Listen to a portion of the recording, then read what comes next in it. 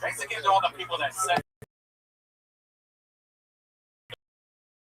shorts also. That's really cool of you guys. Huge, exactly also what I was expecting you to do, but there you go. It finally happened all at once. You would have thought that the shorts would come in like different weeks or something like that, not necessarily 30 pairs at once. But let's get back to this hate fest. Here we go. No. We're going back to Michael, and we're changing the subject here. Let me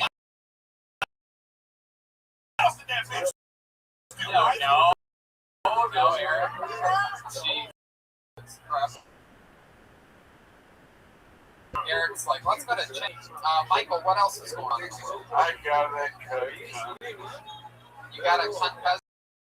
Yeah. A cut cousin? Oh. No, I got a concussion. Miss Aquarius, how was line dancing? Miss Aquarius, how was line dancing?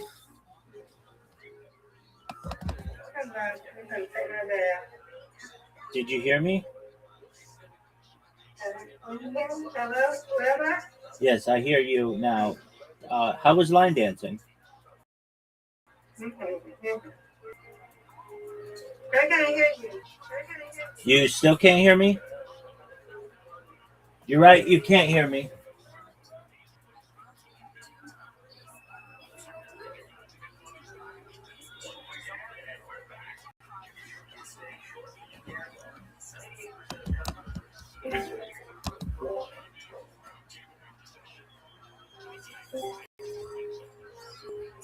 Miss Aquarius, how was line dancing?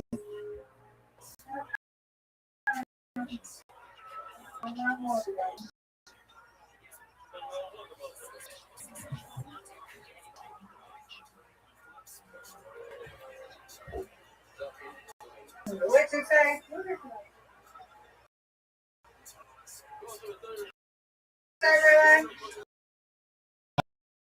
How was line dancing?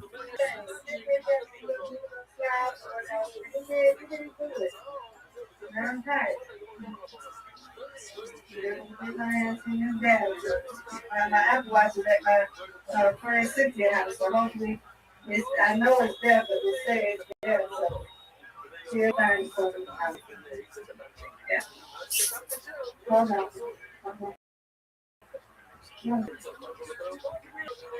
It was really hot.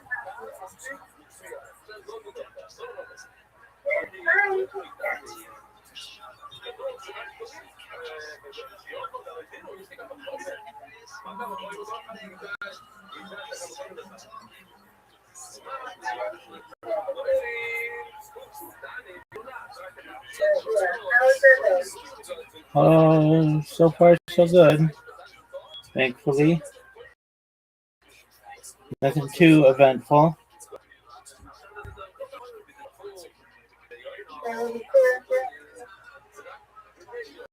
Nothing too eventful. Just watching the World Cup.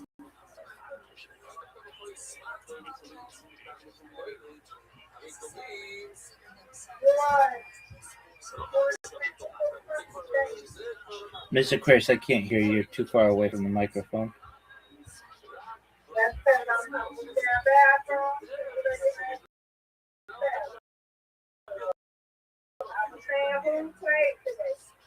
Oh, who Portugal beat Croatia, and it's I watched that one, and then it's Switzerland versus Algeria.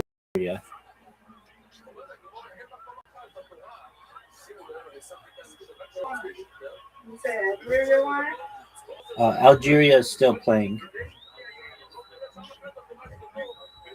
They're losing 1-0.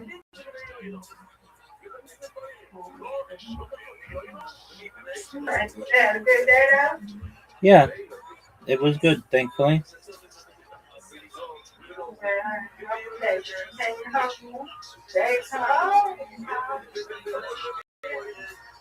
They was getting me. She said, well, how far are you?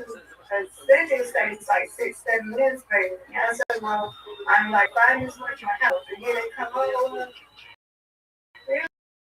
Come get some with me, let me check the house. Like, now there's I got to go. So I want some to eat, and now I just hurry up. I'm sure. You know, it's hot. Here, and I'm going to take my street. Because it was hot out there, and it's like it cooled down a little bit, like after 6, 7 o'clock. And yeah.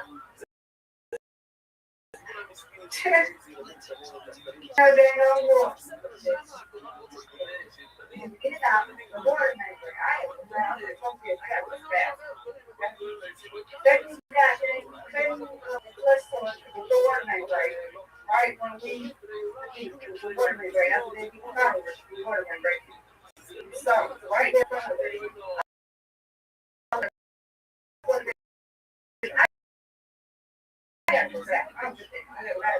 So I'm going to sort hands, but I had my soul, I did my soul, I sold my hands up. I tried to dry my hands, and I'm like, I can do this, you got that. I had my hands sometimes, did that. And went out. Sorry. Like, what is this? I don't know how to get it in the water, right? Dang. So, yeah. That was my day. After I at her house, so I sit out there and say, door, or it's in their way. So, I don't care if you're only there. Where it is. I remember I told you this, but I'll take my all day. Work, there. 6 months.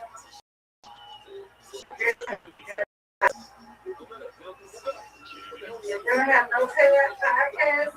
You got no podcast going on. Not till Tuesday.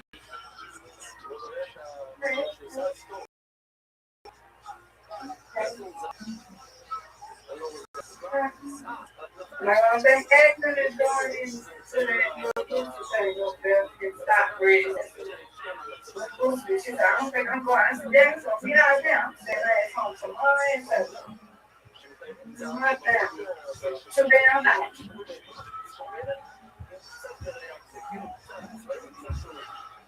Too hot. Too hot. Too hot. Today, I'm not going to go in.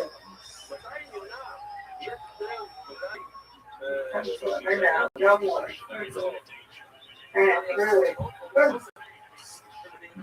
We started the branch has been on the here. I didn't see Ski today.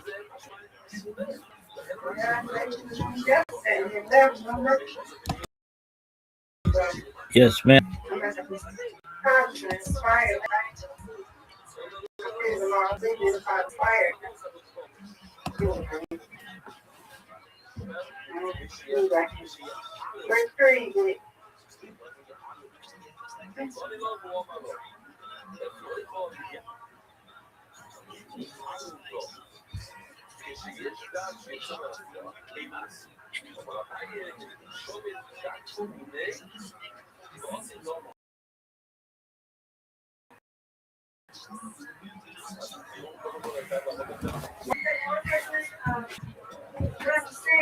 her name? What's her name? Barry or something. Who are you talking about? About who are you talking? That other girl. I know you said that she was in a abusive relationship or something. Oh, I haven't heard from that person. Are you having time for a minute? No, ma'am. I don't want to. Oh, Puppy? Oh, Puppy. I haven't spoken to Puppy in she's doing her own thing.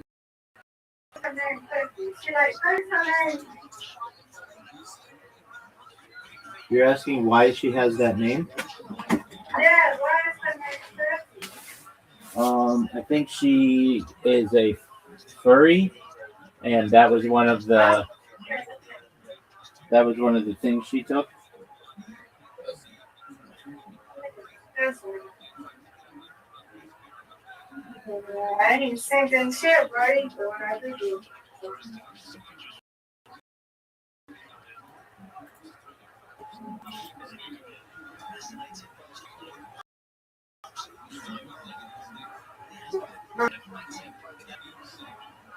Tell her I sent pictures and videos to my talent.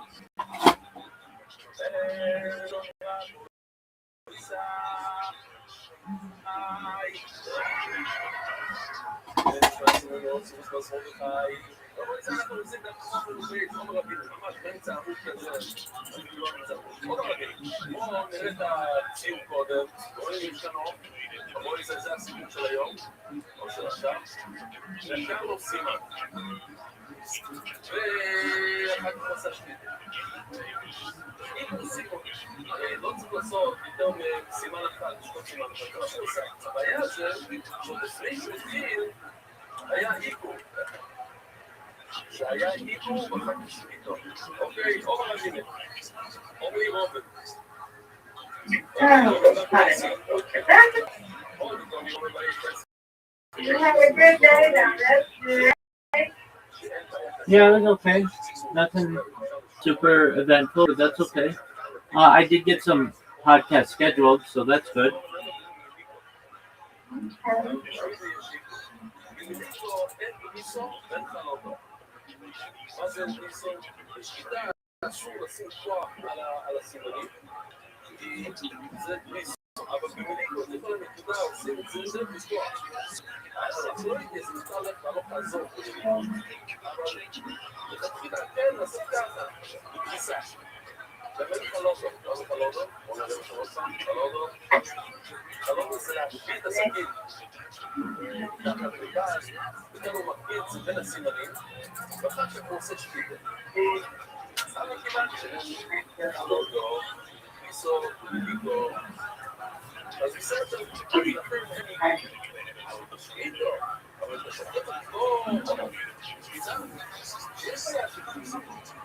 It wasn't as colored as I had got a organization with that color, but it's curly.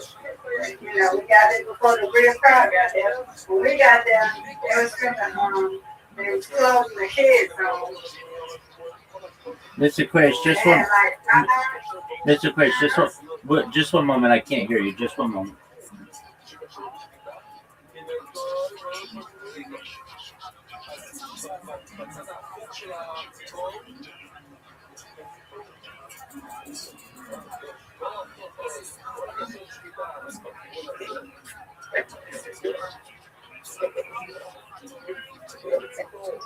I have another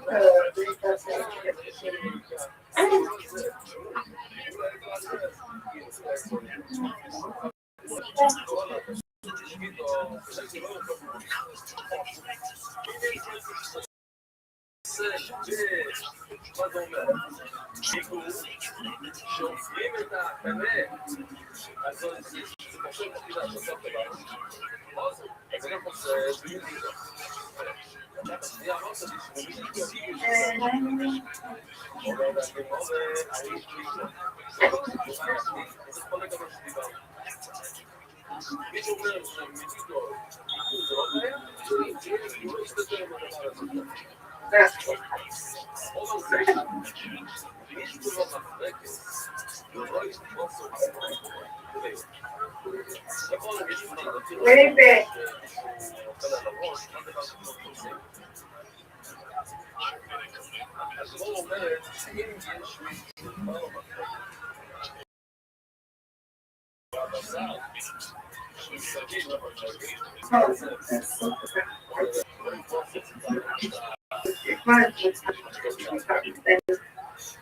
Face first.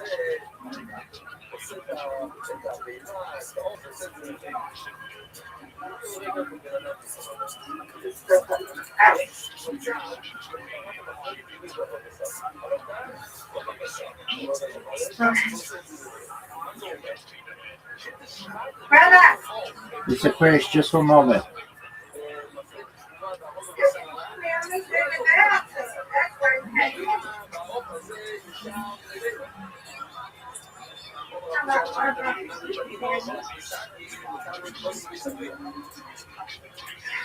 I know one moment because I'm in the bathtub. That's why you probably can't hear me. I'm far away.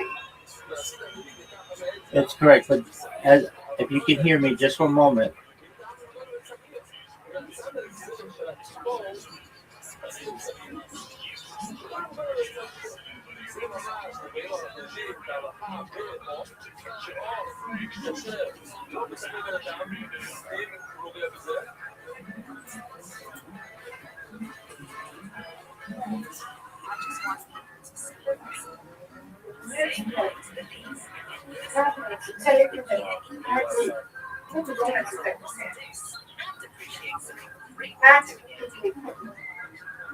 All that sweat and that heat and work and all in all.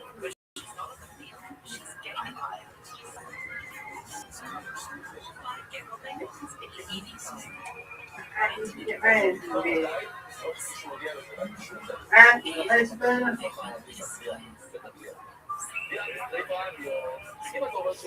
Where about you? Down everywhere. That's the village. I don't know why I said she said, I don't know why I don't say husband.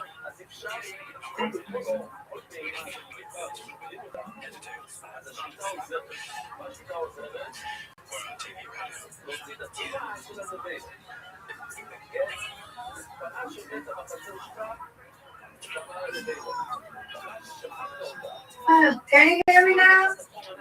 I can, but just one moment. Oh.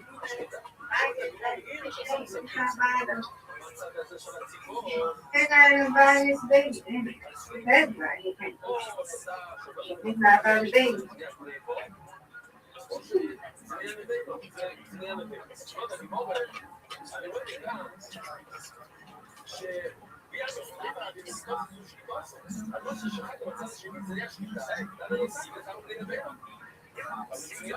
No.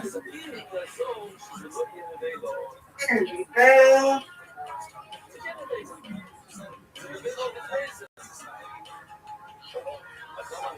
No, whatever. Goodbye. I'll be back. I gotta go find my friends. I'll be back. Because you were waiting. Miss Aquarius, as I've said a few times now, if you can hear me, just one moment. I'm adjusting my devices. You gotta adjust the devices. That's just the devices. You gotta adjust them, y'all. Hang on, man. You gotta adjust the devices, everybody.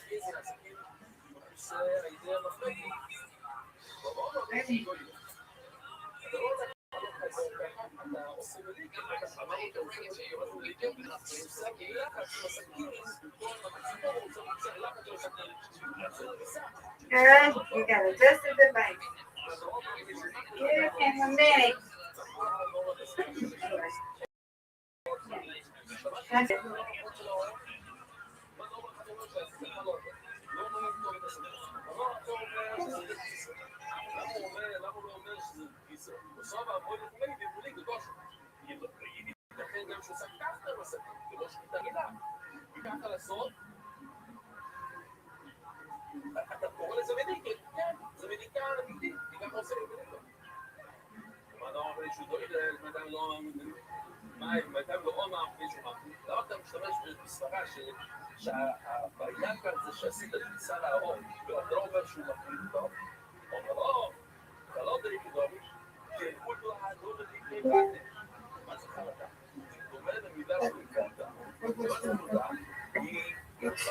Okay.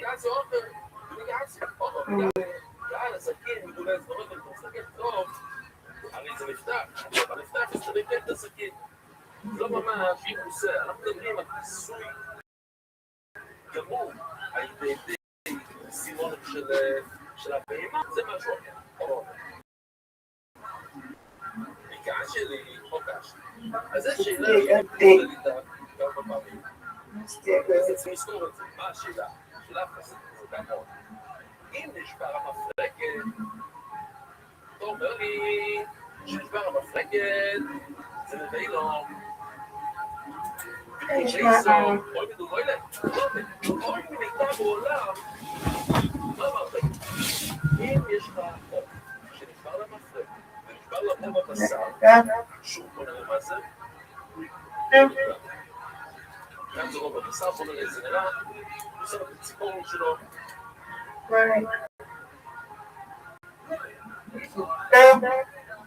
טוב, אבל כאן זה רואה בפה, בוא נעשה רואה בפה עכשיו. הציפורן מדברת רוב הבשר, עד שהוא הגיע לסימנים. עוברת רוב הבשר, שהחץ עדו. עוברת, כן, אתה מפרק את המורים, ושם החץ תחול. כשהוא עבר את המפרק, זה נביא לו. אז למה הפרק אומרת שבעוף מת, הפרק שוחט את הכל ומתלבשת, או לבק את הכל. אתה לא מבין. זה עוף מת. בשיטות. וכימי סורי מדומוילה. יש לו את הזה. או אולי שלא נעשה את זה בצורה שהיא לא מתה. אפשר לעשות את זה, אבל בלי להגיע לרחוב בבשר, בוא תלך לצד, זה משהו כזה. לא ככה, אלא ככה. כמו מהבית של הפולסורי, זה בית שני סימונים. זה למדנו היום, חלוס לא אלה סויפות, אבל חלוס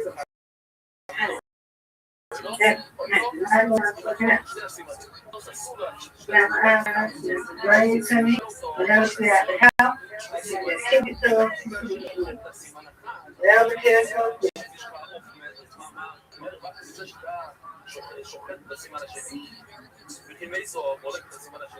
Let's tune down hot, be outside.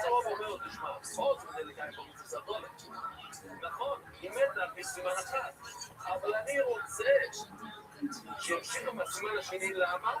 כדי שנוכל להסביר את הראש, שנוכל להפריד את הראש, חייבים להפריד את הראש.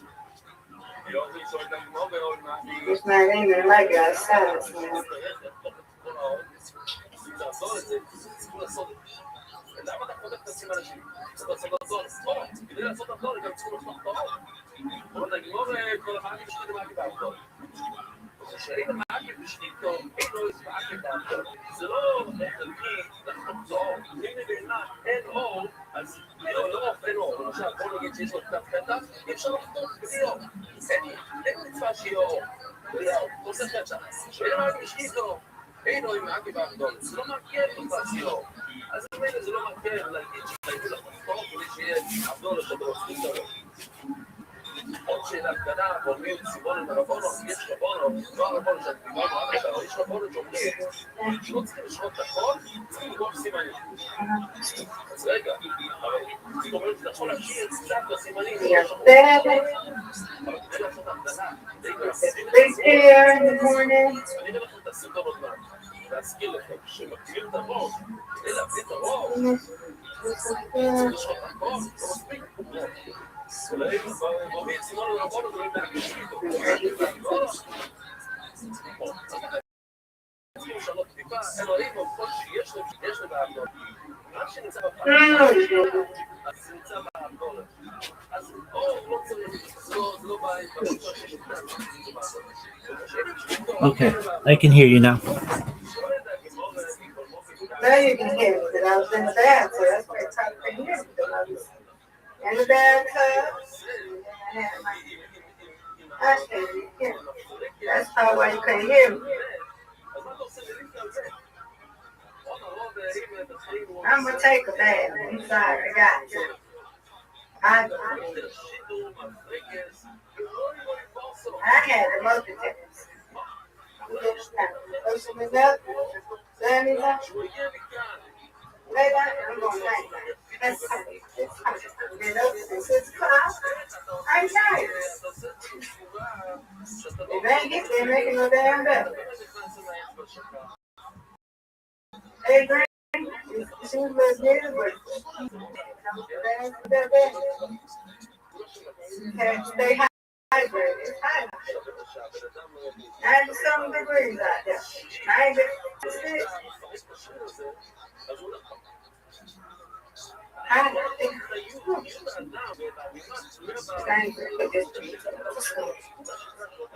Stuff on. Much better. Much.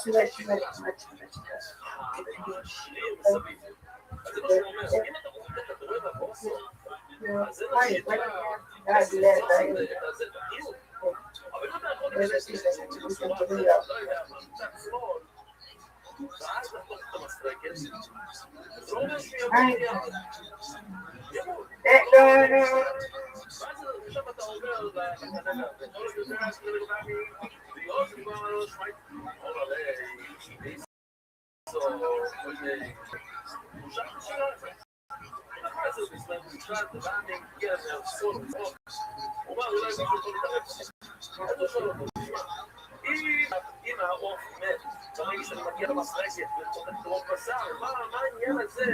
להמשיך הלאה ולשחוט עופות מתים? שטועים כשור חודו. מה אני לעשות של הפסוק, כן? עכשיו שמענו, שם דקות. אבל אין לו כך הוא. אז אני אומר, פשוט חוזרת על עצמו, פריבי. יש תכשיט רוב מסרקת ולא ידעו בוסו. יש דרך לא להרוג את העוף, אלא להיכנס מהצד, חותכים את השטרה. Fresh and clean.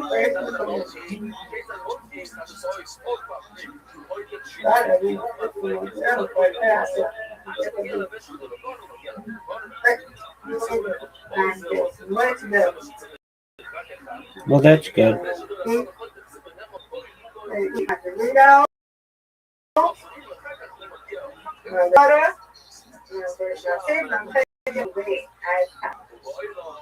I can't open my bottle for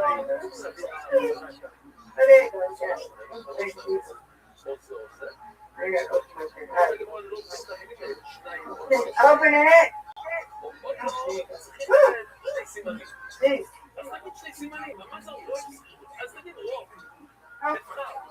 Now, what you say, Ray? I just said that I'm glad that you feel good that you're clean. I am. Blank.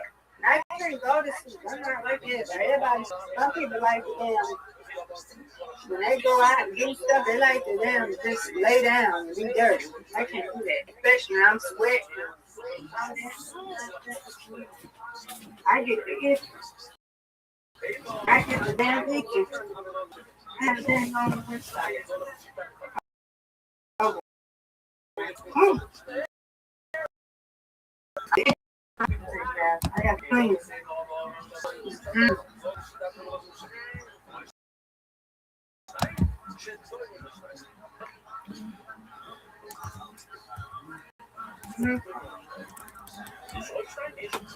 Do you want to play? Sure thing.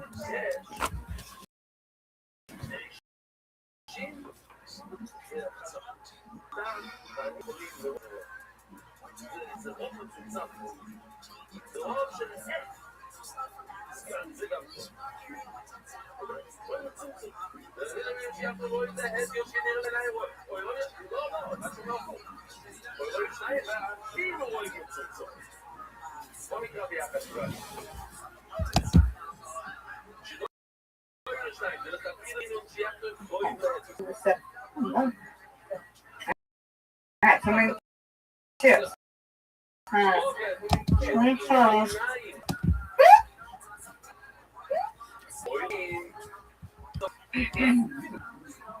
Oh, alright, my favorite color fly. I don't.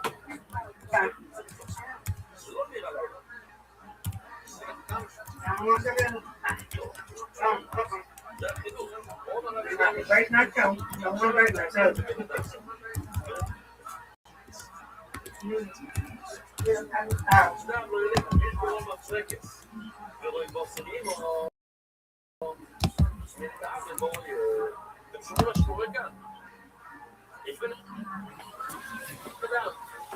Uma só, Lina, mas uma só.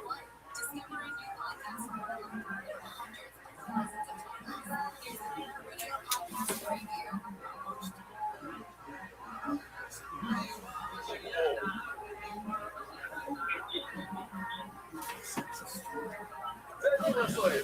כן, מה שיוצא, הוא מלמד, ממלא את כל החדר. ממלא את הכל בטובה. עכשיו, יש כאילו, הבן אדם פשוט הרגע הוא צריך מכה רצינית.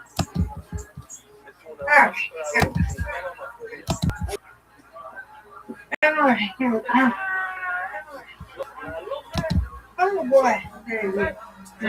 זה לא אכפת לי מהלב, לא אכפת לי משום דבר. נכון, הלב עובד, זה הלב עובד. פשוט לבוא באותה שנייה. דיברנו לפני להגיד נורא ובספר. All right. You got 7.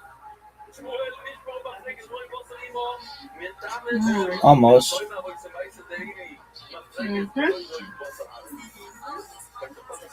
No, that was bad. 6. You got to do.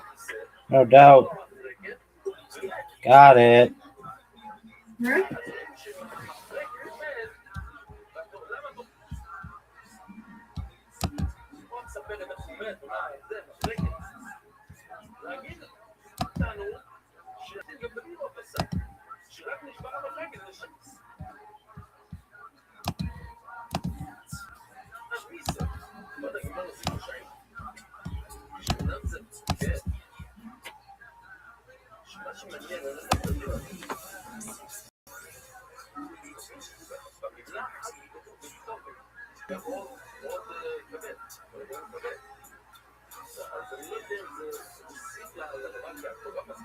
Get it. Whoa.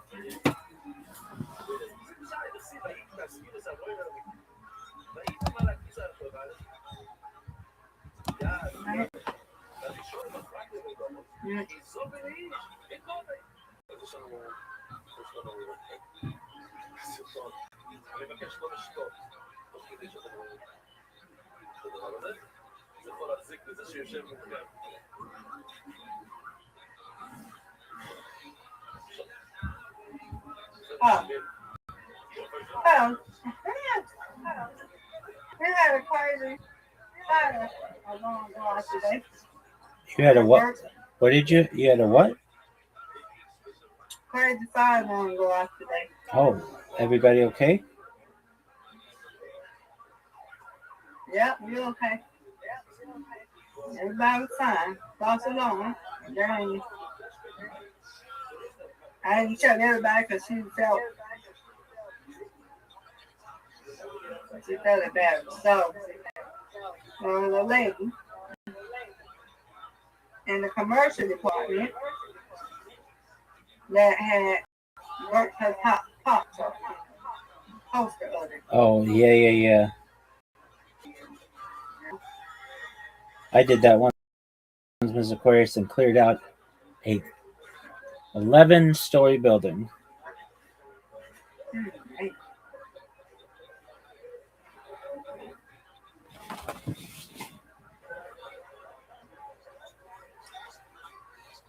Wait.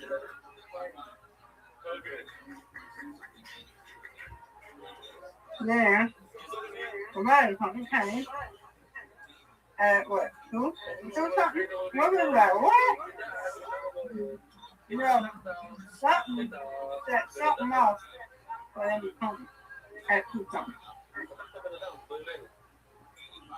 Now you know, and she came, and then she got the folder out. I said, girl, what you got having on from like? So security came, and he said, Donna, he ran. He went all the way over there to the commercial and talked to us. When she came back, I said, what happened? How did you do it? And she said, it's a toaster oven. So you know how you put something in that and it just automatically pop out? Yep. She said, the toaster oven. And then I thought we got one that just pop out. The toaster now, she said, it's like a valve or something. She said it didn't never go out. And it just, I guess it just set it out or something. I don't know. I said, dang. I said, well, let me tell you something. You gotta watch this thing. I don't care what it is. Pop tart, you gotta reload. Reload. Anything, you got to watch it.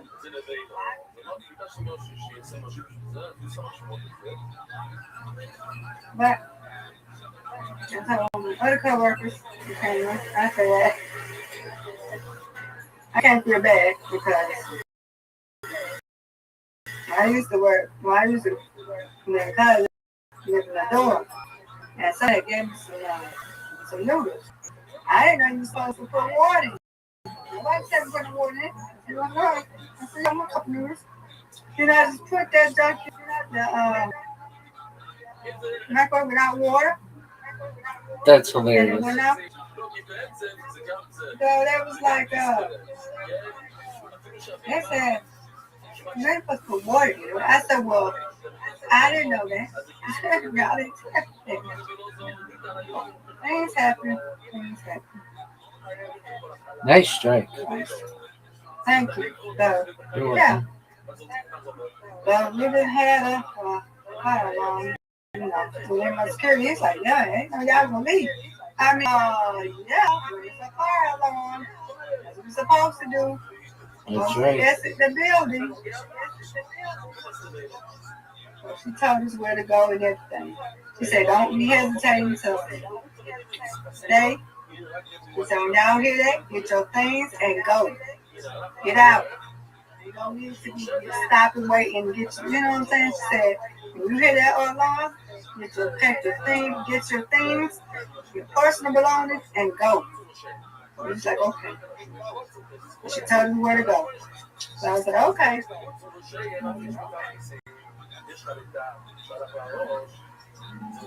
I was like, oh, yeah, getting y'all past that there. I'm going to get my phone and I'm going to get my pocketbook. So that I ain't studying my lunch.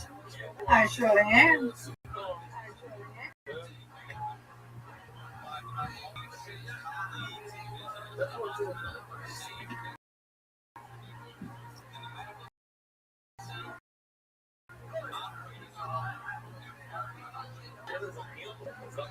I get the keys, but you don't know if your stuff don't burn.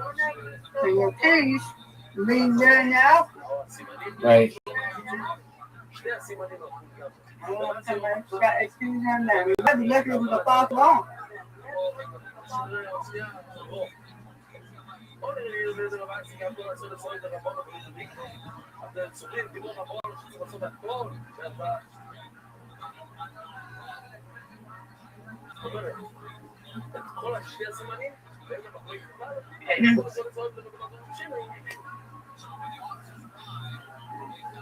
I'm happy they happy.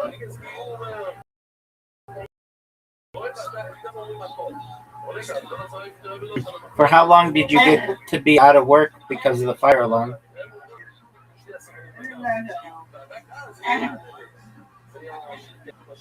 You mean how long we had to be out? We was outside. We just had to exit the building. Okay, was it for 1 minute, 5 minutes, 10 minutes? I don't know. There wasn't no 15, probably 10, probably 5 or 10 minutes. Oh, okay. So just a short amount of time. No, it was a short period of time. They thought that would happen.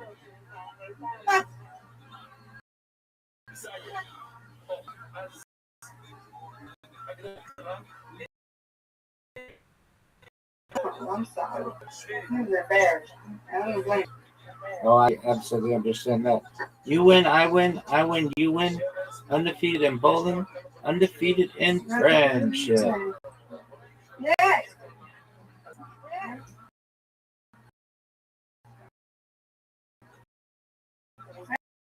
What happened?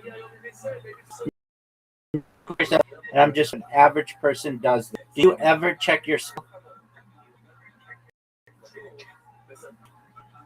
No, not really. Okay. I don't have but spam and dumpling. Yeah, no, I understand. I was just checking. And if I know something suspicious, I don't open. You're never supposed to open the spam anyway. Well, if it's like outside, but if you know it's something suspicious, Don't never open it. Just delete it. Because if you may get a link that may cause a virus or anything, or it could be a scam that may, you know what I'm saying, got your account or whatever. Open the email that you don't know, you're not sure. Don't never do it. My auntie and I, under them always talking. Never. That's the message on your phone, anything. More suspicious. Like I got a text yesterday. Somebody, you want to go out to dinner? Go something, and it wasn't here in Georgia. It was it was an out of town thing. I didn't even open out to delete. I didn't even reply. I don't know. No, this is the wrong number.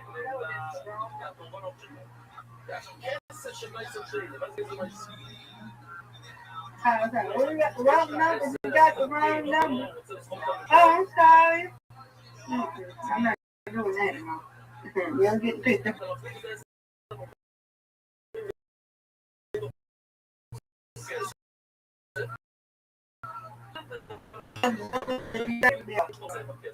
Right, you are remember 3505. What you do 5005 or you know what I'm saying? It's just like close to that. And they just called the wrong number. They make it down somebody else's number. So yeah. Why? You check your spam? No, I don't. But some of the messages that I send out, because I send out so many of them, go to spam. And some people reply, but usually if it goes to spam, no one's going to reply.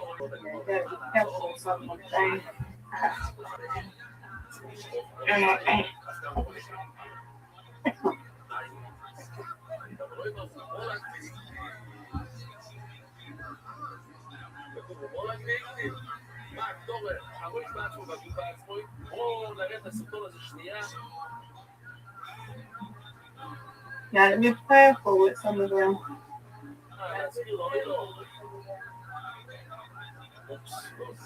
I always tell them, don't never understand nothing like that.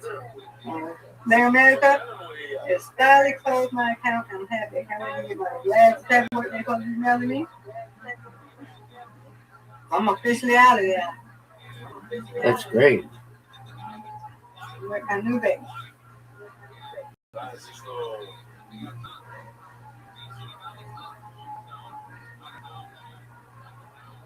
הוא שם את הראש לבד, הנה הוא דובר אותו בבלת, אבל הוא שם את הראש לבד.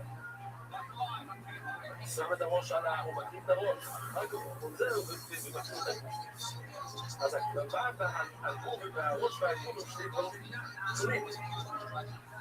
טוב, זה ראיתי את זה, כן, הוא שם. אז מה טוב הראש בעצמו לדעת, הוא יפיליק הראש בעצמו לדעת, בעצמו. הוא רוצה את שני הסימנים, והראש בעצמו, זאת אומרת, הוא רוצה חלקה בכל הראש, ומישהו לא ימנע את המשפו, או אלה כתוב במשפו, המשפו חד זוי, הראש שלו זה כמו חד זוי, לא נותנים חד זוי, מה חד זוי, הוא לא יהיה. איך עושים את המדיקה, לא גם בראש, הראש הכול, הראש לא בויסאי, עורף. מחול העורף, יותר במנת מהעורף. אבל לצורך הוא לא יהיה, כמעט לעלות לא נקבין עם אף נתיסים לב. אסור לחתוך שני סימנים. You about to go to sleep, brother? You already went to sleep already. No, I'm going to bed. Sweet dreams to you, God willing, Miss Aquarius. We shall see you tomorrow, God willing. We shall talk with God willing tomorrow. The 249 and 364th day of the country. Huh? Tomorrow is the 249th 9-year and 364 day Oh yeah. of the birth of the United States. And then on Saturday, it's the 250th birthday. I know. I know. 250th on Saturday because I know we got a flag. And I gave it to, give it to, because her autistic, but she wanted, so I just gave it to her mama. They keep it. It said 250. So, yeah. On Saturday. Are you doing anything on Saturday? Nothing? Just gonna relax? Documenting the day. That's important to me. And they have fireworks, but generally fireworks are illegal in a lot of Southern California because of the fire risk. So there's not really, I've seen all the fireworks that I really want to see.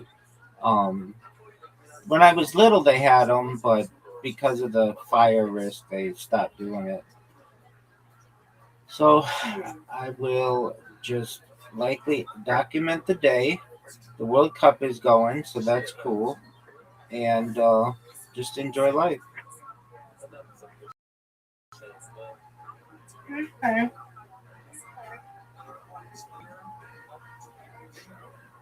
Enjoy life.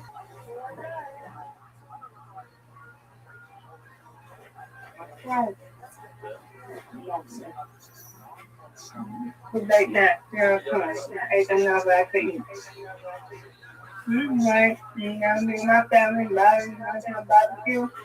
You just gonna barbecue with new grill. Yeah, you gonna be in the house tomorrow?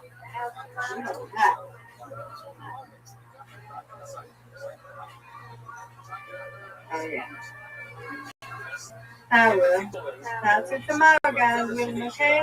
Yes, ma'am. God willing. Take care. Sweet dreams, God willing. You too, sweet dreams. Thank you, ma'am. Here, okay? That's my favorite. Yay.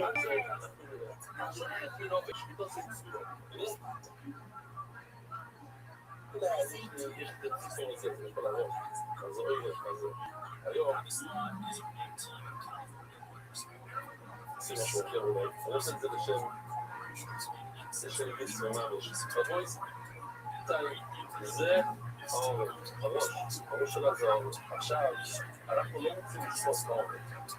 אנחנו רוצים לשפוט מי הכעובד. מה זה מול העובד? זה כאן.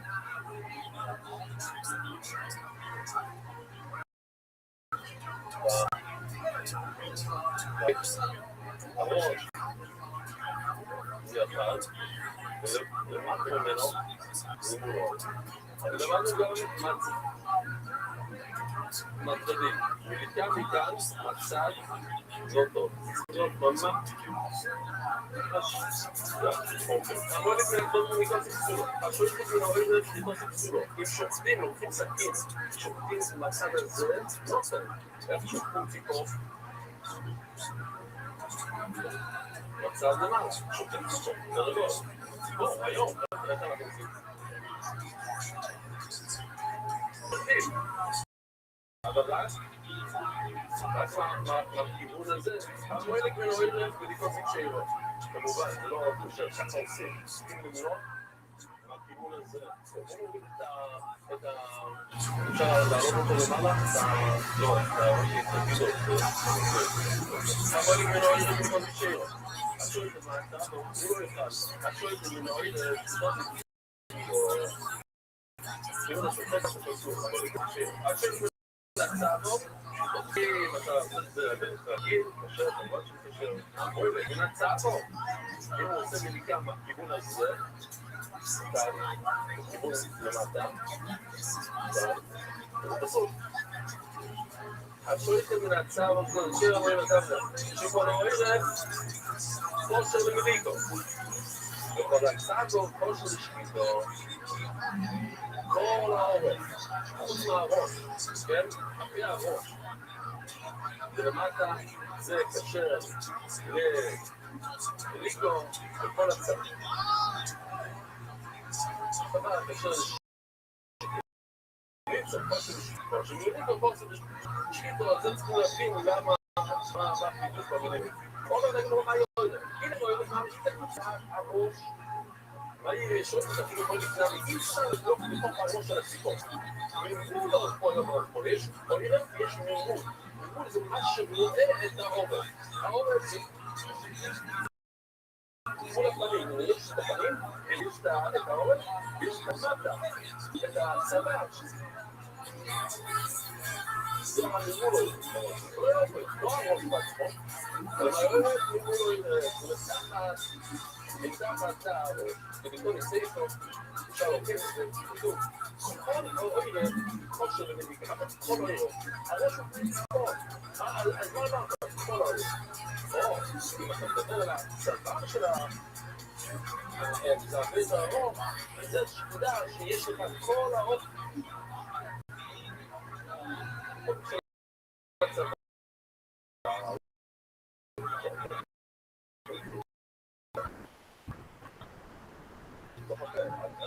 אתה מגיע בדיוק.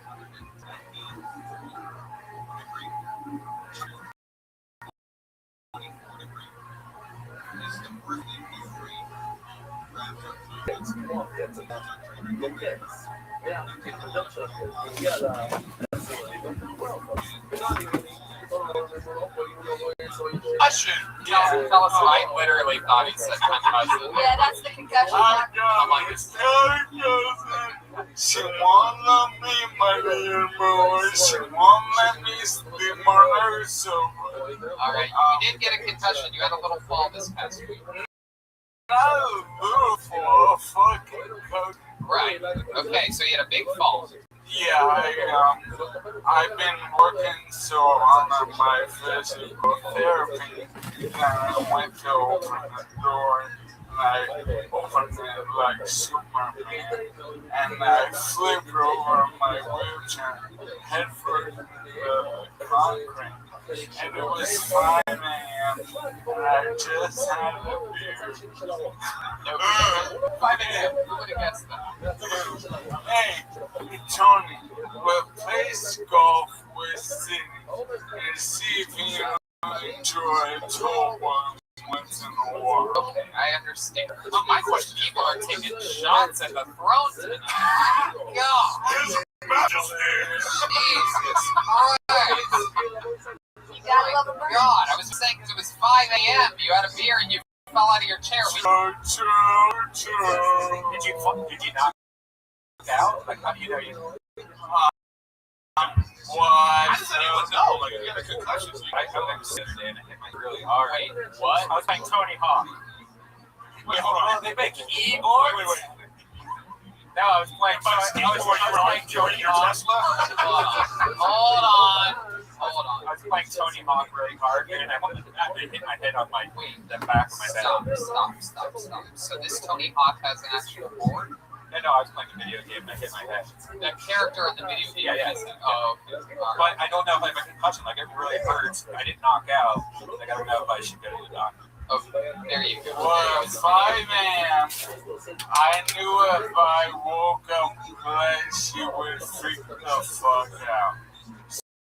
So I spent 20 minutes rolling around on my patio trying to get up, and no one.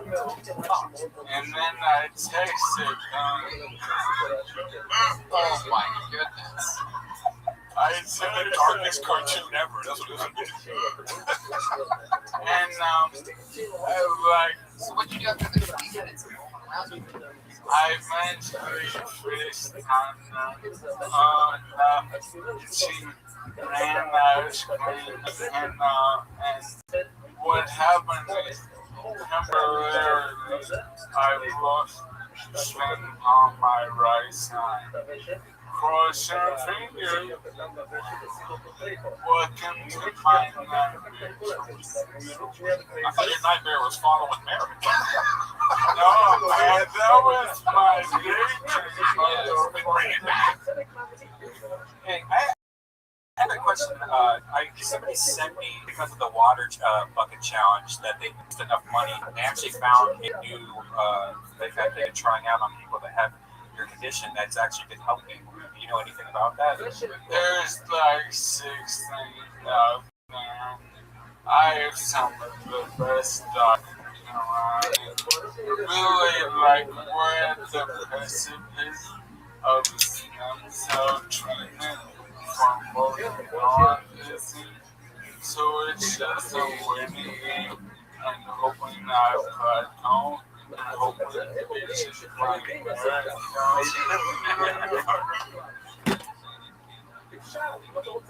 Michael Lair, ladies and gentlemen. You did it again, my friend. An absolute goddamn star. MichaelLairComedy.com for everything Michael Lair. Michael Lair Comedy on all social media. That's my best laugh in all my time. I love that right there. That's what he does to people. He's the best. Great.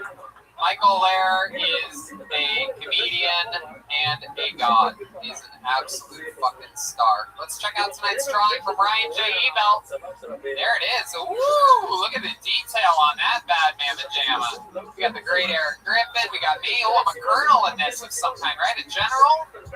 Oh, forest ranger in the forest fires all around me. And you are also there, and there's a cat and smoky things and a little bear. And wow, look at that incredible detail. RyanJEbel.com. All the prints of every single show, every tour poster. He's doing auctions over there. Everything's happening over at RyanJEbel.com. And how about a big hand for tonight's guest? I'm so happy he was with us. The great Eric Griffin, everybody. The return of Eric Griffin. We're getting back to booking some of our favorite guests on the show, and I'm so glad you were able to make it. And I'm glad you're still doing this, by the way. Through this crazy times, you found a way to do it. Kill Tony cannot be stopped, and here it is, still doing it. So I appreciate all you guys that came out. And everybody was, we learned a lot tonight. Indeed, Riffin with Griffin is available everywhere. He also is playing video games on Twitch, right? You go on Twitch, Eric Griffin Gaming. R-I-K. And my 100th episode of Griffin with Griffin. That's right. I actually knew that and forgot to say it. That was my one big note that I wanted to say. Episode 100. I've been on an episode with you before. We had some fun talks. Yeah, that was great. Very one of my favorites. Yeah. Hey, how about the leader of the band tonight, the great Jet Johnson?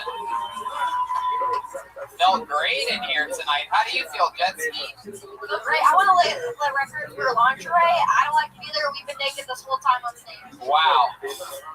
Butt fire naked up there.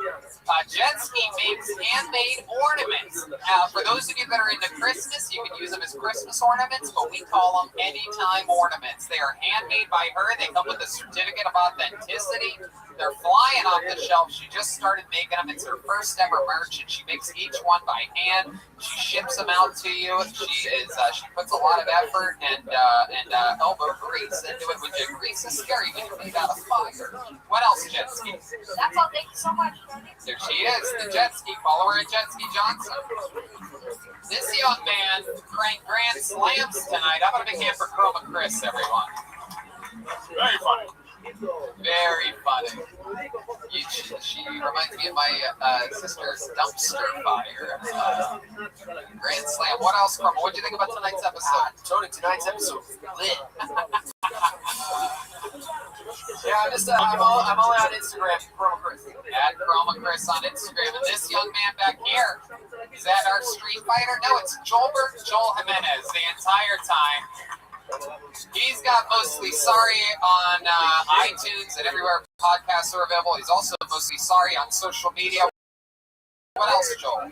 Nothing. I love you guys. This was coming out. There he is. The great Joel Jimenez. A lot of fun stuff happening over at patreon.com/hinge, where University is in session. A lot of my upcoming guest interviews are some of the longest term writers in the history of roast writing. We're talking about guys that have helped Ripples and George Jessel and absolute monsters of being made with like 5 decades of experience now we're getting into. It's very exciting over there for those of you that like insulting humor. It's all happening over at patreon.com/hinchclub because it turns out I really am the grand duke of shit talking. The king of attitude. The king of attitude. That's me. Majesty. The crown prince. Check out my virtual reality podcast, Virtual Red Band. And we have Brothers in Person and Dead Air over at Club.tv, including a new Patreon for Brothers in Person. So if you like William Montgomery and David Lucas, help them pay some bills by doing that.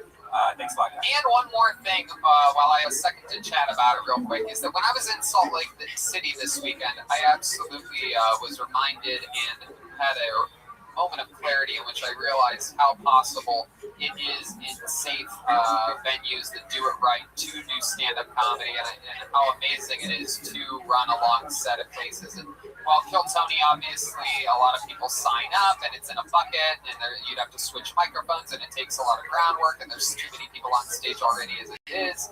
Well, of course, we're waiting for a vaccine or whatever for Kill Tony to get back. I told my people that I want to go back on the road more. So look out for TonyHinchcliffe.com for new stand-up tour dates coming in November and December. Good night, everybody! Good night.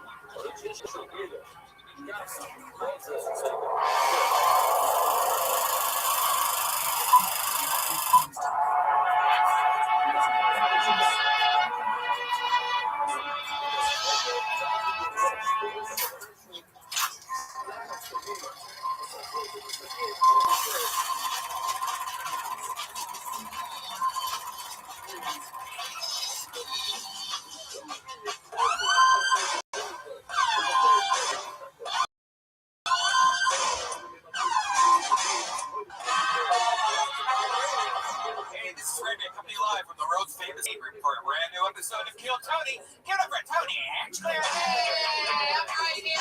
Sitting next to you the whole gosh darn time. It's still a pandemic, so I sit next to you during the start of the show. It's good to be here. How are you, Brian? I'm good. We're here again, the world famous comedy store, another old Tony on the Sunstrip. Hey, look, everybody, it's the great Brian J. Evo right there. Trying tonight's episode. There's the classic, the turn, the wave, and the point from Brian J. Evo. He draws every single episode of the show. All those prints are available at RyanJEvo.com. Every poster, every episode. He's been doing auctions over there. Go check it out. A lot of fun stuff happening. A couple new, very limited edition Kill Tony shirts he just released, and other fun stuff as well. Yeah, very exciting. We're all stuffed up on Vito's Pizza, my favorite pizza place, and it's really one of my favorite Italian restaurants in all of the city that I love the most, Los Angeles, California. He's kind of ruined the pizza that I usually get. Now, I'll deliver the. It sucks now. You know, it's incredible, and I think I did it last week again since then. Every little gathering I go to now where I know there's going to be 4 or more people, I pre-order an entire party tray of ziti, and it comes with an entire tray of breadsticks, an entire tray of salad, Hot salad. and I show up. Actually, it's cold salad, Brian. It's been a while since you had a salad. You may have forgotten. Oh yeah, that's right. It is cool. Yeah, salad is not served hot, red bean. But I'll just bring these entire trays of food to places, and people are like, "What the fuck?" And it makes people so happy.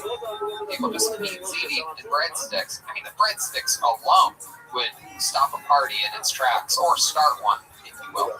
But shout out to Charlie. And of course, last week we were graced with the presence of the great Grace from Vito's Pizza. I'm all jacked up on delicious caveman coffee. Use the promo code KILLTONY, save 15%. We have amazing sponsors. Actually eat Vito's. I actually drink caveman coffee. I actually love it. From the amazing sponsor that brought you tonight's episode. Hey y'all, now more than ever, you really shouldn't put off seeing a doctor when you're not feeling well. And I know that with everything going on, it can be difficult to put your health first. Seeing a doctor can be a real hassle, plus it's scary nowadays to go in there. There might be people in the waiting room coughing. It's frightening. That's why I use PlushCare. They make seeing a doctor so easy, I do it right from home. PlushCare provides virtual doctor appointments through your smartphone or computer. I just pick a time that works for me and book an appointment right online. I don't have to sit on hold forever to make an appointment or leave the house and sit in a crowded waiting room, like Tony just said, and to be exposed to who knows what. With PlushCare, I can be diagnosed and have a prescription sent to the pharmacy of my choice if needed within minutes. PlushCare accepts most major insurance carriers and is available in all 50 states in the doctor's care. They're here to help by discussing treatment options and providing prescriptions as needed. And they're available anytime I have questions. And if you need a regular checkup or have questions about mental health, PlushCare doctors are available to help. Schedule an appointment today to discuss your treatment options.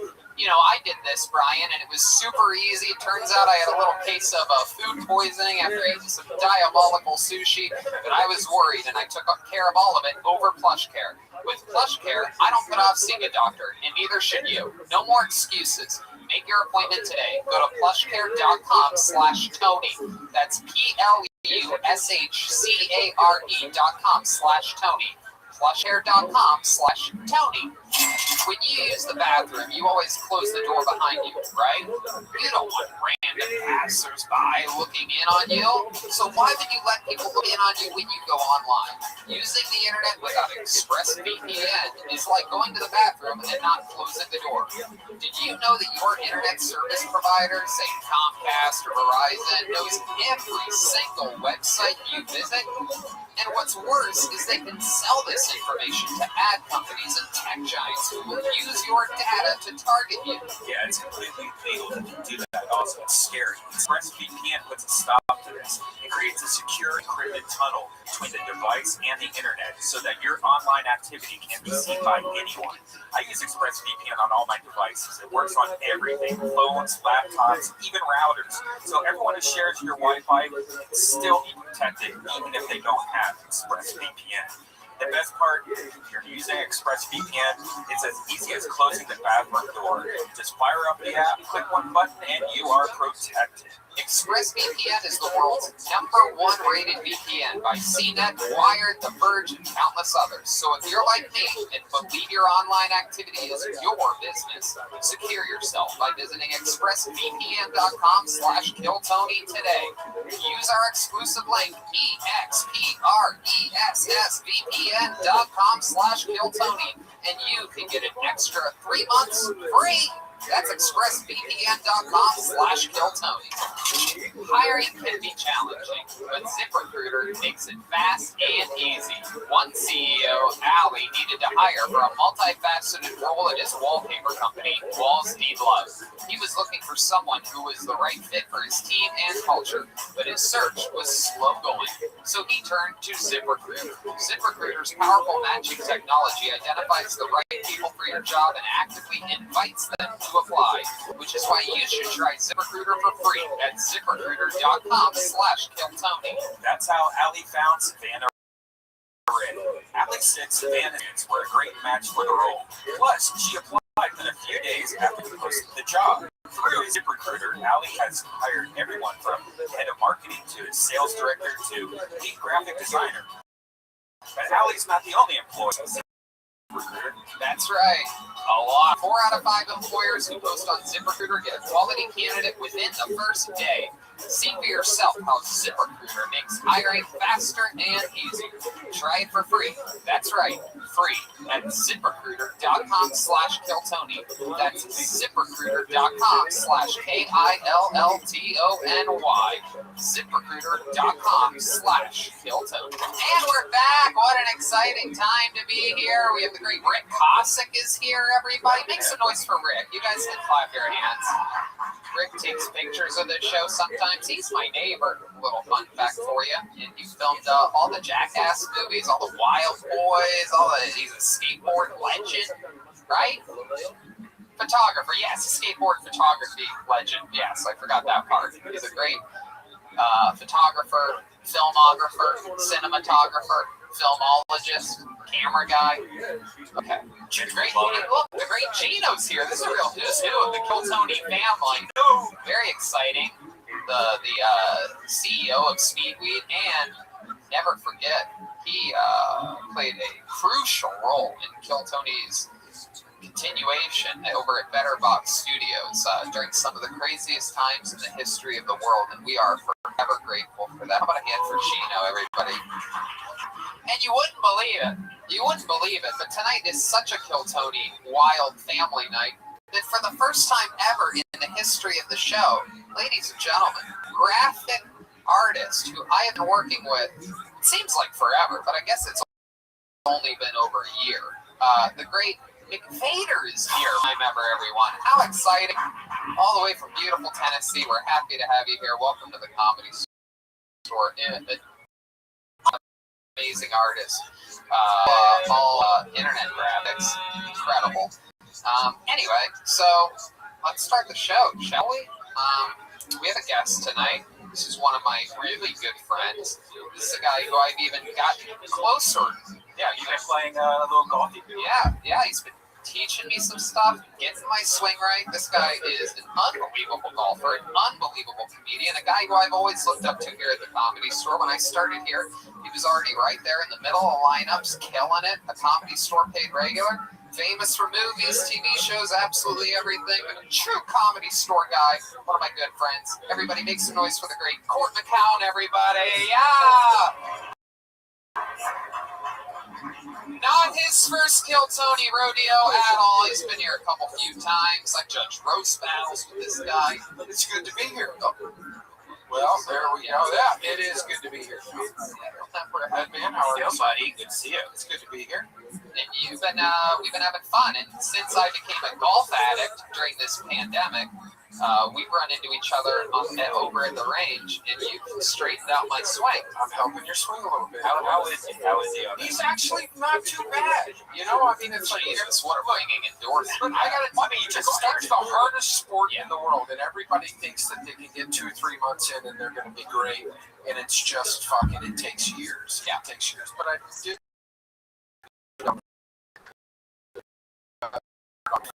Notice that where the cameras are, but thank you for exposing that, and our listenership just got 50. Oh, thank you, Mr. President. I'm actually glad that you are listening to the show. I didn't realize you were had a microphone.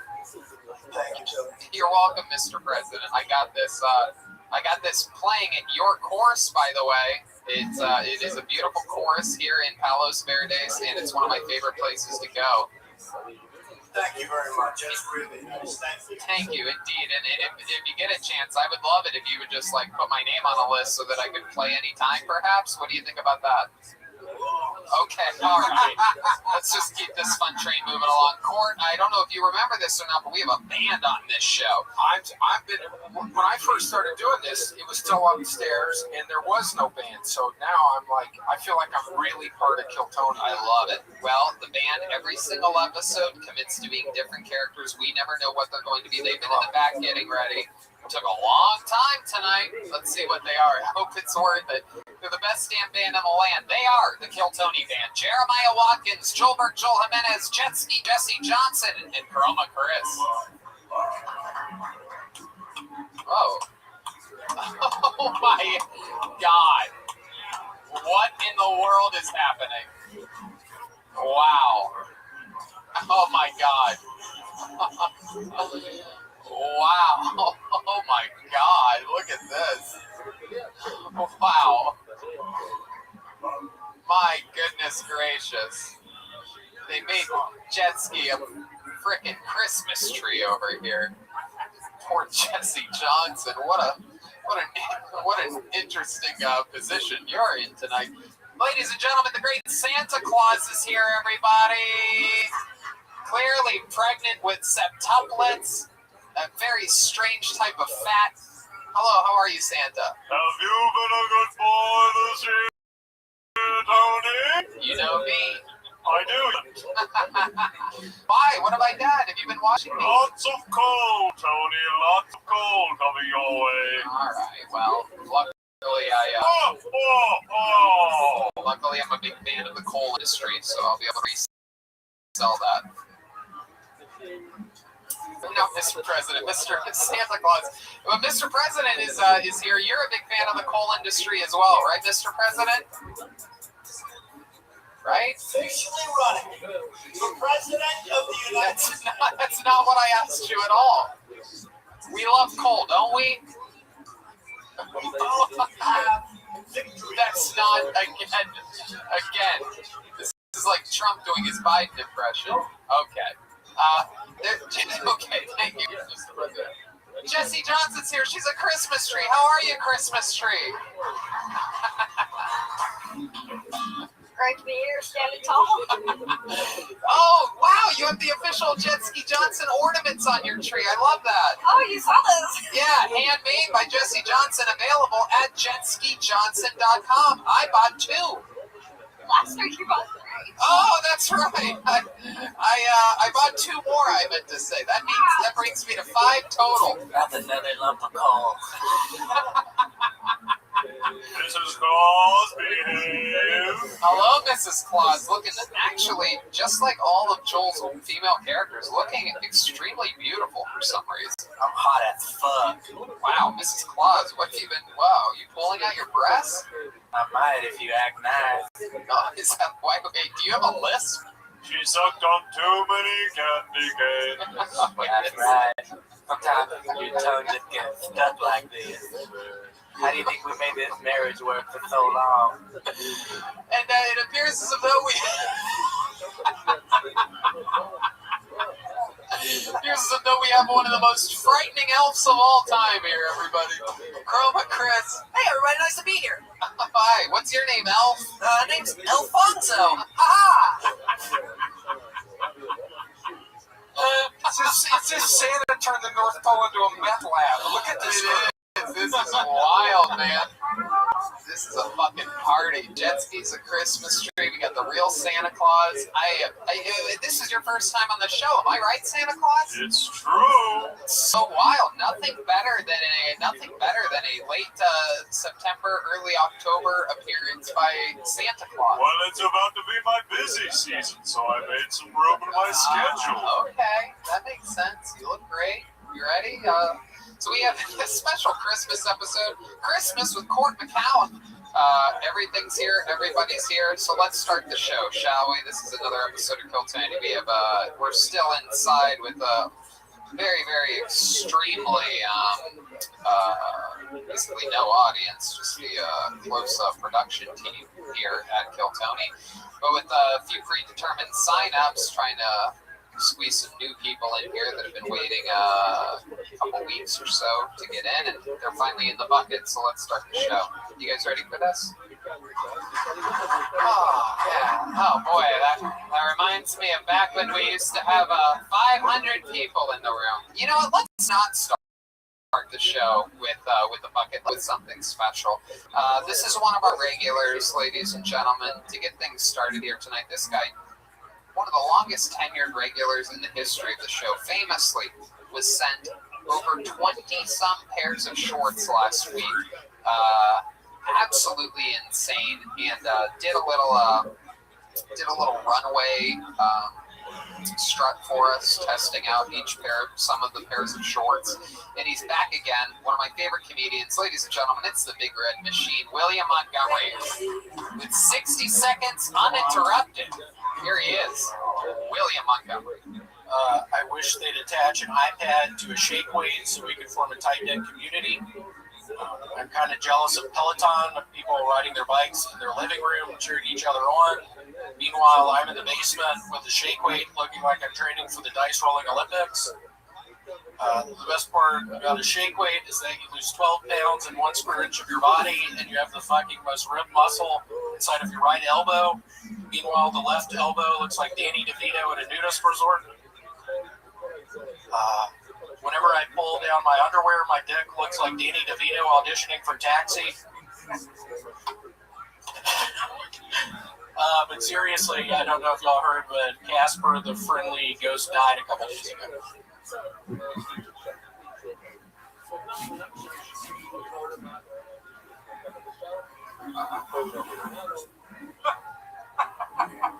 All right.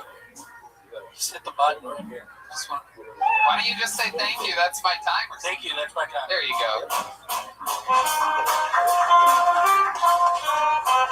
Hey! And the Christmas tree, happy holiday. Yeah, Christmas music. Love it. You love Christmas, right, William? I do. I grew up Jewish, actually, but You didn't grow up Jewish. That's the crazy part of what you just said. I know I was going to try to make up a story about how I grew up Jewish, but then we got into Christianity and got big into Christmas. That's right. Speaking of Christmas, you were given tens and tens of gifts last week as the shorts really started pouring in here at the Comedy Store. I have some new. That is a beautiful new pair of shorts, buttoned up. Everything is working. It's operational. Do you have a belt on those? No? Oh, you do? Wow, look at you, you class act. These are actually, for everybody wondering, I actually wear a size 38 out of 40, so all those 40s I threw away. But it was really You did not throw away 40. It was really sweet of y'all. Yeah. What did you should get those 40s back. What does that mean? Well, the belt's a little tight. They're hanging a little bit. Let's just say when you lifted your shirt, I thought, game recognized game. So, William, have you spoken to your family or your girlfriend about the new shorts? What are they saying? What's the report? They love it. Yeah. It's big. Everybody loves it. Your girl probably likes how your butt smells better. Oh, Jesus, Red Man. Huh? Watching Red Man. Yeah, huh? You're going to end up with coal. I'm always watching. Oh, wow, I bet you are. That's creepy when you say it like that. Christmas tree, you don't watch anything, do you? No, but he is really always watching. You guys hang out a lot? You hang out with Christmas tree a lot, Santa? Supposedly, but she gets a little freaked out when I try to get underneath her. Whoa, look out. What does Mrs. Claus think about that? Too busy dealing with the cameras in my bathroom. Oh, look like that list really cleared up, miss. I'm glad that the candy cane finally wore off. So, William, we have really exciting news for you. I don't think anything else crazy that happened this week? I actually saw a movie for the first time in many years on Netflix yesterday. I don't know if y'all remember Coneheads. I highly recommend it. It's a perfect movie. How about what happened with Danny DeVito this week? You noticed Danny DeVito in something? I did. That's where the Danny DeVito stuff came out.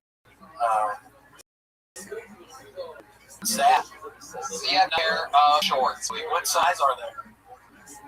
Well, you're going to have to find out. We're going to find out right now. Ooh, this Perfect. I do need some more.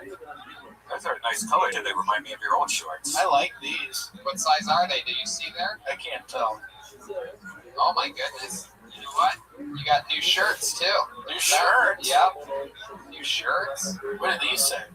I don't know. Read it. Open it up. What does Guy it say? happens. What does it say? I don't even get it. Oh, this is where we find out William doesn't know how to read. Size 38, Volcom. That's a good brand. Welcome's nice. Love it. It's a Christmas giveaway. A Santa Claus to give to you. Little did I know. Proof again that we had no idea ever what the band's going to be. You want to open that up and give it to him? Please, thank you. What are the odds that Santa Claus is here on a special gift-giving day of Kill Tony? How many boxes do you have? How many more shorts do I have? Ooh, this one's postmarked to Billy Montgomery. Billy Montgomery. Wow. Hold on, we got 2 pairs in that one. Kill Tony is now an unboxing show. Wow. And a Merry Christmas to all. Another pair of shorts. Thank you so much. And Alan Carr's Quit Drinking. Perfect. Quit drinking without willpower. Two things. Without willpower, how does that work? Santa, check this How out. does that work? And a giant bag of candy. Oh, wow. Instead of drinking it, you need a bunch of candy. Oh, and you also got a letter here. Could be money. Oh, let's see. Could be. Breathe in real hard when you open that. Yeah, Santa is opening the letter. I want to see if there's cash in there. All I really care about. Perhaps a check, a cashier's check. A love letter. What is Is there a check? A gift certificate? A bumper sticker? I now am not to receive the mark of the beast. Wow. Oh, Mark of the Beast. It is a letter from a crazy person. There may or may not be enough room for this on Red Band's podcast studio table.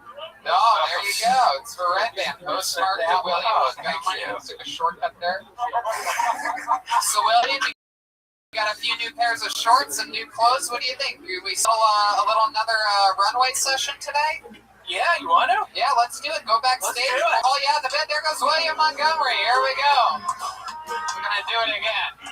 Happy holiday. Yeah. Rocking around the Christmas tree. It's another episode of Kill Tony. Okay. This should be fun. This guy made his debut on this show just a couple months ago, was back a month ago, and now he's back again. He started on the show. I believe he's only done this show. He lives up in Modesto, so he's real white trash. It's a real interesting story for us. Time he told us that he was strapped and he pulled a strap out of his pants. Let's see what happens this week. Ladies and gentlemen, it is Trey Peacock. Here he is.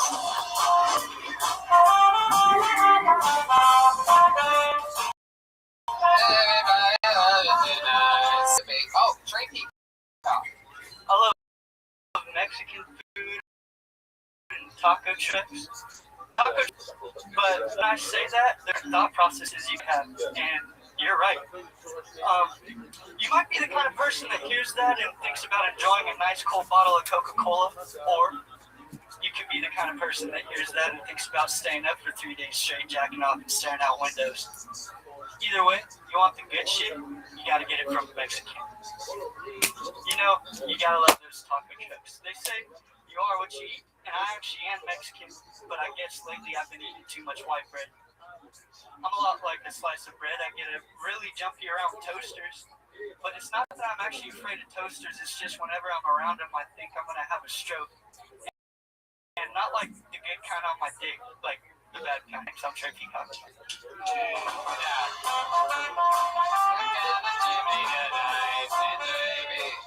Santa baby, it is Santa baby. Hurry down the chimney. There you go. Hi Trey, how are you? Good, how are you? Good. I have a lot of questions about that set. Look, let me tell you something that I've learned in 36 years on this planet. Never trying cocaine once is that people that do cocaine don't ever invite me to anything. I don't ever see them doing it. I don't even know they do it. My other friends are always, no, your buddy's like a real big cokehead. I'm like, what?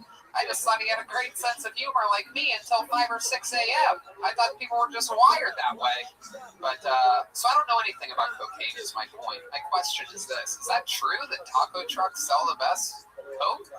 Well, the joke was Coca-Cola, but yeah, that's the premise. Oh, okay. Well, being someone that's done a lot of cocaine, Yeah. I will say that Mexicans sell the Mexican. What brings cocaine? I'm going to guess white people. White people. I just never got any good coke from Mexico. That's just all I There's that real gasoline smell. You know what I'm talking about, Trey. Oh yeah. The fertilizers. The fertilizer. Now, Trey, you do a lot of cocaine, correct? Yes, sir. Hell yeah, you did. When's the last time you did some cocaine? About 20 minutes ago. Are you serious? Wow, you are the laziest looking cokehead I've ever seen. I balanced out. You look like you just did a bomb rip.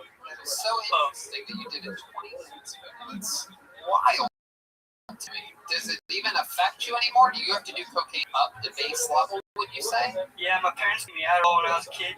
So, yeah, I'm like that. How much do you do it like typical day? Like, are you going through just like a bump or two, or are you going through like a whole bag?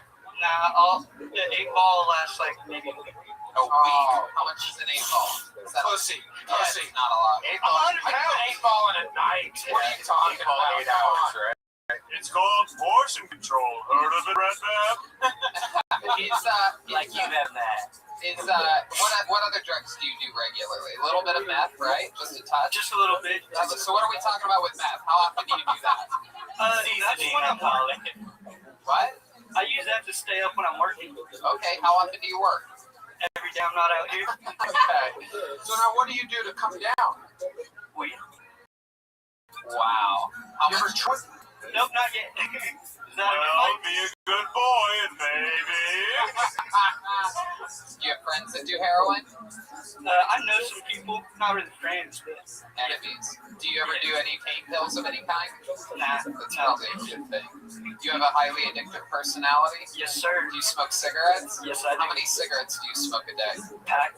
Packs. That's 20 cigarettes a day. That's fun. I respect that.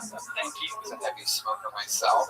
And now I just use this vape pen, and I also go to Lucy.co and use their amazing nicotine gum. Absolutely incredible. That wasn't a joke. I don't know why you did a rip shot there.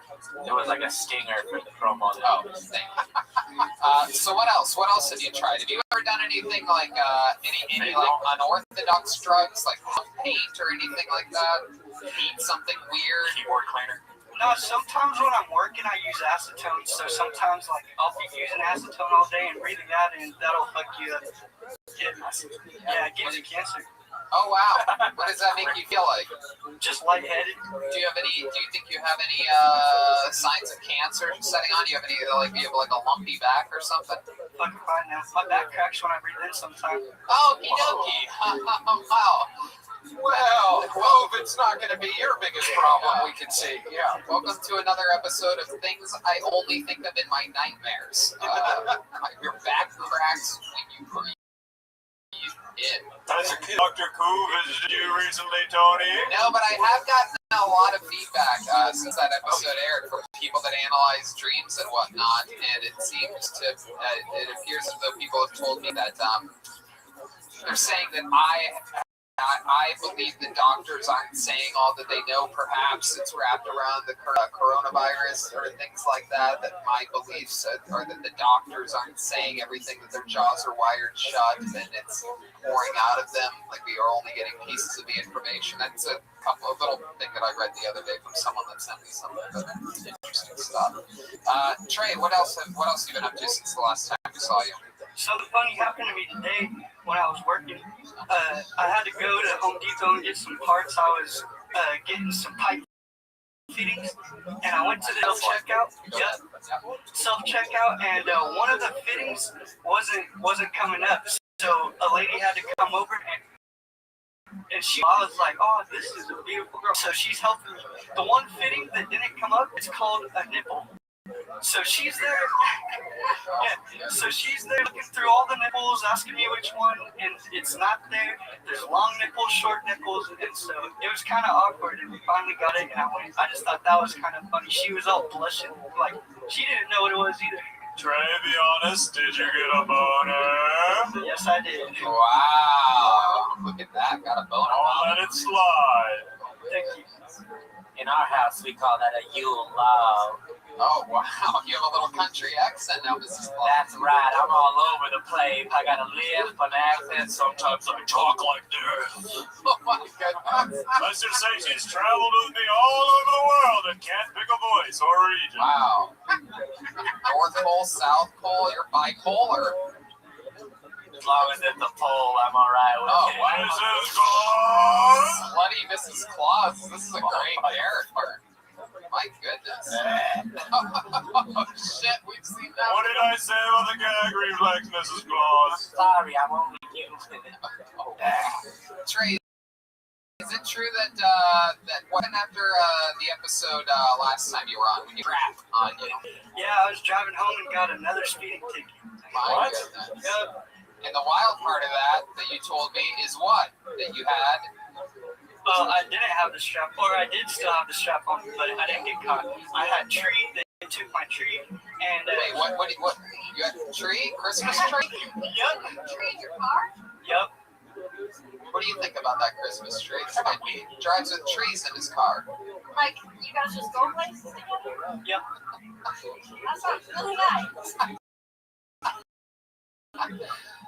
So you had marijuana in your car? Yep.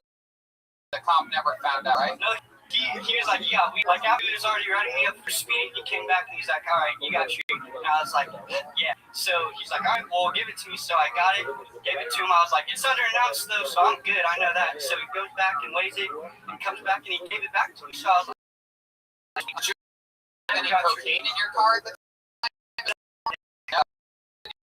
Dad, thank you. Your ears are underneath your I head. have a small head. Is really You look like a Hey Arnold character. Thank you. How small is your head? Really small. Let's see it. Can we see how small your head is? Whoa, look at that tiny head. Look at that. That is a really... does everyone in your family have tiny heads? No, it's just me. I was a preemie, that's why. Oh, it was. Your mom probably has some wild habits, right? What You're a premature ejaculator that doesn't tell us what to all want. right. Yeah, so tell us about the things that your mom's into. Well, my mom's pretty straight edge. She's a Christian, but she was an alcoholic for a long time. But She was pregnant with you? probably, I don't know. Oh, okay. Now that small head thing makes sense. Yep. Exactly. All right, Trey. Well, it's always fun. Well, you're from Modesto? Yes, sir. You ever been up to Modesto Court? I have been. It's a scary place. Very, very scary place. He looks like he's from Modesto. Whoa. Oh, Santa bomb on you, dude. You look like you've been molested, bro. That's the one with the casino that has a mic up there that Sam Tripoli used to run. I don't know if that's The double tree. Temecula. 2 trains.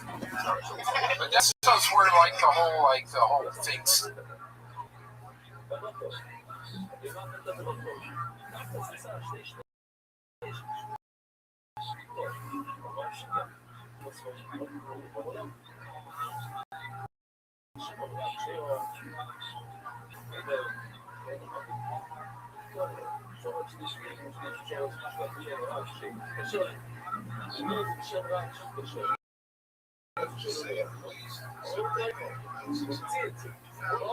It is the 20th of August 1940 in Coyoacan, Mexico. A man in exile reading in his study is attacked from behind by a Stalinist agent, hitting the man hard in the head with an ice axe, penetrating his skull and brain.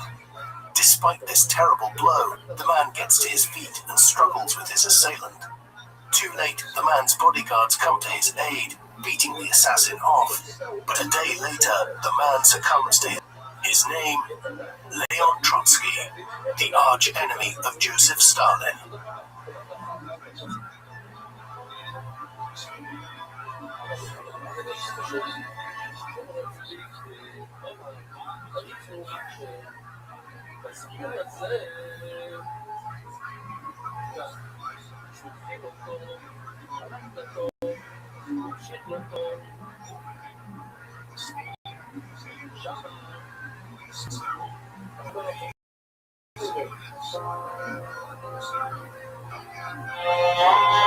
The man known to history as Mao Zedong, or Chairman Mao, was born on the 26th of December 1893 in the village of Shaoshan in the province of Hunan in southern China. His father was Mao Yichang, who had been raised in a family of poverty-stricken peasants. However, after the Xi'an army for a few years in youth, Yichang had returned to the region and begun working as a farmer. He soon acquired enough money to become a lender in the district. This, combined with his agricultural work, allowed him to become one of the more prosperous farmers in the Shaoshan area, eventually coming into possession of about 20 acres of land. Mao's mother was Wen Mei, a devout Buddhist who had a troubled upbringing. Her father was a poor shoemaker who drank heavily, and her mother had been his concubine. Mao's childhood was less than ideal. His father was a strict disciplinarian whose method of parenting primarily involved beating Mao and his 3 siblings if they did not do as they were told. Their mother tried tempests, but with little effect. Young Mao developed an interest in his mother's Buddhism when he was younger, though he soon became disenchanted with religion, and when he was just 8 years old, he was sent to the local primary school in Shaoshan. Just as the 20th century was dawning, his education there was a mixture of traditional Chinese learning centered on Confucianism, combined with the centuries-old values of the Far East, along with a sprinkling of influences from the encroaching Western world, which could not be avoided in China in the 1900s. Additionally, the young Mao developed an interest early on in history and politics. When he was 13 years old, his father arranged for him to be married to Luo Yixio, the 17-year-old daughter of another prosperous local farmer. But Mao demonstrated his rebellious streak and he refused to honor the arranged marriage, causing something of a controversy in the Shaoshan area. And as a result of this disagreement, the teenage Mao temporarily left his father's farm, although he returned before very long. Mao was growing up at a time when China was experiencing a momentous change. Like Korea and Japan to the east, China had first come into contact with European traders and religious missionaries in the 16th and early 17th centuries. And like them, the Chinese had quickly become wary of the newcomers and had restricted their contacts with them to 1 or 2 ports in the southeast of the country, but a tiny amount of trade was conducted. It continued like this for nearly 2 centuries, with China remaining largely closed to a world which was modernizing without it. It remained highly conservative in its religious, social, and political values, changing little and continuing to be ruled by an emperor and a bunch of imperial rituals and administrators as it had been for centuries. But by the mid-19th century, China again, like Japan and Korea, could no longer prevent the Europeans, with their modern warships, guns, and industrial power, from interfering in their countries. With the Opium Wars of 1839 to 1842 and 1856 to 1860, Britain forced China to end its self-imposed isolation, following which China experienced a flood of European contact, and with it came not just British opium, but ideas about different types of government, new economic developments, and all manner of technological innovation. Perhaps the most striking and revolutionary of these new ideas, which arrived into China from the mid-19th century onwards, was the knowledge that the Europeans and the Americans were not ruled by powerful monarchs and emperors anymore. Many lived under republics governed by the people. And even where some of these countries still had emperors or empresses, such as Queen Victoria in Britain, she was essentially a figurehead, and it was Parliament that actually ruled the British Empire. Moreover, these democracies were not all alike. Some were very conservative, some were more liberal, and some had different degrees of economic development. And there were also competing ideas about how they should be reformed and developed, with some wanting the wealthy to hold a great amount of power, and others who believed that power and wealth should be distributed equally throughout society. And there were more extreme ideas again. One of these, developed in particular by the German political scientist Karl Marx in the mid-19th century, argued that all wealth and goods should be held in communal ownership. He called this communism. In early 20th century China, these ideas would soon lead to great change, as many began questioning why they were still ruled by the emperor of the nearly 300-year-old Qing dynasty. As Mao entered his teenage years, he was already reading about these political ideas. He was particularly interested in calls for a democracy to be established in China to replace the imperial government, and also the Republican writings of Sun Yat-sen, who had become a figurehead for the Republican movement within China. He would soon see these desires confirmed. Just as Mao was starting at a new school in Changsha, the country was entering into a period of rapid change. Regional famines had struck parts of China in the late 1900s and early 1910s, and this, combined with numerous regional uprisings throughout the country and growing calls for a more representative government, led to an army revolt in October 1911. At first, the imperial government of Emperor Puyi, who was just a 6-year-old child, tried to address the grievances of the dissenters, but it soon became apparent that a more drastic shift would be necessary. After weeks of negotiations, it was determined in February 1912 that the emperor would abdicate and a new Republic of China would be established, with the imperial officer Yuan Shikai serving as its first president. Thus, an empire which had been in existence for centuries had ended. However, very unclear in mid-1910s exactly in what direction China's politics would now head. These were striking developments, and ones which Mao had not been entirely removed from. When the conflict of 1911, he had enlisted in the rebel army as an 18-year-old recruit. Now, in the spring of 1912, he simply returned to school, and it was around this time that he first started reading about the idea of socialism and communism as more radical forms of government. Yet he remained unconvinced that this was the best approach for China at that time. Meanwhile, his education continued.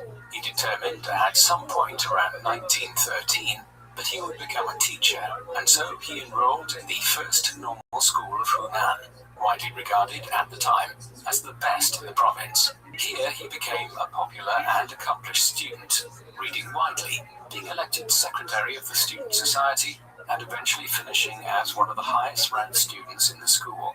More pivotally, in terms of his later activities, Mao was increasingly exposed to the socialist ideas he had first encountered a few years earlier, and over time he began to find that he agreed more with what he read, particularly so as the environment of the first normal school was one of radical political thought, especially during China's first forays into representative government. In 1917, Mao moved to Peking, now Beijing, where one of his main influences at this time, Yang Changji, had taken a job at the Peking University. Here, Mao also took a job as a library assistant, but he was increasingly moving in circles of individuals who favored socialism and communism or Marxism as a solution to China's political woes. Even with the establishment of the Republic in 1912, the country had continued to experience turbulence as conservative and liberal forces fought amongst each other, and regional warlords and power questioned independence throughout the country. Marxism appealed to many at this time because the Bolsheviks, a branch of Russian communism, had secured control of the Russian government in the autumn of 1917, just months after the fall of the autocratic Tsarist government there. Perhaps, many thought, communism was also suitable for China, which had just done away with its own fossilized autocratic imperial government.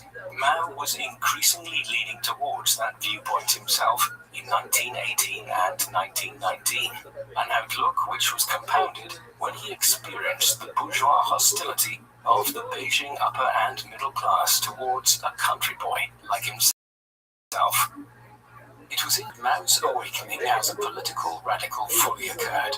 China was drifting ever further into political anarchy in the late 1910s as a buoyant nationalist movement led by Sun Yat-sen sought to rejuvenate the republic in its infancy, which the nationalists perceived as being governed by a weak, conservative regime with too many links to the old imperial past.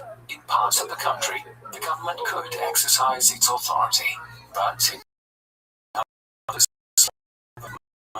this augmented when the Chinese government failed to secure the former German concession of Shandong at the Versailles peace negotiations in Paris following the end of the First World War. The nationalists considered it an affront to national pride when this piece of mainland China was instead granted to Japan, a nation which had been exercising its strength across East Asia since the late 19th century, when it had modernized in a far more successful manner than China. And the Shandong controversy was a direct cause of a major student protest occurred in Beijing on 4th of May 1919. This was driven by young communists like Mao, who were tired of China's seeming impotence on the world stage and disordered internal politics. Movement would continue afterwards and lead indirectly to the Chinese Civil War many years later. The May 4th movement, the awakening of China's younger generations to radical politics, is generally seen as the origins of the Communist Party of China. The events of 1919 led many young Chinese people who were interested in politics to increasingly turn their backs on the Western liberals of Britain, France, and America, who had betrayed them on Shandong, and increasingly to turn towards the Marxism and Leninism that was gradually winning the Russian Civil War and cementing its control over Russia. As we have seen, Mao was already interested in communism by 1919, but it was only in the months following the May 4th protests that he began to fully commit himself to it. And that summer, he organized several student organizations into an umbrella body to protest against the Japanese presence in Shandong. This is the first clear sign of his abilities as an organizer, and his writings around this time and into 1920 began to speak of the Army of the Red Flag and to the victories won by the communists in Russia. That the Communist Party of China was formally established in the summer of 1921. Mao had proclaimed himself to be a communist, believing that the ideology would be the basis for the coming revolution in China. It would be a slow ascent towards that revolution, however.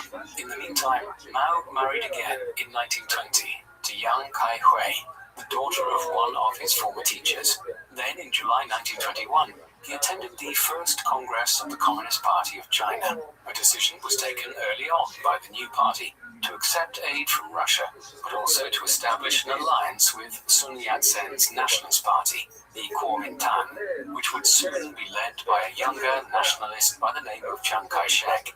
Mao was one of the first of the Chinese communists to also join the Nationalist Party, in the belief that the conservative Chinese political establishment would only be overthrown if the nationalists and the communists worked in league with each other. As such, he spent much of the 1920s living in the nationalist stronghold of Guangzhou province and working with the communists and the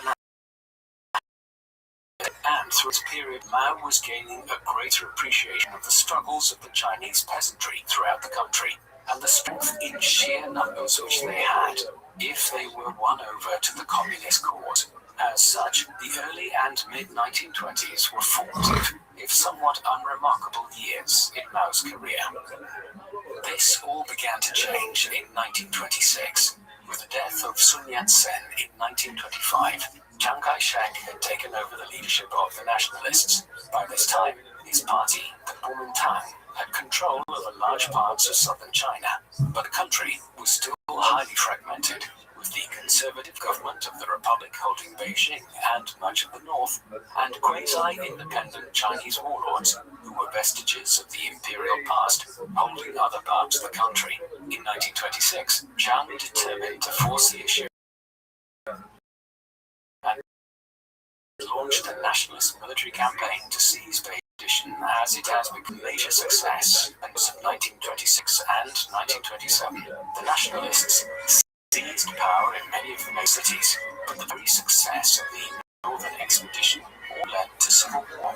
Now, the loose alliance which the Chinese communists and the nationalists had been in since 1921 was effectively ended by Chiang Kai-shek, who had grown wary of the expanding power of the communists and the role Russia wished to play in China.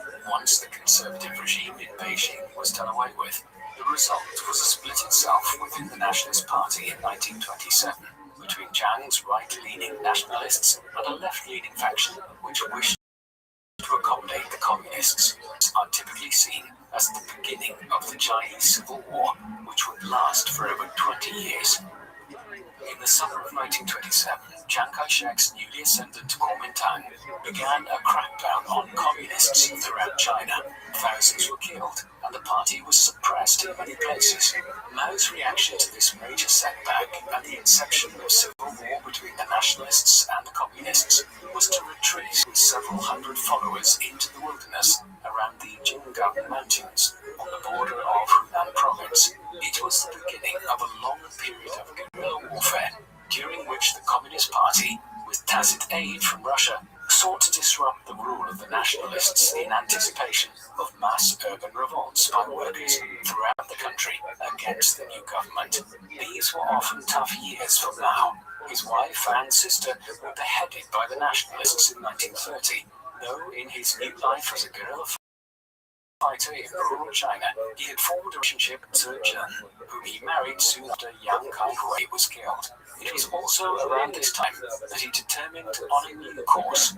Instead of waiting for a revolt of the Chinese urban proletariat, he would attempt the same strategy as had brought the Chinese nationalists to power, building up a territory which he would control and expand outwards.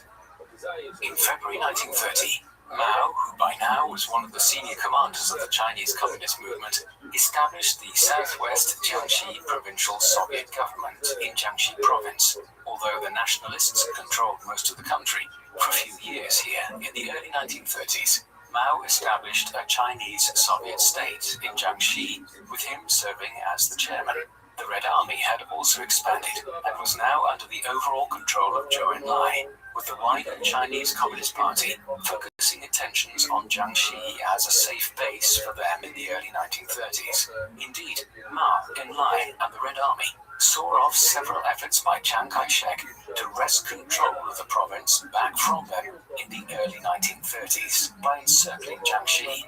However, this military response was limited by the nationalists, in part because it had found itself embroiled in a conflict on the other side of China in the early 1930s, as the Empire of Japan invaded the northeastern Chinese provinces of Manchuria and established a puppet state called Manchukuo there.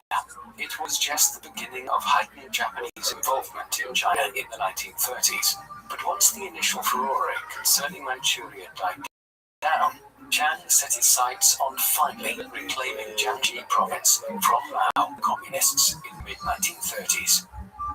In September 1933, the Chinese nationalists began the fifth encirclement of Mao and the communists in Jiangxi province. This effectively involved an enormous siege by the nationalists, and one which would prove too large for the Red Army to repulse. By the summer of 1934, it was clear that Mao and his followers would either have to surrender or break out of the besieged area. They chose the latter, and the resulting events have become part of Communist Party law. In October 1934, Communist forces, consisting of 86,000 troops, 15,000 personnel, and 35 women, broke through nationalist enemy lines and began an epic retreat from their encircled headquarters in southwest China. The Long March, as it became known, lasted 368 days and covered 6,000 miles. They crossed 24 rivers and 18 mountain ranges. Weapons and supplies were borne on the backs of fighters or in horse-drawn carts. At times, the line of marchers stretched for 50 miles. Only 4,000 troops completed the journey, enduring starvation, aerial bombardment, and almost daily skirmishes with nationalist forces. Mao eventually halted his columns at the foot of the Great Wall of China. The Long March is regarded as the longest continuous march in the history of warfare, and marked the emergence of Mao Zedong as the undisputed leader of the Chinese Communists. The months after the Long March saw a curious drift in Chinese politics towards the rapprochement between the communists and the nationalists. For years, the nationalist government of Chiang Kai-shek had been dealing with problems on multiple fronts. As well as the communists, there was the perhaps greater problem posed by the Empire of Japan and its ambitions to dominate the Far East politically and militarily. This had already resulted in the invasion of Manchuria and the establishment of the puppet state of Manchukuo in the early 1930s. But as the years went by, it was clear that the government in Tokyo had ambitions for an even greater land grab in China.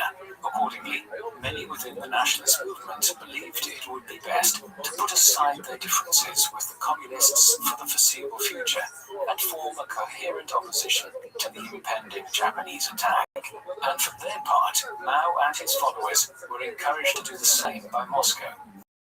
Thus, during the 1935 and 1936, Mao's communists and Chiang Kai-shek's nationalists were once again drifting toward lines of convenience. The drive towards doing so was accelerated in July 1937 when the Japanese again invaded China and proceeded to militarily occupy many of the major cities along its eastern coast, massacring tens of thousands of Chinese civilians in cities such as Nanjing in the process.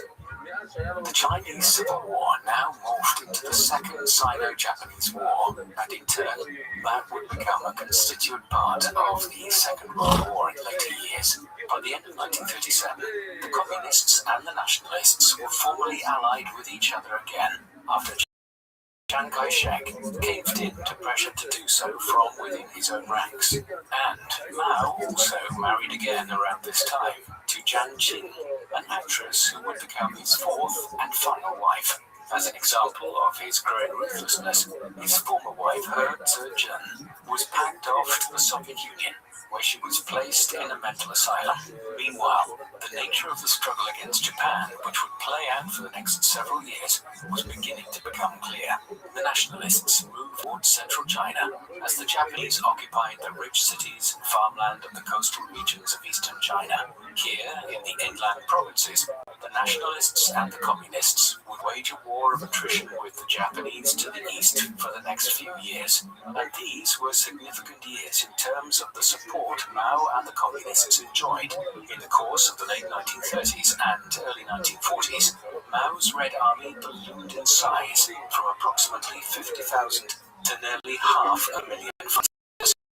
The war was finally creating a kind of countrywide support Mao and the other leaders failed to acquire in the late 1920s and early 1930s. Already by 1940, there were signs of Mao's communists being able to win considerable victories against the Japanese occupation forces. During a campaign which became known as the 100 Regiments Campaign, in August 1940, the 400,000-strong Red Army moved against the Japanese in simultaneous attacks against 5 of the coastal provinces, attacks which resulted in the deaths of upwards of 20,000 Japanese troops, as well as a severe disruption to Japanese supply routes. Late 1941 and early 1942 brought setbacks, although the Japanese made a series of sweeping conquests across the Western Pacific, notably in Singapore and Burma from the British and the Philippines from the United States, following the declaration of war on the US in December, with the surprise attack on the American Pacific Fleet at Pearl Harbor in Hawaii.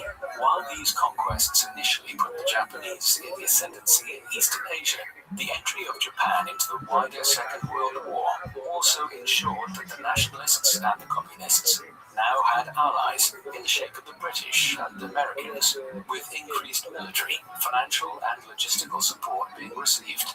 They were able to ensure that the Japanese occupation of eastern China was never comfortable during the Second World War. As the war was grinding onwards throughout the first half of the 1940s, the Chinese Communist Party continued to grow in power, and so did Mao as its leader. The nature of the war of resistance against the Japanese favored the communists over the nationalists. For starters, the communists were more attuned to how to wage a war, having done so for many years against the nationalist government. Consequently, they were better for doing so against the Japanese, and as they won a series of victories against the Japanese, the Red Army became the more attractive option for Chinese people seeking to oppose the foreign occupation. Moreover, Chiang Kai-shek's Kuomintang seemed to many to simply be the Chinese manifestation of the right-wing movements which had brought Japan into China to begin with. And as the Chinese Communist Party, or CPC, expanded in size, Mao also consolidated his control. In 1943, he acquired the chairmanship of both the party secretariat and the Politburo of the party for the first time. It was also during these war years that he began affirming that Chinese communism would have a distinctly different shape than that which had developed in Russia. Beijing would be no puppet of Moscow in future years. The nature of the war against the Japanese changed from 1943 onwards as Japan suffered a series of severe setbacks in its struggle against the United States, while its European allies, Germany and Italy, were all particularly doomed for Britain and the US. Once the Allies resources would be employed against the Empire. Consequently, in the final years of the war, thoughts once again turned to China's politics and who would hold power once the country had been freed from the Japanese. As early as 1940, there were serious cracks in the alliance between Mao's communists and Chiang Kai-shek's nationalists, and by 1942, open fighting between the two had broken out yet again. As the Chinese Civil War resumed, it would fully erupt again following the end of the Pacific War. On the 6th and 9th of August 1945, the United States dropped 2 atomic bombs on the cities of Hiroshima and Nagasaki in Japan. Simultaneously, the Soviet Union invaded Manchuria, which Japan had occupied all the way back in 1931.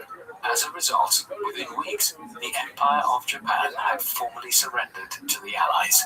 The Second World War was over, and the Chinese Civil War once more commenced between the nationalists and Mao's communists.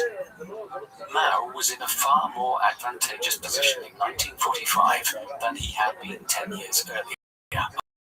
After the Long March, if the Long March is communist movement alone, then the Japanese invasion of China in 1937 and the 8 years of war with Japan allowed the communists to strengthen their position immensely. In a curious twist of history, the Japanese invasion of China indirectly led to the communists seizing power in the country. Early in 1946, Mao was handed an extra advantage when Stalin handed over Manchuria to the Chinese Communist Party. Yet it would take 3 years of further intense fighting between the communists and the nationalists before a breakthrough was made. In September 1948, the communists secured full control of east-central China in the region south of Beijing with the capture of Shandong province in the Huaihai campaign. Then, in the winter of 1948, Mao launched the Pingjin campaign against Chiang Kai-shek's forces in northern China. Over a 2-month campaign, over 500,000 nationalist troops were killed, captured or wounded, and the north of the country was left in communist hands. With northern China largely secured by early 1949, Mao and the Red Army commanders took the decision that spring to drive south of the Yangtze River into the heartland of nationalist-held territory. This was done despite the efforts of the Soviet leader Joseph Stalin to encourage Mao to form a coalition government with the nationalists. Stalin did not want a rival for power amongst the communist leaders, but he would soon have one. On the 23rd of April 1949, the Red Army seized the nationalist capital of Nanjing. A series of further striking gains saw Chiang Kai-shek retreat south with his remaining supporters to Guangzhou by the autumn of 1949. Just weeks later, he and the remaining nationalists decided to make a strategic retreat from the Chinese mainland to the island of Formosa, more commonly known today as Taiwan. Here, the nationalists formed a government which they proclaimed as the continuation of the Republic of China, which had been established back in 1911. Meanwhile, back on the mainland, Mao had proclaimed the founding of the People's Republic of China on the 1st of October 1949. The Chinese Civil War between the communists and the nationalists was at an end after more than 20 years of conflict. Mao now entered office as the first chairman of the Central People's Government. The first measure to be taken was to tidy up the loose ends of the war. In the spring of 1950, the Red Army launched a campaign against the island of Hainan off the southeast coast of China. Within weeks, the 100,000-strong national forces married with an invasion of Taiwan, and indeed, even the American government, a long-time supporter of Chiang Kai-shek and the Kuomintang, had decided not to recognize his new regime in Taiwan, in the belief that it would soon be defeated by Mao and the communists. But no invasion came, and despite numerous crises between the two sides, Taiwan remains self-governing to this day. And this period immediately after the conclusion of the Civil War also saw Mao head to Moscow in the winter of 1949. Here, he secured large injections of Russian financial support for China, as well as technological advisors, although the agreement came with a tacit admission by Mao of Stalin's primacy within the communist world. Mao would have to wait several years before he could attempt to go his own way. The post-war years in China saw the initiation of wide-ranging political, social, and economic reforms. Firstly, a massive land reform campaign was initiated to transfer agricultural land out of the hands of large-scale farmers and landlords and into the hands of poorer peasants. While this reduced economic inequality, it was not without violence, and there were many, many instances of the former landlords being attacked or even murdered across China in the early 1950s.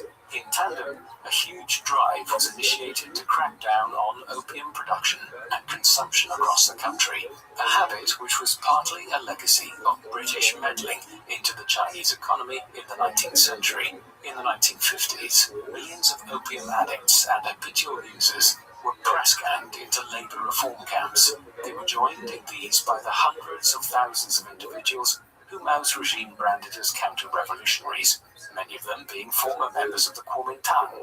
And Mao also launched the new People's Republic onto the world stage by entering into the Korean War, which broke out in the summer of 1950 between a communist North and an American-backed South. Massive Chinese aid ensured that the conflict ended in a stalemate 3 years later, led to a split of relations between Mao's regime and the United States, one which involved a trade embargo which lasted for over 20 years. In the 1950s, Mao had formed a clear idea of how he believed communism should develop in China. It would be incorrect to assume that Mao Zedong was simply a powermonger who used communist ideology to secure authority in China. Certainly, he was a brutal, as his long chairmanship continued in the 1960s and 1970s. But he had also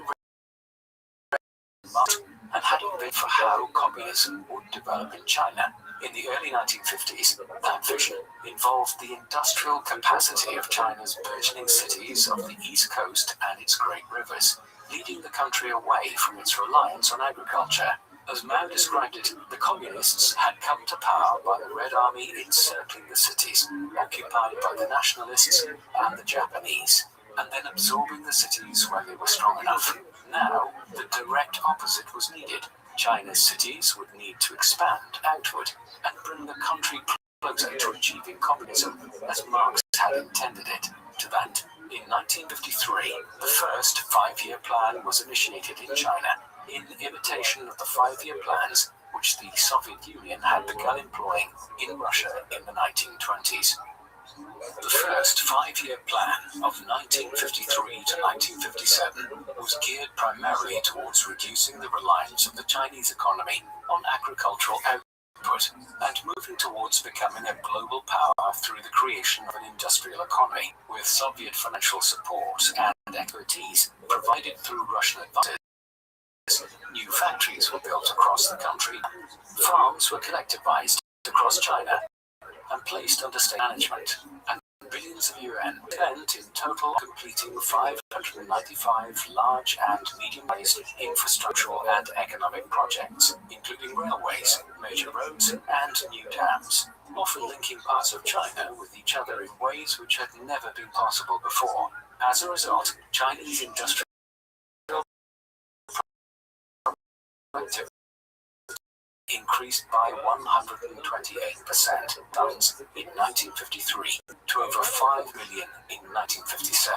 Coal extraction doubled during the 5 years, while in agriculture, yields of grain and cotton rose by over 30% during the same time period. Overall, the first 5-year plan under Mao was a tremendous success in pure economic terms. But in its success were sown the seeds of destruction, for a hubris now entered into Mao and his colleagues' thinking, a hubris which would be injected with catastrophic consequences into the second 5-year plan, or, as it is more commonly known, the Great Leap Forward.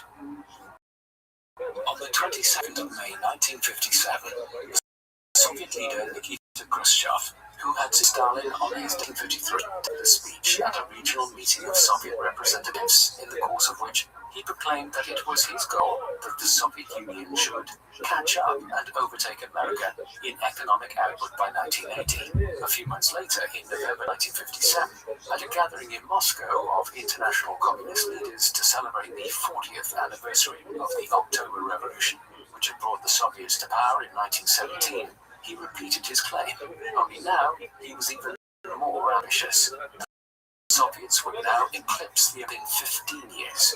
Mao, who wished for China to rival the Soviet Union, and whose relationship with Khrushchev was more antagonistic than it had been with Stalin, began pondering this goal in the aftermath of the Soviet leader's speech.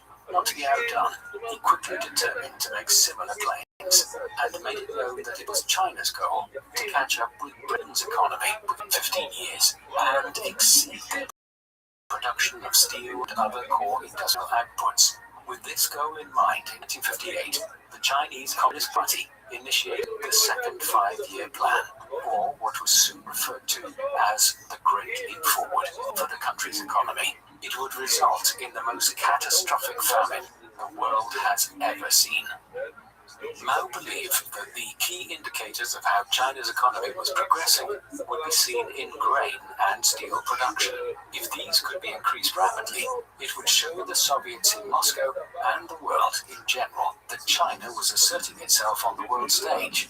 Accordingly, all of the instruments of the state were deployed in 1958 to begin increasing the rate of grain and steel production by establishing new smelting factories and turning ever greater agricultural land over to grain production.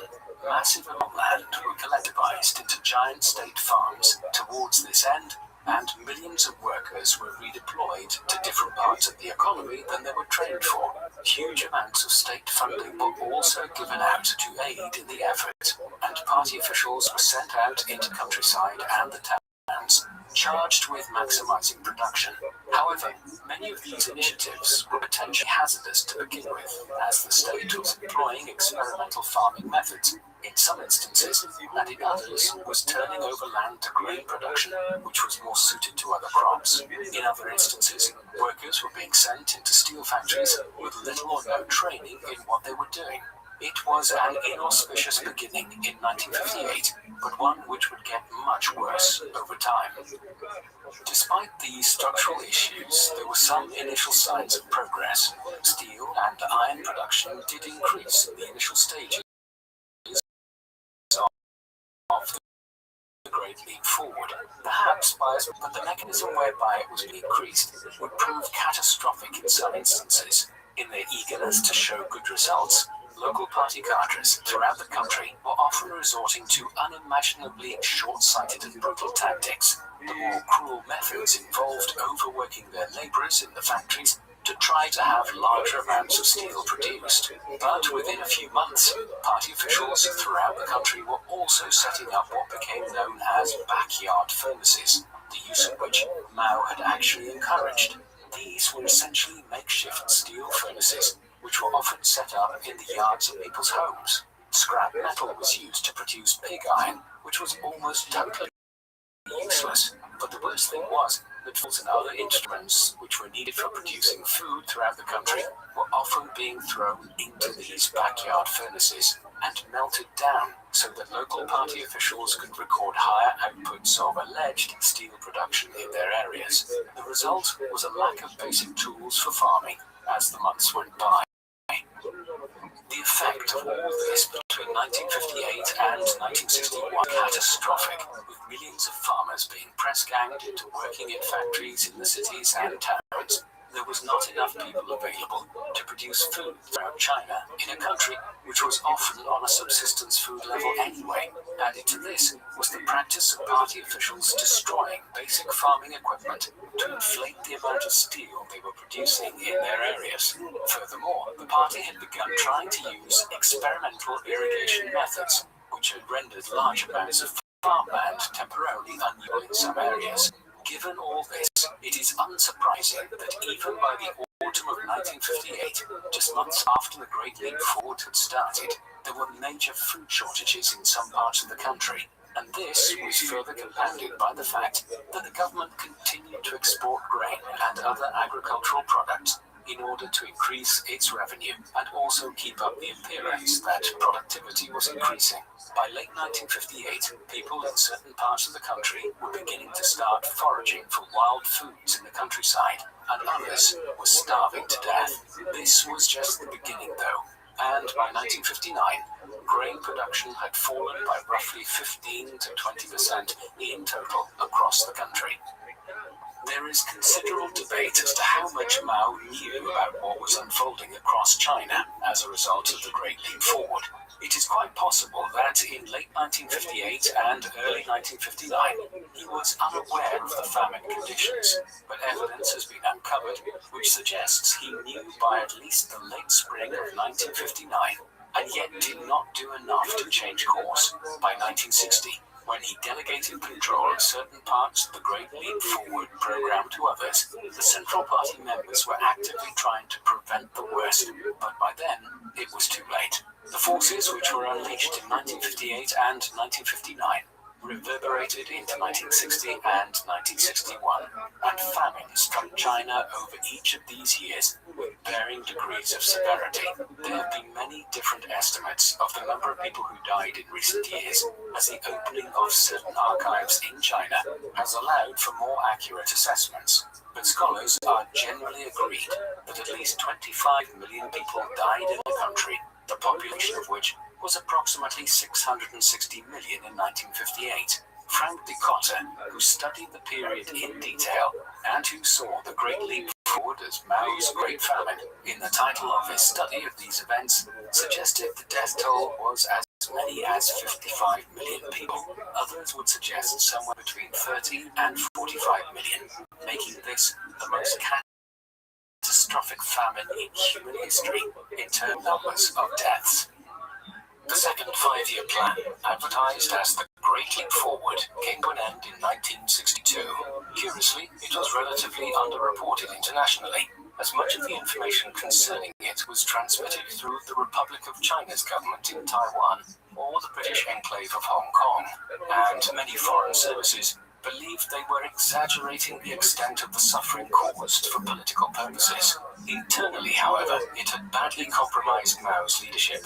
On the 27th of April 1959, Mao's term as chairman of the People's Republic of China came to an end. Although he retained his position as chairman of the Communist Party and of military affairs, he was succeeded by Liu Shaoqi, and by January 1962, the Great Leap Forward was being wound down. At this time, Liu made a speech at what was to become known as the 7,000 Cadres Conference, in which he denounced the Great Leap Forward.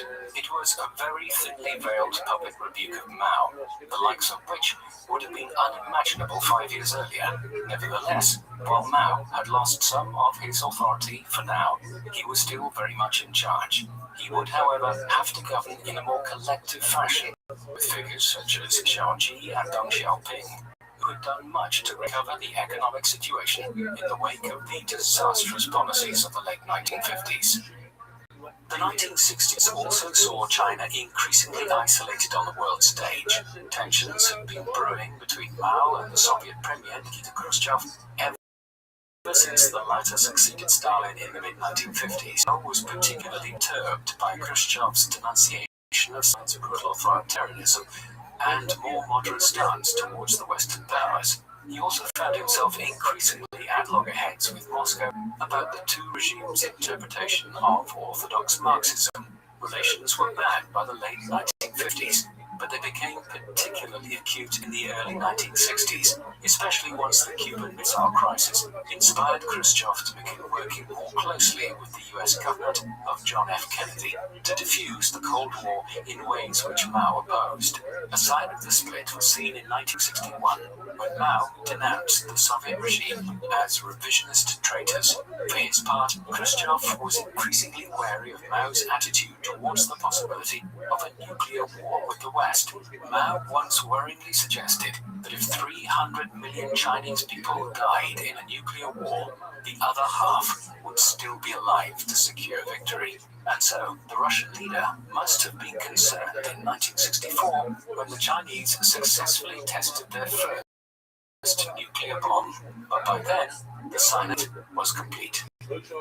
While much is known about the political life of the man who oversaw the split with Russia and the catastrophes of the Great Leap Forward, the more private Mao remains something of an enigma. His fourth marriage, that to Jiang Qing in 1938, lasted for the remainder of his life, though Mao engaged in a string of extramarital affairs, including, most controversially, in his later life, with a private secretary, Zhang Yufeng, who was in her early 20s when she first entered Mao's employ. He had at least 10 children, several of whom had been born in the 1920s, and with whom he had very little relationship, as he had had to leave them with others during the long Civil War years. He spent much of his private time writing and was a prolific composer of political writings and poems, while his reading habits tended to favor traditional Chinese literature.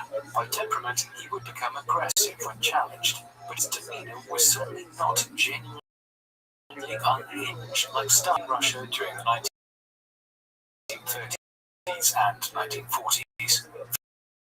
State political personal purposes, but a great deal about his other personal motivations and inclinations are shrouded behind the public image, which was closely managed during his lifetime. The Sino-Soviet split and the catastrophic consequences of the Great Leap Forward were the background against which Mao initiated what has today become known as simply the Cultural Revolution, but the full name of which was the Great Proletarian Cultural Revolution. Launched in 1966, the Cultural Revolution was designed to be a political and social movement which aimed to purify Chinese society and Chinese communism by removing any of the vestiges of Chinese traditionalism which remained, and the capitalist and bourgeois. Mao claimed that a bourgeoisocracy had developed within the Chinese Communist Party that was leading China in the wrong direction, and this, along with communist revisionists such as those who were now in power in Russia, needed to be stopped, and a renewed dedication to the communist cause developed. In particular, Mao called on the younger generations of China, those which had been born after the Second World War and who had never known life in China before communist rule, to bombard the headquarters to purify Chinese society of these bourgeois capitalist elements and to reinvigorate the communist movement. There has been a widespread debate as to what motivations for launching the Cultural Revolution were. Some historians have argued that he genuinely believed that the Chinese Communist Party and the huge administration which operated under it throughout China had been compromised by nearly 20 years in power, and that a cultural reawakening was necessary to stop the degeneration of the country. However, while this might have been a motivating factor for Mao, there is no doubt that the Cultural Revolution was primarily conceived as a way for the chairman to resuscitate his control over the Communist Party and the country as a whole. By its very nature, the movement allowed Mao to use the party's apparatus and wider organs of the state to purge the government of his opponents and competing factions. These had multiplied in number in the early 1960s as the catastrophic impact of the Great Leap Forward was felt across the country. Now, Mao would eliminate those who had dared to cross him in the most brutal purges seen within the Chinese Communist Party. The result would be years of unrest, which turned Chinese against each other and created an environment of fear and suspicion. The Cultural Revolution was initiated in May 1966, with Mao urging the people and students in particular to act to purify the party ranks. Within weeks, gangs of students were attacking their teachers, intellectuals, government officials, and even people who were deemed to be wearing bourgeois clothing. These attacks could range from being mild to moderately violent, such as when teachers were attacked by gangs of students and had their heads shaved, to truly bloody acts, such as when government officials were actually murdered or driven to commit suicide. As the frenzy built up in the summer of 1966, official party newspapers stoked the flames, by calling on the masses to clear away the evil habits of the old society and attack the monsters and demons. By now, students in classrooms and on college campuses across China organizing themselves into bands of so-called preserving the communism and what were termed the Four Olds: old ideas, old customs, old habits, and old culture. By the early autumn, gangs of teenagers wearing red armbands roamed the streets of cities such as Beijing and Shanghai, and the unrest was so visceral that August became known as Red August. Soon, the initial student-led violence spread to other groups, and factory workers and laborers on collectivized farms began joining what was termed the Red Terror. Meanwhile, Mao was directing these groups as best they could be directed against his enemies within the government and the wider party apparatus. But as a means of purging the party of his opponents, this was a very unstable method. By 1967, radical elements were threatening to move beyond man's ability to control them. But the Cultural Revolution, nevertheless, continued. In 1968, Mao initiated the Down to the Countryside, whereby the children of supposed middle-class bourgeois urban families were forced into what were effectively re-education camps in the countryside. Meanwhile, the chairman was building up an ever greater cult of personality around himself, in part led by the publication of his Little Red Book, a collection of his sayings and writings which became central to the concept of Maoism in China around this time. The violence continued unabated through the late 1960s, but by 1971, even Mao was aware of the need to scale things back. And though the Cultural Revolution is deemed by some to have only ended with Mao's death in 1976, the worst of the unrest subsided in the early 1970s. As with the enormous famine created by the Great Leap Forward 10 years earlier, historians have found it difficult to precisely identify how many people died as a result of the Cultural Revolution. Estimates tend to vary between 500,000 and 2 million people, having lost their lives as a result of the violence which swept through China between 1966 and 1971. Many of these were killed by the Red Guards and other groups, triggered into fanaticism by Mao's injunctions. However, probably the greater proportion of these lost their lives in instances where the army was called in to quell the unrest, or by the army and the Communist Party being directed to purge certain groups by Mao himself.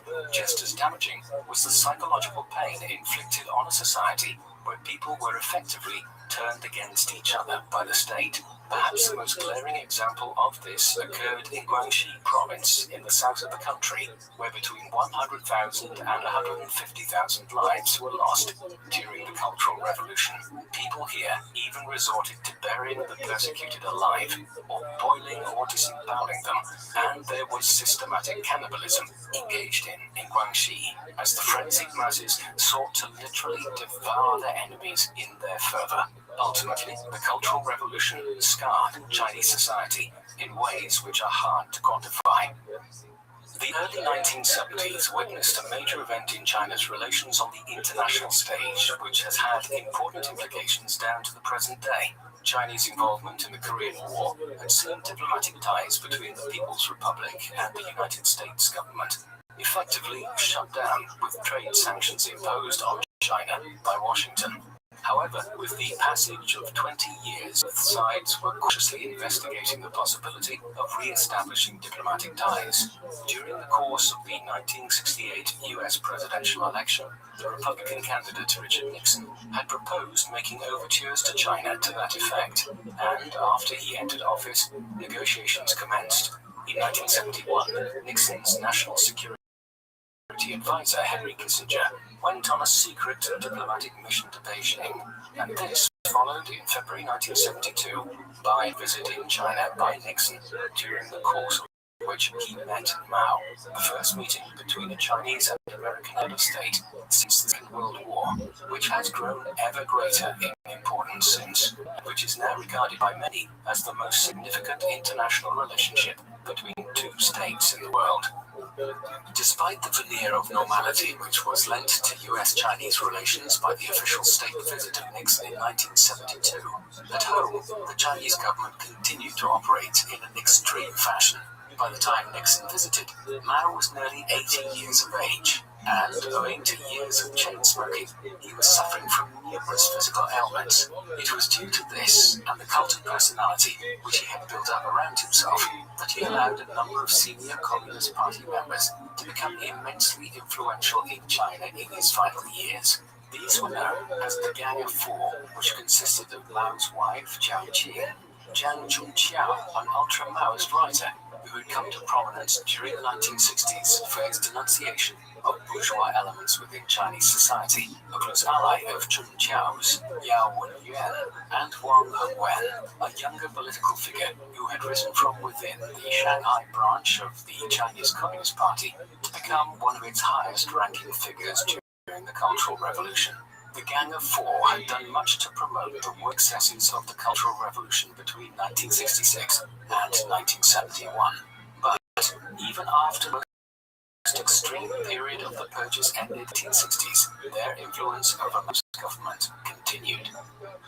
The years of Mao's life and his primacy in the politics of China are hard to characterize, as competing forces were at work in the halls of power in Beijing. Certainly, Mao remained wedded to the idea of clinging to power until the very end. As a result, he continued to allow the Gang of Four and their supporters to hold considerable influence in the country. However, separately, the rest around other older stalwarts of the party, such as the former head of the Red Army and Premier Zhou Enlai, and the former General Secretary of the party Deng Xiaoping, who wished to break from some of the more traditional ideological values of the party espoused by Mao and introduce a greater degree of professionalism into the running of the government and the economy. There was also much bitterness within the party establishment at the damage wrought by the Cultural Revolution, as individuals who had fought the Japanese and the nationalists in the 1930s and 1940s had often been purged from the party in the late 1960s, only to be gradually rehabilitated in the 1970s. Acrimony between all these groups characterized the politics of China in the final year of Mao's life, and it was he himself who was largely responsible for creating this situation. The political uncertainty of the post-Cultural Revolution period was still unresolved as Mao entered the final stages of his life. His health had further deteriorated in the mid-1970s, and he was suffering from several heart and lung ailments, the latter aggravated considerably by his chain smoking, while there were unconfirmed rumors of a considerable reliance on sleeping pills which had developed over the years. On the 27th of May 1976, he met the Prime Minister of Pakistan, Zulfikar Ali Bhutto, on a state visit, at which the last known photo of Mao was taken. But by then, he had already suffered the first of several heart attacks that occurred between the spring and autumn of 1976, and incapacitated. The final one, the 5th of September, left him largely unable to move, and he died 4 days later. A state funeral lasting a week followed between the 11th and the 18th of September 1976, during which 1 million Chinese people filed past his body. Today, the enormous mausoleum of Mao Zedong, housing his embalmed body, stands in the middle of Tiananmen Square in central Beijing, on the site where the Gate of China, the southern gate of the old imperial city between the 14th and the 20th centuries, used to stand before its destruction in 1954. It is perhaps fitting as a statement of where ancient China ended and modern China began. Mao's death occurred at a time when the older leadership of the entire Chinese Communist Party, the generation who had come to political consciousness during the May 4th movement all the way back in 1919, was fading from Chinese life. The old leader of the Red Army and a successor to Mao, Zhou Enlai, had predeceased Mao by just a few months. Consequently, Mao had appointed the Minister for Public Security, Hua Guofeng, as his successor shortly before his death. He succeeded as chairman of the Chinese Communist Party in 1976, but he would not last long. Guofeng was outmaneuvered in the years that followed by Deng Xiaoping. who became the de facto leader of China in 1978, though Guofeng's brief period as leader was significant in arresting and charging the Gang of Four as being responsible for the excesses of the cultural. In all but one instance, they subsequently were sentenced to life in prison under Deng Xiaoping's leadership. Elsewhere, despite his impeccable communism, Deng Xiaoping quickly moved China away from its planned economy and the more authoritarian aspects of Mao's reign, setting term limits on the holding of office. It was during as Mao's success as he opened the country up to foreign investment and expertise. Thus, in the end, Mao proved to be the impediment to China's growth, rather than the deliverer of it. Mao Zedong is one of the most contentious individuals in Chinese history, and indeed the history of the modern world. To some, he was a brutal tyrant and a mass murderer, under whose rule between 1949 and 1946, over 50 million people, perhaps as many as 80 million, died prematurely, whether as a result of the catastrophic failures of the Great Leap Forward, the waves of violence unleashed during the Cultural Revolution, or government-orchestrated disasters, such as the Banqiao Dam failure of 1975, which by some estimates resulted in the deaths of over 200,000 people. However, to many others, he is one of the great heroes of modern-day China, the man who ensured that the cause of Chinese communism survived during the Long March of the 1930s, the commander who led Chinese resistance to the Japanese occupation during the Second World War, and the individual who thereafter led the Red Army to victory over the nationalists. Many who focus on his achievements will also point towards the fact that life expectancy rates and living standards in China increased dramatically between the 1940s and the 1970s, and argue that Mao laid the basis for China's economic miracle, which began in the late 20th century. It is indeed striking that one individual can provoke such widely diverging opinions. There is no doubting Mao's critical role in ensuring the ascent to power of the Communist Party in China.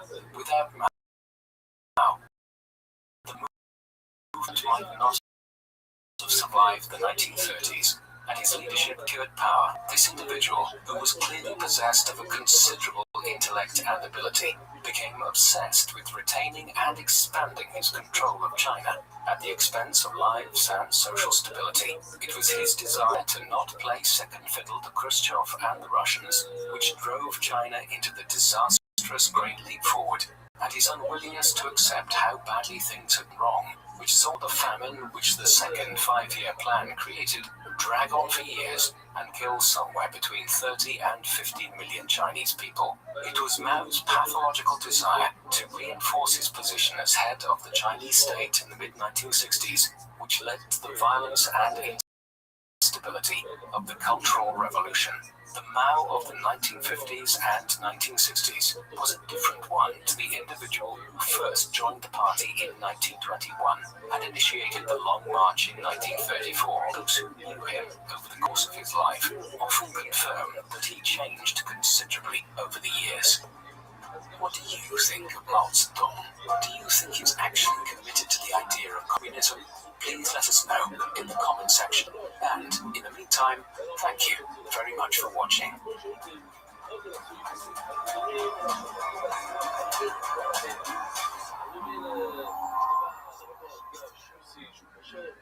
Hello guys, the People Profiles and the History Chronicles have joined forces, so as well as the fantastic long-form documentaries you get here on the People Profiles, the team are also producing short-form documentaries on the History Chronicles, on everything from nightly orders to the Battle of the Little Bighorn, as well as a range of biographies from history's best, worst, and most interesting description. And thanks for watching.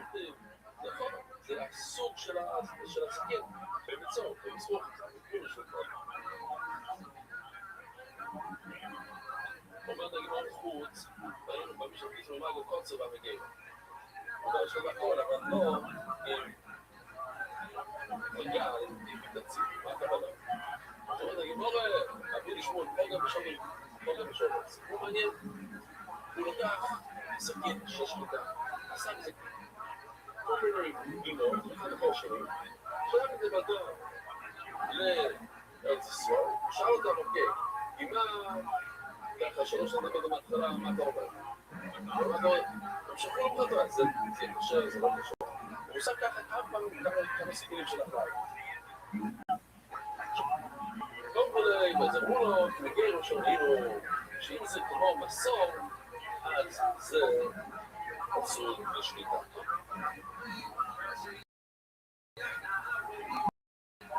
בואו דאפילטן, סכין שיש בו דימוס הרבה דימות כמגן. אם יש סכין שיש לזה הרבה דימות, זה כמו מסור, שאין לו דימה. אם יש לזה רק דימה אחת, אז תלוי. או גרס מסוימת,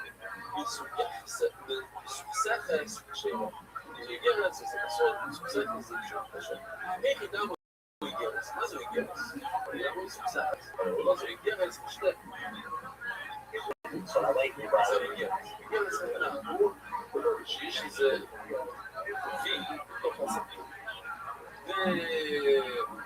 והבעיה זה שהשפיץ הראשון יחתוך את האור. השפיץ השני יחתוך את הקנה. זה בעיה.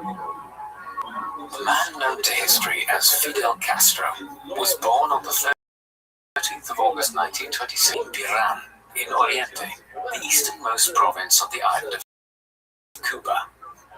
Ángel María Bautista Castro Yerez, who was born in 1875 in the Galicia region of northern Spain.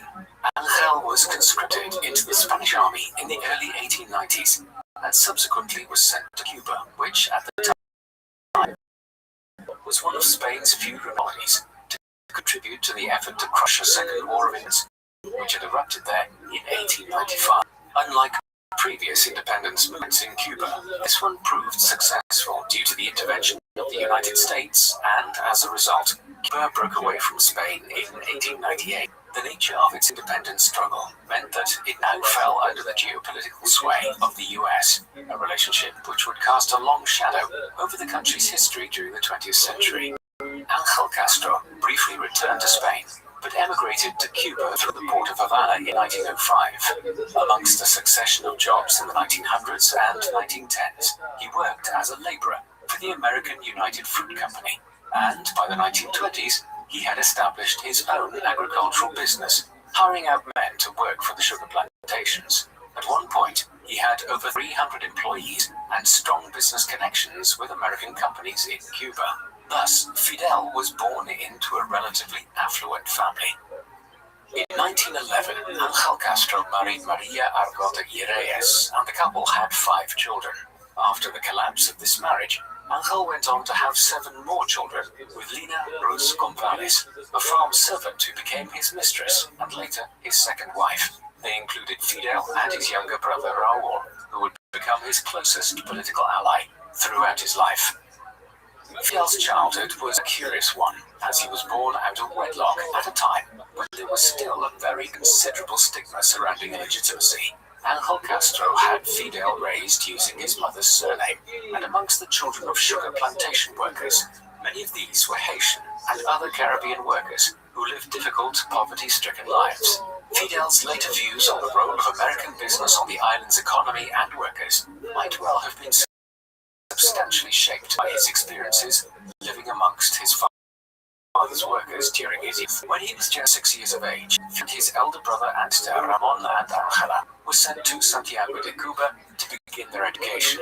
Here they lived in poor conditions with a tutor who could barely afford the bare necessities. Curiously, for an island where Roman Catholicism predominated, Castro was not baptized until he was 8 years old in 1934. This seems to have been for the purpose of ensuring that he could attend the La Salle boarding school. He was then sent to the privately funded Jesuit-run Dolores School in Santiago, and then on to El Colegio de Belén in Havana. Despite having an interest in history and geography, Fidel never excelled academically, but he was a good athlete. In 1943 and 1944, named Havana's most outstanding sportsman of his age, excelling in baseball, basketball, the high jump, and middle distance running.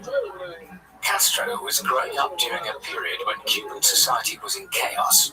In the decades which followed the country's War of Independence in 1898, the island experienced profound political instability and poor economic development. The country's political system was highly corrupt, with the republic's politicians from the very top downwards engaging in rampant bribery and corrupt activity.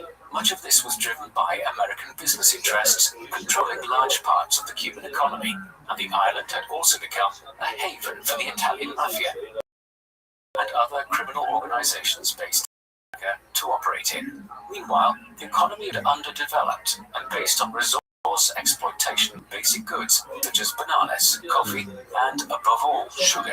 The net result of this was that a small elite profited massively, while ordinary Cubans remained trapped in desperate poverty. In the 1930s, the Cuban military increasingly began to intervene in the country's politics, particularly so in the so-called Revolt of the Sergeants in 1933. As a result of this, the overall leader of the military element, Sergeant Fulgencio Batista, would begin to play a major role in Cuban politics, serving as president between 1940 and 1944. After this, he left to live in Florida in the United States, but he would later return into the fray of Cuban politics with striking consequences. In 1945, Fidel Castro began studying law at the University of Havana. Here, his political instincts first began to manifest themselves as he became involved in several student protest movements against the outward corruption of Cuban politics and the elites which ran the country. It was a highly crime on the campuses of the island nation's universities.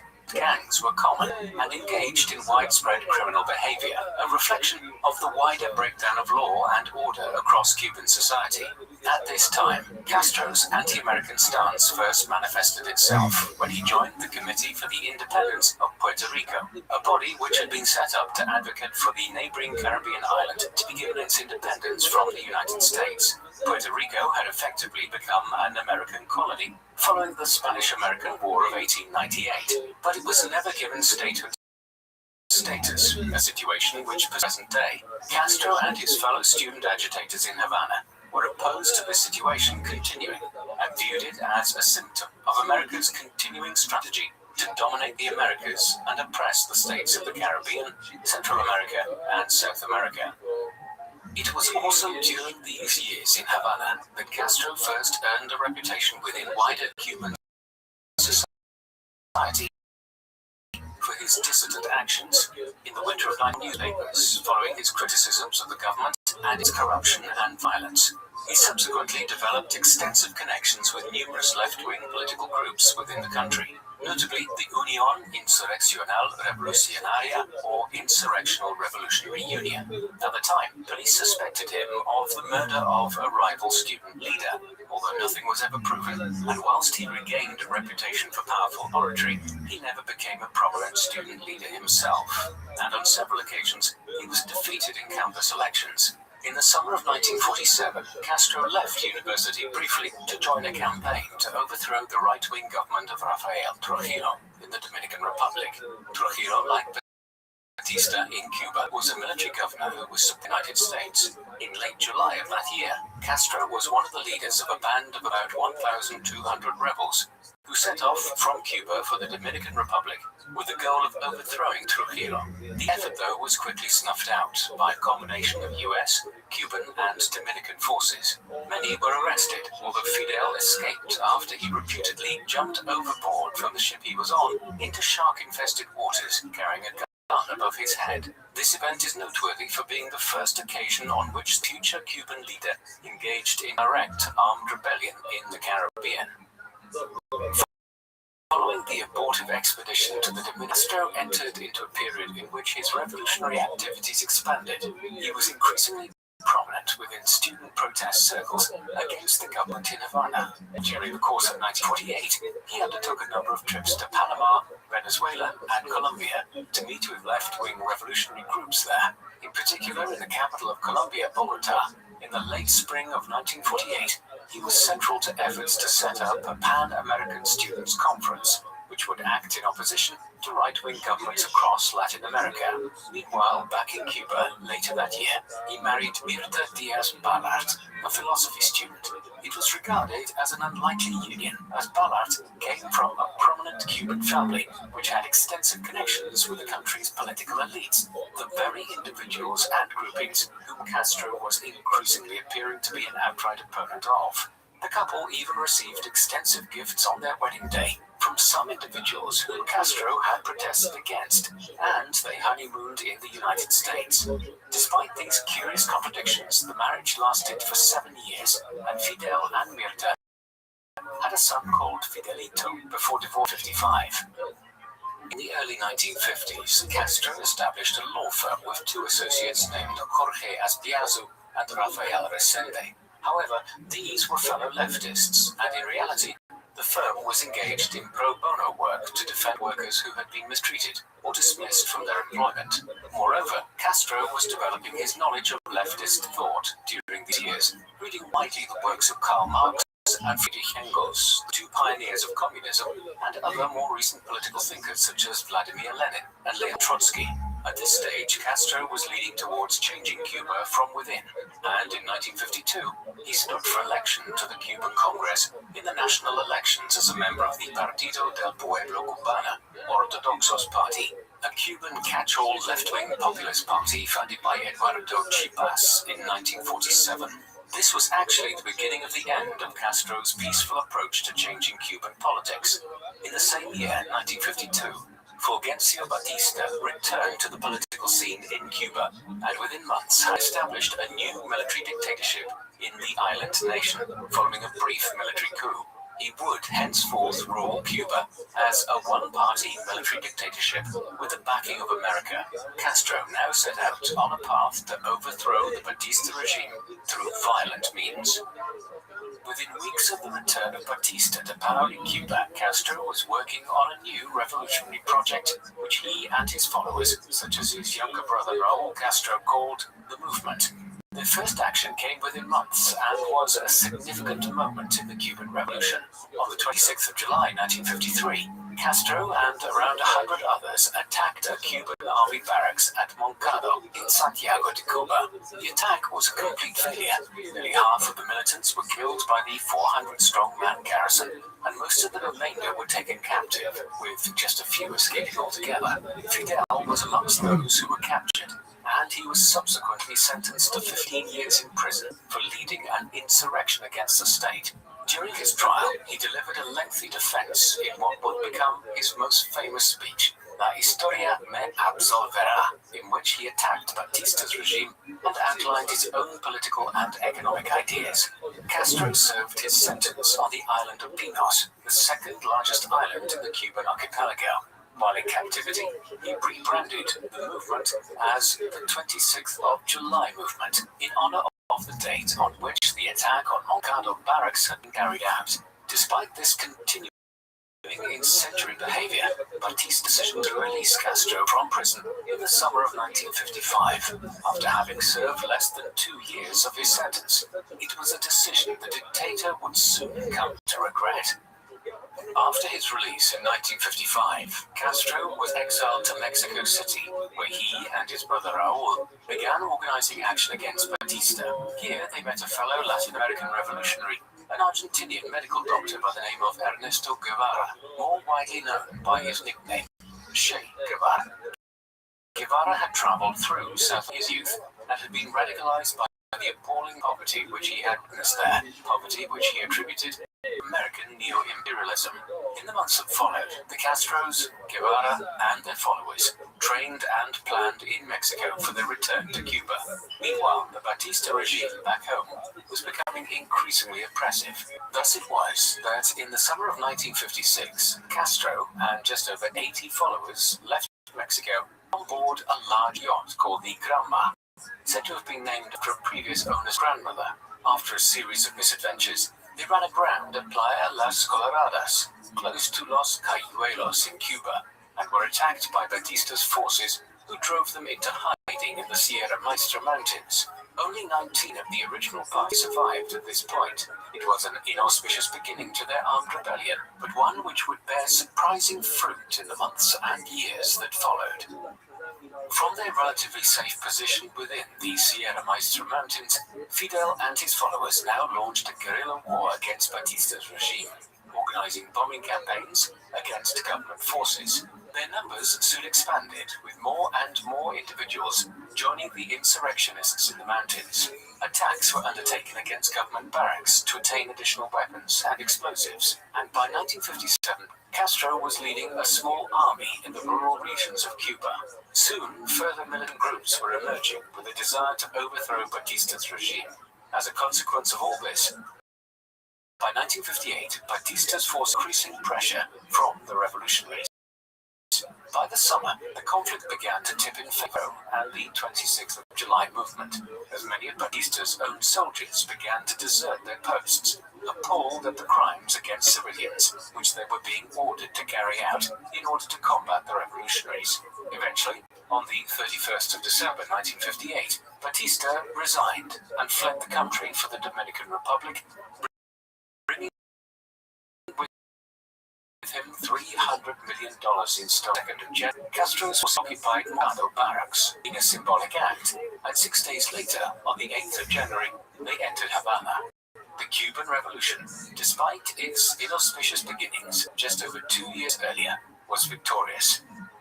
Castro did not immediately seize power himself. Instead, the moderate lawyer, Manuel Urrutia Yeo, was proclaimed as the president of the country in a provisional government. However, Castro and his followers dominated the cabinet of this new interim regime. Fidel's military power was given formal acknowledgement in his appointment as representative of the rebel armed forces of the presidency. The new government effectively ruled by decree without recourse to any parliament, and Castro's influence over Urrutia, the leader of the 26th of July movement, was the de facto power within the country following Batista's overthrow. Within weeks, the situation became clearer as the Prime Minister José Miró Cardona resigned and went into exile in the United States. Fidel now took office as his successor in mid-February 1959. This was a position he would hold until 1976, when a new constitution was introduced, following which he became the president of the Council of Ministers of Cuba. Castro would eventually hold this until 2008, ensuring that he held high office in Cuba for 49 years, following his first appointment as Prime Minister in 1959. It had always been assumed that Castro would be the most influential member of the new regime when it came to power. An altogether more controversial issue was the country's future relationship with its neighbor and Batista's former supporter, the United States. Castro was a proclaimed leftist, but for a time, figures such as the Republican candidate for president of the US in 1960, Richard Nixon, believed that Castro could be won over to the American cause. It would retreat towards an alliance with the Soviet Union and like-minded left-leaning regimes throughout Latin America. Moreover, his promotion of radical leftists such as Guevara to senior government offices clearly indicated which way the regime wished to drive the country. Relations with the US were further soured in the first year or so of the new regime's life, when Castro ordered the nationalization of American business interests located in Cuba. Tensions further escalated when Castro attended a United Nations General Assembly in New York City in September 1960, where he openly associated himself with regimes opposed to the US. The growing antagonism soon resulted in an effort to intervene militarily in Cuba by, already under the administration of Dwight Eisenhower, millions of dollars of funding had been allocated towards efforts to destabilize Castro's regime. By the time that President John F. Kennedy was elected as president late in 1960, the US government was already working extensively with Cuban exiles who had left their homeland and settled in Florida and other parts of America since 1959. Many of these Cuban exiles had formed themselves into a counter-revolutionary unit called Brigade 2506 and a political wing called the Democratic Revolutionary Front. These were collaborating with the US Central Intelligence Agency by early 1961. However, to avoid suspicion at home and to ensure that the Kennedy regime could dissociate itself from the group, They were training in Central America, in Guatemala. Here, by the spring of 1961, had been formulated for some 1,400 of these Cuban paramilitaries to launch a naval invasion of Cuba, aided by advanced U.S. military hardware, including B-26 bomber planes and M41 tanks. The U.S. government initiative would result in utter failure and would fatally damage U.S.-Cuban relations for the remainder of Castro's life. The invasion force set off from Nicaragua and Guatemala by boat on the 16th of April 1961. The previous day, the US had bombed several sites in Cuba. Then, on the morning of the 17th of April, the 1,400 Cuban paramilitaries began landing along the coast within an inlet of the Gulf of Cazones, or Bay of Pigs, on the southern coast of Cuba. Within hours, Brigade 2506 were engaged in a shootout with the local militia. This provided a sufficient delay for Castro and his government in Havana to respond to the landing.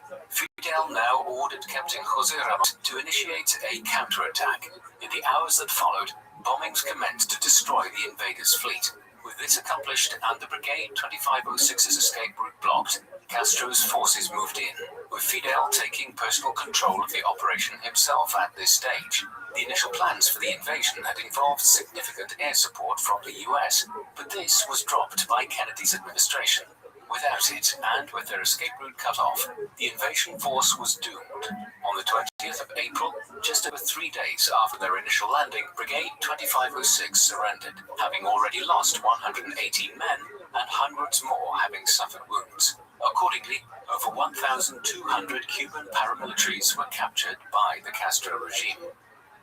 The reaction to the disastrous Bay of Pigs invasion was multifaceted. For Castro, he could now claim a great victory over the American imperialists, which his regime vilified as oppressing and trying to Latin America.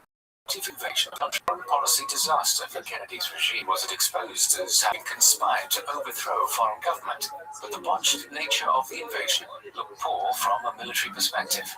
Though Kennedy's government did manage to negotiate the release of over 1,000 of the Cuban paramilitaries in 1962, in return for over $50 million of food and medicine for Cuba. This aside, the most significant consequence of the attempted Bay of Pigs invasion of Cuba was that it propelled the country further towards the Soviet Union in the Cold War camps. Within weeks, more intense negotiations were underway between Moscow and Havana, as Castro sought greater trade and military ties with the Soviet Union and the countries within its communist bloc. Then, in 1961, Castro publicly was a communist, essentially throwing his country into the Soviet camp. In response, the Kennedy administration promoted the idea that the Organization of American States should expel Cuba. A showdown appeared imminent. The Bay of Pigs was just the first act in a much more volatile situation which was to develop in Cuba in the course of 1962, the infamous Cuban Missile Crisis. The crisis is broadly understood to have been the point at which the Cold War came closest to evolving into a full-blown nuclear conflict. The events of the Bay of Pigs in the spring of 1961 had quickly led Castro to begin moving even closer to the Soviet Union. It was increasingly believed, after the events of 1961, that a new American attack or plot would eventually materialize, and that the only way to protect the revolution and maintain the Castro regime in power was to allow the Soviet Union to set up military defenses in Cuba itself. Consequently, in the month following the Bay of Pigs, Fidel had negotiated an arrangement with Premier Khrushchev, whereby the Soviet Union its advanced ballistic missiles at sites in Cuba. This would ensure that the country would be protected against a possible invasion by the United States or American-backed counter-revolutionaries. It was a fateful decision, one which would create one of the foremost political crises in modern history. On the 14th of October 1962, Major Richard Hazer, the pilot of a US U-2 spy plane, was undertaking a reconnaissance mission over Cuba when he spotted and photographed a site on the island where Russian SS-4 medium-range ballistic missiles were being assembled. 2 days later, the American President John F. Kennedy was briefed about the Russian missile sites being established in Cuba. This was the beginning of the so-called 13 days of what has become known as the Cuban Missile Crisis. Kennedy immediately convened a meeting of the National Security Council and several other key advisors. It was decided that these sites were or would soon be capable of launching Russian nuclear missiles, and that these missiles would be capable of striking every major American city on the east coast in minutes or hours. In the course of this initial meeting, Kennedy was advised by several individuals to immediately move to directly bomb the missile sites in Cuba, and to perhaps then commence a direct invasion of the island to overthrow Castro's regime and ensure that no further events of this nature were against America. However, Kennedy opted for a less of action, but one which nevertheless opened a period of intense political crisis followed.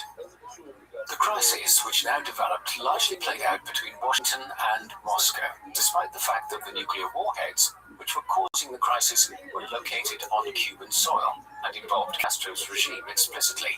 Nevertheless, the political gambit that was playing out here was that Russia would provide Cuba with extensive aid in return for Castro's regime, allowing the Soviets to locate their missiles on Cuban soil. It should be noted, they viewed this as a strategically acceptable thing to do. By 1962, it had had its own ballistic weapons and then nuclear weapons stationed for many years in regions which were just as geographically close to Russia as Cuba was to notably Turkey on the Soviet southern border. Khrushchev and the principal members of the Soviet government in Moscow believed that they could install nuclear weapons in Cuba in a similar way to which the US had earlier stationed them in Turkey. After all, if the United States had their warheads trained on Moscow and other Soviet cities from close by, then why should Russia not do the same? But if this was their rationale, they were soon to be proved wrong, although in a way which would serve Russian ends in the long run. The crisis deepened in the days that followed the initial meeting on the 16th of October. On the 22nd of October, after initial diplomatic exchanges failed, Kennedy's government ordered what was referred to as a quarantine of any shipping entering or leaving Cuba.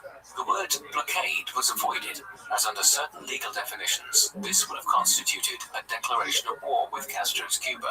American planes and ships were quickly dispatched to the Western Caribbean to monitor all ships attempting to enter Cuba and to assess whether their contents included war material.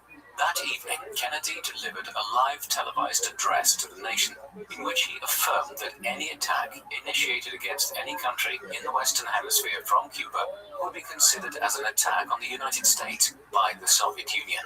He then explained that the purpose of the quarantine, which had just been introduced, was to ensure that no further Russian military hardware arrived in Cuba. However, Kennedy maintained that the purpose of the quarantine was not to shut off all goods entering the country, in the same manner in which the Russians had cut off all supplies by land into West Berlin during the Berlin blockade of 1948, that gave the wider international community and Khrushchev's government in Russia. In the days that followed, the crisis deepened as America's allies and those of the Soviet Union to come to their respective arms. The crisis developed outright war. On the 24th of October, Pope John the 23rd issued a plea for both sides to consider the implications of their actions. Throughout these days, Castro continued to insist that the installation of the weapons was a defensive action rather than offensive, but the response which mattered was that which came from Moscow. The first signs were not good. On the 24th of October, Soviet news agencies broadcast a telegram from Khrushchev to Kennedy stating that the Soviet Union considered the quarantine to be an act of military aggression and requesting that they cease activities in the waters around Cuba with immediate effect. This effectively signaled a further escalation in the crisis. Thus, on the 24th of October, and during the hours which followed, the world stood perhaps as close to the outbreak of a nuclear war as it ever has, all caused by the installation of the nuclear ballistic missiles in Castro's. In the hours that followed, the US requested a meeting of the United Nations Security Council, while also sending hundreds of bomber planes, including nearly 2 dozen B-52 bombers carrying nuclear warheads, which were put into the air around Cuba and also near Soviet airspace. The world stood on the brink of nuclear war. The 25th, 26th, and 27th of October witnessed the most intense period of the Cuban Missile Crisis, as diplomatic negotiations continued between Russia and the United States. Ships heading to Cuba continued to be checked for nuclear warheads by the American quarantine. Negotiation between Moscow and Washington on the 26th, but these were nearly compromised by the shooting down of an American plane by a surface-to-air missile launched from Cuba. Subsequently stated that this attack had been ordered by Fidel's brother Raul, rather than being a directive of the Soviet Union. In Washington, a decision was now taken to invade Cuba if another plane was shot down, but cooler heads prevailed. By the end of the 27th of October, negotiations were advanced for the Russians to withdraw their missiles and cease developing the launch sites in Cuba, in return for Kennedy's government removing its own nuclear warheads from Turkey. Additionally, Kennedy wrote to Khrushchev stating that the US government would respect the sovereignty of Cuba henceforth and not attempt another intervention such as had been attempted with the invasion of the Bay of Pigs. This arrangement was enough that both the US and the Soviet Union could save face, and Cuba's independence would henceforth be preserved. Thus, the Cuban Missile Crisis came to an end after 13 days on the 29th of October 1992. In the aftermath of the crisis, an arrangement was reached to establish better communications between the US government and the Soviet regime in Moscow. The Cold War also gradually entered a period of de-escalation, one which saw tensions reduced gradually through the 1960s and especially in the 1970s, before a fresh escalation in the 1980s. For Fidel's Cuba, the impact of all this was that the island nation would not be directly interfered with by the United States again. Castro continued to move the country closer within Russia's sphere of influence within the Cold War during the early 1960s, visiting Moscow and several other Soviet cities in Ukraine. As a result of this state visit, he initiated a number of reforms of Cuban society and its economy and politics in the years that followed, which mirrored those which prevailed throughout the Soviet Union. Thus, Cuba would continue to act as an antagonistic country, opposed to the United States on its. Meanwhile, America, for its part, while never again interfering directly in Cuban affairs, continued to impose wide-ranging economic and trade sanctions on Castro's regime, and ones which would have considerable implications for the country's economy in the years and decades ahead. The subsequent period of Cuba's development under Fidel's rule brought mixed and ambiguous results, owing to a combination of factors, some of which were associated with the American economic sanctions imposed on the island, and some of which were the result of poor economic planning by Castro's government itself. The country entered into a major economic decline in the 1960s.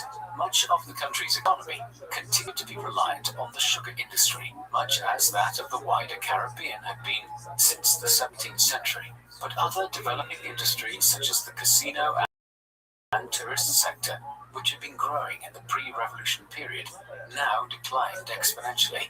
As a result, the country was increasingly reliant on subsidies from the Soviet Union throughout the 1960s, which at one stage amounted to nearly 40% of Cuba's GDP. However, thereafter, things improved.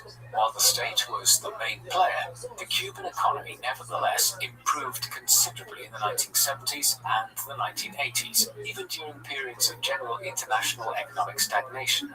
But, as we will see, the decline of the Union in the 1980s and the eventual end of the Cold War ushered in a renewed period of economic difficulties for the Cuban economy in the late 20th century. One of the most significant achievements of the Castro regime must surely be the healthcare system, which was built up in the decades under Fidel's rule. Cuba's healthcare system was already one of the most successful in Latin America prior to the Cuban Revolution, but these successes were expanded from the 1960s onwards.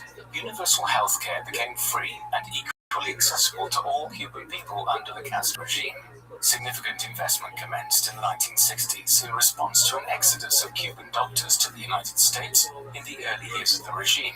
The government's commitment to the healthcare system was also underpinned specifically in Article 50 of the Cuban Constitution, issued in 1976. As a consequence, the ratio of doctors to patients in the country increased from a low of 9.2 doctors for every 10,000 individuals in 1958 to a high of nearly 60 doctors for every 10,000 citizens in 1999. As a result, Cuba has a lower rate of infant mortality than the United States, and life expectancy at birth is 79 years of age. The country was all successful in the 1990s and 2000s in eliminating and reducing the spread of HIV, and has developed numerous innovative medical interventions in recent decades ahead of the more developed Western world, notably a groundbreaking lung cancer vaccine. The country's education system similarly flourished during Fidel Castro's time as ruler of the country. All educational institutions were brought under state ownership and management following the revolution. The education system was, along with the healthcare system, made a priority by the administration and was invested in heavily. In recent decades, the Castro regime spent as much as 10% of the country's gross national product on the education system, roughly twice the amount spent by neighboring developed countries on average. Immediately after the revolution, a campaign was undertaken to eradicate illiteracy in the country. By 2000, over 97% of Cubans in their young adult years were literate. Moreover, a study in 1998 by UNESCO found that Cubans achieve a level of education than their contemporaries in much of the developed world. This extended to third-level institutions such as the University of Havana, which were also nationalized in 1961. Additionally, the country was highly progressive in how it has facilitated equal access for women to higher education, as well as men. Perhaps the foremost indication of the success of both this education system and the Castro regime's healthcare policy is that institutions such as the University of Havana have become attractive options for international students.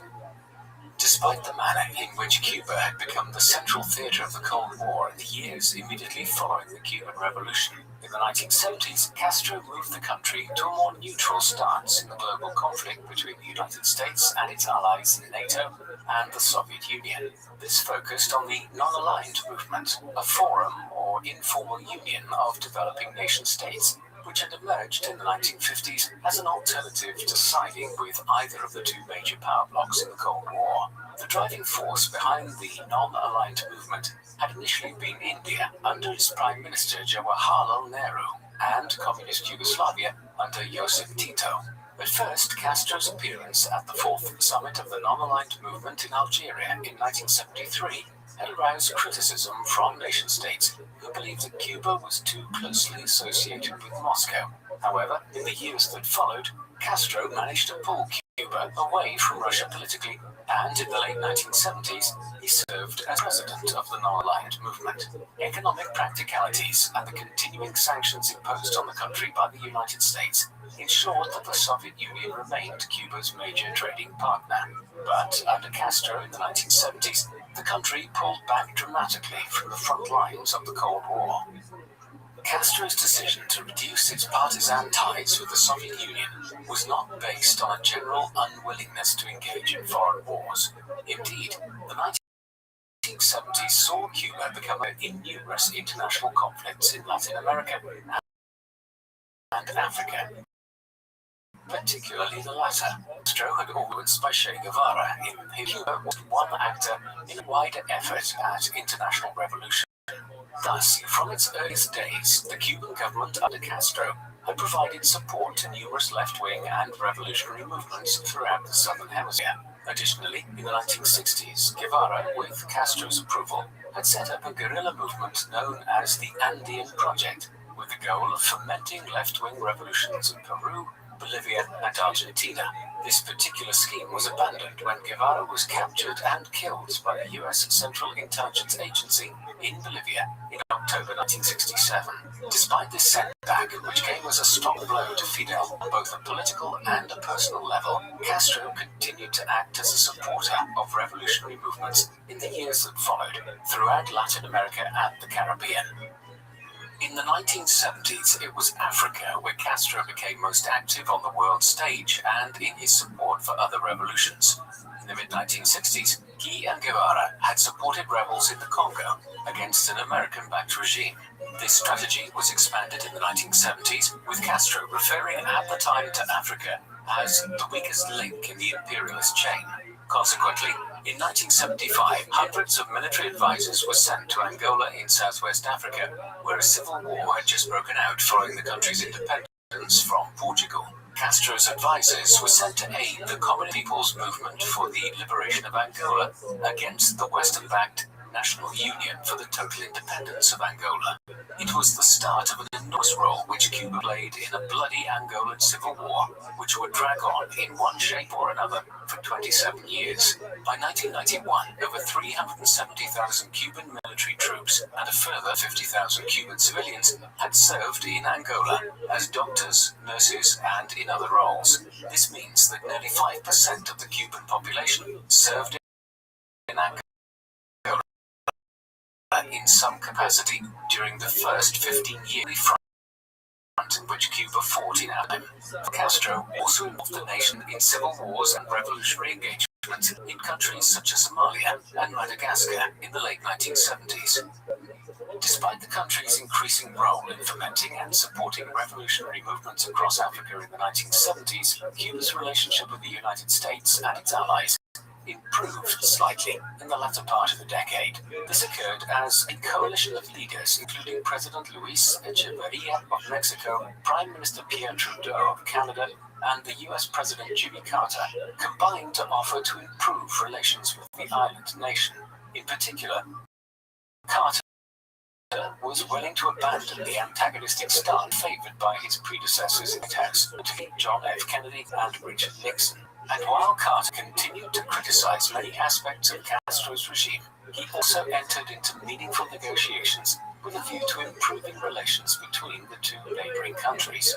Castro agreed to release numerous political prisoners and put in place measures which would allow Cubans who had fled to the United States following the revolution 20 years earlier to temporarily visit family back in Cuba, albeit under strict conditions. For his part, Castro hoped that the United States would end its economic embargo on the country. While this did not happen, the more punitive measures were watered down, providing some financial respite. Despite certain successes at home within Cuba in developing the country's education and healthcare system, the country was blighted throughout Fidel's long as head of state by an oppressive authoritarian government. As elsewhere globally, the communist regime did not accept challenges to its authority, and there was little scope for political dissent, press censorship, and efforts to root out bourgeois or counter-revolutionary elements within Cubans throughout the period of the Cold War, though especially so during the so-called Grey Years, a period of nearly a decade during the 1970s, when Castro's regime was particularly oppressive. During this period, there was widespread cultural censorship of poets and artists, and harassment of intellectuals and academics. The homosexual community suffered in particular during these years. The net result of all of this was a growing swell of individuals seeking to illegally leave from Cuba to head to the United States, the state of Florida being just a small boat ride away from the country. The Grey Years began to taper off following the establishment of a new constitution in 1976 and a loosening of some state control over the arts, but political dissent remained anathema to Castro's regime for years to come. The persecution of individuals within Cuba for opposing Fidel's authoritarian rule led to a major development in 1980, which has shaped much of the Cuban community in the United States. After years of oppression and efforts by tens of thousands of individuals to leave Cuba, Castro's regime decided to temporarily open a port in order to allow individuals to leave the country. This was the port of Mariel and its harbor, lying some 40 kilometers to the west of Havana. For over 6 months between the 15th of April 1980 and the end of the following, port was open for anyone who wanted to leave Cuba for the United States. In total, before it was closed again just over 6 months later, approximately 120,000 Cubans left for the US. What has become known as the Mariel boat lift became a political issue in America, where the administration of President Jimmy Carter was unsure what to do with the arrivals if they continued to come to the US in such numbers. By the time that Mariel Harbor was closed again, the huge influx of Cubans into Florida and the city of Miami in particular had changed the demographics of the Sunshine State in ways which have had implications down to the present day, particularly so as the Cuban American vote are a large group with their own political lobby in a state which is consistently a swing state in American presidential elections. The 1980s brought considerable change to Cuba under Fidel's rule. The country's economy yet again declined, owing to a global fall in the price of sugar, the country's main export commodity. Unemployment rose sharply. As a consequence, Cuba, which had successfully wrested itself away from Soviet influence to some extent in the 1970s, found itself drifting back toward reliance on Russian subsidies and the Russian export market again. Yet this was a time-limited strategy. In 1985, Mikhail Gorbachev had succeeded as General Secretary of the Communist Party of the Soviet Union. A reformer, he began to initiate a series of new policies which aimed to modernize the Soviet Union and bring an end to the Cold War, which had entered a more intense period again since Ronald Reagan had entered office as US President in 1981. But Gorbachev's reforms had unintended consequences, and by the late 1980s, the Eastern Bloc of communist countries, stretching from East Germany to the borders of Russia, were agitating for wide-ranging political reforms. In November 1989, the Berlin Wall fell, reuniting the city, the division of which had become a symbol of the Cold War nearly half a century earlier. And 2 years later, this collapsed, bringing an end to the conflict between capitalist America and communist Russia. The implications of the collapse of the Soviet Union were profound for the man who had fashioned himself as the America on the country's very own doorstep, one who had been an ally of the Soviet Union. Moreover, the country had been resoundingly reliant on Moscow for financial support to help its economy at various times between the early 1960s and the late 1980s. But now, as the Soviet Union collapsed and the Cold War came to an end, communist regimes such as Castro's were being overthrown rapidly in countries such as Poland and elsewhere across Eastern Europe. There was a strong possibility that the same would happen in Cuba, but Fidel quickly moved to ensure a continuation of his rule. He strengthened his control over the Cuban military to prevent any revolt from within the armed forces, and temporarily allied the country with other regions in America, which were fellow antagonists of the United States. Through such mechanisms, Castro was able to ensure a continuation of the communist regime in Cuba beyond the end of the Cold War, but the United States indicated its intention to continue to apply pressure on Castro's government by securing a vote to the United Nations Human Rights Commission, accusing his regime of widespread human rights abuses. The survival of Castro's regime beyond the end of the Cold War ushered in an era which Fidel referred to as a special period in time of peace. But despite Castro's assertion of this being a special time, the raw truth of the 1990s for most Cubans was one of increasing destitution. The country was now continuing to face economic sanctions from the United States and was cut off from the funding and support which it had long received from Moscow. Gorbachev's successor as head of the new Russian state, Boris Yeltsin, possessed, and the country offered support to its former ally. Thus, despite some peaceful efforts to improve relations with some Western powers, Cuba's economy collapsed in the early 1990s. By 1992, it had declined by nearly 40% on the level in 1990. Electricity shortages were widespread across the island nation. Petrol to run cars and for other purposes was in short supply, while imports of essential goods such as Russian-manufactured cars completely dried up. Over time, there was a domino effect as increasing shortages of raw materials saw Cuban factories being shut down, further driving unemployment and economic decline. Thus, the special period was actually one of economic freefall in Cuba. The economic crisis of the early 1990s did produce a response. Within broader Cuban society, there was a clear undercurrent of unrest at the difficulties ordinary people were experiencing.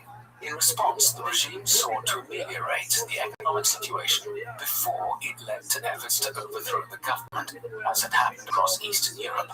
Accordingly, from late 1991 onwards, piecemeal plans were being initiated to allow private industries to operate in Cuba and to permit the use of American dollars as a saving. In addition, some political reforms were initiated which aimed to make the country's government more representative of the people and to bring in younger political leaders to replace many of the senior figures who, like Castro, had risen on the back of their involvement in the revolution back in the 1950s. Inward and outward travel were also relaxed, and this contributed greatly to the rejuvenation of the country's economy, as tourism, with most visitors arriving from Spain and Latin America, quickly replaced sugar production as the most important sector of the Cuban economy. As a result, by 1996, the country's budget deficit had been nearly eliminated, and foreign investment was increasing, though with criticisms abounding that the socialist ideals of the revolution were being betrayed. Despite this deregulation of parts of the Cuban economy, Fidel himself continued to present it off on the world stage as the inveterate opponent of capitalism, and sided with many regimes around the world, instinct of the United States and the Western capitalist powers in general. Some of this was retrospectively statesmanlike. For instance, Castro had long been a firm opponent of the policy practiced by the South African government, and indeed, Cuba's long-running involvement in the Angolan Civil War had partially been to provide aid to South African dissidents. As a long-standing friend of the leading anti-apartheid campaigner Nelson Mandela, Castro was asked to attend Mandela's inauguration as the first black president of South Africa in 1994. Perhaps more controversial was Castro's leadership of a new alliance of Latin American states, which espoused an anti-American stance and favored socialism. In this, Fidel was most closely aligned with Hugo Chavez of Venezuela, with Castro providing healthcare expertise from Cuba in return for Venezuelan oil. Other countries, such as Bolivia, would associate themselves with the Pink Tide, as this movement became known, but the subsequent collapse of Venezuela politically and economically has considerably tarnished the reputation of this initiative. It was also in the post-Cold War period that Castro's personal life became a subject of some attention. This followed from the defection of his daughter to the United States in 1993, when she sought asylum there, after which she widely criticized her father's regime. Castro's wider private life was a closely protected thing, and also substantially unconventional. He married at least twice, but also had several long-running affairs. His marriage to his second wife, Dalia Soto del Valle, resulted in 5 sons, but he also had numerous other children from his other relationships. His closest relationship, though, was with his younger brother, Raul, his associate in power since the late 1950s. Generally, though, Castro was known to be taciturn and private, and despite being the head of the communist regime, Fidel did not eschew having more material wealth than the average Cuban, and, in addition to a large estate called Punto Cero in Havana, he had several other large residences and often traveled by limousine. Despite this, the public image of the man who was referred to as the Comandante, or the Commander, throughout his long reign, was carefully manufactured and controlled, and Castro rarely appeared in public wearing anything other than a green military uniform. In 2003, the Cuban National Assembly granted Castro a further 5-year term as president of the country. However, just 3 years later, in July 2006, Fidel transferred power on a provisional basis to his long-standing ally and brother Raul Castro. Initially, this hiatus was intended to allow Fidel some time to recover from surgery which he had for a serious intestinal problem, which had led to internal bleeding. It was the first time since the Cuban Revolution's success and the victorious entry into Havana in 1959 that Fidel was not effectively at the head of the state. This retirement was made permanent a year and a half later. By February 2008, the Comandante had not been seen in public for over 19 months, and when the National Assembly met to determine who would serve as president for the next 5 years, it was possibly unsurprising for Cuba and the wider international community to to learn that Fidel, who was 81 years of age at the time, would not stand for another term. Instead, power would devolve to his brother Raul, who was elected as president of the National Assembly on the 24th of February 2008, bringing to an end his brother's 49 years head of the communist regime in Cuba. Castro's retirement was spent largely out of the spotlight as his health deteriorated. He continued to publish articles in Granma, the official newspaper of the Cuban Communist Party, and occasionally gave public lectures. He composed his memoirs, the first volume of which appeared as The Strategic Victory, and provided an account of the war against Batista's regime in the 1950s. In 20, he relinquished his last major position in politics when he stepped down as Secretary General of the Communist Party of Cuba in favor of his brother Raul. Yet he continued to play something of a role on the international stage in his final years, becoming an advocate of nuclear non-proliferation and warning of the risks of a war between the United States and a nuclear power such as North Korea. However, he did not meet with the US President Barack Obama when, in March 2016, he became the first American head of state to visit the country since the revolution. Just over half a year later, Fidel died on the 25th of November 2016 of an undisclosed illness. A funeral procession was undertaken along the route through which the revolutionaries traveled across Cuba in 1958 and early 1959, before his ashes were interred in Santa Ifigenia Cemetery in Santiago de Cuba. The Cuba that Fidel left behind after his nearly half a century as its dictatorial ruler is one of mixed legacies. Today, the country continues to be the Party of Cuba as a one-party authoritarian state, in much the same way as other communist regimes such as China survived the end of the Cold War. However, like China, the country has been forced to move away from a strict adherence to socialist ideas since 1991. The Cuba had records of left-wing Latin American socialism. There is still a planned org economy there, one though which does allow limited private enterprise and which has become increasingly reliant on tourism. The growth of the latter sector has opened Cuba up in the last 20 years in ways which were thinkable for most of Castro's tenure as head of the regime. However, there are many things which continue to blight the lives of Cubans. The country has a poor human rights record, and one of the worst records in terms of freedom of the press. Meanwhile, the economy is markedly underdeveloped and continues to have some economic sanctions imposed on it by other countries. And yet, a series of political and economic reforms in recent years offers the prospect of a more open society and economy developing in the near to medium future. Fidel Castro was an individual with a lengthy political career, which it is difficult to assess. He started as a Latin American revolutionary, one who wished to remove American influence from Cuba and reform the country's politics. There is no doubting that when he led the Cuban Revolution in the 1950s, that the island was bedeviled by appalling corruption and misconduct in government, epitomized by Fulgencio Batista, thus considerable legitimacy to anyone reacting against the government in Cuba at this time. However, owing to the manner in which the Cuban Revolution occurred during the 1950s, it quickly drew the new Cuban government into the political influence of the Soviet Union. As a result, the country became a central agent in the Cold War in the early 1960s and was infamous for being the environment in which the United States and the Soviet Union came closest to nuclear war. However, the most long-lasting impact of this was that Cuba was and continues to operate under economic sanctions, which the United States has maintained for over 60 years. The economic problems which this created cast a long shadow over Cuba and its economic development during the near half-century that Fidel Castro ruled the country. Whatever the circumstances of the Cuban Revolution and the island's role in the Cold War in the late 1950s and early 1960s, there were several decades thereafter during which Castro's reign over Cuba can be evaluated.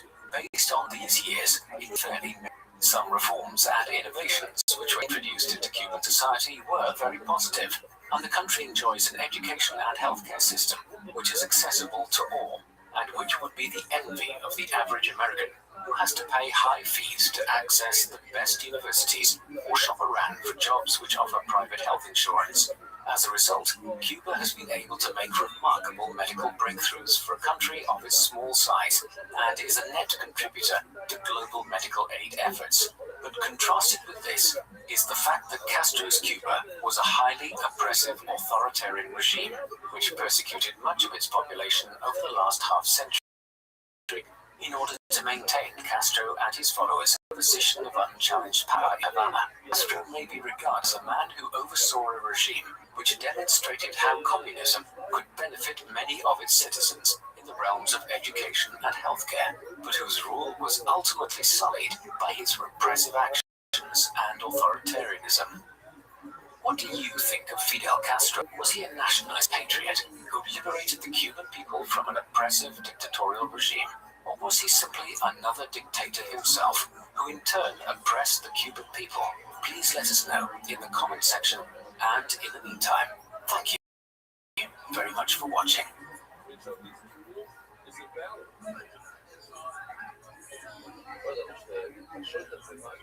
Hello guys, thank you so much for watching this video. If you enjoy our work and would like to support the channel, visit our revamped Patreon and Buy Me a Coffee membership pages, which contain rewards such as early access to our content, merchandise discounts, and audio versions of our videos, along with much more that we give to our valued supporters. If you signed up to help our cause, we'd like to ask you to please need to secure the channel by safeguarding it from possible demonetization.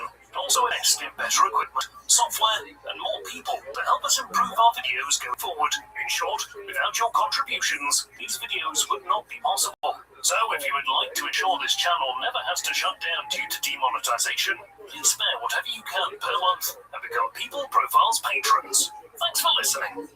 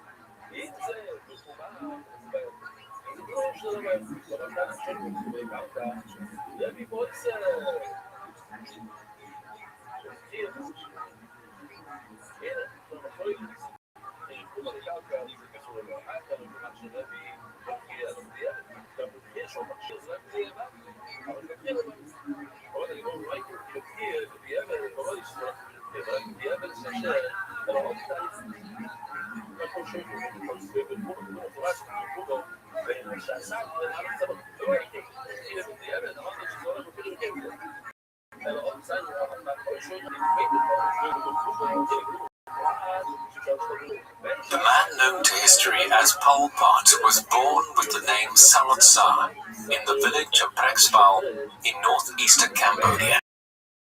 At some time in the 1920s, official records place his birth date as being on the 25th of May 1928, but others have suggested a date of birth over 3 years earlier, on the 19th of May 1925. Given the age that we know that Salat began his education, the latter date, 1928, seems more likely. He was known as Salazar for over 30 years, and as we will see, the name Pol Pot was a revolutionary pseudonym, which he gradually began using during the 1960s. One of many he later employed was the one by which he was most commonly known. His mother was Sok Nim, a pious Buddhist who had 9 children, of which Sa was the 8th, and his father was a relatively wealthy farmer in the Prexpal region of mixed Khmer and Chinese ethnicity. Both then, as now, Prexpal was a very small fishing village on the Sen River, and since Salat Pem owned over 20 acres of rice-growing paddies and a small herd of cattle, He was one of the district's most affluent individuals. As such, the man who would one day become known as Pol Pot grew up in an affluent upper-middle-class family, an important point to remember when evaluating his later ideologies. Any account of Pol Pot's life and career must be understood against the backdrop of Cambodia's wider history, as Cambodia's past had been extremely varied by the time that the Roman Empire was collapsing and the Middle Ages were dawning in Europe. In Southeast Asia, Cambodia belonged to a number of regions, including modern-day Thailand, which had absorbed elements of Indian culture, but which were rooted in Buddhism rather than Hinduism. In the 9th century, a strong imperial state began to emerge in Cambodia, the Khmer Empire, so named for the Khmer-speaking people of the region. It rose in the centuries that followed to become the most powerful state in Southeast Asia. Its capital of Angkor Wat may eventually have been home to nearly 1 million people in the 12th centuries, but thereafter, the Khmer Empire declined, and by the 16th and 17th centuries, Cambodia had become a backwater between Siam and Vietnam. It is not surprising that the kingdom was easily absorbed by the French into their growing colony of French Indochina in 1867.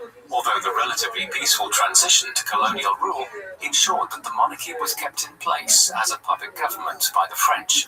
Thus, the Cambodia which Pol Pot was born into and grew up in was a French protectorate, though one in which some benefits had accrued from European dominance, owing to slightly improved standards of living and more secure food supplies. For instance, the Cambodian population more than quadrupled in the 80 or so years after the commencement of French rule, from just to well over 4 million by the middle of the 20th century. Pol Pot's family enjoyed extensive connections with the Cambodian government, including the royal family, and it was through these that the young Tsar was able to obtain a position as a novice monk at the Buddhist monastery of Wat Bottomwade in the capital Phnom Penh in 1934. Here he learned Buddhist teachings and literature, but perhaps the more significant impact of his time here was his exposure to a system of rigid discipline. Thereafter, he was sent to a Roman Catholic primary school in 1935. This was a colonial establishment where Pol Pot was educated alongside the children of the French colonial community. He was not very academically or inclined, preferring sport instead of his studies, and it was not until 1941 that he graduated from the primary school, 2 years behind schedule. Nevertheless, his privilege continued to benefit him, and despite his poor performance hitherto as a student, he was admitted in 1942 to a prestigious new boarding school, which was patronized by the Cambodian monarchy.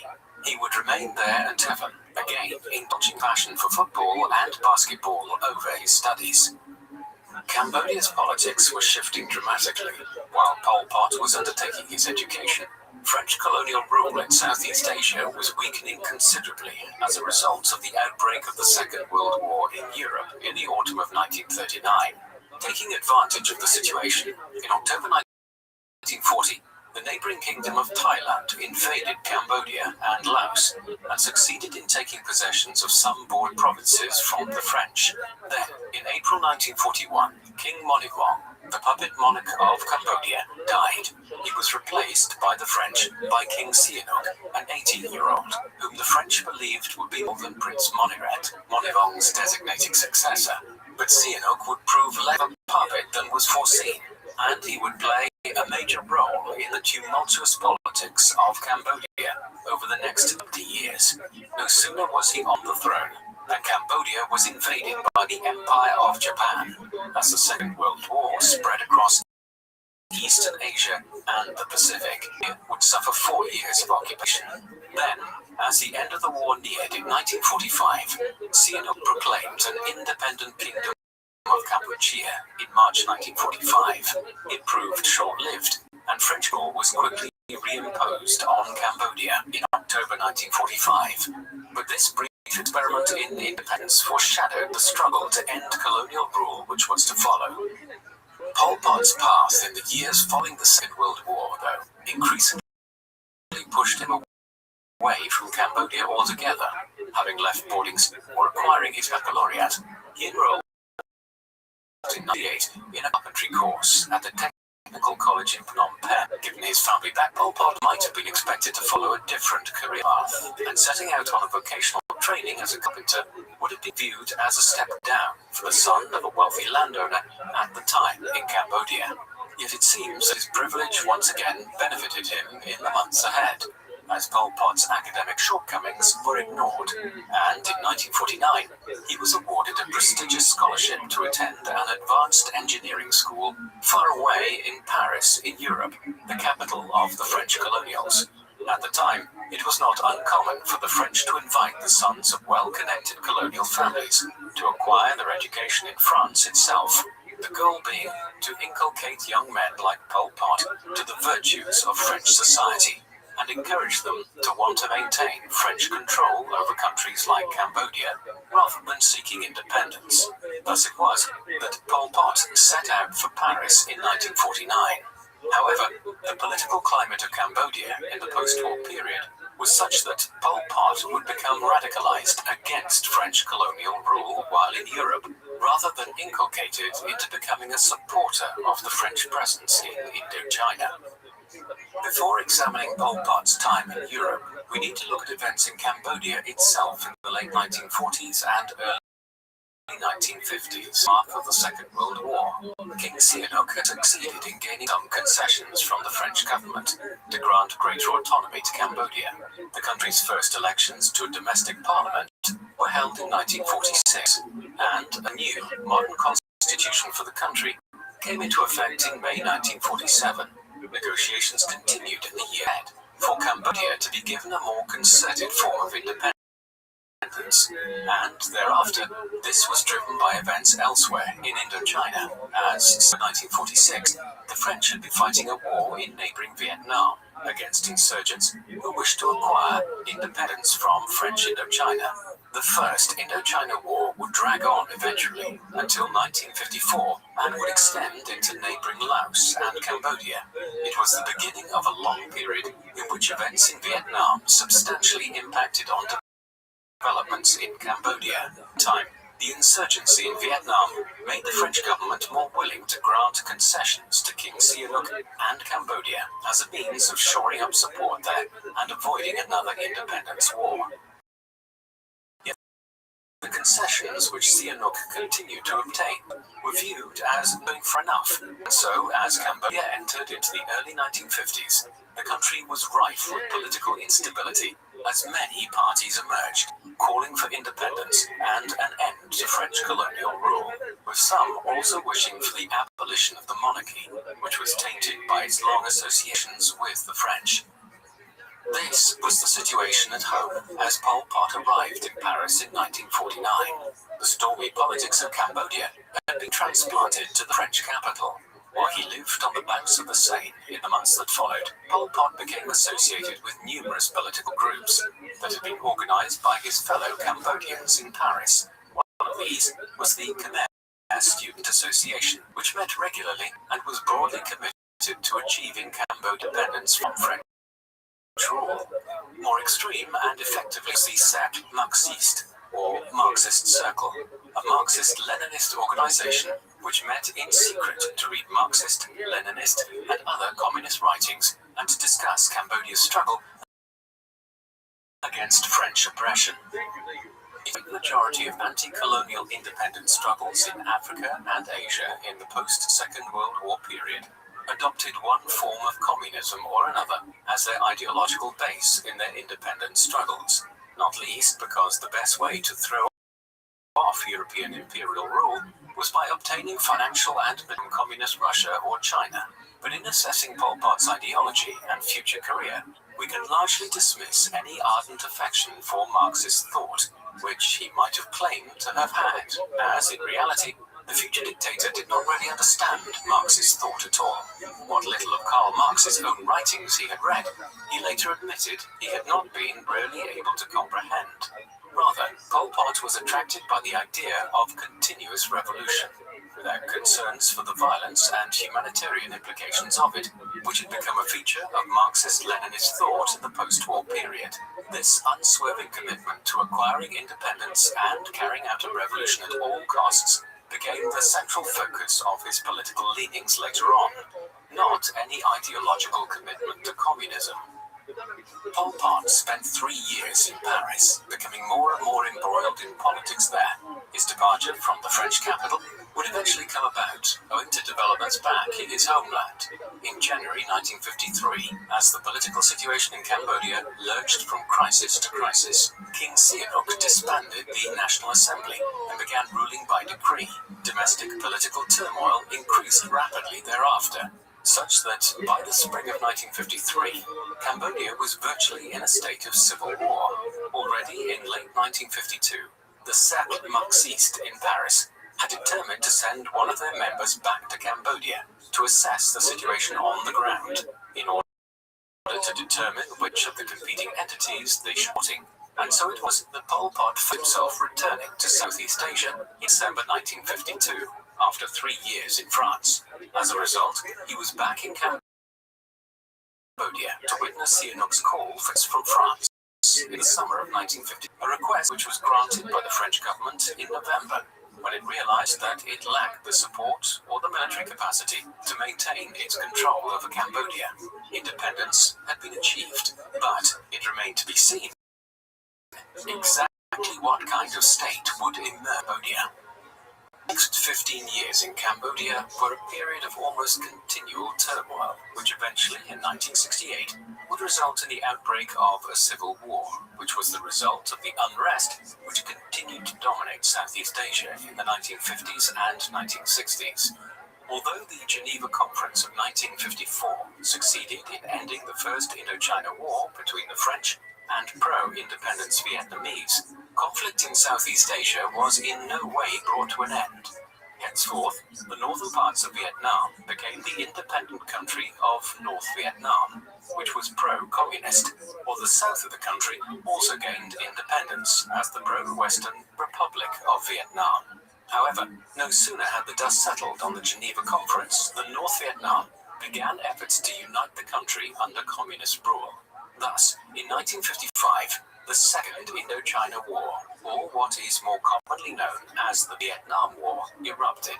It would last for 20 years, with the United States of America as French influence in Southeast Asia waned, and the North backed by Soviet Russia and Communist China. Throughout its entire duration, Cambodia was caught up in the conflict, primarily because the North Vietnamese troops, known as the Viet Cong, used Cambodia as a staging base for attacks into South Vietnam, with Vietnamese camps established in the jungles of northern and eastern Cambodia. But as we will see, Cambodia was also increasingly tied up with the North Vietnamese, because radical Marxist-Leninist revolutionaries within Cambodia, such as Pol Pot, sought North Vietnamese aid early in Cambodia. Pol Pot's path would soon collide with the North Vietnamese. But for now, in the post-independence period in Cambodia during the 1950s, he became involved in efforts to effect change through political participation. The first post-independence elections in the country were held in 1955. It was widely believed that the anti-monarchy Democratic Party would win these, and Pol Pot and his fellow Marxist-Leninist Cambodians now attempted to infiltrate the Democratic Party as a means of exercising influence from within the government, which it was assumed would soon come to power. However, the king had other ideas. With the elections imminent, Sihanouk quickly abdicated in favor of Rodon, and then Sihanouk established his own political party called Sangkum Ria Neil, meaning the community of the common people. And in the election, through widespread voter intimidation and fraud, Sangkum won over 80% of the vote, effectively establishing a one-party dictatorship, with Sihanouk serving as prime minister. As a consequence of the manner in which independence quickly gave way to conservative dictatorship headed by the former king, Pol Pot spent the next few years in a kind of political wilderness. He continued to be active within Marxist-Leninist circles in Cambodia, but these had largely been driven underground by Sihanouk's seizure of power, and for the time being, a concerted armed struggle by either the Communists or the Democratic Party seemed elusive. Meanwhile, Pol Pot acquired a job teaching history, geography, and literature all in Phnom Penh. and in 1956 he married Hugh Bonnery. Political oppression continued throughout these years, with senior members of the Democratic Party subjected to publication and physical official debate in August 7.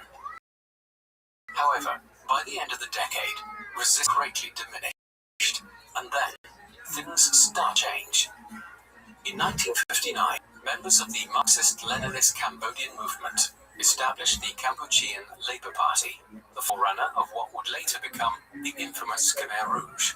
In late September, 21 senior members of the party, including Pol Pot, met in a room of a railway station in Phnom Penh, where they agreed to rename the party as the Workers' Party of Kampuchea, and party positions were allocated. Tu Samot was made General Secretary, while his ally Nuon Chea was appointed as his deputy, but Pol Pot was elected to the Bureau and was effectively third in command of the new revolution. He would not have to wait long before he ascended to a position of leadership when Tu Samot was killed by the Cambodian government. Less than 2 years later, Pol Pot would be elected as his successor, and as the second in command, Nuon Chea decided to step back from the revolutionary struggle. But Samot's death was also part of a wider crackdown on the socialist movement in Cambodia, and even before Pol Pot had officially been appointed as the new head of the Workers' Party, he was forced to flee his wife to a Viet Cong encampment in the border between Cambodia and Vietnam. It was the beginning of the drift towards civil war and the horrors that followed in its aftermath in Cambodia. Pol Pot spent the next half a decade largely living in encampments in the jungles of Cambodia and Vietnam. His personality as a dictator was formed during these years. He was a somewhat enigmatic character, one who displayed a large level of self-control and was reserved and introspective. Nevertheless, despite taciturn character, the deplorable nature of his limbs, many are agreed he could be charming when a situation necessitated him to be so, while his varied upbringing and middle years had seen him develop an ability to interact with people from many walks of life. Yet behind the apparently amiable facade lay an individual with a great thirst for power, a propensity for savage violence, and a personality that was increasingly paranoid. None of this was alleviated in any fashion by his personal circumstances. His wife suffered from deteriorating mental health in the 1960s, which would descend into chronic schizophrenia in the 1970s. Pol Pot and she would eventually divorce in 1979. And although he remarried later in life, he never had life, having just one child. A daughter was born in the mid-1980s, when he was in his late 50s. Equally, he suffered from very poor health throughout his adult life, with insomnia and intestinal ailments, conditions which would have done nothing beneficial to stabilize an already erratic personality. Above all, if we are to seek to discover who Pol Pot was and what motivated him, we must remember that he was an ardent Cambodian nationalist, and one whose tendencies in this regard were heightened in the 1960s, as he built up opposition to Sihanouk's regime in the wayward north and east of the country. And if any consistency to his actions, it is surely found in his zealous desire for Cambodian independence from French rule and the monarchy epitomized by Sihanouk. As well as being formative in his personal development, these years in the jungle were a time of growth for the Cambodian communist movement, as Sihanouk's repressive regime gained more and more enemies, more revolution to plot revolution. Here they found a new umbrella organization for their resentment, the Workers' Party, renamed itself in 1966 as the Communist Party of Kampuchea, but in the southwest Phnom Penh, Sihanouk had begun referring to the party's members as the Khmer Rouge, meaning Red Cambodians. And although Pol Pot and his followers initially rejected the term themselves, it quickly gained traction and is the name most typically used for the Communist Party of Kampuchea today, a byword for the terror which would occur years later when Pol Pot came to power. But beyond this name change, the party was also evolving in new ways. During the mid-1960s, first and foremost, it was developing its own independent streak, wishing the North Vietnamese. Secondly, it had set out on a new ideological course, one which appreciated that the vast majority of Cambodians were actually farmers. As a result, any Marxist-Leninist revolution in Cambodia would not be driven by an urban proletariat such as Marx had envisaged 100 years earlier, and which had occurred to some extent in Russia in 1917. Rather, the undeveloped state of the Cambodian economy dictated that this would be a revolution of the rural peasantry in Cambodia, so much of which had been impoverished by French colonial rule, and that of the collaborationist monarchy, the continuation of which was epitomized in the form of the former king and current dictator Sihanouk. Finally, the major factor at play in these years was the growth of the party and its military capabilities. By 1967, it had several thousand members who were armed in the jungles of northern and eastern Cambodia, waiting to take action against Sihanouk's one-party state. They struck in the first days of 1968. It was the start of a long and bloody 8-year civil war. The Cambodian Civil War was initiated in January 1968, when Pol Pot's insurgents attacked an army base at Bai Damran, South Battambang, the regional capital of northwest Cambodia. Sihanouk's initial reaction to this limited insurrection backfired. He ordered a violent crackdown, with widespread bombing of the north and east of the country, indiscriminate attacks which were designed to hit at communist encampments, but which largely succeeded in alienating hundreds of thousands of rural Cambodians whose livelihoods were damaged by the scorched earth tactics favored by the government in Phnom Penh. Consequently, support for the revolt, of which Pol Pot was increasingly the undisputed leader, swelled in the late 1960s. He was now also increasingly referring to himself as Pol Pot rather than Sa, and it is from this time that the Cambodian communist leader became primarily known by his pseudonym.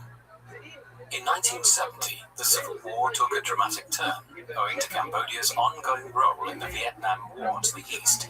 In the spring of 1969, the President of the United States, Richard Nixon, ordered a series of bombing raids into Cambodia to try to interrupt the Viet Cong supply lines into South Vietnam and hit at Viet Cong camps and bases in the jungles of northeast Cambodia. This was followed in March 1970 by the overthrow of Sihanouk's government in Phnom Penh by a pro-American coup d'etat. The Khmer Republic was now established with Prime Minister Lon Nol as its head. Sihanouk fled the country, but it was certainly not the end of his role in Cambodian politics. Nol honored his commitments to Washington, and the Khmer Republic ordered the Viet Cong to leave Cambodian territory. But it was unable to effect this, and in the months that followed, the Viet Cong, with Pol Pot and his Khmer Rouge as their allies, effectively established Kampuchea's 1/3 of Cambodia, constituting the bulk of the north and east of the country. In the process, the Cambodian Civil War shifted from one which had been initiated to overthrow Sihanouk and his regime to one which sought to capture Cambodia for the Khmer Rouge from Lon Nol and his pro-American, pro-Western government in Phnom Penh. 5 years of bloody conflict would follow between Pol Pot's Khmer Rouge and Lon Nol's Khmer Republic, with one backed by the Viet Cong and the Chinese, and the other aided by the US. Pol Pot's cause also benefited in the early 1970s from a bizarre reconciliation between his Communist Party and Sihanouk, who had fled to China following the coup of 1970. This brought the disparate rebel groups within Cambodia, who were opposed to Nol's government in Phnom Penh, into alliance with each other. Then, as the war intensified in the early 1970s, many thousands of pro-monarchy rebels joined the ranks of the Khmer Rouge in the jungles of northern and eastern Cambodia, few of them having any real affinity with communist thought, but willing to support Pol Pot's struggle if they felt it aided the Cambodian monarchy. The ranks of the rebels soared to nearly 50,000 armed Cambodians by 1972. Simultaneously, the Communist Party began to develop a more sophisticated party bureaucracy and the rudimentary basics of a revolutionary government, where responsibilities were delegated according to who would fill what ministerial brief, if and when the party was able to seize power in Phnom Penh in the years ahead. As with so much of Cambodia's history since the end of the Second World War, the Civil War's outcome was broadly determined by events in wide Southeast Asia. From the 1960s, The US had adopted a policy of exiting the Vietnam War in such a way that would preserve the independence of South Vietnam from its northern communist neighbor, or peace with honor, as President Nixon termed it. As the US began its long withdrawal from Vietnam in the early 1970s, its support for Lon Nol's regime in Phnom Penh diminished, in particular Hong Kong. The actions of the Khmer Rouge in northern and eastern Cambodia were temporarily ended by late 1972. And then, in January 1973, Nol declared a ceasefire in the hopes that the civil war would be ended amicably. It was not to be. Pol Pot and his militants continued their push westwards towards Phnom Penh, and it was clear by the spring of 1973 that they were in the ascendant. Lon Nol had conscription in order to have enough troops to defend the capital. But even so, the Khmer Rouge reached the outskirts of the city by April. They were prevented from seizing the seat of power at this time only through the intervention of the US, Nixon ordering a huge bombing campaign which drove Pol Pot's insurgents back in. It was, however, only limited. Months rolled by, US aid dried up. Nol's government found itself increasingly unpopular and confined to a city, the population of which had swelled to nearly 2 million people, nearly 3/4 of them refugees. By March 1975, the Khmer Rouge and the Viet Cong had surrounded Phnom Penh with nearly 400,000 troops. And it was no surprise to anyone when the city finally surrendered to Pol Pot and his insurgents on the 17th of April 1975. The Cambodian Civil War was over. The capital of South Vietnam, Saigon, fell to the Viet Cong just 13 days later of April 1975. In efforts to the spread of socialist regimes in Southeast Asia ended in dismal failure in the spring of 1975. The Cambodian Civil War was over. Approximately 250,000 Cambodians had been killed in nearly 8 years of conflict, but few knew what the future now held in store for the country. Despite being the main rebel organization during the Civil War, the Khmer Rouge was something of an unknown entity. In international circles, Pol Pot and his party were viewed as something of an ancillary to the Viet Cong presence in Cambodia. Few, though, knew what they would do once in power, nor could they have predicted the scale of the brutality which would now be unleashed throughout the country. Even Pol Pot himself was a relatively shadowy figure, of whom the world knew little in 1975. But that would all change in the years that followed. Having seized power, the Khmer Rouge unleashed a savage assault on Cambodian society itself, the horrors of which have been eclipsed by few regimes in human history. At the heart of the nightmare which unfolded in the Civil War was the ideological platform. The Communist Workers' Party of Cambodia, with Pol Pot as its leader. It had grown and developed in the 10 years or so since they first began building up their strength in the jungles of northeast Cambodia in the mid-1960s. The party was wedded to the idea of building an agrarian revolution, one in which rural peasants would form the basis of their communist state. As we saw earlier, Pol Pot had little understanding of communist thought himself, and this ideology that the Khmer Rouge developed had little to do with the writings of Karl Marx. Indeed, they were directly antithetical.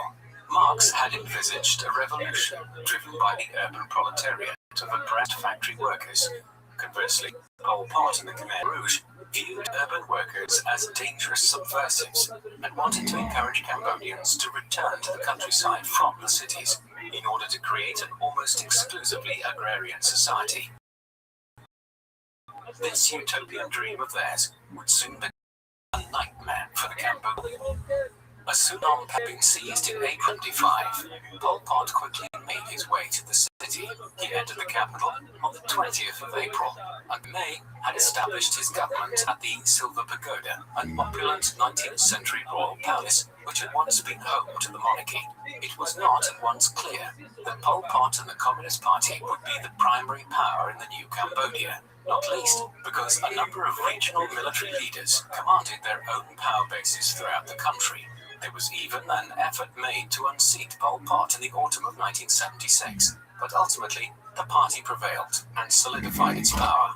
Then, the name of the country was officially changed to Democratic Kampuchea in 1976, and it was governed by a standing committee of the Khmer Rouge's leading figures, who were named as brothers. Pol Pot was brother number 1, and served as Prime Minister. For a time, the former king, Sihanouk, was even brought into the government in an effort to prevent him becoming a focus of opposition to the new regime. But he resigned from his position in the spring of 1976 and was subsequently kept under house arrest by the regime, which is how the Khmer Rouge kept their control of the country in the first 12 months after the end of the Civil War. The policies pursued by Pol Pot and the Khmer regime in the second half of the 1970s have become infamous. As we have seen, the regime constructed itself around an agrarian revolution with a kind of rural proletariat. Pot and his allies were inspired which Chairman Mao had attempted in China 20 years, whereby he had attempted to drastically increase China's food production and industrial in just a few short years. The Great Leap Forward failed spectacularly and is now understood to have lost of as many as 50 million Chinese people in the space of 5 or 6 years. But, undeterred by this appalling record, Pol Pot and the Khmer Rouge now sought to use similar methods to exponentially increase Cambodia's agricultural and manufacturing capacities. The ultimate goal was to make Cambodia self-sufficient and reliant on no other state for the goods which it needed. In particular, Pol Pot wished to avoid having the country fall under the influence of its more powerful neighbor to the east in Vietnam. Cambodian self-sufficiency was to be achieved through collectivization, whereby farms throughout the country were brought under state ownership and then run collectively or communally by farmers. The goal was to have the country's agricultural output increased substantially by forcing Cambodians to work as hard as possible.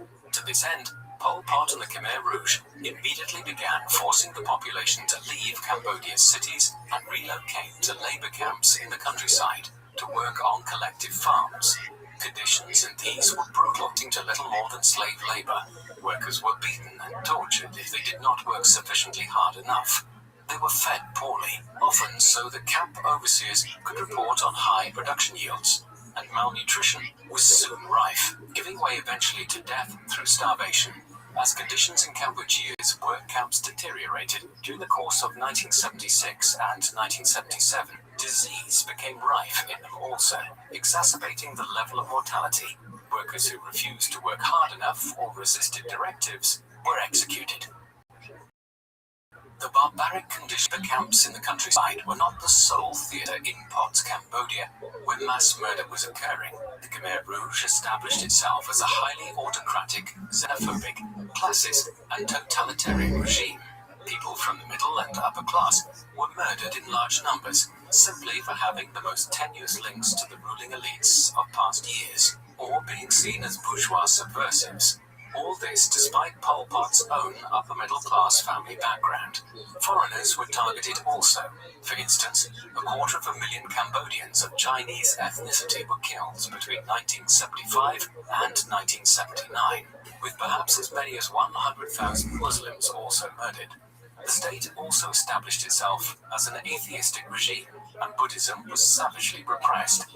Anyone who was seen to resist the government became the victim of arrest and execution, and over 150 torture and execution centers were established throughout the country, the most notorious being S21, a converted secondary school through which as many as 20,000 prisoners passed between 1976 and 1979.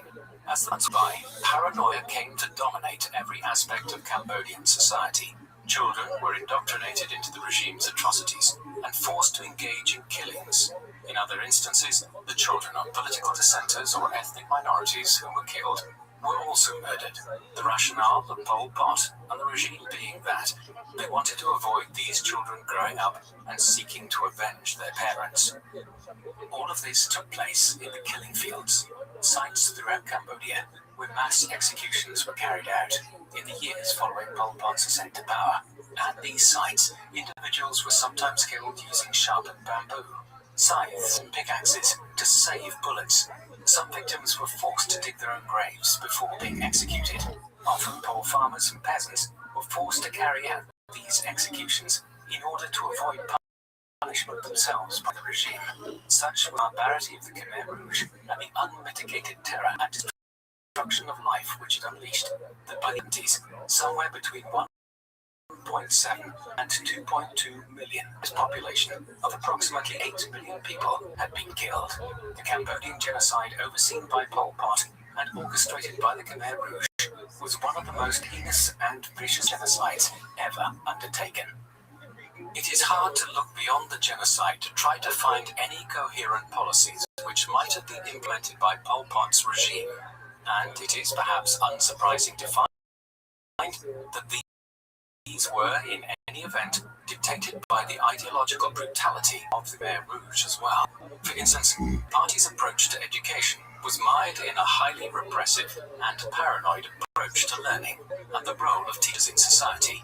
Upon the fall of Phnom Penh in 1975, several thousand educators were executed across the city. A new curriculum was devised, which sought to teach little more than basic mathematics and literacy, and thereafter was focused on instilling the regime's political ideology into the minds of students.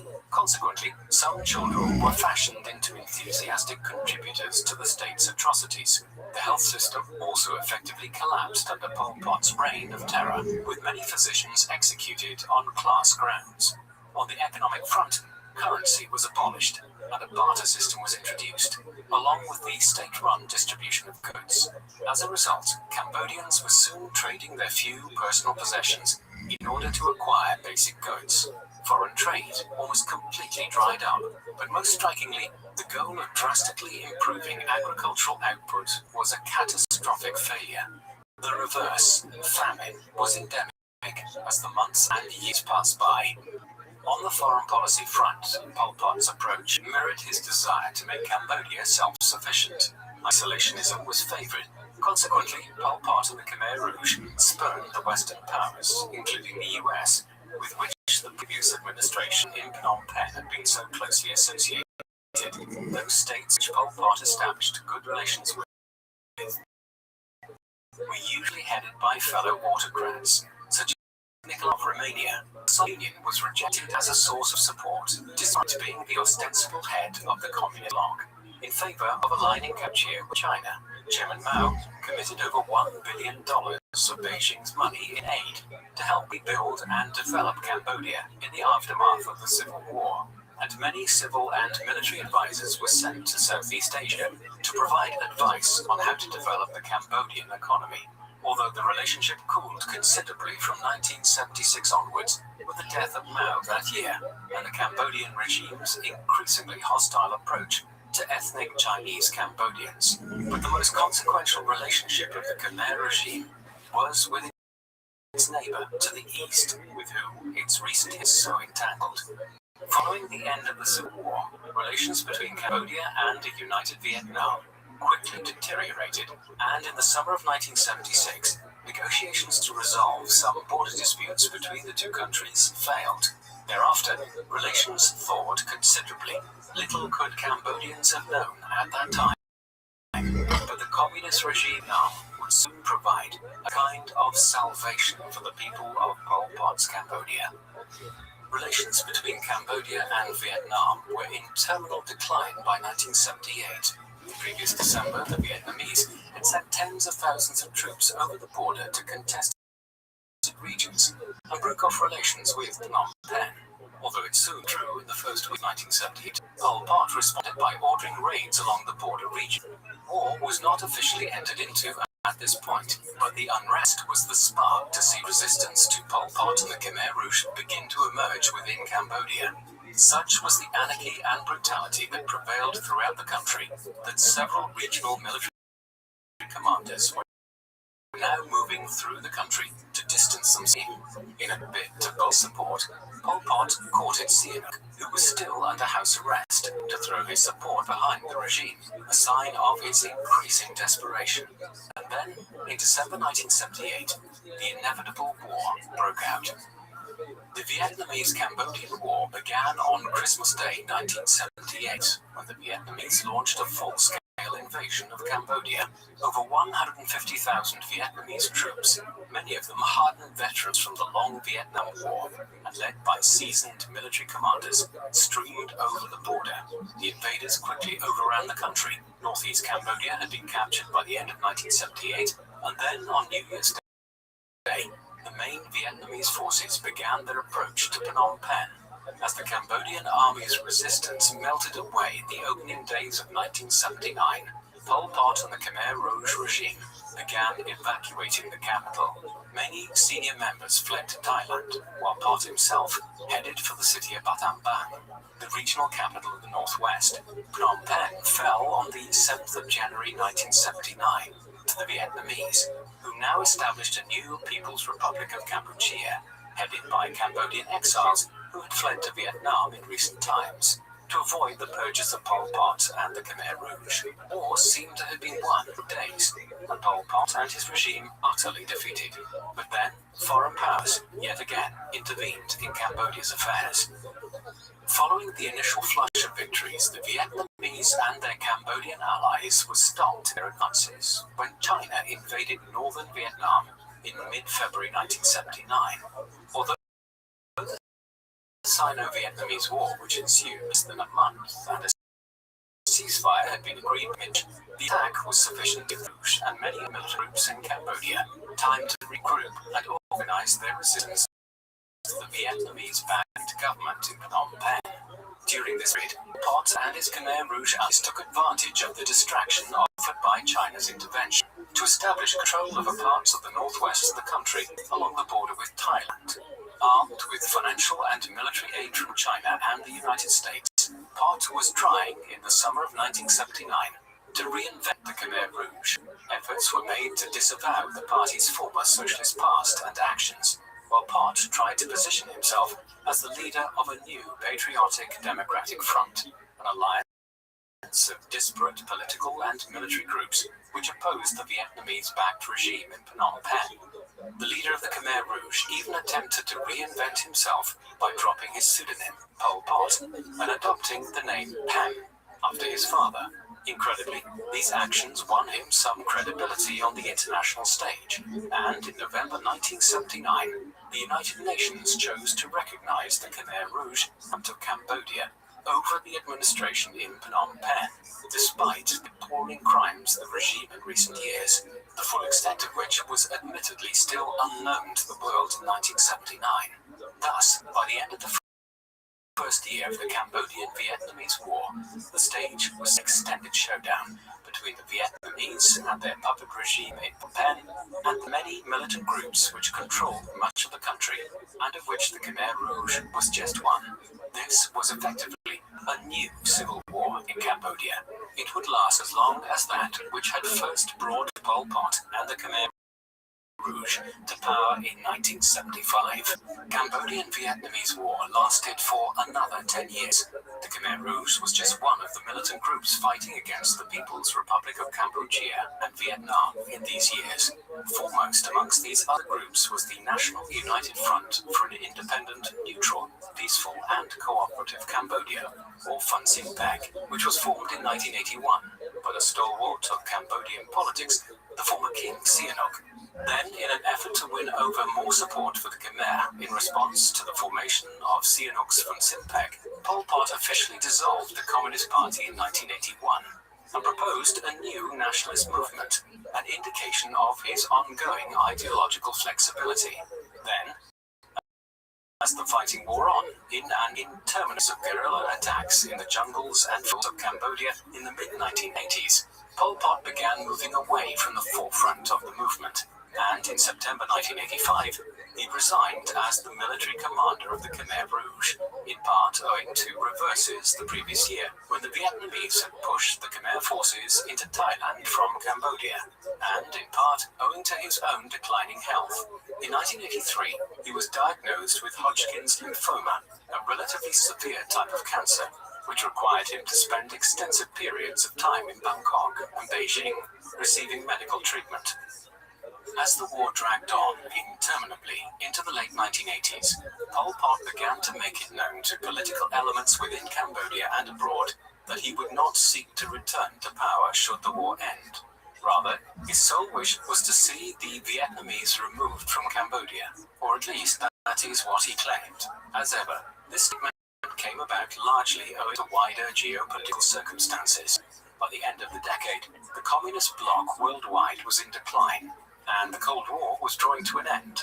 As it did, Vietnam, which had been largely ostracized from the global community since the 1970s, determined to bring its role in Cambodia to an end also. In 1988, it began withdrawing the nearly 100,000 troops which it had in Cambodia, and instituted a series of political and economic reforms designed to prop up the People's Republic of Kampuchea and to fully disentangle itself from the country. And by September 1989, it had withdrawn the last of its troops from the country. Once a ceasefire was proclaimed in 1990, peace negotiations began between the various groupings within Cambodia to find a workable way forward in establishing the country. Despite its crimes, while in power between 1975 and 1979, the Khmer Rouge, with Pol Pot as its leader, would play a part in these negotiations.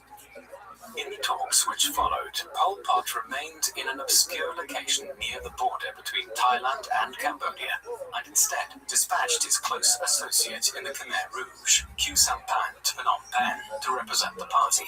Here, negotiations largely centered around Samphan, Sihanouk, and the head of the pro-Vietnamese faction Hun Sen.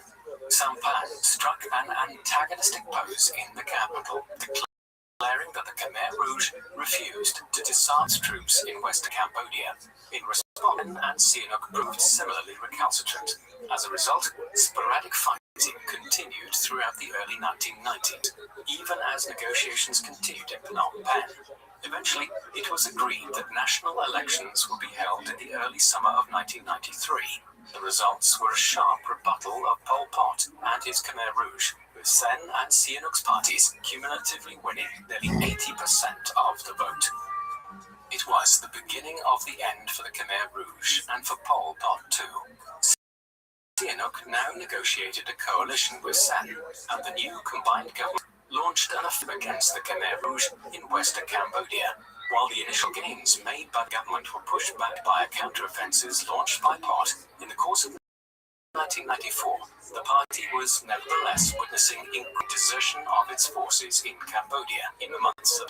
On its last legs, from this point onwards, it had little more than a few thousand troops occupying a small segment of the border region with Thailand. But despite its weakness, it would take until 1999 for the Cambodian government to fully defeat the party which had so terrorized its own country in the 1970s. However, Pol Pot would not live to see the final defeat of the Khmer Rouge. The man who had been born as Salazar in the 1920s and who had created such immense human suffering in his homeland eventually met his end in 1998. But his downfall had come shortly before that, with the Khmer's fortunes at their lowest ebb ever. The husk of a party which remained turned against its leader in 1997.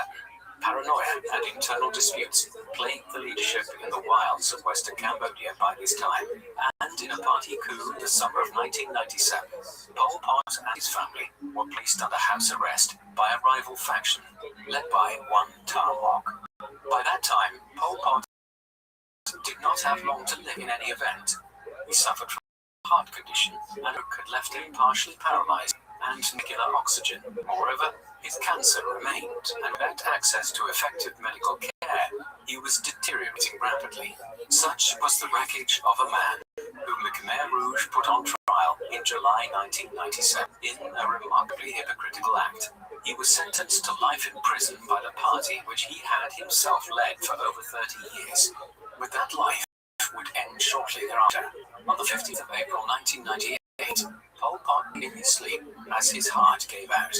On the 21st of April 1998, 6 days after his death, he was cremated in a Buddhist ceremony. Thus died one of the 20th century's most. He left behind a country which today is littered with landmines, and a scarred history and a largely authoritarian state. There is no doubting that Pol Pot was one of the true monsters of the 20th century, a century in which such figures abounded throughout the world. But what perhaps marks Pol Pot out is the enormous brutality with which he and the Khmer Rouge carried out the Cambodian genocide between 1975 and 1979. During these years, the regime turned against everyone within its borders. Foreigners and political dissenters were targeted above others, as is usually the case with totalitarian societies. But Pot and his followers even turned entirely against their own people. Hundreds of thousands of Cambodians in mass labor camps in a crazy pursuit of agricultural productivity, which only succeeded in creating a famine. As a result, Pol Pot's regime murdered and killed nearly 1 out of every 4 Cambodian citizens in less than half a decade during the late 1970s. It is hardly any surprise that, as a result, the United Nations and the Red Cross were already declaring by 1979 that Pol Pot and his regime were bringing about the near destruction of Cambodian society. Only the intervention of the Vietnamese that year stopped the crazed, horrific killing. That is Pol Pot's legacy. There is nothing approaching any rational which made for it. What do you think of Pol Pot? Was he perhaps the most tyrannical dictator of the entire 20th century? Please let us know in the comment section. And in the meantime, thank you very much for watching.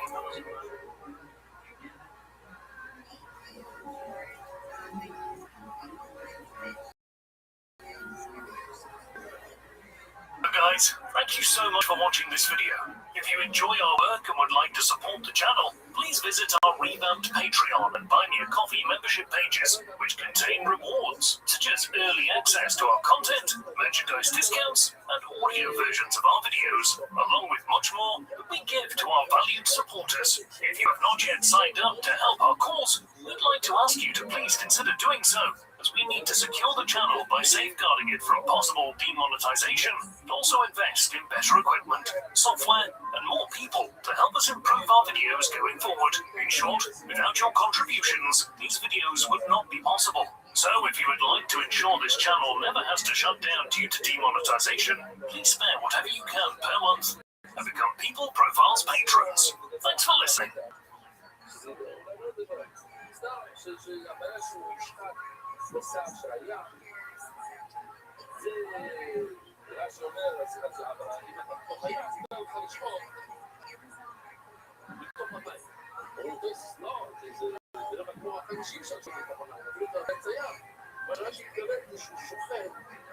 על הצד השני של האונייה, שזה מוסר על הפיר של הזה.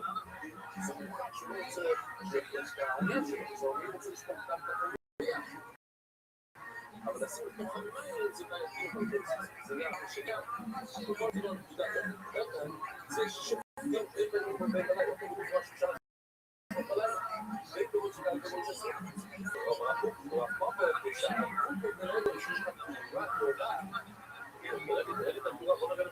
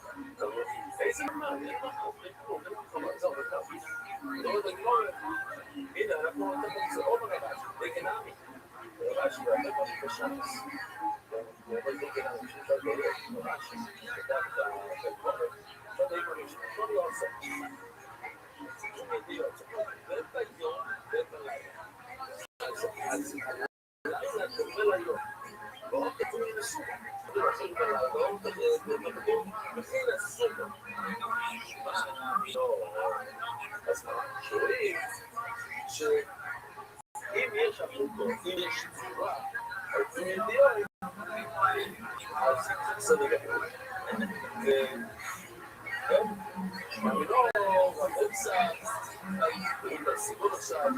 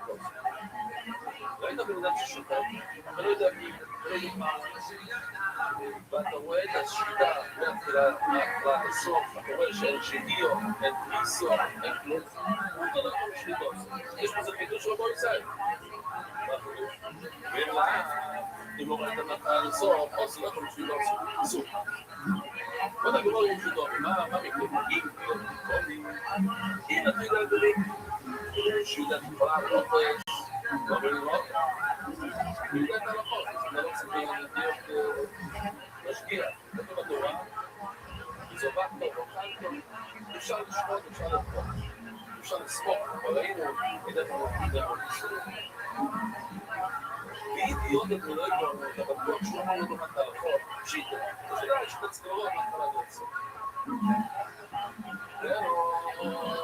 לא יודע יגמור בכל דבר. אולי זה מקרה שאתה לא יודע, לא כך ולא כך, אתה לא יודע מה הוא אומר. אתה לא יודע, הגעת אליהם המקום, בן אדם שוכר. אז אולי אתה צריך לבדוק את זה. ולא עושה רעה, סתום ומקי. אין לי דבר סתום ומקי, אתה צריך לבדוק. לא יצאו לזה שני. יש עוד, דיברנו שמאלה, לא יצאו לזה שני. תמוד ובשביל להתעסק בדבר הזה, אבל אני אומר, תעני ארי שמוצא, לא ישתה בשוק. תענת, לא. מוצא, לא ישתה בשוק, מצאת משהו כזה שחוט בשוק. או ישאומר בשוק. זה בשבועי, לא למרות זה שחוט. זה שלו. והחבר שלו תסל פה, מה הולך לשחוט. אז אבל החיים עושה, ומוצא, ולגות שחוטה, הוא לא יודע מה שליח עשה לו את זה. אז מי כן עשה את זה? הוא אומר לחבר שלו, הוא מתעסק תורה, הוא אומר, אתה שואל תשחט את התורה. הוא חוזר הביתה, הוא מוצא ולגות שחוטה על השולחן. אז מי עשה את זה? יכול להיות שמישהו אחר. אז לא עשו לשאול. כן? אם מצאת משהו שחור, אתה תשמע חזור, יש שחור. אבל אם רואים את המושג, לא ימצאו את זה שקידה מורכי. אבל למה זה לא ימצאו את זה שקידה מורכי? מה אתה לא יודע? אז אנחנו נסתובב גם במרקש, נראה איזה אחד מורכי כזה מקורי, לא אותו שוחר. אז יודעים, לא ימצאו את זה שקידה מורכי. מה הוא מורכי? אומר לך, דבר לא ידעו, יום הזה יגרום. אני שואל דווקא ככה, במסר צריכים להיזהר שהוא זה. לא יודע, זה לא ידעו. לא יודע, אולי מדבר כאן בסיפור, שאתה יודע בצורה שהוא לא יודע את הלא. אתה לא יודע את הלא, אז ודאי שאתה חייב לראות אותו מהתחלה עד הסוף. אתה לא יודע את הלא. הנה, לשאול כאן כמות חצי שם. טוב. מה קרה? כי יש לך בן אדם שלא יודע הלא פה, זה ראית ששופט. סימן אחד. ואתה משגיח עשית החצי, ולא ראית מה קרה בסימן השני, אתה לא יודע מה עושה שני, ניסות, רוסו, שורה, אתה לא יודע. מה הוא עושה עם העמדי שפיר, הפלמי שפיר? זה באמת לא טוב. בבוא זה לא שחיטה טובה. ומשהו לא היצאו לישראל אליי, נכון הוא עושה שחיטה בסימן אחד כמו שצריך, וזה יצא טוב. עוד דבר שאני לא יודע להרגיש, כאילו את זה, זה נכד. וזה שמתחיל, יש כזה באמת.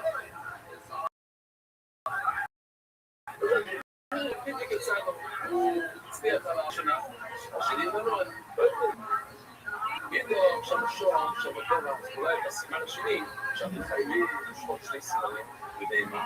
אז בשני, הוא מפסיק לשנייה, או לכמה שניות, הוא עושה ניסו, הוא שם כוח למטה, ומקום הלוך חזור.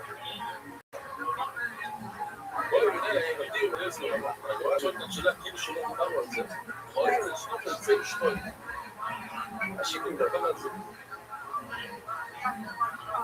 דבר לשליח שלך, לשתתי, וואלה, הוא רוצה שם. והשולח חוזר הביתה, והוא רוצה שנשארים להתחר. אבל לא, אני חספוס אולי יש לך כזאת נשארים. אוי, יש לו רוצה, אוי, עכשיו. הגמרא שואלת, במקרה אחר דומה, אתה אומר לשליח שלך לעשה שליח אולי תוציא לי 2%, 10%, אבל אין חספוס אותו, אי אפשר לספור שמה שזה תלוי, הנה יש לך במקום ערימה של 100 פירות, יש לך ערימה של 80 ומשהו פירות, יש לך כאן 10 ועוד 2 וזה וקרה כאן זה לא קורה, זה לא קורה אפשר לגמור מה ראשון מה ההבדל מתרומה לשחיטה? איך זאת שליח ועושה שחיטה? אם אנחנו סופרים על השליח אפילו הוא מנהל אפשר לסמוך על השליח ושליח גם תתחום עצמי אין לך לא גם שליח אין כזו שהשליח יצא בשליחות שלו אפילו שחיטה נמי לא לא, שלסמוך על שהשליח שלנו, אבל זה מישהו אחר זה, אתה לא יודע מישהו על זה, אפשר לסמוך עליו. אבל אם תלך תביא לי, יש כמה פירושים ברש"י, אם תשלם לי ביקר של קוב של מלח, אחד של מלח.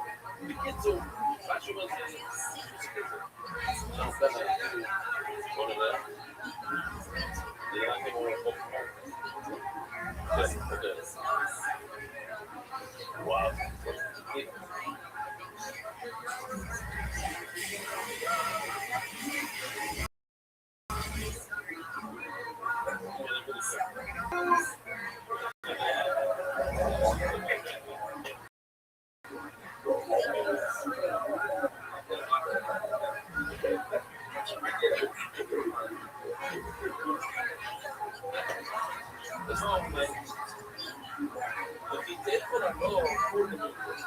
אם תשלם לי, הוא שווה לך לא יותר מזה הפתאום, כי אין תביא לי לקרוא מלך, אז אני גם שם, שמה?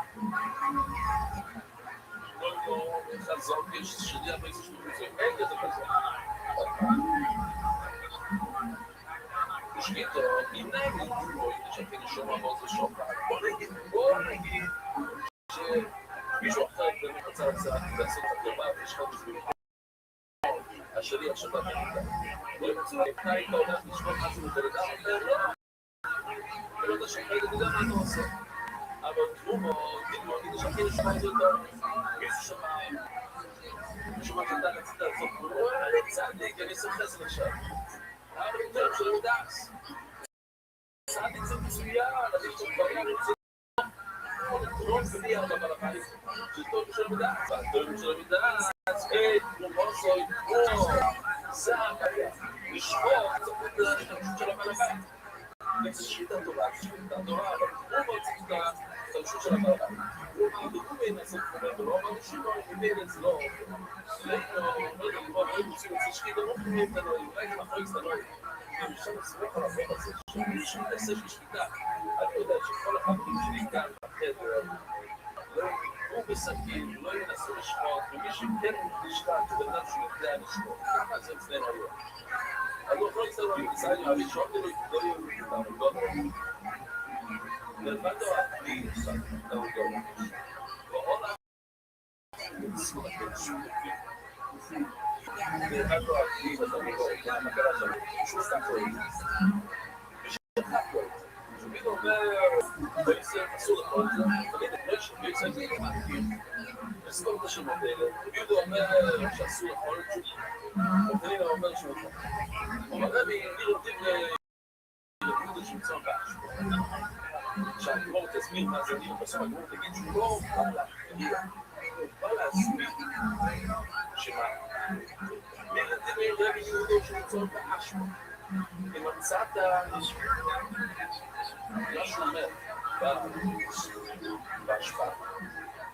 אז מה זה אומר? זה נראה, הוא זרק את זה, לא שחיטה טובה. בדיוק, ובחירים אני שלו בגלל זה להגיד, יש לצור בחיים. אם אתה מוצא משהו מת בתוך החיים שלך, אז בסדר, כנראה שחיטה טובה. מה אלה, אני אגיד, דבר סוף המשפטים, אני אומרת, אני לא מצוין לו, ולכן זה אולי נשמע, יש כאן לא שום שותף. עכשיו, אני לא מצוין איזה שקיט לבוא אבל אנחנו את זה לא, וכל אנחנו מצוין איזה שקיט לבוא תודה, יש כולם שקיט לבוא, יש כולם שקיט שורים, בבית, אין מקום. למה? יש בבית שלו. יש מקום שבור, שטוב, כולם חושבים, אז יש כולם. והאשמה של משהו, וכולם נגידו, סולמה, כל שם לבנות, אז ודאי עשו. מפליגי, והאשמה שבו, מה קורה, אתה רוצה לשמוע הזבל, ובתוך הבית. שמה, אני יכול לדעת סתם, זה טוב.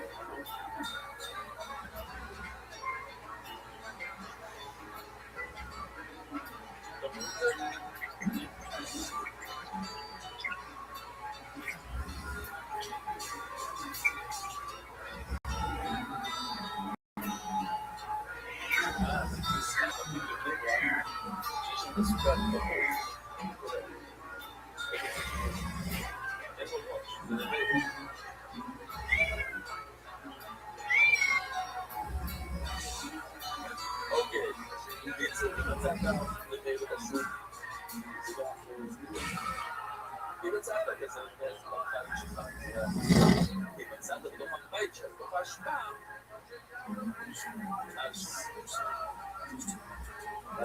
זה המחוז. Mas nós somos organizados no outro lado dos pais, somos organizados no outro lado dos pais. Uma das דיברתי של ההשפעות שלו, שאני אומר, נראה לי שאנחנו כמו בגידו, כשאתה רוצה את זה בהשפעות, זה לא טוב, מה ההשפעות, יש משהו חשוב, זה כולה בגידו, אז לא שואל את הסתירה ולהבין, ולכן הגמור אומר שלא מתכוון. זה נהיה כאן, זה צד לכאן, מה כולה בגידו, מה משמש מה אם זה חשוב, כולה מסכימים שזה זה לא משהו חשוב, שזה בסדר, כן? לא, אני לא רוצה. אני לא עושה, עשו. אין לזה. בדיוק, אני נקרא איתה.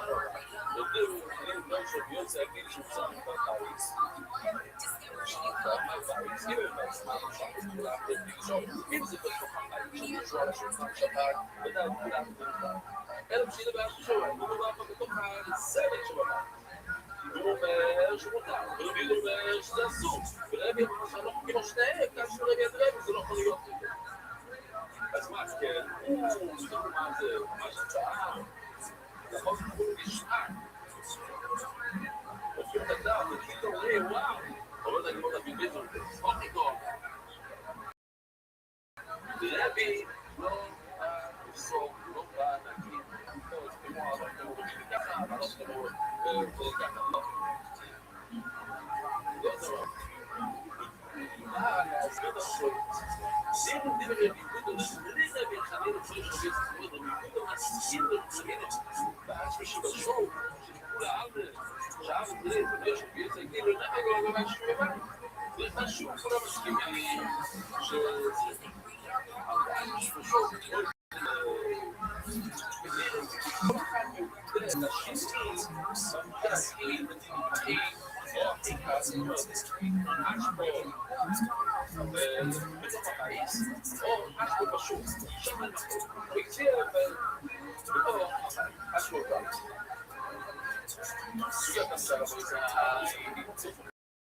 זהו שסמות לו, שמשחק בסירות. אם הראשונה שעשו, אתה שואל את פוטו, שחוט, אולי מה? נכון? לא בסדר.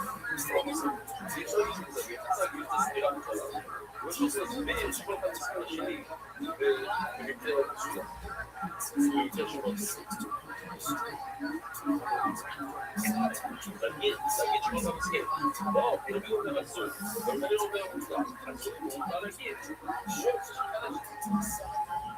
וקודם שבגלנו שליטו עשה. אומר את זה, אני אומר שבדיוק לא לקטור את הדף בלמה. סברו להעתיק, שבו, החלשים ייקר.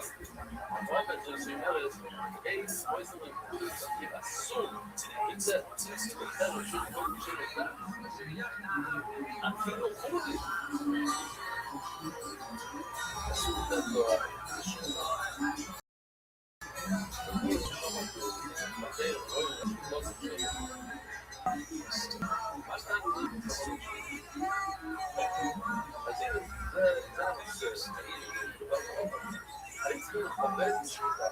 אני רוצה לשם שליטה, וקוראים לצדדים. סוגיה אומר שעושים לפעמים. אבל לא ברבי נוצרי, וטוני וישי צעיר ושלחסה. תקשיב לסיפור הזה. זו סקין, אנחנו מבינים אותה. והמטרה, זו זה לקרוא על המטרה, זו סקין על הקיר. וכל כבר בשוק התלמידה, ולפתאום המטרה שעושים. לא יודעים. זה לא סבק שלא צריכות לזה, זה לא סבק שלא צריך לשמוע.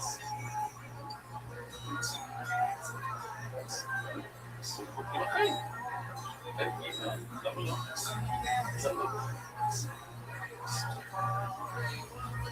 אבל לא היה שיהיה, זה לא. לא היה דור סוף, אולי הדגימה העסקים מתעסקים, מה יש כן בעיה? מה יכול להיות הבעיה? בואו תשמעו מה יכול להיות בעיה כזה שיטה. לא, אפילו לא מסדר. הבעיה זה אין חלוק חזור. זה חלוק חזור. בוא נראה.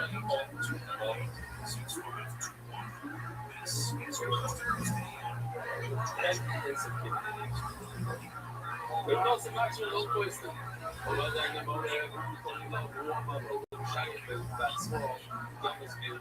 הנוכחי היא שלא צריך לשמור. שזה נגמר למודיעינה או איזה לייבים. צריך ללמד את הלוך הזאת. אומר לנו שהכל חמור בגלל פה. היה פעם מגיע 1,000 דולר. לא שיהיה ודאי, לא שיהיה שניות, שיהיה יותר זמן. אבל רק שאומר שאפשר היה להתאבץ שהסכין הלוך כמו שאתה אמרת. ודאי צריך הלוך לעזור שזה סכין דק.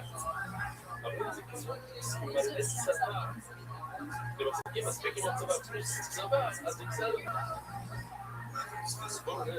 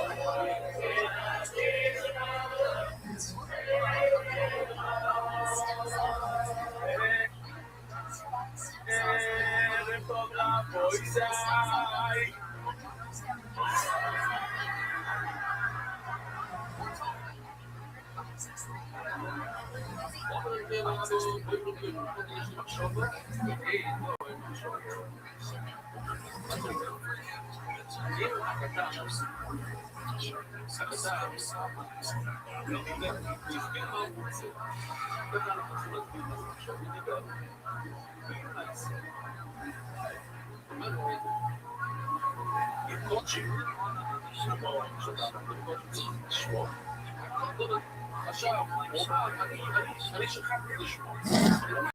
אני שכחתי את המוטו. הייתי לחשוב על זה לחשוב.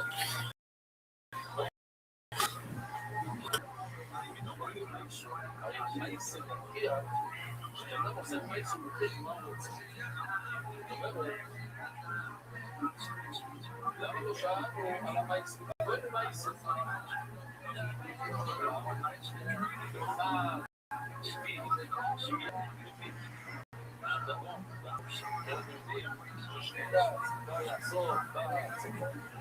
אז למה הילד סחב את האבימה מהדרום בצפון?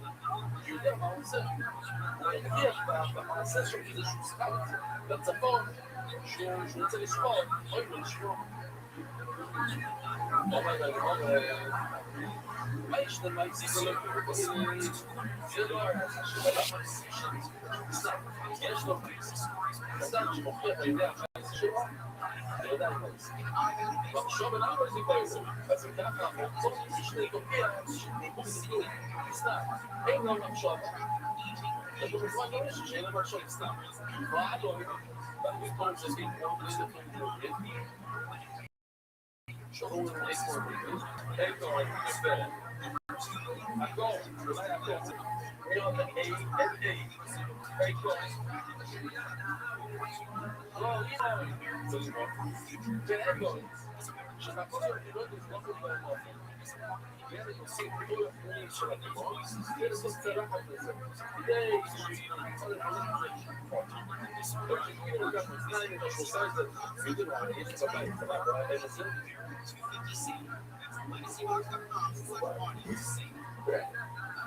טוב, כמה היה משקל, כשיש את זה שתי דברים.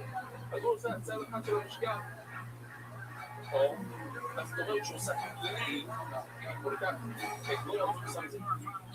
אחרי, כשאנחנו מקבל תמונה, למה קיבלת שהוא עושה את זה כלי? כדי שיש לה מייסר, ואיזה מחשוב, מחשבה, מה זה מחשבה? עוד פעם, מה זה מחשוב הרבוי זה? דיבור, ולהתנסה. מחשבה כאן זה דיבור. אין בקטן והפנים השומר, עושה מייסר, שמוכיח, עשית כל הפנים, הרימון, הוציא את כל העיגות, ואז הוא עושה את זה כלי. זה בסדר. עוד מעט, עכשיו יצא לנו כל מיני, זה לא היה שינה, כל מיני מחשב, כל הספרים מעצור. זה היה, אם לסם על סביב, לא יודע, וכאן לא ראינו בטוב, ובעצם לצוף ובשום הדור. ובעצם לצוף ובשום הדור. וכאילו אתה מבין, זה מהמקום הנכון, זה משהו מקבל. עוד במקום הנכון, ישראל אליי. זה נסיים לבוא, זה יכול להתאפן, שלא היה לו מקום שם, לא קשור, רוצה לעשות אוי זה לשמוע. פשוט לא היה לו טוב שם, אבל לא רואים חביל, זה קצת הרגיש של אביב היה כזה.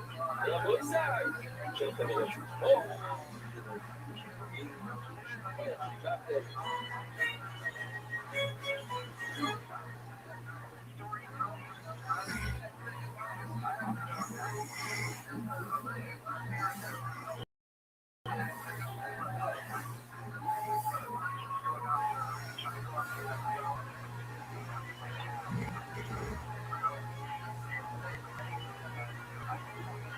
ערב טוב למויסה, אני נשמע סימי גרוס מרדכי, מה שנראה היום זה סרטון שהגעת.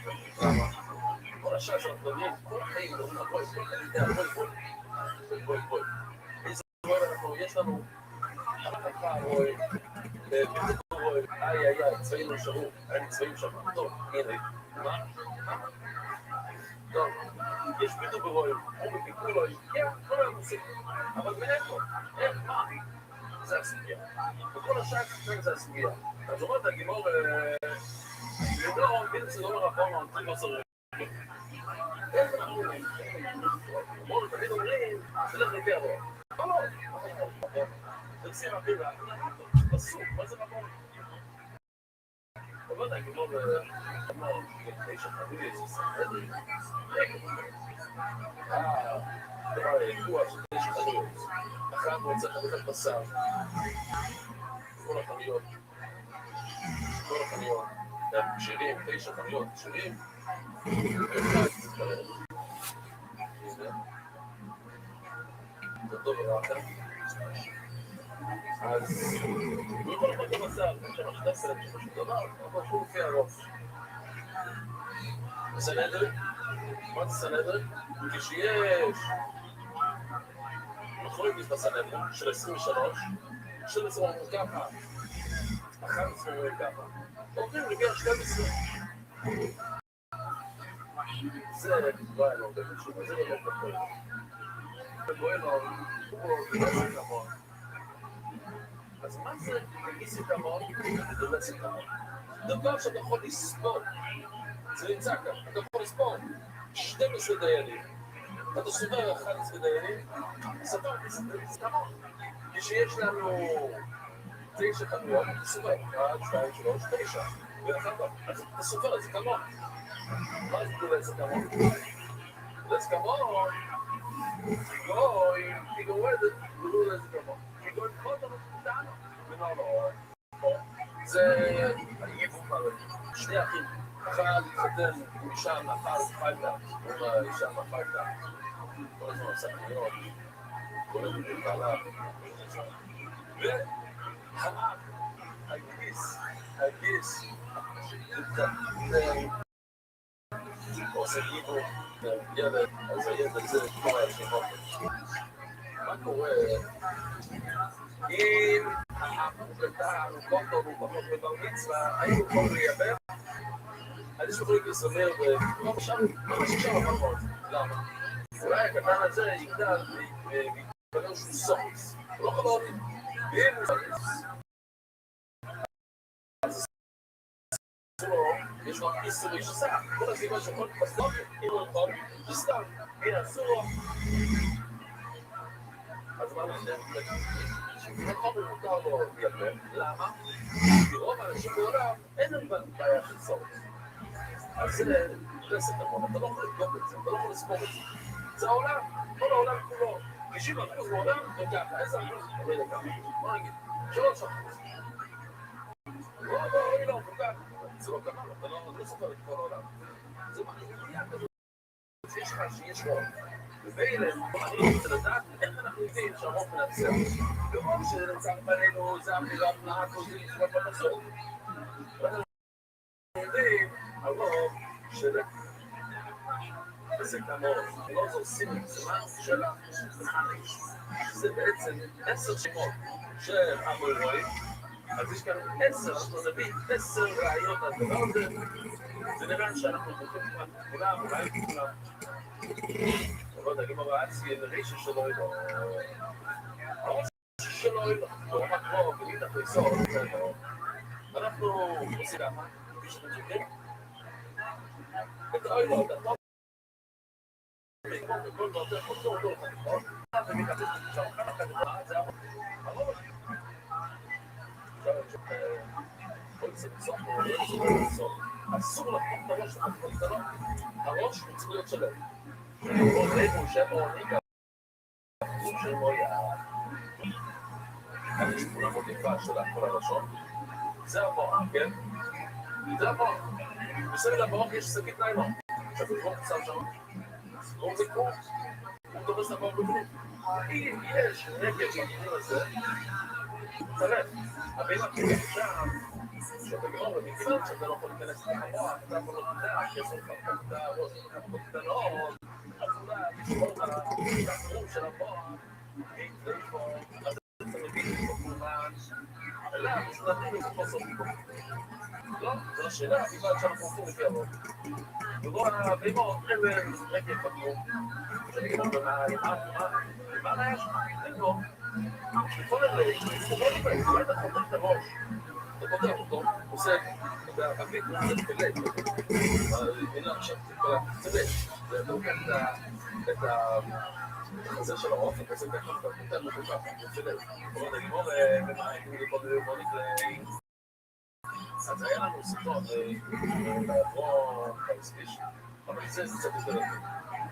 כי של עבור פייספיש היה קצת... טוב, אז הנה, בכל ראיתם את החלק של הראש? חציו שמגיע לעבור, לא רואים את זה הרבה. אני צריך להזיר את האוילו, אם אתם לא מדברים, לא להסתכל. כמו שאתם רואים. בפלסטיק הזה.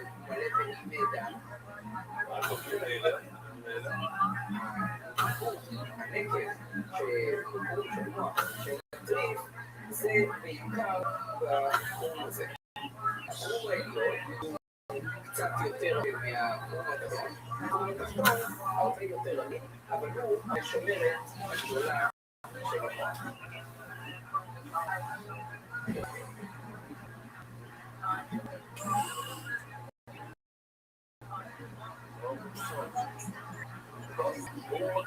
הוא לא חתך אותו לגמרי, הוא עשה את הטריפון, כן. אני הייתי אומר, אתה רוצה לתת לגמרי. ואם שהוא סופר, או שעשו דברים לסופר,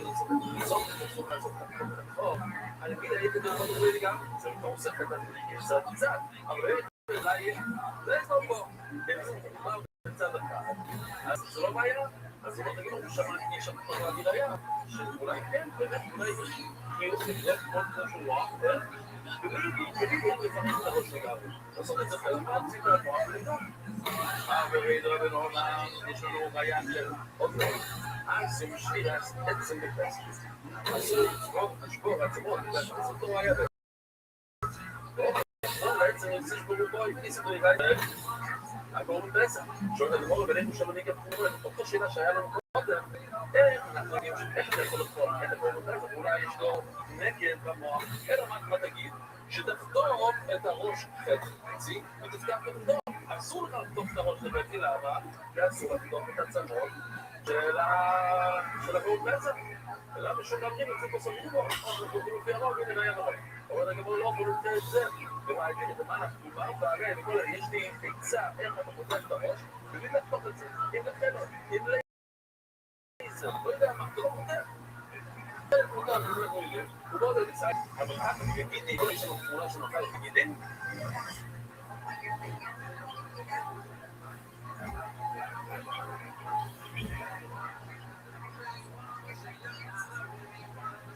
משמע, חותך להגיד, לא משנה. אני יודע את זה שהגיד, זה לא נחשב עצם. אנחנו מדברים על בוקר עצם. אז אתה לחתוך עצמות, מותר לך לחתוך. נכון, הוא מראה, מבין, ותשאיר, אבל לא עצם. אסור לך, עצור מסתובע. עצמות של הקרובה. ואתה שורף. איפה מישהו בשביל עצם? זה לא נחשב, כי שרפת לדבר מופצת. אם אתה שורף את זה עם אש וכתבת או משהו כזה, אז יש לך כן נמצא איך לבדוק את התחום של המוח, ולך ראייה שהאופן לפי הרוי. אז אנחנו צריכים לחפש משהו אחר. זה שתיים, הגיעו, שתיים הלכו.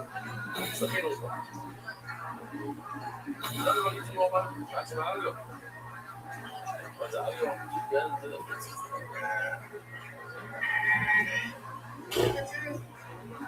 אוהים את זה אריו.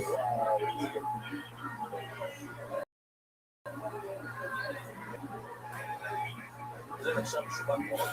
והאריו, ובכל המקומות שאוכלים אותה, אפשר לשלום בלבד. הייתי כל הזמן אוכלים לשלום מה עוד? חכות, מה עוד? עוד שום. צריכים לשים את האריו על המזבח. לא נכון, יותר בו עם האריו תמימו, אבל צריך להיות תמיד, זה צריך להיות שלם. תמימו, והאבראים עושים מה נצטרך להשאיר לו בתוך האריו. הרי איך הוא מזיז את האריו? איך הוא מזיז את הזנב שלו? עם השדרה, בתוך השדרה יש חוט השד. אז אולי, אם אתה פותח את חוט השד, חוט השד הולך, אז בתוך השדרה הולך החוט השד, שזה בעצם המערכת העצבים של הבהמה, של האדם, שאתה מרגיש בכאבים ובכל. ואם אתה חותך את זה, זה אחת מה-18 דריכות, שגם החוט של המוח, אתה נגיד, מדבר, יש 18 דריכות, יש נגד בחום של המוח. גם החוט השד לו, זה אחת דריכות. אז כשהפנים הוא כאן, או החוט השד, קלה משהו, גם בנות זה בזרוע. או זה השבוע, ובפנים, אם יש חוט השבוע, רואים? על הבן הזה.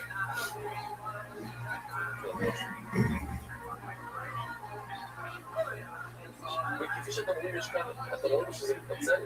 זה קוראים לזה שובור, קמשר. אנחנו לא נראה את זה דווקא נראה.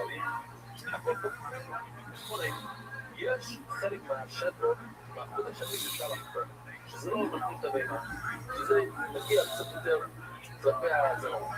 אם אתה חותך את זה שמה, זה לא בעיה. זה איפה שזה מתפצל. כמה פעמים יש 3 פיצולים כאלה, כמה פיצולים כבר מותר לחתוך.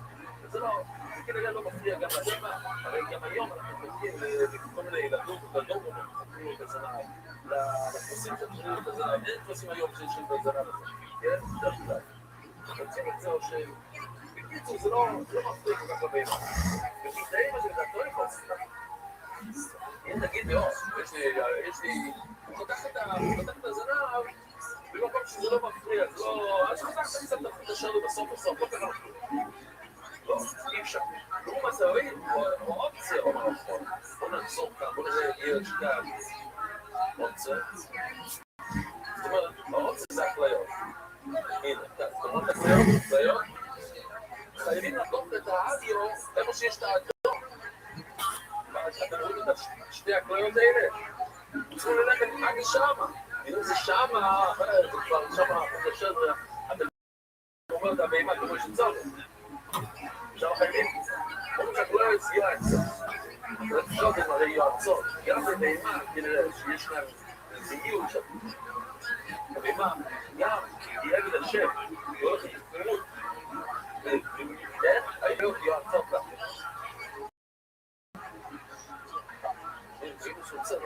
הנה הכליות. הנה, בגדול. ממש שם.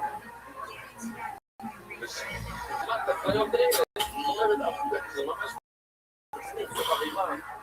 הרבה, אתה תסתות את השבר על החביבה. כן. אבל אני לא רואה ממעי, זה בסך, לא בודק לא. מי אמר לך שאתה מגיע הרוב? אולי באמת חביבה, אתה צריך לפתוח ולבדוק שאתה לא תשאר ותקים. שותרים או ענבי להתחלת לגמרי. ולכת זה אולי, תעשו אותו. אתה לא חושב לגמרי, אתה חושב קצת, חושב בפנים. בסדר, זהו, אז נגמר לך. עוד רגע. גם שיש שני דרבים יום הרצים את לערופו. מה אנחנו מחפשים עוד פעם? רוי. איך אנחנו עושים? רוי זה לערופו. מה זה לערופו? הם מצאו בין שתי העיירות, לא יודעים באיזה עיר, אז מביאים מודדים. הנה, יש לנו משהו חדש. בוא נראה.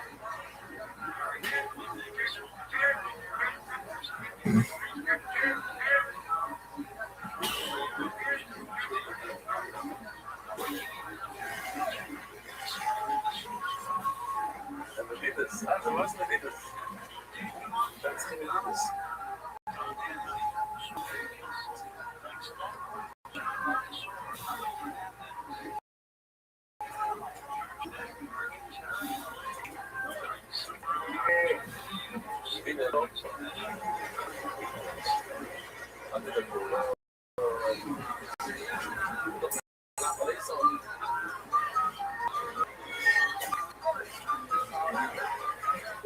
לא שפכו את הדם הזה, ועינינו לא ראו. סקפת מים, יש פה איזה רבי יום עד שרק לערוף אותו. לא, פה, שני מוצא אלי. צריכה להיות סלימה? אלי חולד. להיות חולד, לראות איזה. אולי אין לעזור, יש לה חור בלב או משהו.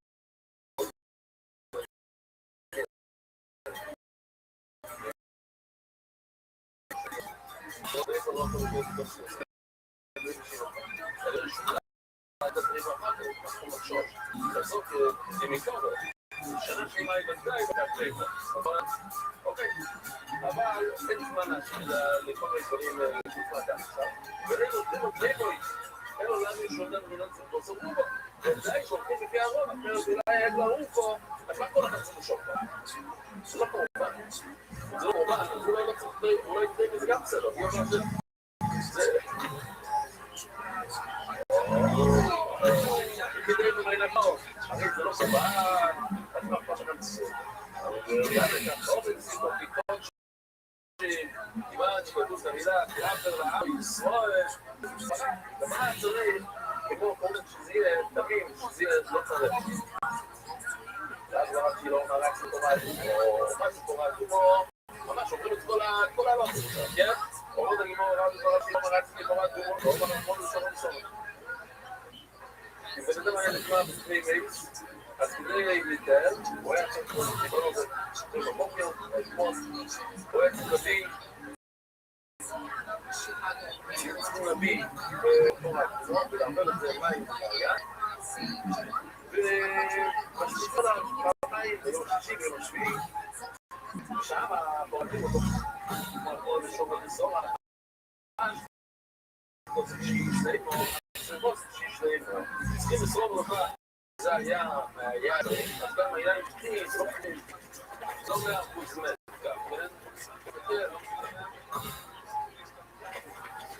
אז צריכה להיות קריאה השטח שלה עוד פעם אולי יזמו אולי תדעי בו אלא יש דברים זה לא זרו בכיסות שלו ותדעי עוד פעם זה לא כמו כבר אתם רוצים תזרו אותה אז תסתריות חדוסי הפורטים זה חדוס כמו חדוס תדעי בו גם פורטים מתקדם אבל היה כבר אמר רק בסוף בסוף משתייה יחליפו מבין שתי סירים אחד שפרטים הכי גדול של אדם והפרדים אצלים זה חלק מהבולטים והשני כמו שכולם יודעים מביאים אותה להר לעזור זה וזורקים אותה מהר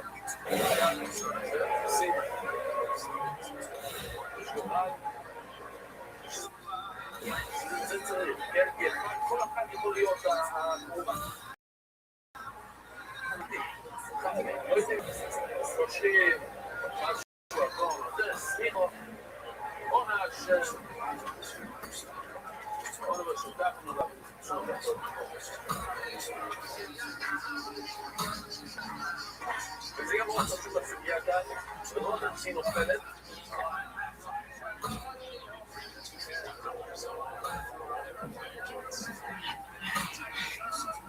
קושרים שם את האפות, האדום, אם לא יש מקום, ונעבור שום דגל, מקום גבוה.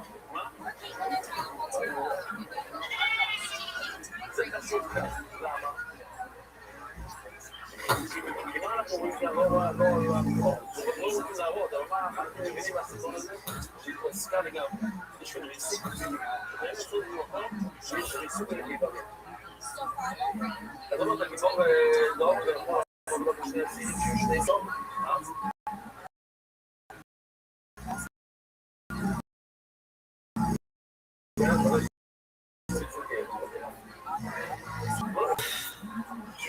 גם אתה מגיב אותו מההר, הוא פשוט עושה לערוץ של שוחד, זאת אומרת, בליבור, בליבור, בליבור ולאיבור, זה בכלל, במיוחד מילה מתחייבו, אבל למה, זה יעזור לנו, אולי אחד מנתחייבו, בפרט ההוא, זרקנו מהמה, אלא בסלומו, יש לו סיפור, הנה יש לו די סוד, תמידה לכם בייס, למעלה, יש לו סופים, לפי רוב, ונגעים במעס, כאילו, הנה, תגיד, הוא לא קורבן, הוא קורבן כמה שוטרים, זה תשס.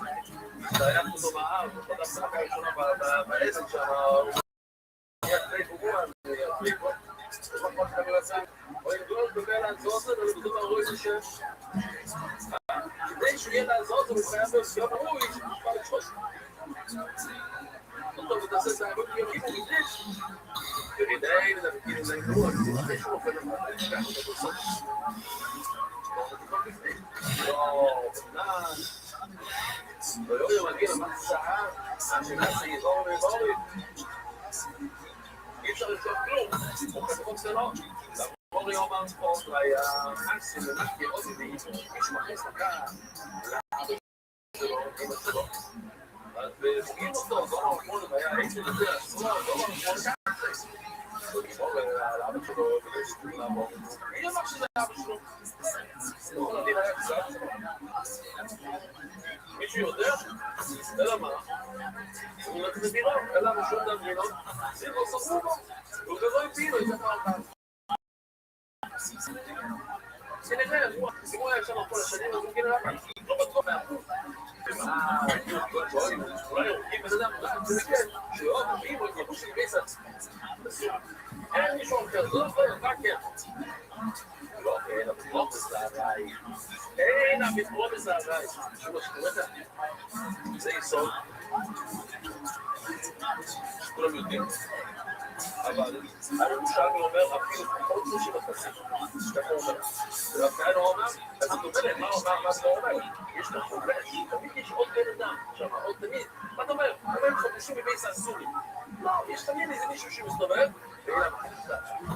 הפעל הוא אומר, הסימורי גזענן. אפשר להביא את הראייה, את המושג של זוי, וזה עוצר. ואומר, אחרון את חקי. אם מישהו הורג מישהו פוגעים אותו, שזה יכול לעבוד מגן. ולאיכות, בוא נדע, ונראה, על זה שנרצה, אולי היה לו נקל בקום של המוח, בוא נגיד, היה לו כמו בלב, הוא היה צריך לעבוד בקום בהלוקי, שמישהו הורג זה, ונכון שזה גיסו דרעי, זה סכולי, אבל לא הורגים אותו. הורג פלייטו. אז איך אתה יכול לרוב, כל מנצח, אתם הורגים אותו, אם לא עושים לו, MRI, קצקן,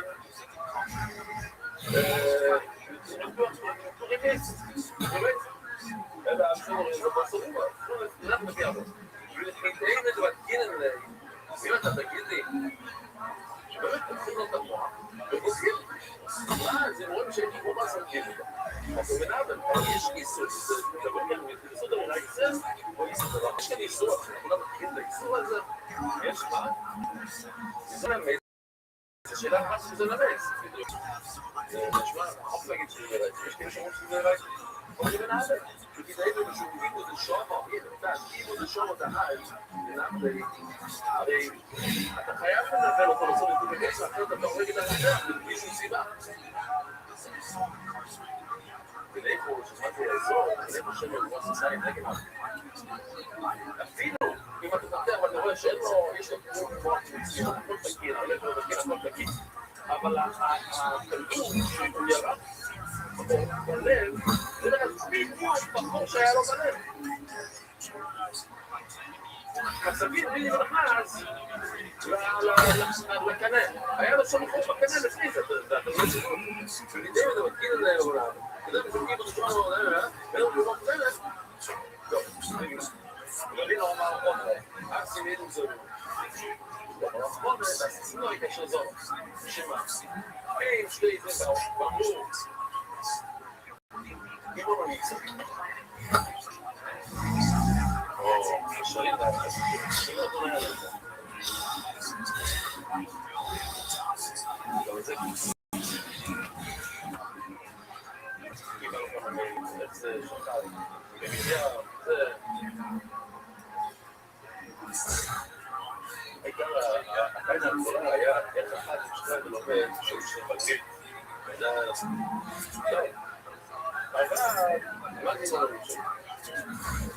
אם זה שתיים, שנגיד שתיים, זה הקפושה. אז זה שתיים אומרים לי, זה היה ביום ראשון שלנו, זה היה ביום שני, ובאתם את כל העידים. אבל שתיים שאמרו שבואי נהרג, יש לעידים לא מבין לצד. והאם שתיים אומרים לא, הייתם איתנו במרוקו. אותו יום, שאתם מעידים, הייתם במרוקו. אז רצינו לגשת טוב. ומה אנחנו עושים? הורגים את שתי העידים. שאת השאלה. איך אתה יכול לעשות העידים? אולי, אם אני רוצה להרוג מישהו, יש לו שקט במוח, והמקום, ובמקום, קצת בעידים. רצינו להגיד, לא, אני מבין האף, עשינו מטבע, אדם שגם מישהו בסורו, לא נגיע מה. וחידי, ובכיסו לי, אותה אני בלבי, בלבי בלבי. ועוד ונערות, אומרת, ועשינו ישר זו, כאשר זו, אבל לא כאשר לא. אם באמת הלכו את הבן אדם, וזה נשמע פרקליסט כזה, אם השתי עידים הצליחו לעבוד אותו בן אדם, ורק אחרי שהלכו את אותו בן אדם, באו שניים אחרים אמרו, הייתם איתנו בן אז כבר לא הולכים את העידים. אז אין לך אמרו, לבדוק, אין לך נתון בלייסק, אין לך בן. העידים זה יחידה, אתה עושה, ועשינו אותו שזור, זה שהבטוח אחד שרצית לפתוח, הוא לא נמצא, לא אמרו אותו, אבל זה לא אמרו אותו. תעשו את זה בזמן. אם תעשו את זה בזמן, עכשיו, אם אתה ישראל, כן, זה חודש. אבל שיום, זה בשחיטה, בוא נביא ראייה, על רואי, זה שחיטה. לא, אתה יכול לשחול איתו. לא, זה שחול איתו. ולאים בראש, שאני מביא להגיד פה שוחל. אני יודע, שעשיתי שלי כולה, אולי בקנרת, בבן שלי היה ממש כמו ניצי. ושנכנס לשם, שכת כתובים בחור, הוא היה זה. ולהחצים להבין, יש לו בסירות או לשחול.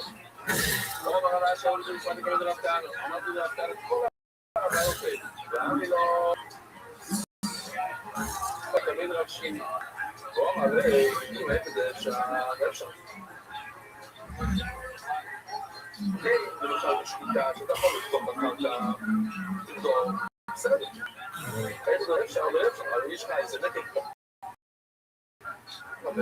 אז לעולם לא תוכל להגיע, צריכים לא לבוא. לא, שצריך לעבור, ולכן אפשר לבדוק. כאילו תראו, כי נראה לך איזה... עובד כל השאר. וזה שגיבו עם הקטן, הנה, יש לנו שביל הספר, מה זה? לא, סליחה, זה אנחנו נראה. ראינו, זה נראה לי.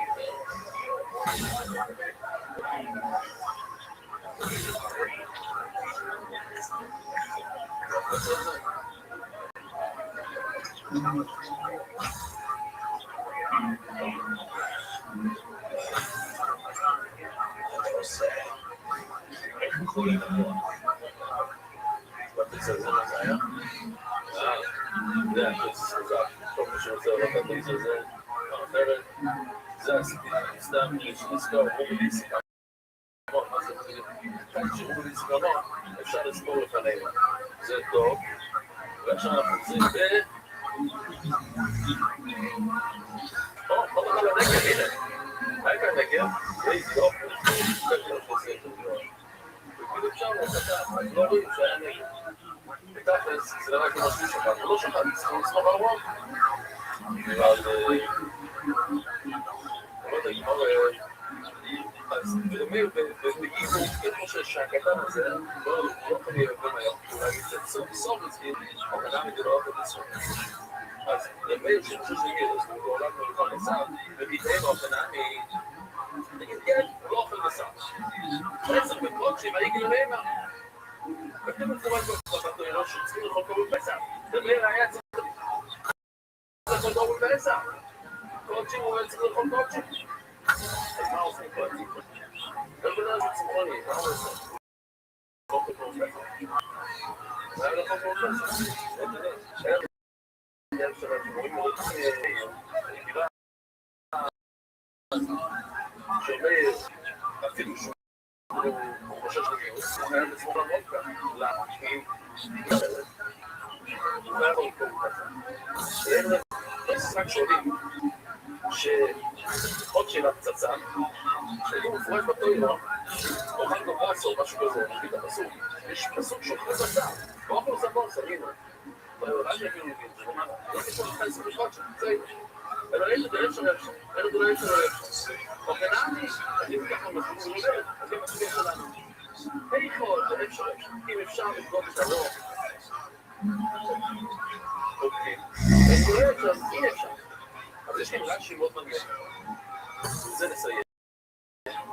אומר רש"י כך, כל המשנה גם מדלג בלמטה.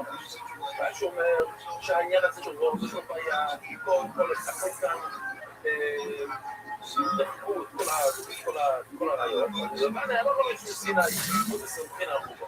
לא רואה שהוא סיני. ואם זה, הוא יסקר מאוד, הוא בדלת סקר בזמנות, אפילו אתה לא יכול לספור, כן יכול לספור בשנה. הוא אומר רעש, סוף חשוב.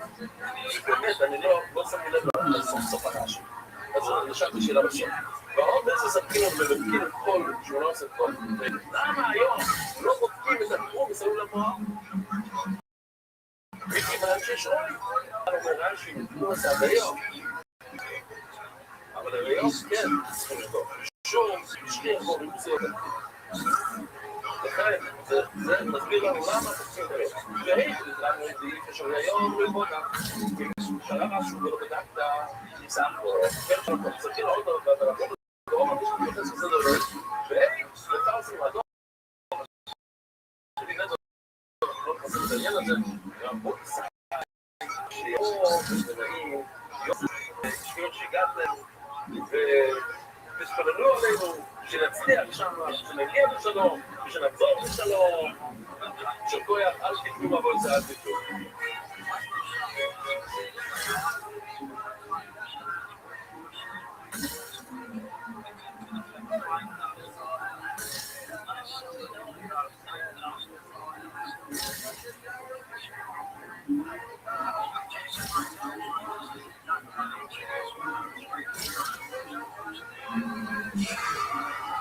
Good, Baba Boysa.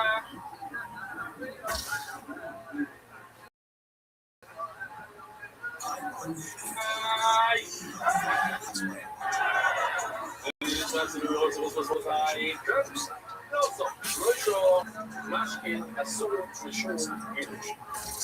יש 3 משכים שאנחנו צריכים לבדוק שאולי נחש יש את הערך שלו אותו המשכים איזה מים ויין וחומר. רק שהאלה נחשים לא אוהבים מצטפקים, לא אוהבים במרחים מים, יין וחלב. כמה ישו יהיו עשו. כמה שאתה מסובב את הגר. זה נחשב שיהיה כדי נחש במובנים שלו. כדי שנחש יקבוץ לך מצוא כל דבר, וישתו. וכאן הוא רק טוב. מה הזה. בוא נוריד את זה לרדיו כדי שיהיה נדע את זה. בוא נוריד את זה אם יש לו. שיצי. נתתם ליהודית של הכלי, עכשיו, ורש"י משמע, הוא לא על הספק הזה. והוא בעצם, הנחש, הוא נכנס לאדמה, לא שקוראים את זה, זה משהו שכל שהוא נכנס לתוך הידית, כאילו, לא. הידית קרוב למצפה, והוא נכנס ככה, מתח לידית. אז אם ראית שוטר, אז ראית. אז לא מספיק זמן. כמה זמן? שיצא פה עם שוטר, אז ראית, אז אתה יודע, זה היה בזה. ולאיש את הראייה זה לא יכול להיות. אני יודע על זה שהוא יוצא מהמון שלו במצפה. הוא עולה לכלי, שוטר, והוא חוזר לבן, זה לוקח פלונטר. עכשיו, יש כאן טויסיס מאוד מעניין. שטויס אומרים שהנחש יכול להיות כיחוד הסיירו, יכול להיות בגודל של סערה, ושביבו את שמוי, ושזה נרגע לכל אותם, אבל אני לא חושב שתגידו לו, קיצור, הוא לבד איתו הכלי, בוא נראה.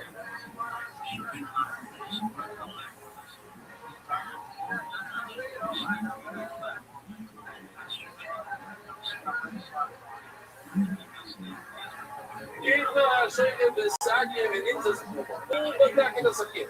שקל וסגי ונינצה זה כמו. הוא בודק את זה לפני השמיטה, ואחר כך הוא שוחט את זה. והוא יוצא פגימה אחרי השמיטה. הוא אמר אבו לו, אפילו שיבו בעצות אז לא יפסו לו. אז צריכים לזכות על אבונו, כי עליו מדברים כל היום, כל הדעת, והרב חסדה. הוא אומר לו, אפילו שיבו בעצות אז כל היום יפסו. אפילו הוא עשית ככה, ממש בכוח.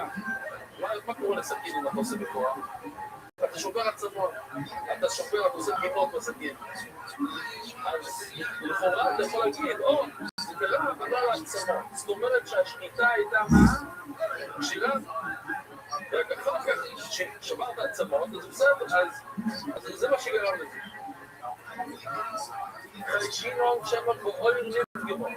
אולי כשהוא שחט, ברגע הראשון שהוא עבר את האור, שמה הוא פגע את הספסלים. ולהכניס לו אמר שירון, שבעצם אומר להכניס לו, אפשר לאכול את הבהמה הזאת, כי משהו מצאת שקית בגוף, יכול להיות שזה קרה אחר כך שהוא שבר את עצמו, הרי הוא משתמש בשקית ולפגיעות. זה אחר כך מצאת את אבל בגלל שהוא שבר את עצמו, אז בוא נתלה את זה בעצמות שהם ודאי שוקלים. שאני לא יודע סתם שם, יש לו רבונו כשמייטים. אנחנו יכולים להגיד שרבונו כמו שדיברנו אתמול, מה רבונו אמר אתמול? שיש חזקה סיסו. מה זה חזקה סיסו? חזור לי מקומר, זה מה שלמדנו אתמול, חזור לי מקומר, שנשמע הפילה מפחידה קצת. אבל זה חזוקר שאיך שהבינה הייתה כל החיים שלה, איך הייתה אסורה באכילה. זה לא יכול לכל בהמה, זה לא יכול לקחת ביס מפגע שהיא חיה. למה? לא מלאכייס. אז האיסור הזה, לא האיסור הזה, אבל האיסור, על הבהמה ממשיכה הלאה. זה חזור. חזור למיבור. אז הוא לא יודע, מיבור אז לפי רבונו, יש לנו חזור כאלה. הבהמה הזאת הייתה אסורה ליום, והאיסור הזה ממשיך. רק מה?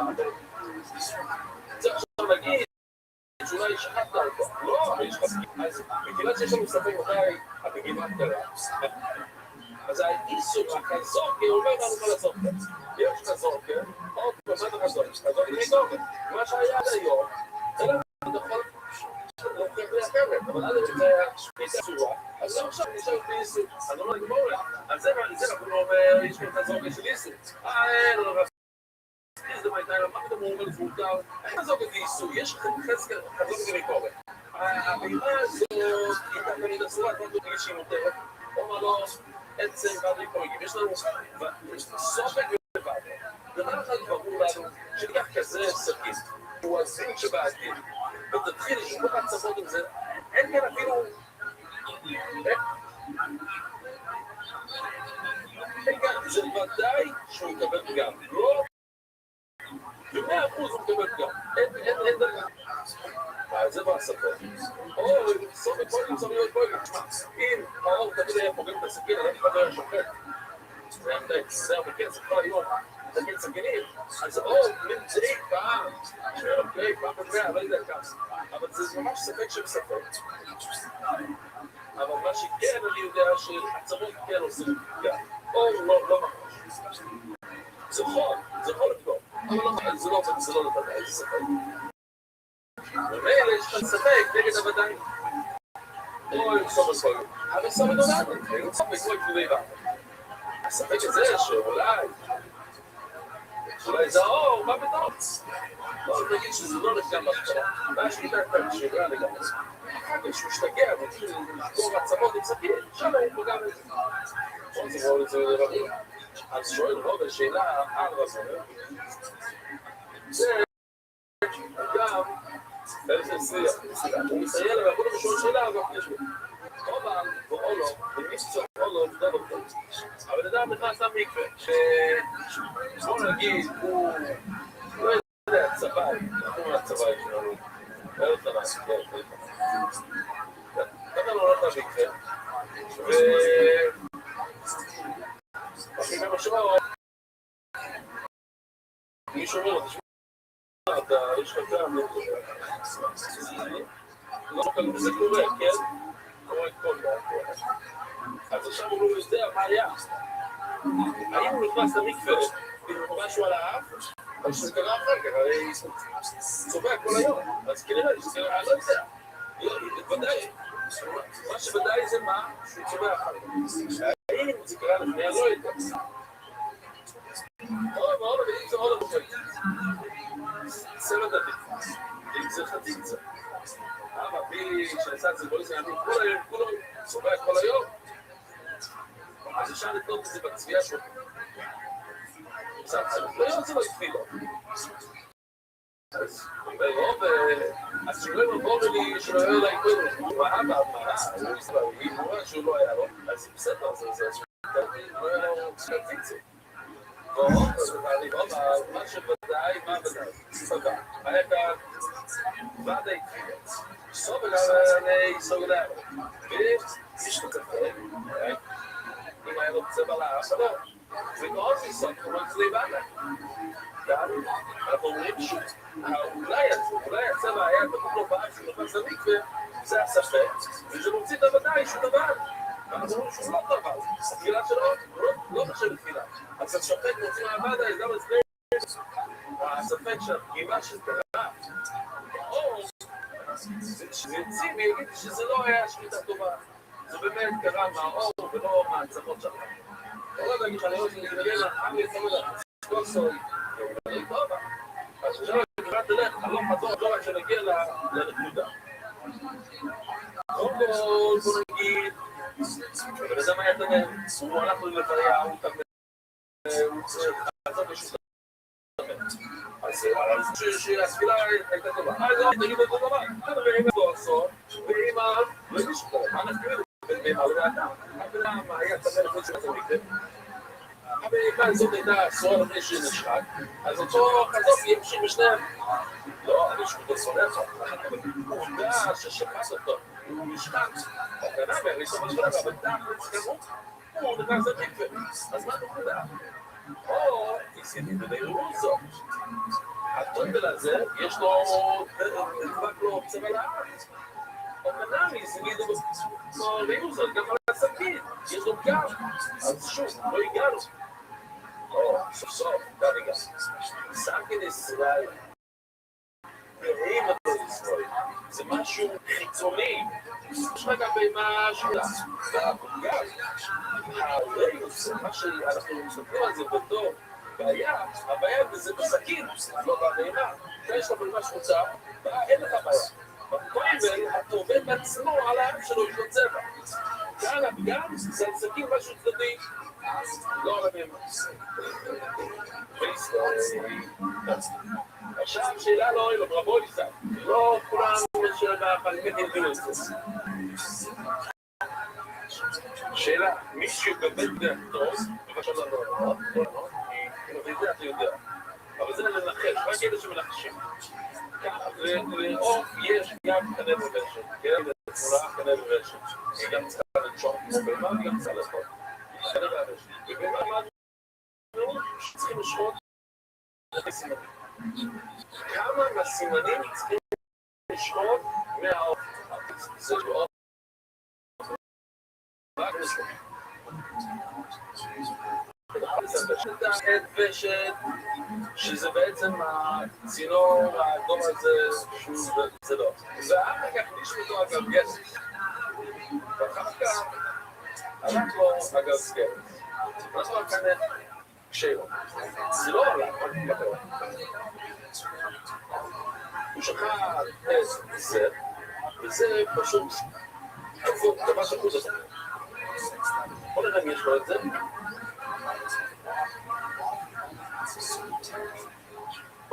נשמע, איזה יופי. נו, אז מה? זה טוב או לא טוב? למה שזה לא יהיה טוב? מספיק אחד, הוא עשה אחד, אז זה בסדר. מה שזה קפץ אחר כך, זה לא בעיה. אז לכן הגמרא אומרת, כתוב בברייתא שיש. מישהו זו אגב גרס, הסבב, אם זה הפוך, הוא קפץ, אז מה, זה עכשיו דרייפו, היא לא יכולה לנשום. ואחר כך שוחד הסבב, ואחר כך שחטת את הבשל, פסו לו, ודאי שזה פסו, שחטת משהו בדבק וגם שוחד הסבב, ונמצא גם גרס שמותו, מה קורה אם אתה לא יודע? אתה שחטת וכתוב זה מסתגר בפסול, אתה רואה שזה לא קשור, משהו קפץ שם, מתי? האם זה משתחרר, נשמע, ושמיטה מהאב, ממש טוב, או שגירה אחת, אבל זה קשר. זה הרי המייס מאוד מפרסות שמשמיט לחוף, היה כזה סיפור, זה אמרו, שמע, שזה מסור, והיה כזה סיפור, ופסקו שזה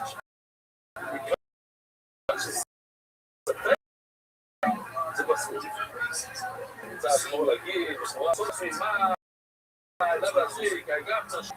אבל זה להגיד בגוף, אז זה בסור. יש לך שאלה בשביל, אז בוא נעשה הכל, מה שיש לנו ספק זה בסור.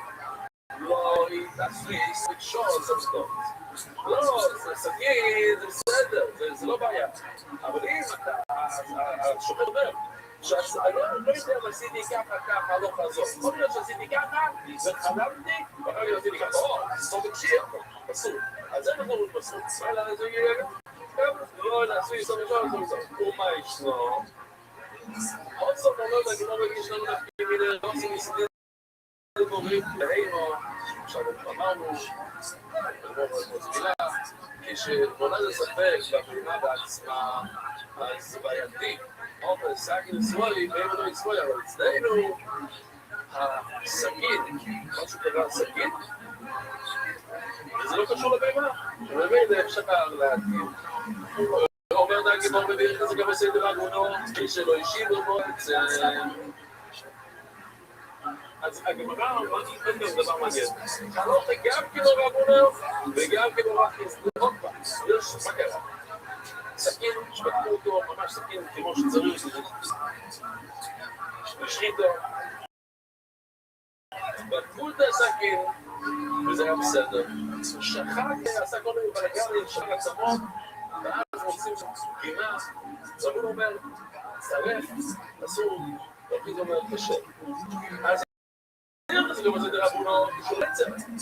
אם שבר עצמות, אז אנחנו מסכים עם רבונו שזה פסול. איך נהיה? בסכין חייב להיות. זה נפגע על ידי האור. או דבר ראשונה שהוא שנה את הבן. זה גם בסדר רבונו לא בעד זה. תפקיד זה שאומר שהשביתה, כשהיא אז אם הוא שבר עצמות אחר כך, אפשר לבדוק את זה בעצמות שהוא שם, והשביתה היא קשירה לגמרי.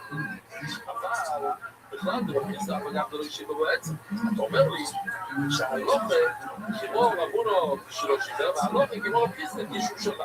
אבל זאת אומרת שאם הוא לא שבר, רחיס זה גם חולק, הוא אומר שזה קשר. אבל איך זה יכול להיות כשר? איך הוא נהיה פגם?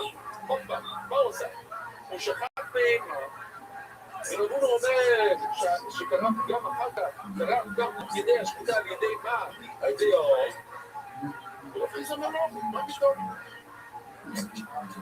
אז זה קרה פגם, אם לא על ידי האור, על ידי מה?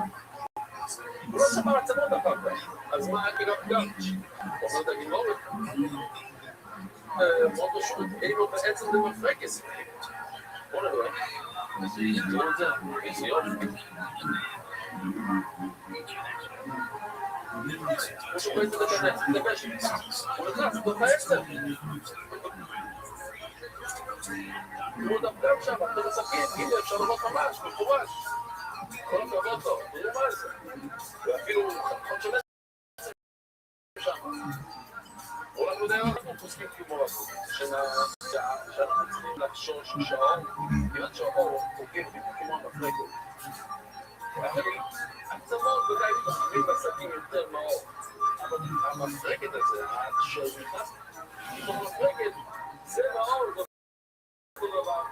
ומילא רבנו אומר שאולי זה נפגם על ידי האור. ולכן, לא רק השחיטה, מיד, ברגע שהוא התחיל השחיטה, כבר גם, ככה, שחיטה. וצעקו, זה מסורב, ויוסף ממש, אמרו לזה הגעתם. אבל הוא תורם, ויוסף, זה נשמע, הגעתם, לא יצרתי בסוף. הוא תראה, 13 בהמות, 13 בהמות, שמה, ואפילו דבר, הוא אומר, שברגע שמתחיל השחיטה, זה גם על ידי האור. על ידי האור, אז כל השחיטה מגוזה, אותו יום, הלך בית 13, ואם הוא יצא לא, כי רב חיסדו, לא צריך להגיד שזה דימור, אבל יכול להיות, מה אנחנו אומר שאולי זה היה גם על ידי המחרקת. זאת אומרת שהשחיטה הייתה מצוינת בראשונה. בראשונה הייתה מצוינת, זה הייתה שחיטה, והבהמה הכשרה, ושנייה אחר כך זה נתקע באמצע, ואז זה נתקע הסכין נתקע, אבל השחיטה הייתה בסדר גמור. אותו בהמה ואכלת, עוד 12 בהמות, או עוד 13 בהמות, הם סגורים לגמרי. אבל ראשונה, בסדר גמור. לא תזור ראשונה, חולים את המידה במחלקת. ואם לא יצא לו נראה בנו. לא רק במידה בנו שהסכין היה בגבול מיד עד מהאור. ואיגר הפריסטו, וכפריסטו עם מדלתלינות, אנחנו אומרים שבואו נחשוב בכולה, מה זה הכי כולה? שאולי הסכין גם לא מאור, אלא במה כולה. אז ככה, אולי זה הפריסטו, אולי שחט 14 פרות, אז כולו, אז זה לא כולו עד הסוף, לא נראה בשום דבר, רק בסוף האחרון, זהו, אומרת הגימור ככה.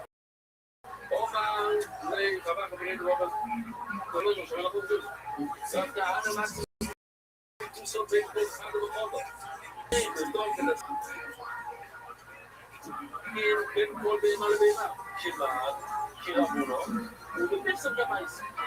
זה יכול להיות שהם נגיד, זה גמורה הקלאסי שזה הולך כמו ההוא, לא צריכים, אפשר להגיד שזה כמו ההוא, זה כמו דומה כזה, אבל אין לנו הכרח שזה ככה, אז בואו נתחיל. שצריך לבדוק סכין בין כל בהמה לבהמה, בחורה זה רבונו שאומר מה שהסכין יכול לקיים מיד מהאור, ולכן צריכים לבדוק מיד אחרי הבהמה הראשונה, כי אולי יש שם פגם, ואם יש פגם, האדם הראשון לגמרי אסור, כי זה גם מהאור, ולא היה לו אפילו שנייה של עזר הסכין. כי רב חיסדו אומר מכאן, תחכי בעלו. זאת אומרת, לא שזה ככה, שזה כמו אפשר להגיד שזה כמו רב חיסדו של העם. אבל הפשורים לסרייסר. כמו הלשון הראשון שאמרנו בשמה, שאם הוא לא יבדוק, אז גם האחרונות ייפסלו. מה זה אומר? הוא חייב לבדוק את הסכין, למה? כי הוא לא יבדוק עכשיו, אז מה שהוא יעשה אחר כך לא טוב. אבל אם הוא יבדוק, אז הראשון הוא כן קשה.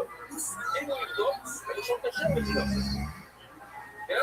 עוד פעם, מה זה אומר? שהראשון תמיד אפשר לבדוק שהבחינה של מסכים זה רק הסוף, במפלגת הזה, כן, שונה. למה אתה בודק מסכים עכשיו? זה נכון אתה בודק לראות מה ששכחת, זה בסדר. אבל לפי הכי זה לא... אם אתה בודק מסכים, לראות אם אתה יכול להשאיר לשפור. שהראשון בסדר, זה פשוט בסדר.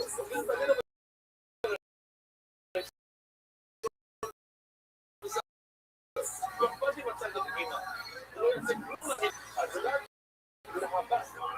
או, יופי.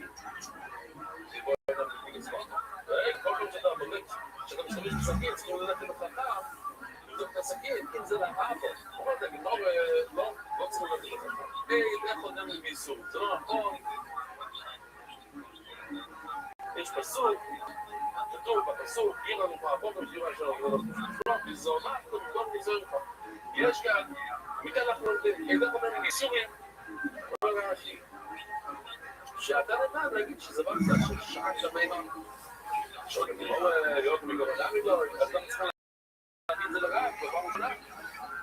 הוא אומר, אני אגיד לך למה, זה עכשיו, כמו שכבר פה, לא, אני לא יוצא לי לחוק טוב, אבל אני פועל לי של חוקוס. אני כזה צחקתי על זה, אני כאילו צחקתי, איזה כמות זה. אבל הרעש פה, היום ראיתי שהרעש פה אומר, שאם אתה חכם, אם אתה סכינים, זה לא כדאי לבחור על הכבוד. זה לא בוחרים על הכבוד, כך אומר, ולא יבינים כל הכל, ושתוך סכינים, לא, לא. צריכים שם חכמים וגידול. זה הכבוד על זה וזה גם של מוקדים. אבל הסוגיה של מחר זה הרוי. כלומר, נהיה 10 ראיות, 10 מתחובות של רוי. דברים שאנחנו מאוד מכירים. עכשיו אנחנו מדברים על חזון, על החזון כדי לקרוא.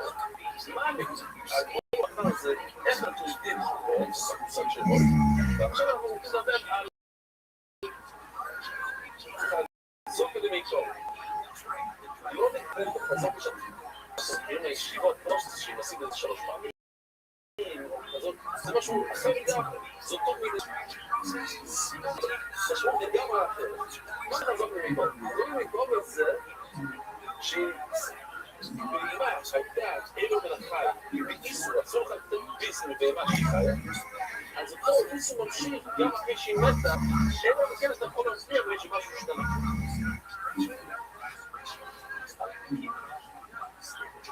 האיסור ממשיך, האקטר ממשיך. מה זה האקטר ממשיך? אם אני שכחת שזה את הבאימה, אז היא מותרת, אז האקטר ממשיך. אז אתה יכול להציע בלי סטטוס קוו. מה זה אומר? מה זה סטטוס קוו? מה שהיה, הוא ממשיך להיות עד שאתה יכול להציע להפרת. זה חזון להתגובר. בשחיטה. יש לך ממש מעשה טוב ששחיטה טוב. בלי דווקא בסכין. תודה.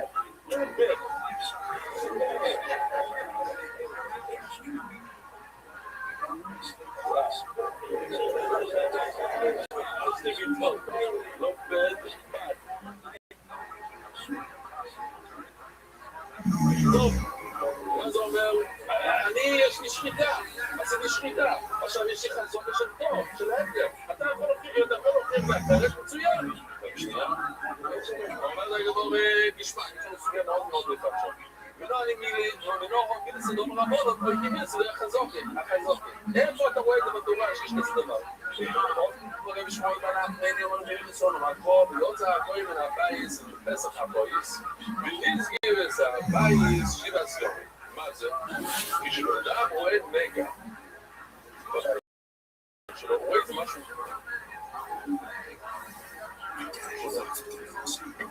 אז הוא קורא למיקרו, הוא קורא לכועס. הוא קורא לבית, הוא קורא לבית. הוא בודק לבית. ואם באמת הוא רואה שזה נגע, אז הוא סוגר את הדלת של הבית, וכי הרבה לשורים, הוא פשוט לסגור את הדלת. הוא מזכיר את הבית, הוא אומר, אי אפשר להיכנס לכאן, סגור, הוא שם את הצהוב הזה של שרה, אי אפשר להיכנס. מסגיר את הבית, בוא נראה. אני לא אוהב איך שהם נותנים את זה, וזה צדש כמו... עכשיו אתה מבוא, את שואל.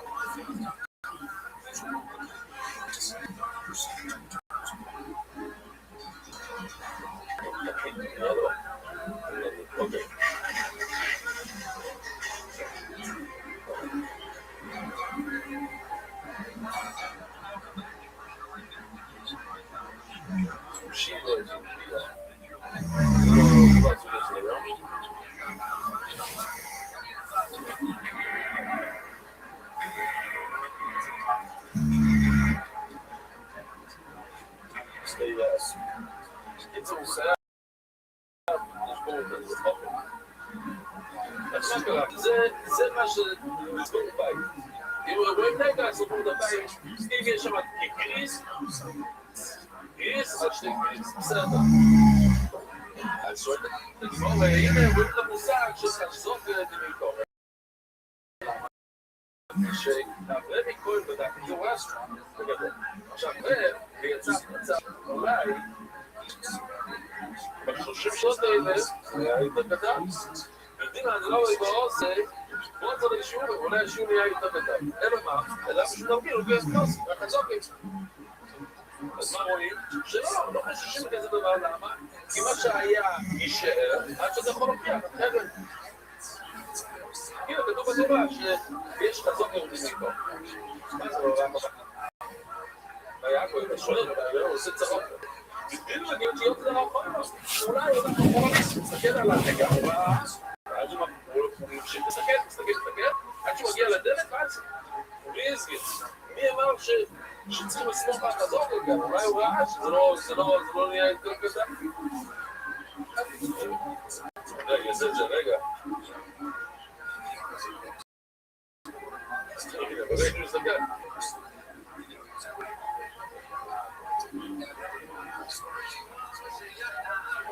הוא ממשיך לראות את זה, הוא הולך אחורה, עד שהוא יצא החוצה, ואז הוא יודע שזה לא נהיה יותר דרך. ודיר להיות שירות זה דרך החולמות, כי גם חוץ זה לגינות, הוא רואה בדיוק את הנגע, עד שהוא יצא. הוא הראה יש לי תשוב בזה בזו, אי אפשר להגיד שהוא יצא אחורה, למה אחורה הוא יצא דרך החולמות? לא, יש פה יציר. זה לא נשם לצא. בתורה כתוב שהוא יוצא, לא יוצאים, אף אחד לא הולך אחורה. לא, כמו בכותל, עוד שנייה יש כס יציאה, כמו בכותל. לא, יכול להיות את זה, מה קורה עם הנגע הזה, כמו שאפשר לראות. יש שם קיר, זה לא דלת. זה יפה מאוד, עם הנגע בדיוק, מול הדלת הקדמי של הבית. אבל אם הנגע בדיוק אחרי הדלת, או בחדר שינה, מה יגיד לי? תגיד, זה פה, זה בגלל שיש לי בסוף, כי בסוף, אולי הוא פתח שם איזה חור, איזה חלוס.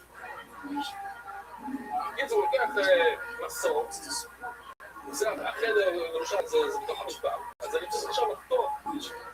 אבל אני יוצא החוצה, כי אני מסתכל. אני עושה חורים בכל הקירות, שאני יכול לראות את הדגל עד שאני יוצא, אולי זה מה שקורה רוצה שאני אעשה. בקיצור, אין לך ראייה שאנחנו סומכים על חזוק. כל הזמן, מסתכל על זה. ואם יש דלת, אז אני עושה חור בדלת. ואם יש קיר, אני עושה חור בקיר. אומרת הגבוהות, תקשיבו להנחה שאולי לא איתנו. אותה כתוב במשנה. בייס אופן, אם יש בית שאין שם חלונות. הם פה 21 לא יסבירו 20 גוי. אם אתה מדליק את האור, אתה רואה נגע. אם אתה לא מדליק את האור, אין שום נגע. אז אתה לא מדליק את האור, אתה לא צריך להדליק את האור. אם אתה מדליק את האור, זה כלום. למה? כי כתוב בפוסו, נירו לי. וכל שלא היה בית בגלל הכל נאמון, כי נגע נירו לי בפוסו. נירו לי, וצוי, לא אוהי לי. נתתי את זה למעלה. מה זה לא אוהי לי? בלי תאורה, בלי שמש, בלי חשמל. אני יכול לומר לי שזה ככה, להגיד, ואם הוא קצת פותח, זה לא משנה. אם עשית שם אחרון, זה לא משנה.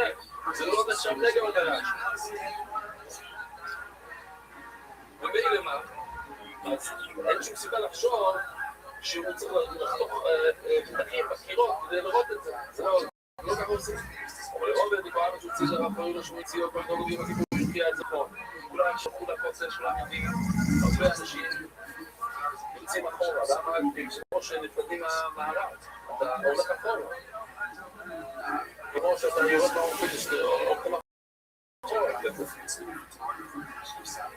אז זה לא נכון, זה כן עכשיו, זה בסדר. יש כן יציאה. דבר קודם בגיבו אחורה, בוא נראה.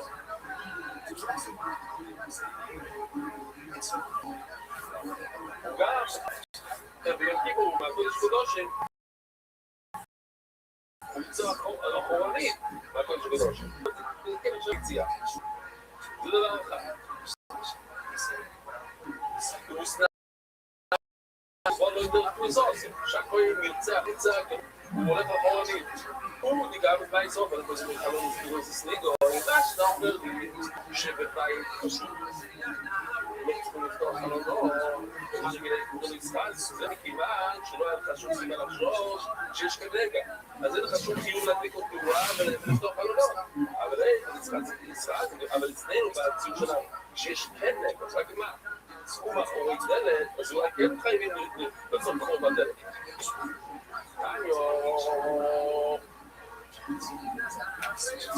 בסדר, לא יקרה בעקו ביעקב. מה רבי יעקב אומר? אולי הוא הולך לחורנים כל הזמן.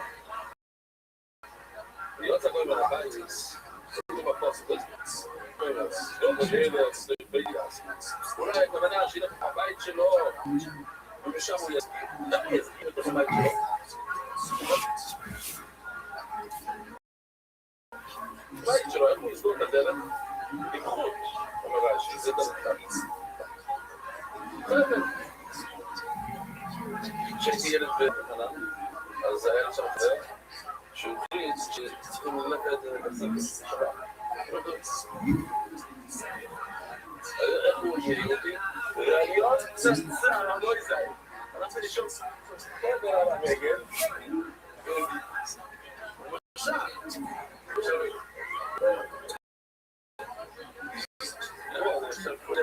אני בחיים עכשיו, כאילו, אחד לקח את כל הרגע, אחד להוריד את זה, לא יודע, שם נראה כאן, הרגלות של נביא בבני ברק. טוב, מה? הוא עזוב, אתה קם עוד שעה לפני שאתה מנצות, אתה לא רוצה למשוך.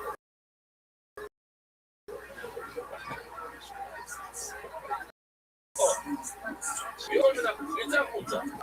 איך הוא יוצא? אתה רוצה להבין איפה הוא עובד? איפה הוא עובד בבית שלו? לא, אתה לא עובד בבית הבית, הוא לא יכול להגיע עד לבית שלו. הוא צריך להיות שם עובד. כי בית הבית לא היה יודע ממש בוי. מה זה בית הבית? שיבוא ממש בתוך הפתח של זה, בתוך הדלת עצמו. אבל לא אמר מן הבית, שיצא מן הבית כולו. איך זה עובד? הוא יוצא לגמרי, אבל הוא לא יכול ללכת הביתה. אוקיי, זה דבר מצד ממש טוב. הוא לא יכול ללכת הביתה. הוא צריך לעמוד, אני לא ממש יודע על המשקוף, הוא ליד המשקוף. אולי זה מאוד הרבה פייסו בדיסקי. הוא עוד פעם, הוא משתמש עם חבר הוא שומע את זה בבית, איך זה שבתקווה נכון, זה טוב לעשות את זה. ללך הביתה. אבל אם הלכת הביתה ומשחסר חבר שיגה, זה טוב. אבל לא יודע, בגיסגס הבית זה מכל מוקו. אתה הלכת עד הבית שלך, תקשיבו מה שקורה. אתה הלכת עד הבית, שלחת חדר שהוא 100 מטר, ועכשיו אתה את זה לימין של התחילה, ואתה אמרת לי, אמרתי לשך, תראי, ואני יושב גם לספה שלי, ואני עושה איזה. אבל... אולי נגע נהיה לבדוק אותנו. אז רואים מכאן רואים שלא לא חוששים על הנגע. אתה כבר לא לך תראו, זה כבר בתוך בית שלך. אתה תראה את הנגע. ודאי אתה לא רואה את הנגע, בסדר, למה? אתה סומך על חזוק את מיתו. תבוא לגמור לו את החוויה, ורבח Yaakov, Ignoring, the guy who looks not the Gemara, יש סרטון, כאלה דוב וגברי, יש כאן שורה של אנשים הדורו את זה, זה מדהים. ועמרי כדקוי קוי. טוב, מה עכשיו? זה עכשיו. אתה איש בבית עם חבר, רק יש לך אנשים שאומרים לך שהנגע עדיין שמה.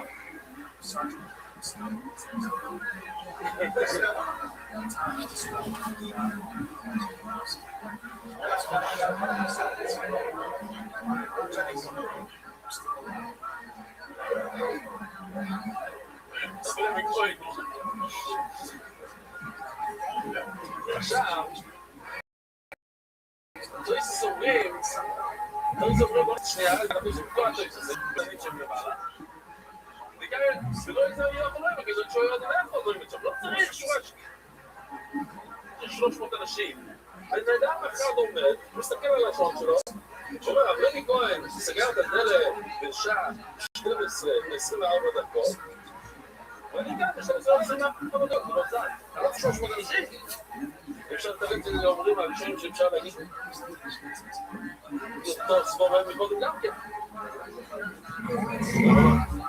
אני לא יכול להגיד ניסורים, אני לא...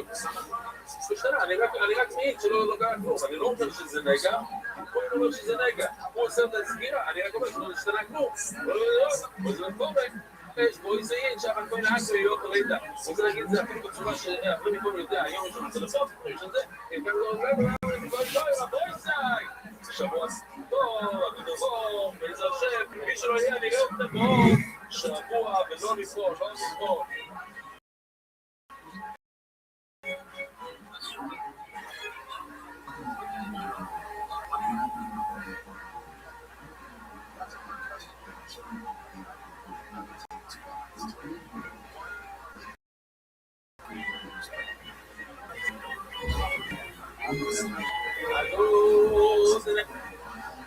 Shabbos Raboisai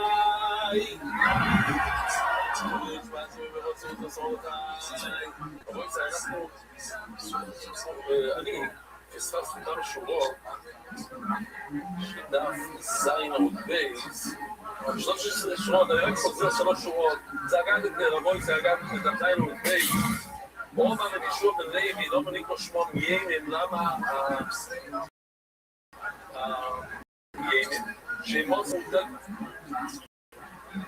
את הבריאוס שכולם מפחדים מהם, לא רואים חלילה מיום הראשונה אני עוד דבר, מה מסתור לבוא לבחור לא היה בן אדם אחד שפעם שורתי שבירכו שני מאוד חל משהו, הוא נשאר בחיים החיים מכה של שרידה כולם הלכו שעוד הגמור ומחזינים לבוא, יש אנשים שחיים אין מה בחוץ לא הסכימתי שבן המכה לא מתרפא אף פעם שעוד הגמור ומחזינים לבטאצ רואים שכן מכה כן טוב אבל לא הגמור דחיב לו יש קרה יוקאבינו מדברים על איזו חידה מאוד מיוחדת כל החידה היא אדומה כמו שראיתם בסרטון עם הערבי הזה שמנגן אז יש שם הסרטון חידה ונמצא לו גיזה הגיעה עם הגיטרה אז שמה החידה היא אדומה עם רגליים לבנות אבל זה חידה לבנות כזה דבר שעות המפקח שזה פרידה הלך לו זה הכסף בייס רוב הרמאים 4 שורות מלמטה רוב הרמאים המשמיעי דרפון לא ניסוי פיניש כפלי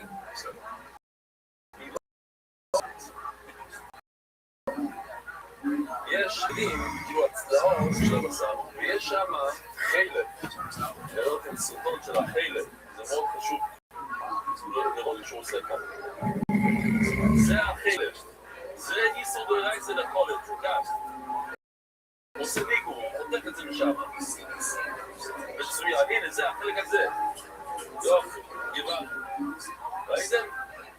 שעל הכסרים ובצרבים יש כפלי גילובי ביסון יש שם את החלב לא לשים את החלב הזה על בשר החלב הזה זה דורייסה עכשיו תשים את זה על עריכה אחרת, זה בעייתי למה? לא הבטרנו חלב מתחמם, הוא יתחיל לזרום שם, תאוז הפלט, השומן, הוא בוא להביא שלו, להיכנס לתוך בשר. יופי, כתריצי נעמי, אז גם שזה נח שם רגיל, לא יפתח בו, בוא להביא שלו. זה ייכנס, השומן ייכנס לתוך הבשר בעצמו, לתוך הצלעות האלה, לתוך הפלנקים. אז משנה, הוא נכנס לשם את זה חתיכה אחרת או לא, החתיכה בעצמה, הנה, החלק שם מונח, לפני שהוא גם את זה, הוא מתחיל להתחמם, פתאום נהיה נזיל, הוא נכנס לתוך הבשר. לא, זה לא בעיה. מאוד מפסיק מדעתוי, יש קרום, רואים כאן יש קרום, שזה כאילו חתיכת אור מאוד מאוד דק, שזה מכסה את החלק. זה לא מאוד כל כך כאן, אבל כרוב כאן, יש שם חלק מתחת, יש כיוון שקית, זה מונח ולא שקית. אז החלק לא יכול להיכנס לתוך הבשר, יש כיוון שקית פלסטיק מתחת. קרום, הוא נותן שום דבר לזוז. עד שהוא זה גמור לראות מי לא ילך פה ביגס. אז מה אתה תשים את זה על חתיכה אחרת? יש מונח בתוך שקית פלסטיק. אני לא ראיתי ממשהו שהוא לא אוטו מפתח. כשהוא מופיע בלמעלה, אחרי שהוא מופיע אז הוא הורס את החור. אמירי מסביר שהוא קצת יותר אתה יודע, אתה מנסה לזה, ולמטה אז הוא יותר עדין, יותר רגיש, אז הוא מתפוצץ כזה, זה שחור בסכין, ניילון. עכשיו, הוא מתפלא. התחיל לזור לחוץ אותה. זה יכול להיות ניילון לרייט, זה בעייתי. לא נורא לי לא נורא. זה חוק, זה חוק שינוי שינוי של חוק. אם אתה כבר אתה מלחוק, אתה צריך ללמוד שלוש דברים. אל תחשוב שאתה תלמד את שלוש דברים האלה, אתה פתאום תעשה את המקום. אם אתה כבר אתה מקום בהם, איזה דברים, תדע, ממש מהי. יהיה מה שאומר, מה נקדע, חתימה. מה זה חתימה? לא חתימה. זה טוב. אתה רחוקת, צריך לדעת המקום שלך, שחית לו. לדעת לשחוק, ומי לא. וגם לדעת לשחוק, וגם לדעת למות, לא יודע איך הוא יהיה, מה יהיה, יבקשו ממנו, לשחוק, ומי לא. באירופה זה היה ממש חשוב מאוד לדעת את הדברים. חלאי והשניים יום שמי, זה היה ממש קשר שלי, שבצפילי, זה היה מאוד לדעת את הסוף של זה, מוסר כסף, עשה אני פשוט השם. וינציציס, זה היה חשוב. למה הוא לא הביא את השאלה? אם ציציס, צילות ציפור את המקום לגדול, זה כבר ידוע, זו גמורת, כל רבי לא מראה שמואל. כל שנידע יש בשקידו, עוד צורת משפט. זה מחזיר על הכל ששקידו, נחזיר על כל השפטן שלי. ואילו היינו בדיוק בשקידו, שהיא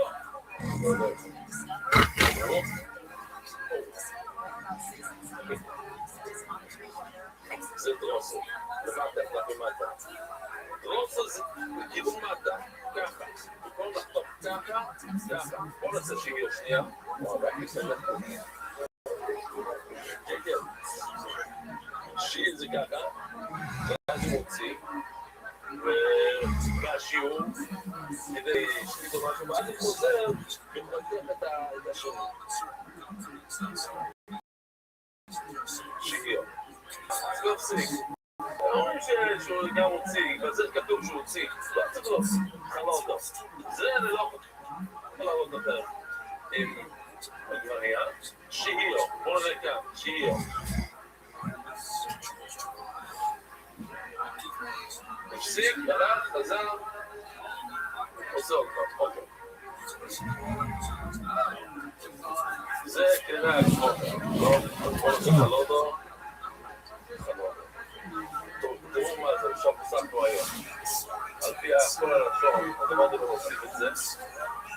תופס את הסימנים ביד שלו, ואז הוא נכנס ביניהם. אבל עכשיו, והדבר הזה, שהעסקים הזה, קוראים לזה חלוטו. זה הייתה סימן. זה מה, וכבר ראינו לדרום. עכשיו הגרום, מה זה הגרום? הגרום הזה פשוט, שהוא שופט את זה במקום הלא נכון. כאילו, תקום לאדם היכול. מקום השליטה בעצם מהגורגלת, ומטה. יותר, אם זה הקנה זה, איפה הולך הקנה? לריאות. אז תחילת הריאות. והבשת, איפה הולך הבשת? לקהילה, תחילת הקהילה. מה הגורגלת? עכשיו, אם הוא עושה שליטה מעל הגורגלת, או כאילו לכיוון הריאות, אז זה הגרום, זה המקום הלא סוד, לא המקום של שליטה. כל טעם שאין לי שליטו, זה לא הכל משליטו, זורי, ואילו שליטו. שגיאו זה להשות שנייה, רוסו, חץ כלפי מטה ושמאל לתוך הלוך כזאת, חלון שהוא נכנס תחת הסימן וחוטף את הסימן אחר כך על הסכין הים בישראל. הגרומו שהוא מגרים לצד, חוטף במקום הלא נכון, ואיקו זה איקו. אם יש גימה בסכין, חוטף עם הגימה, אז זה מושך את החומר, את הבשת, וזה איקו. הוא עוקב את הכל, במקום לחסוך את זה יפה, הוא מושך את זה, קורע כזה. בוא יודע, גימור מייקו משהו. כאילו תגידו, זה הכל בשנייס, אחר כך אנחנו נגיע לשם עוד מעט, עוד 10 ימים. אבל גימור לא הצליח לשורן את זה, ראינו 2-3 פעמים לשוחת שפים. אבל אדם זה, ראינו שהוא שוקט טוב. מהנדסים שוק השפיר העיניים ראשון. וכיוון שכל עשה את זה 2, פעמיים, 3, מצוין. ממש מה לא, אם זה לגמור אז כיוון שהוא לא ידעת על אוכל, שים לזה שוי, לפעמים הוא יעשה שגיע, וקורס, ולא יעודה. לא רב יהודה אומר השמואל. כתבו צורים שעברי וסימוני. למה השחיתה? אחרי השחיתה, עכשיו הזמן, הוא בודק גרוע, כמו היה בוי. וכתב את רוב הסימן. חייבים לכתוב רוב סימן, אז הוא צריך לכתוב ולהסתכל לפני דבר שהלך רוב הסימן. צור שעברי וסימוני נח השחיתה. אבל יוצא, אנחנו תגידו, ואנחנו למדנו רבישים לא יודע, למשול כדי איתיקו. אם חיכה כמו לבקר, זה לא טוב. מה ידע? לכאורה, כדי ביקוס נצטרך לדעות, תסייל צוף, המבקר בסימנים. היה צריכים לתוף בסימנים. אבל הבעיה היא לא, לא רביות. יש לבקר חכם. יש חכמות בעניין. כדי לתת חכמות. לרב של העיר, נותנים לו לתוך את הסכינים. הנה, לקח סכין. טוב, פשוט הגמור נתן לחמור בשיעור. יש רב שגר בסוף העיר. לוקח 3 דקות. יש רב שגר 30 שניות מהמשליטה. אז מה? אז ככה, מה זה צידי ביקור? 3 דקות או 30 שניות? לא, להקדיק אותם וככה. מדברים על אותם בעצמו, השופט בעצמו. כמו היום. הם יודעים די טוב. הם בדרך כלל יודעים לעלות, ודבר כלל. אז כדי שהוא, אחרי השליטה, עושה בדיקה. לא, אז כן, יש סיגת תמונה של כמה תמונות של רבי יש בעצמו, אז מאוד בתמונה הזאת. גם בסרגינים יש שם משהו בודק שם. בעצם לבדוק את כולם, כי הוא יודע. זו שאלה פשוטה, יש פעם בבית המלאכיים, והיא פתאום חותמת על כתבת לב, ועושה את זה לך. מיד אומר, אז התשובה היא שאם היא מתה לבד ויש שחיטה, יש לה ממש, תשובה שנראה לפעמים, אבא טורו, זה מדרגה מאוד גבוהה, לא אבי אבות, מה אבי אבות? מת, אדם מת, אבל באמא מתה זה אבא טורו, כמו שרץ, דומה לשרץ, כמעט אותו כמעט,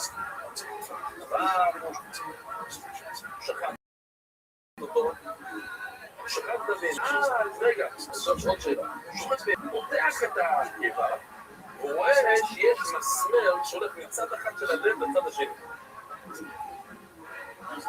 זריפה, מה זה זריפה? היא לא תחיה יותר מ3 ימים. תניה או לא תניה? והתשובה היא, אתם יודעים, השחיטה מכשירה מהתגובה. אז הוא נגיד, אז אם היה שחיטה, אין תגובה. לא עוד הזמן. אם השוחט שחט ולא בדק את הסימנים, אנחנו לא מדברים על העסקים, כן? הוא לא בדק, אנחנו חוזרים אחורה. כן, שימו לב, עכשיו דיברנו על תוק סכין, לא לתוק סכין, לתת לחכם, לא לתת. אנחנו הולכים אחורה, שמה, כל דבר צריך לבדוק את הסימנים לראות אם היה רואה ולא. באמת לדעתי משהו זה בלא זו ברביען היום על דריפות, אסור להכילו. יש לזה הלכה של דריפות, ואין לזה שום תודה. זאת אומרת, היה שחיטה טובה,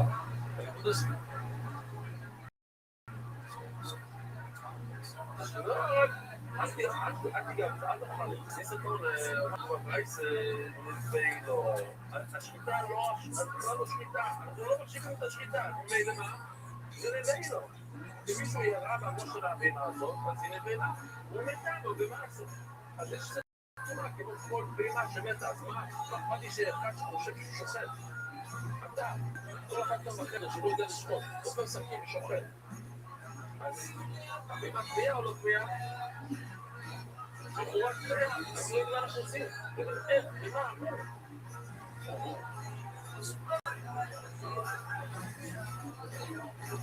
ומה הייתם מפליגים? מה אנחנו נצטרפו? הוא אמר, ואינו תחייה, הוא תחס כסף. צור בדס, עד שלא יכול לבייש אותו. אז אנחנו באים כל מיני ספורס. יש שלב שהבימה שהגיעו מלאכה ומלאכה שנסעה, כן? ושוב, עד שאומר, חייבו מלאכה. כל בימה, שחיה חייבו מלאכה. אז יש שם איסור שלי, ובמלאכה. אז עכשיו, איך אתה יכול להשקיע את האיסור הזה אחרי שיהיה כאן? אתה רוצה להגיד שזה נשחק, אבל אתה צריך להבטיח שאתה שליטה. לא אומר שזה יהיה שליטה. אז היא נשארת האיסור, לא באותו איסור, כאילו, האיסור קופץ ועוד איסור,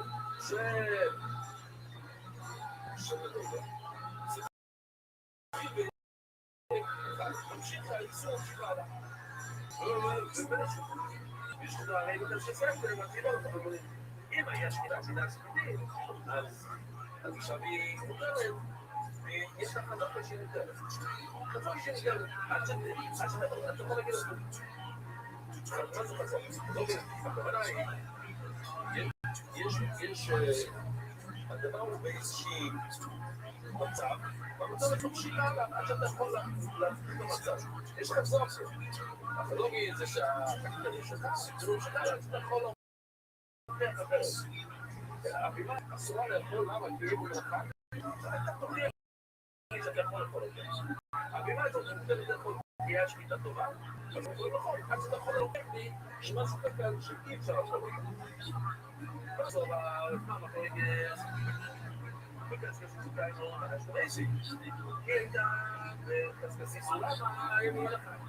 וגם עכשיו, אתה מסתכל על זה, היא מתה, אז היא נביא לך. בסוף, בקסקסי סולמרינו, בקסקסי סולמרינו, אתה רוצה להגיד שעצרו לך נכון? אתה צודק. זה היה עם מלאכי, אבל כשזה היה עם מלאכי זה לא היה תבק. ואם החי היא לא פניה, אז אתה רוצה להמשיך את האיסור הזה? מצוין, תמשיך את האיסור, תעשו לך לאכול אותה. אבל איך נכנס לגן שהיא פניה? זה איך אתה לא יכול להמשיך לעשות. אתה לא יכול להוסיף על האיסור שיש לנו. אז היא עצורה לאכול מצוין, אבל לא פניה, אז אנחנו נבדוק. מה קורה אם הבן אדם נגע בזה? הוא טוב או לא? זה מיקרו לא. אבל אני לא באים לחיי הקסקס מסוימת הזה שיכול לך באמת יש לו עכשיו קראנו שאם הבימה הזאת יש לך חזון של עיסוקים איפה ולחי אז אם אתה לא יכול לשנות את זה אתה לא יכול להוכיח לי שמשהו השתנה אז אם אנחנו אומרים יש לך היא אסורה אבל איש כתוב אנחנו מדברים על החלק הזה איש כתוב וחצקס אין דומים בנס היה שליטה, תדעת ספידית. אז יש לך סוקר, ואתה לא רואה, אתה לא מבינה מה זה המילה הזאת, כזאת. שומעים? מה זה חזוק? אם שכחת אותה, אז היא מותגת. מה זה חזוק? וחץ כזה לא...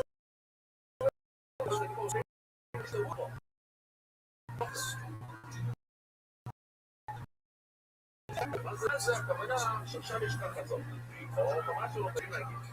והנסיעה כתובים, אם אחרי שליטה משהו ולא הכרה, אז אנחנו ממשיכים את העסק שלנו בחזוק. אם מותר לחורדה, ועכשיו יש לך עכשיו שאלה.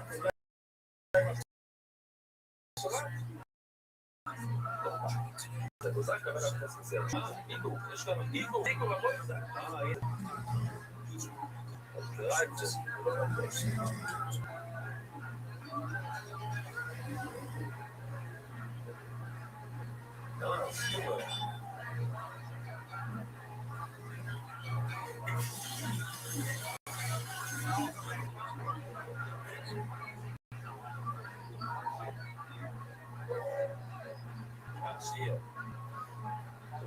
כן. שכח חצי ומחלת הזאת. עכשיו הוא טוב, נעשו. או גם ניזון רוסו. אוי, ונראה. עוד זה ולא זה בני נעין. מה זה? בתוך המכיתה וחכף משהו בלב. מה אותה משהו? שאתה כמו למה היה? לא, אתה לא אין שום בעיה לזה. אנחנו לא יודעים מי יש כאן דרייב או לא. הוא לקח את זה, זה לא כך. אין לו לא בני נעין. הוא עושה שזה חור. או זה כמו לא כך. זה כבר... אנחנו רואים שהזרם עשה את זה. אין לו בטוב זה ציון שהם יפקו במאו. הוא החזיר את זה, לא יודע איך זה... כאילו, מצאת איזה כבר עם נקב. אז מה השאלה? מתרשים שלנו לא נקב לא קם. אוי לא, חומה, התורה, אפשר להגיד שזה היה... ומה שם? אז זה בדיוק קלה השם שלו לתוך מה שהיה מאוד. כי זה עניין של חזון. זה לא לעשות. אם אתה לא יכול להוכיח את זה, אז אנחנו נגיד כל אפשר להגיד. אנחנו נגיד שזה היה במצב הקודם. מה היה במצב הקודם? זה היה טוב. היה קורה שאולי זה עצר, לא היה לו חור בקיבה לפני שהוא מת. לא, אולי...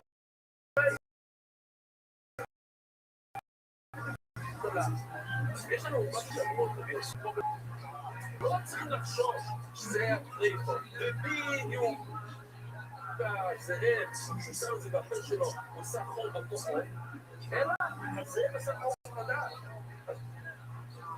נו, באלה זה מה? לא, תתקשר. בייס ואתה, לא, בוא נראה את המונר שתראו כאן, תראה.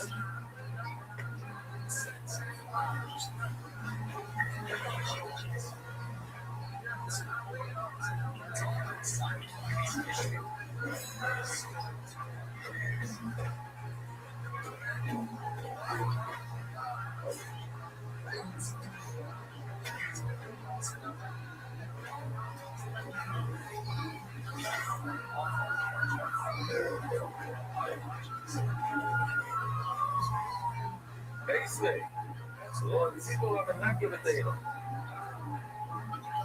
יש הלכה שאם זה, יש לך פרי שהוא לק כזה ויש לזה חול קטן, אסור לאכול את זה.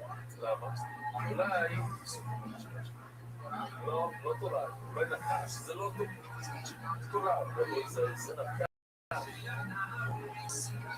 זה לא תורה, זה לא כזה, אולי נחש. נשך שם אחרי שם הערס. אז אנחנו מבטאים שנחש הכניס מי עשה את החור? מי עשה את החור הזה? תולה, נחש, הרבה נחשים עד. אז לא, נגמור באיזה. ולא ציפור מנקה, תהינו, ציפור, מנקה אותנו. והצבעה מנקה, ואחרון 67, בכל מיני נוקה. עכשיו צריכים לזהר, אולי ציפור היה מקודם. אתה רואה חור תפוח. עכשיו, אם זה ציפור, אני יכול להגיד את זה טוב, כי הציפור אוהב כבר, בשביל הצ'אנט, כדי לחתוך את זה, אפילו הסרטית של השמישה היה לו בעיה. אז הוא כבר, יש גם החור, שהנחש עשה.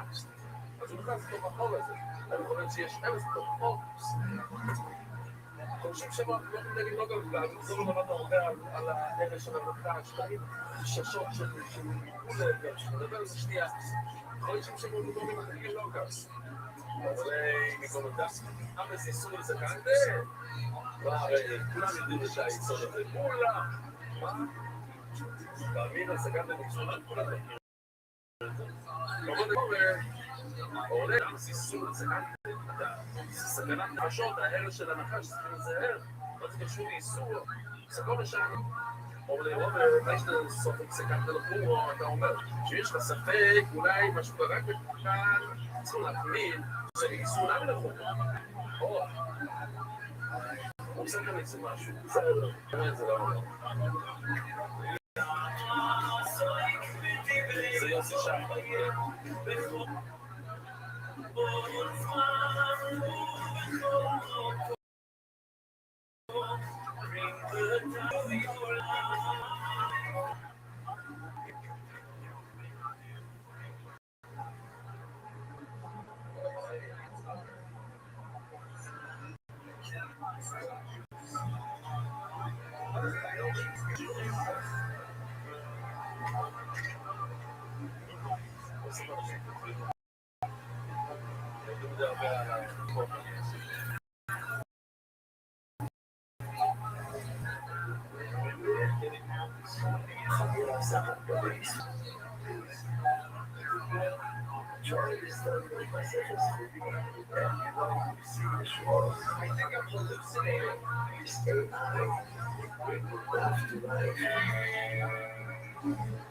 אומר הבעיה, ולא ישאל לי בניסור לסכנה, אתה לא מודע שיש תפקידים בניסור לסכנה, אבל אם נסוף את תוק אותו שהוא סבב מספיק טוב.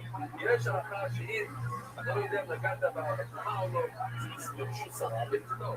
אם נסוף מקלעים בכולם אסורים, אבל מצד שני, יש לך ספק אם זה משהו קרה כאן להגידו, זה אסור.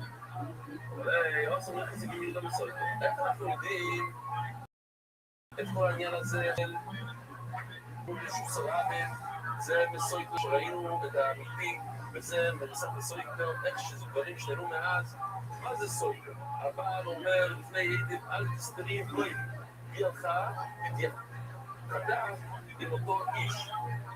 עכשיו, איפה היא תיחדה? משהו סיוכת. אז כל העניין של סויטו זה משהו סיוכת, רק משהו סיוכת. לא, משהו ספרד. אבל היה זאת בסיכוי לא זה פסק משהו יופי, נקוד משהו יופי. עושים, תמשיך.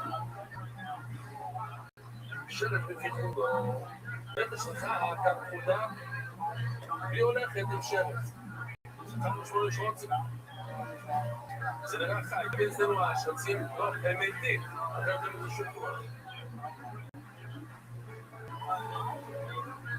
בייחוד אמר לנו גם עם של תרומו, היא הולכת על דברים של תרומו.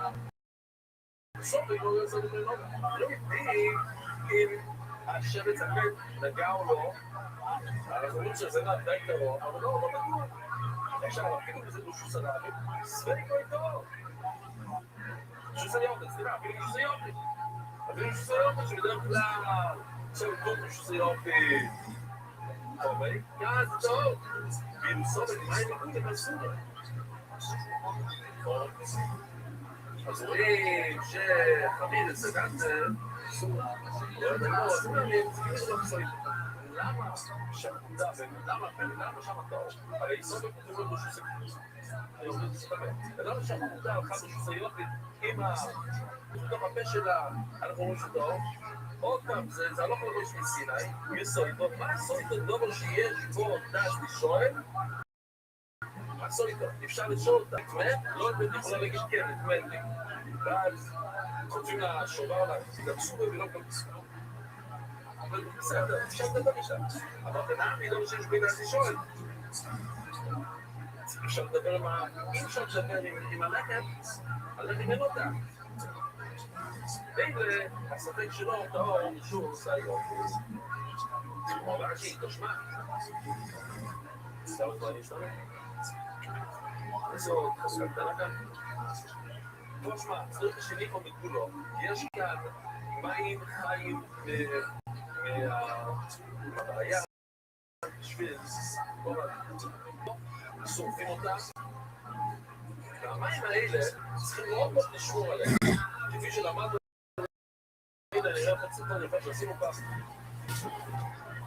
שכל כך שומרים על המים האלה שלא יהיה שום תורה, שמגדלים ילדים במקום מיוחד, האיש מופרת, הולך לשם, אז אפילו ובונים כל מיני דברים שהתרומה לא תעלה, וככה, ואז מביאים אותם השברים, יש דלתות שלא יצאו את הידיים החוצה, שהתרומה לא ייגע בהם, הם שומעים את המים, זה המים מהבעיה, זה מים ממש טובים, ילדים שגדלו רק בשביל הדבר הזה, זה לא יסתכל. אז כמה אנחנו כל כך מקפידים על המים האלה, ואז פתאום מגיע איזה יוקר אחד, הורס לנו את הכל. אחרי זה, כל השכנים, הילד, מסכן הילד הזה, הוא לא הולך לשום דבר, לא מעוגן לשום חברים שלו, חברים שלו. הוא תקוע שמה על הזה, למה? כי יום אחד הוא ישוב את המים. הוא ישוב את המים! ואז הוא מגיע אחד שהוא תקוע כזה, סוף דולר מגיע לפה. אתה נוגע! זה לא בעיות. כל מי שנגניחו וכולו פה מוצאו וחוסות מהיום, שלא ידבר, זה היה מכל. ופתאום אתה רוצה שזה כיסוי. עכשיו, זה ודאי. מהיום, למה אתה לא? שלא ידבר עוד פה מבין לה לשאול מכיסו. זה לא יכול להיות מחר, זה לא יכול להיות חולדה. מי מכסה בן אדם? ויש סיכוי מאוד גבוה שהוא תאמן. כי מיקרו צריכים להקפיד כאן, זה לא אומר, זה חומר של חברת מיקרו. כי מיקרו מוצאו, פה מוצאו, זה קצת שונה. ולהוריד נכסה, זה כן הם יכולים לעשות, להוריד דברים. הם יכולים לחול להוריש לעצמם ממנו, אבל לא חוש. תראו להוריד.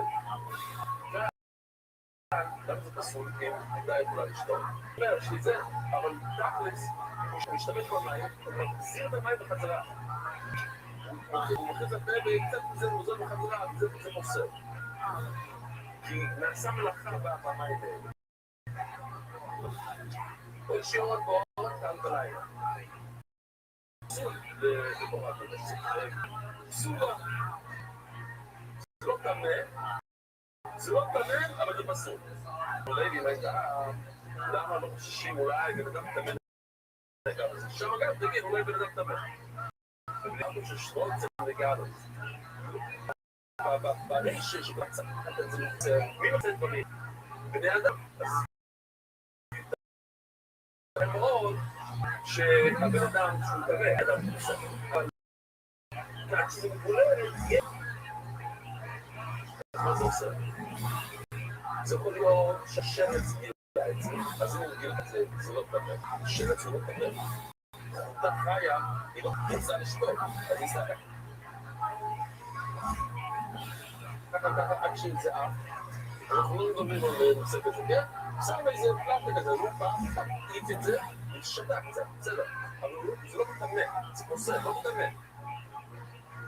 וייתכן גם שבן אדם גילה את זה, והבן אדם הוא גם לא טמא. יש 50% מהאנשים טמאים, יש 50% שהם לא טמאים. אז מהאנשים זה חצי כן. אבל פלוס זה, אולי גם החולדה, זה לא נראה. אז יש לך רוב שאומר לה שזה לא טמא. והמקרה הזאת,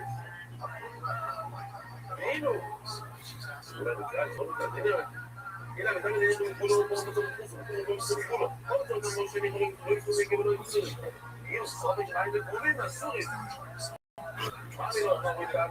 אני לא, סקת של מסור, מה אני לא, תבואו קצת שלכם, אבל שבס.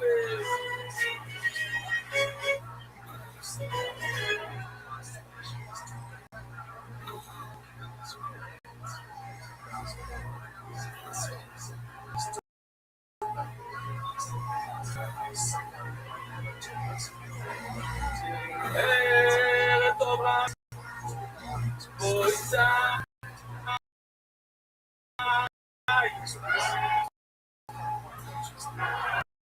זה נשמע סימים שפויה בכל הרופאים צפירת סוהימר איזה דעת משתנה היום זה כולים שבצולים אז התחילו מגעת את זה אנחנו עובדים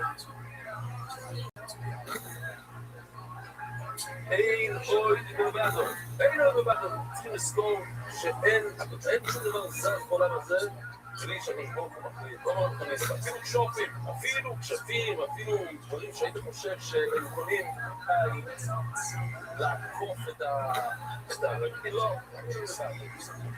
זאת אומרת אני מורה איס צדה הארץ פה מהלכת לא דמישכת אף עושים כאלה דברים חלילה כשפים הרבה פעמים עושים את זה מהחול, שותחת את הרגליים של אנשים, היא לבשה את החפר שותחת שלהם.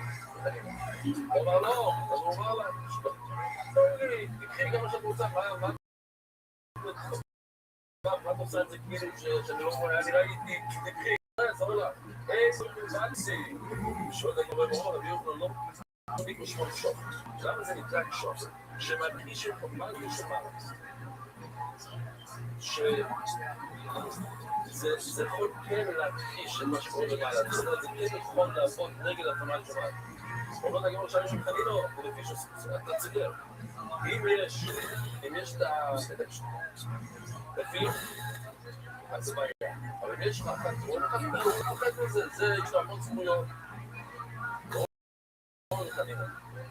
ענקים, לפי שאנחנו עושים עשויה, שסכינים, היי, לא הגיב את צבוי מלמטו, אלו עם קיי מכריזים בולו מלמטו. אפילו פציעה קטנה, כל דבר שקורה בעולם, אפילו אצבע קטן, הבן זה לא קורה לו, אלא עם קיי מכריזים בולו מלמטו. זה גזירה מהשמיים שזה יקרה לו. שנאמר מהשם, צעדי.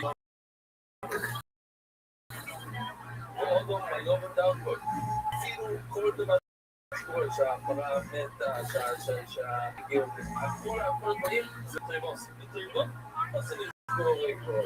אנחנו לפעמים לא רואים את זה אותו, לוקח עוד רבלוזו. עוד רבלוזו דם ניקיף מלציק דם אוילו.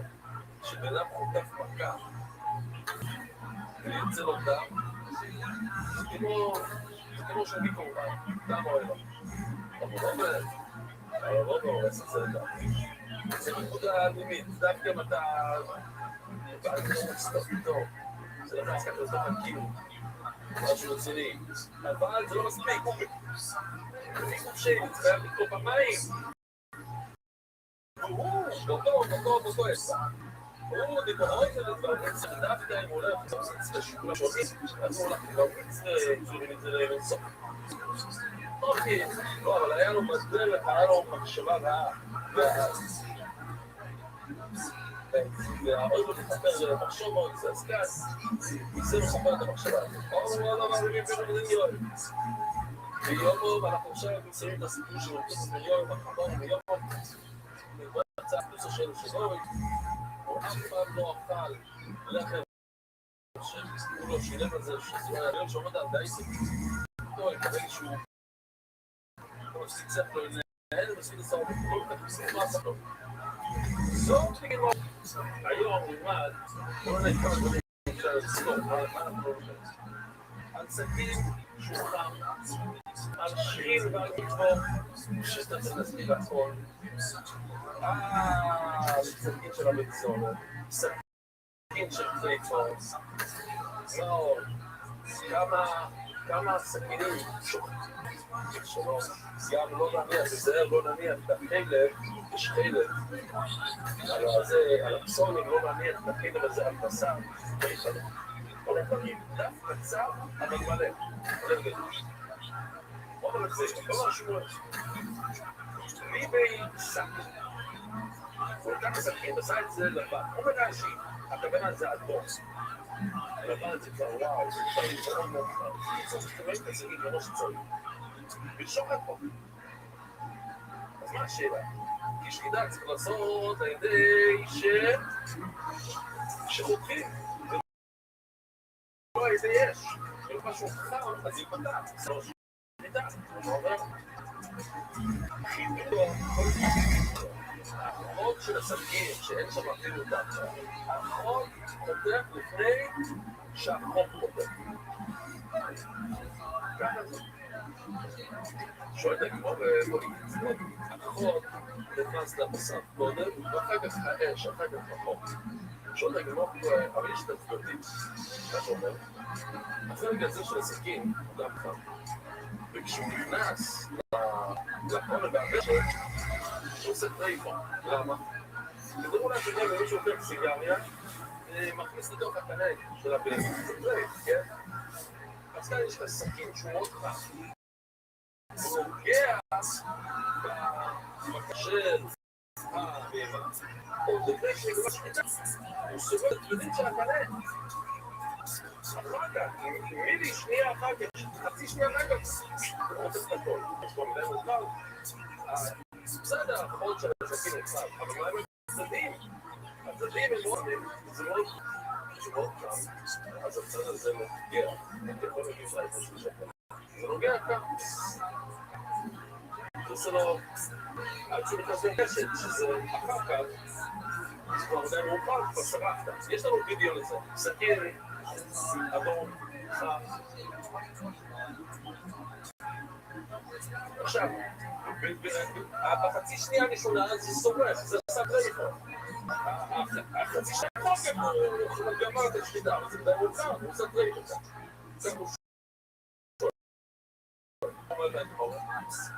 אז אני אגיד לכם, מפיל, כן? אנחנו מפיל, מה שעושים את המחר של פלסטיק. שרוצה לחתוך את השבת, כן? שני אנשים תופסים שני צדדים, מישהו בא עם מספריים באמצע. מה קורה? הוא נפרד מאוד מהר. זאת אומרת, החוד של הסכין הולך. אתם יודעים, אם יש כאן איזה מפה, אם עושים גם... הנה, בואו נעשה עם זה אולי. יש לי ידוע. יש לכם עושים כאן. לא, עושים את זה. בסדר. טוב, זה לא עובד עם יד. טוב, מישהו היה... זה שאני עושה לו. הנקודה זה שאתה חותך מספריים ומישהו משתיך הצד. בוא נגיד סתם נלמד, לא... זה נפרד מהר. אין לו זמן לגמור בצדדים. המספריים חותך, וכל הצדדים זזים, הצידה. גם בצדו שהוא מקוח.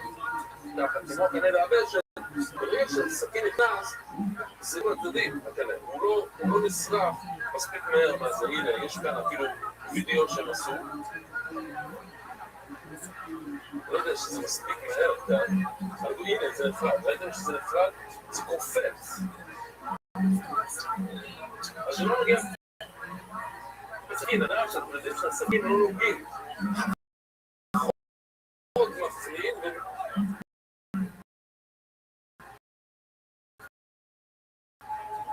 מפרדים.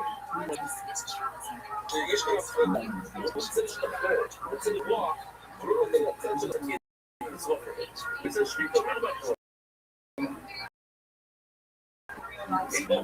רציתי להגיד את זה, כמה יפה.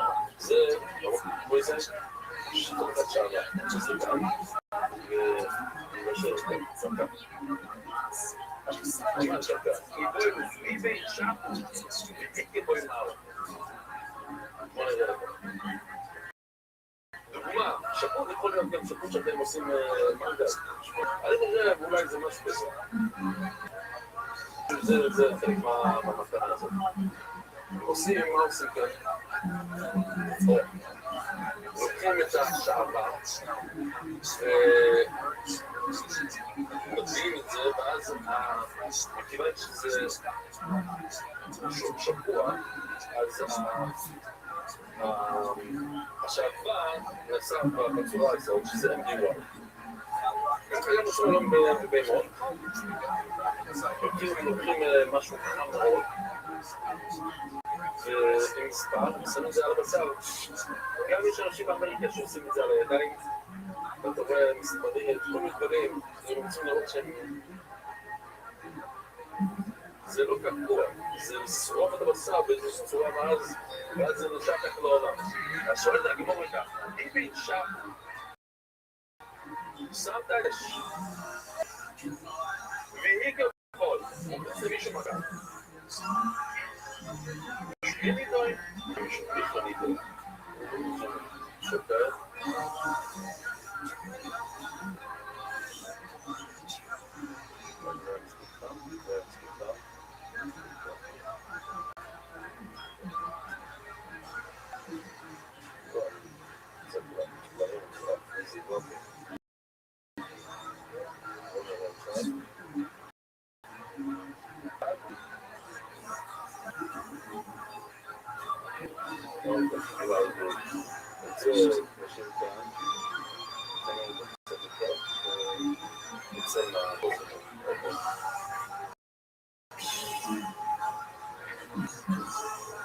אז זה שקול.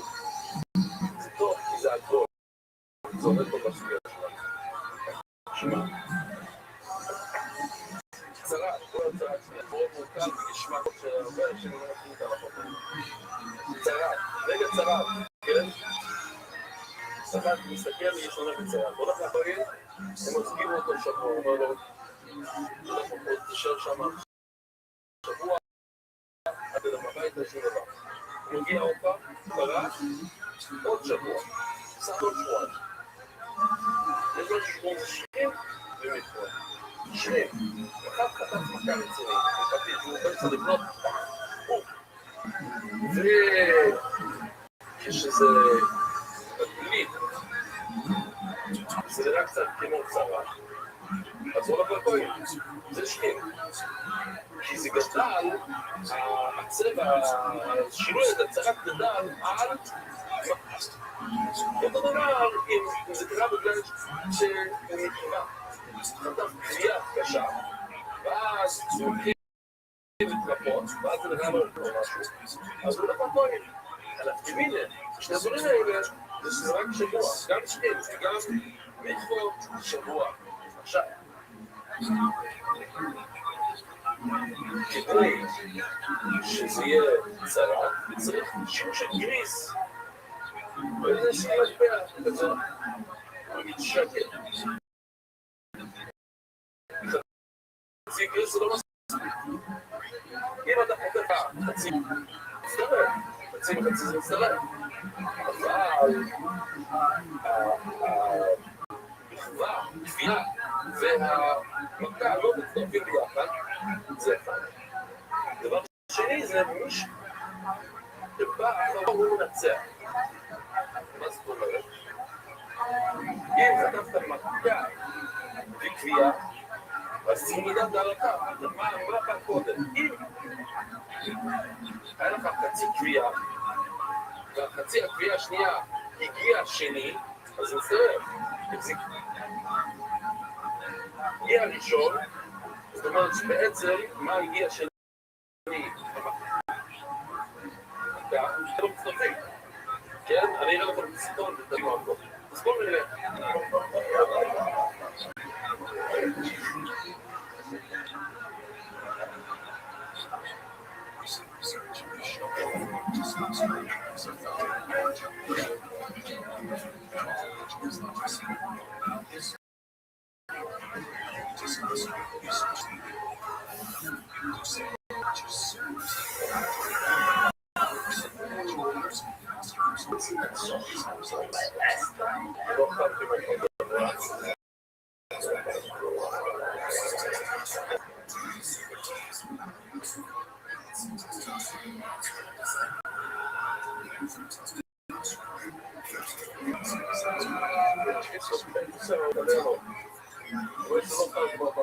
אוקיי, טוב, כל פעם זה מפה, אז יש לנו ראית, זה ככה הוא קיבל תופעה אנחנו, השימוש שלנו זה להסביר את כל דבר קורה הוא קיבל מיכות בדבר הזה זה מיכות משפון ואיגו בוי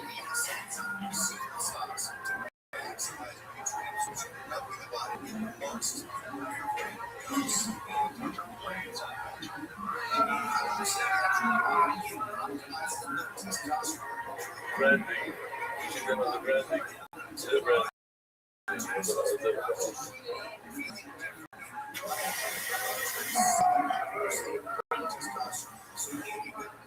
טוב.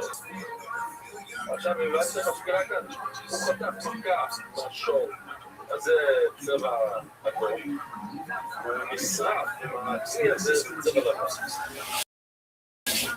עכשיו, כפי שאמרנו, לא מצטרפים לכניס, האימון זה השיעור, חצי לא מצטרף, אז מה כן? אז בואו נסתכל על זה ככה, הוא קיבל זץ מהברזל, שגם שרף לו את האור,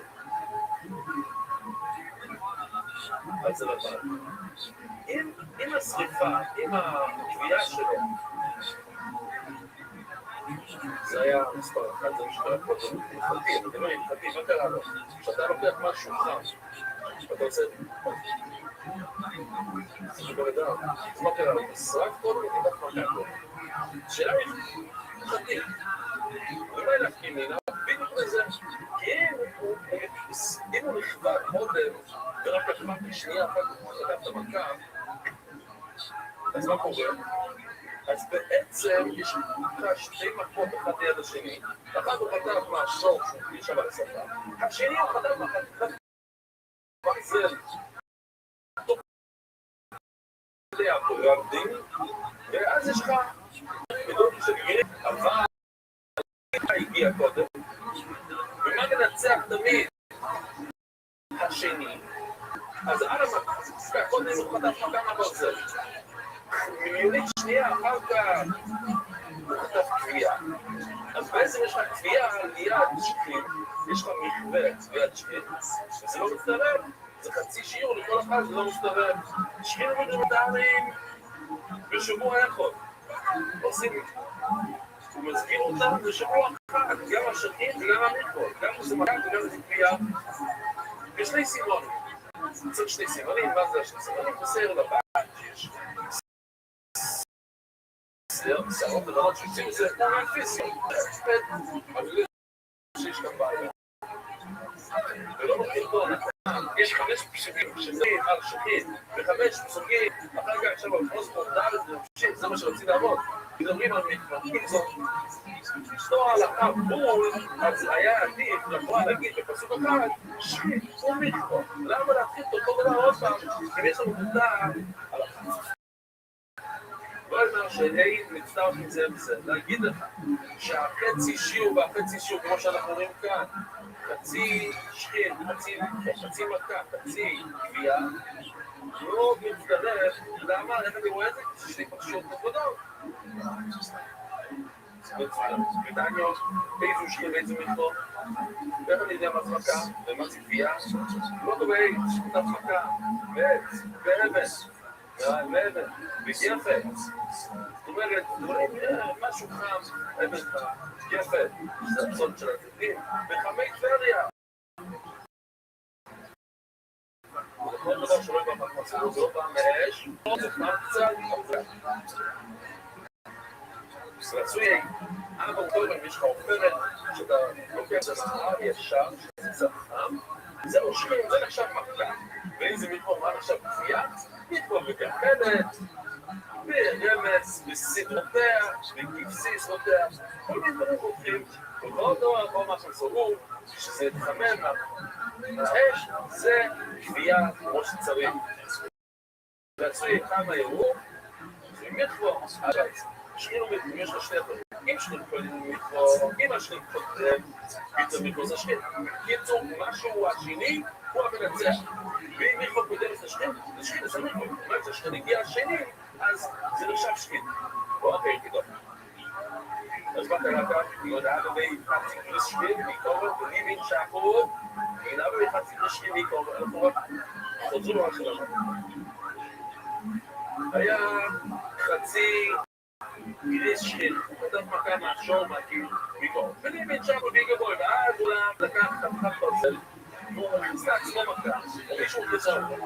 וזאת על חצי גזר, ואז היה לו עוד חצי של מכה וקביעה. מהי? חמוד קודם, האם המכה מגיעה קודם, ועושה חד לו, הוא מבטל לחמוד, ואז הקביעה באה ומבטלת את המכה, והקביעה נשארת. אז מה נשאר לו על היד עוד צי? חצי קביעה וחצי בצד השני. וזה לא מצטרף. אבל השאיר מטבו ובועצה, אנחנו יודעים מה, קודם מגיע הקביעה. ועוד שיחה, ועוד נרגש לזה להבא, אם אנחנו מסתכלים על הצד השמאלי, קודם הוא נשרף, קודם קביעה, ואחר כך הוא קודם מכה באותו מקום. אז מה נשאר לו בצד שמאל? מכה. ומה היה לו כשהוא הגיע לאותו מקום מהשור? היה לו מכה.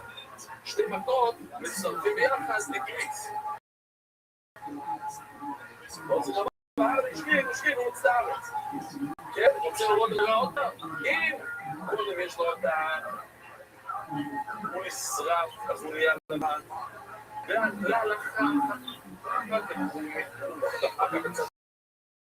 המכה בצד שמאל והמכה בצד ימין מצטרפים ביחד ומתאמר. אבל אם זה הפוך, קודם היה לו מכה בצד שמאל. זאת לא מכה, כן, אבל הלכתי בגרה. מכה ואחר כך קביעה וקביעה אחר כך מכה. אז אם הלכתי היה לו מכה בצד שמאל, ואחר כך זה הלך ונהיה קביעה, אז הקביעה מתגברת היא שנייה. אז יש לך קביעה בצד שמאל, יש לך מכה בצד ימין, קביעה ומכה לא תצטרפים יחד. אז זה, למה זה קשור אלינו? לא שמע, לא משהו. מי בן סכין זה שוחד פה? אם הוא לקח סכין ועשה את זה שבן, אדום, שחיתו זה יקשה לו. למה? כי זודו קודם לדיבו לו. זאת אומרת, מה קרה קודם? הסכין, מה זה סכין, מכה או חוק? המכה הגיעה קודם, כי אם החום היה מגיע קודם, זו שחיטה. אז קודם הוא הגיע למכה, ואחר כך הוא הגיע החום. אבל אני אומר, כי אפשר לי, אתה מבין לראייה. זה משהו משמיץ, זה לא מכה שם, שם הזה, זה חדר, זה, כן? זה שונה, יש לי כל כאילו שאני, יש לי רעשי, שרעשי אומר, אני אומר שהוא חד, אין לנו שום חוזר. האש, החום, זה לא מחזיק בחוץ. זה קודם להדס, עכשיו זה שונה, כי זה ככה, טוב, שמע, משהו מאוד דומה, אני עכשיו לא, הוא צריך לקחת על זה, את הדבר הזה. הוא קיבל את זה, זה נהיה לבא, הוא עקה, מידו שמחס איש. אז אנחנו מסתכלים על זה כמו שזה קביעה ולא מכה. אנחנו חמוד את המקומות המכה היה קודם, והיה שם מכה. אז למה אנחנו מסתכלים על זה כמו קביעה? כי הקביעה לדבר השני, אף שלי תמיד מנצח, אז נעמי דבר זה נברז, הוא כניס לו מכה עם שפיץ. ומה? אז לכן זה לא ממש מכה.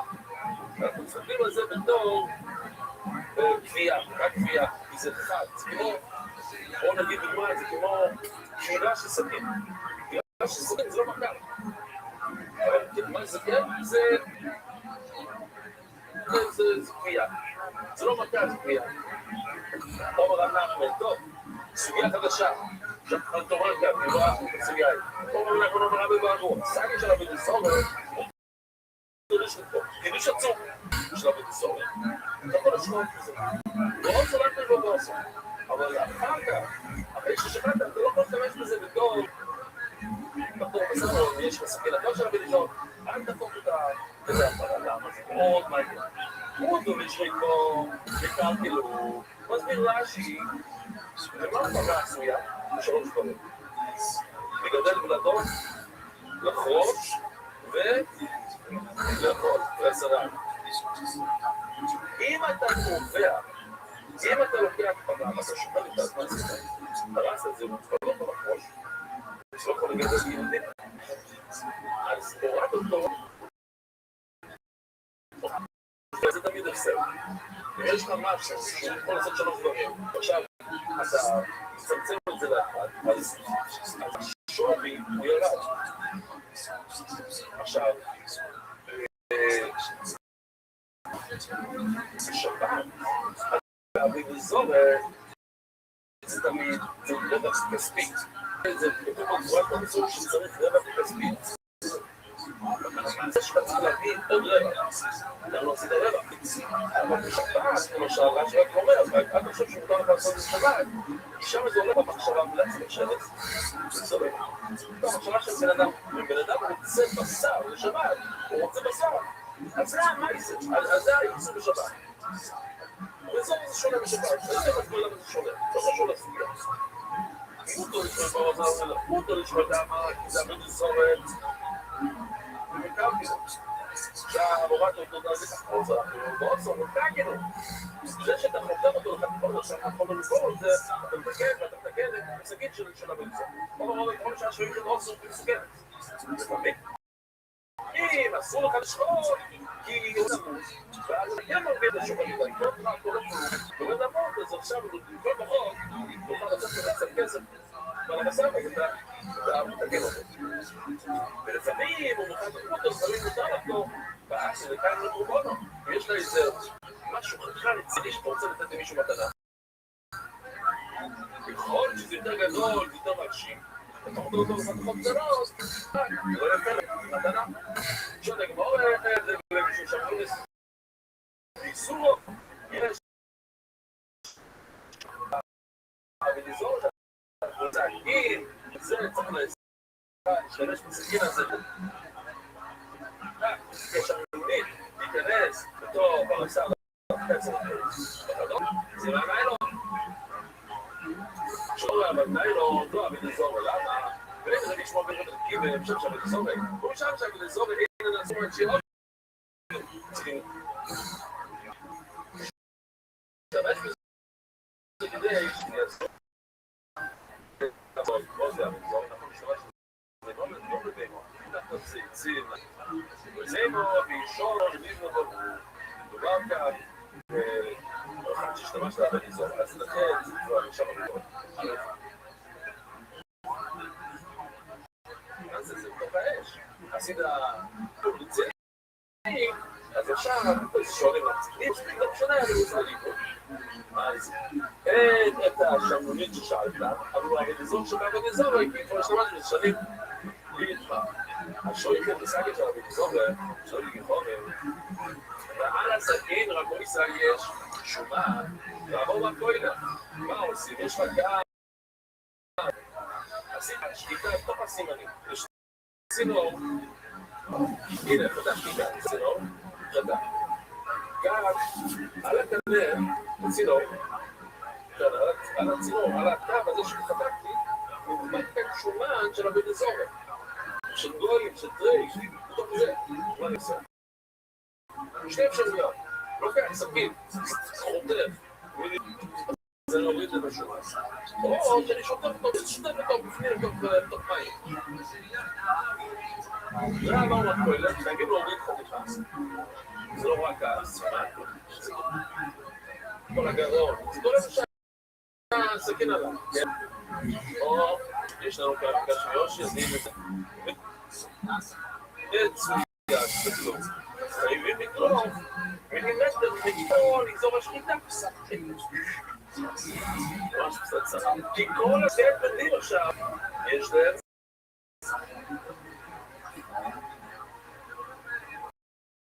נבלע, הסכין, קצת שומן, אז קולפים אחת לסוף. אם אתה רוצה לקום, אתה עושים, מה לך לכל רוב? קולפים? אוקיי? אז הוא אומר להגיד, כל רב אמר כהן. ודעת וברב חנה אמר מידיח, לא צריכים לקרוא כלום, פשוט שוטף אותו במים. והם והשמיטים, אולי עשור הפייס השמיט את זה. ומה עשור הפייס השמיט זה אחר. עכשיו, כמובן, אתה פותח פנימה, אתה שם את היד שלך, וזה לא מובטח. אבל יש שם איזה חום. השאלה היא, בעלות, האם החום הזה מוציא גליות בסכין? מוציא שומן בתור הסכין, ומכניס את זה לתור הבן. אני אומר לו, כולה בישתית הרבה, אבל יש איזה שמה.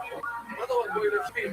הוא נתן שכם לגלו, אבל מה אתה אומר, מדיח, זה מה? זה לשתות פה במים. הייתי דתי, סימונים, לקום איתם, לא איבאני.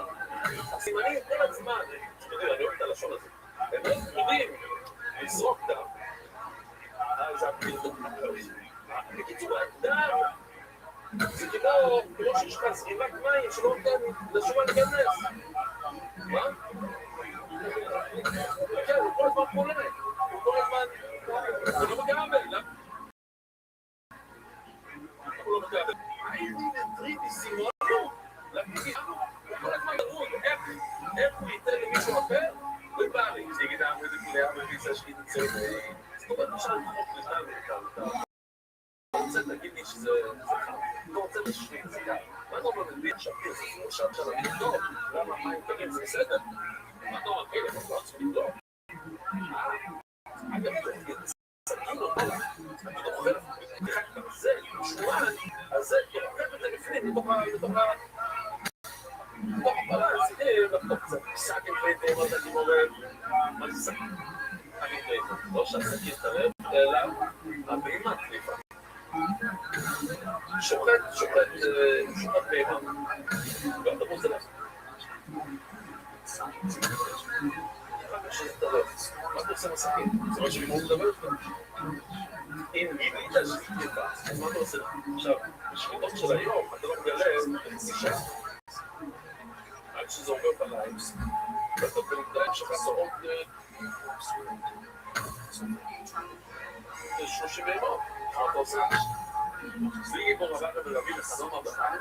תגיד, אתה חושש שהשחרנית שנתמלה בהימה טרפה, בקשירה, היא טרפה, לא בהימה של גבוהה, בהימה נורמלית, אבל השומן שלה בצרה זה שזה יש לעשות לך לתוך מסכים. עכשיו אתה עובר מסכים הזה ואתה מכניס את זה לפרה. פרה אחרת. אז הכנסת טרייק, פרה אחרת. אז שאתה יכול לזמן לעשות, אתה לא אמר לך, שתות את העסקים במים קונים. אתה לא אמר בצוין. אז הוא אומר לי, תהיה עציסה שלי סקסוין. הלכה היא בצוין. זאת אומרת שהיום הם מקפידים בין שקיטה לשקיטה, בין פרה לפרה, אתה לא ממשיך הלאה. אתה כל פעם לוקח את הסכין ושוטב אותו. או אם יש לך שמאטיה, יש לך מתמטיה. זה ככה. לא נעשה אפילו צוין. יגע במיסו, אם יש לך איזה בגל, לפרוס או ספס כזה, נניח כדי, לקנח, לא יצור, אתה יכול להוריד את השומן, אם יש שומן להסכים, זה ירד עם השמאטיה. הוא לא עבור בכלל מהטיימס. למה צריך מים חמש? תבוא לאיסור, נקרא שם האיסור לתוך כן? שואל, תגיד, למה אתה צריך להוריד? כי זה בא לאיסור. ותגיד, אני בוא לא, בין החי. זה עד שנכנס, אדם בנבלת. זה אותו כן, שזה היה בו בין החי, כאילו, הסבא של הבהמה. שוחר, הוא נכנס לצורך הסכן. אין לו בוא למדי. זה בולע וקיינו, שזה מתחמם, והם נתניגות לא שקידו, אבל בכלל השניתה, לא, נשאר את הלידי. זה כבר לא רגע אולי, והשניתה, כל החום מגיע אחרי השניתה. כלומר, אתה בוא, צורי, סכינים, צריך שלום סכינים, אחר שישה בלבוא, אחר שישה בלבוא, אחר שישה בלבוא, כל הצור, שמחד לבוא, כל הצור. שבכלל לא קנות, כן? לא צריך להבין, צריך סכין ממך. כשנגמור נתנגים מכאן או בוסים גדול. מה זה דוי?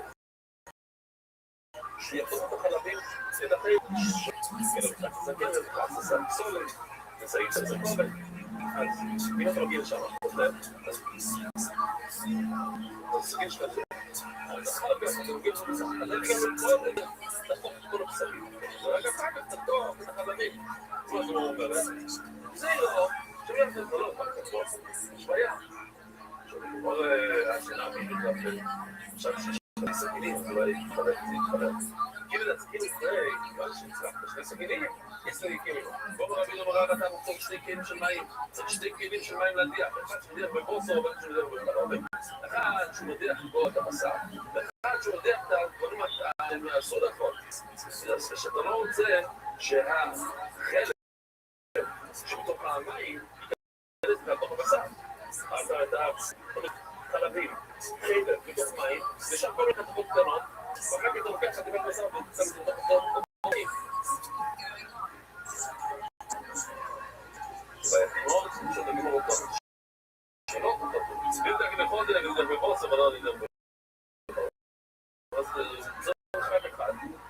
בסיפור נתפוס, לכן זה יש מישראל ככה, שיהיה בזה. אז למה אני אומר אולי עכשיו שיש לה 2, שטבק צריך 3 סכינים, ושתי, זה שמיים. שוטר מסתכל בחזרה.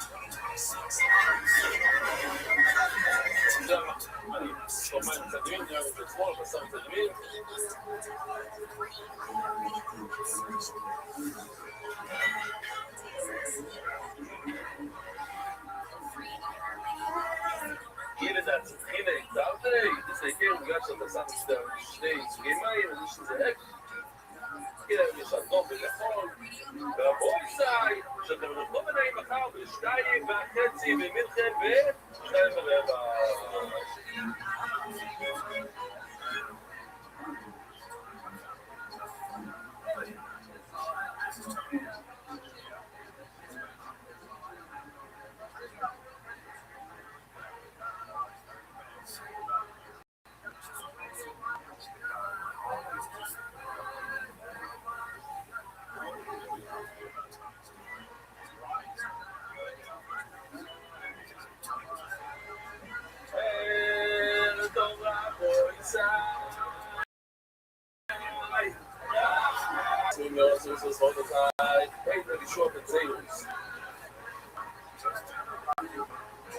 זה הכל אגב את זה. היי, רבי שוב זה ירודי, בן חומר ובשן רבי נעים. גיס של רבי. היי, רבי שוב זה בן חומר ובשן רבי. לפני רבי, אולי לפני רבי, אבל לפני שוחד עולה שניור ובשן. יש מסוים שתיז את השן. זה לא מה שאנחנו מבינים היום. שזה לא נחשב ארץ ישראל, זה נחשב חיצה, כמו בידי רבי יש בישם כולו על ידו, אוכל עלה שלי עליו, ידו, בתוך בישם, בלי לעשר את זה, זה לא שאתה חייב בידי לעשר, זה אומר שזה חוצה ארץ. כן, זה חוצה ארץ. אז אומר רבי, כמה הרבה זמן אתה לה, בידי רבי, זה בישם כולו על ידו, זה תשעה חוץ לארץ. Pero, ¿cómo le veo un mensaje? ¿Cómo lo fuera a los culturos? ¿Cómo se sepa para eso se sepa más de lo mismo? ¿Qué te digo? No, no es que el chance de todo el proceso de la suya mata lo es desde más se quiero son de más de la cosa mata עכשיו es sobre la vida. אומר, יש כזה דבר בהיסטוריה שבקי זה לא משהו שונה, מה היה? דרך כלל בגלל זה, והתחיל את ההצלחה שלך לפרשס, כן, תמונה, מה היה שם, היה מגיפה, ומשאבים עשה הרווחה של הפרשס. ואיזה פרספור, משהו, אני הסתכלתי להביא שמיים, וזה נשאר לדורון, כל הדורון, היה לו את הלחץ של הפרשס. אבל זה התחיל אנשים, ראו שזה עשה נס, התחילו לעבוד אותו. כך הסגיר המלך שיהיה צדיק, ורשם רשם. והתחיל את ההצלחה של הפרישות, אשר עושים לו גדולה, שעבר זה חסכות. כשהיום להם היו בישראל ביקשתם לו, היו כתרים, היו ספורטים, אבל לזור לדן החי. והגלובה היו נחוש לו, זה וזה. אבל אין איזה שום תחושה, אין איזה שום ערך, זה מחושתל. בואו נשבור את זה. אז אומר רבי, אין שם בוא אופציה, לא הגיע. עשה עבודה של חזקיות, היה צדיק, אז למה הוא היה כזה צדיק, למה הוא לא שפר את כל שופר, כמו בן שלו, שדיברנו עליו אתמול, גם צדיק, הוא לא הבין אבל, למה הוא לא שפר זמן, ועלה את זה, פתאום שפועל המחצי, שמביע לו, הם באו ושפרו את הכל, עשו את הכל, למה? כנראה שלא שומרים את זה לכאן של הקוישס, אתם אומרים שהם רבינו עושה, תראו לעצמכם, היה לו עכשיו, מדרון, השם הקוישס, שומרים של רבינו, משהו, אין זה ערב, שומעים, הרסת משהו, רציני, אין לו, זה מילים כמו יבוא איזם, יעדר בואי, רבי, כי הוא מסכים טוב, כאילו, אם זה באמת בשביל להקשיב, אז יצא, סיימת תשמעי, נשאר משהו, בחזקיות, ידל, רוצה להרגיל אותו, והורים צריכים להרגיל את הילד, לגדל אותו, שיתגדל.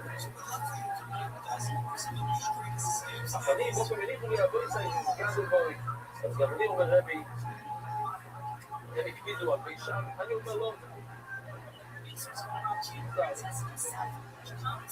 לא יודע, כמו רואה את הסיפור הזה, בגלל את הרחוב, בסוף הדבר הבא.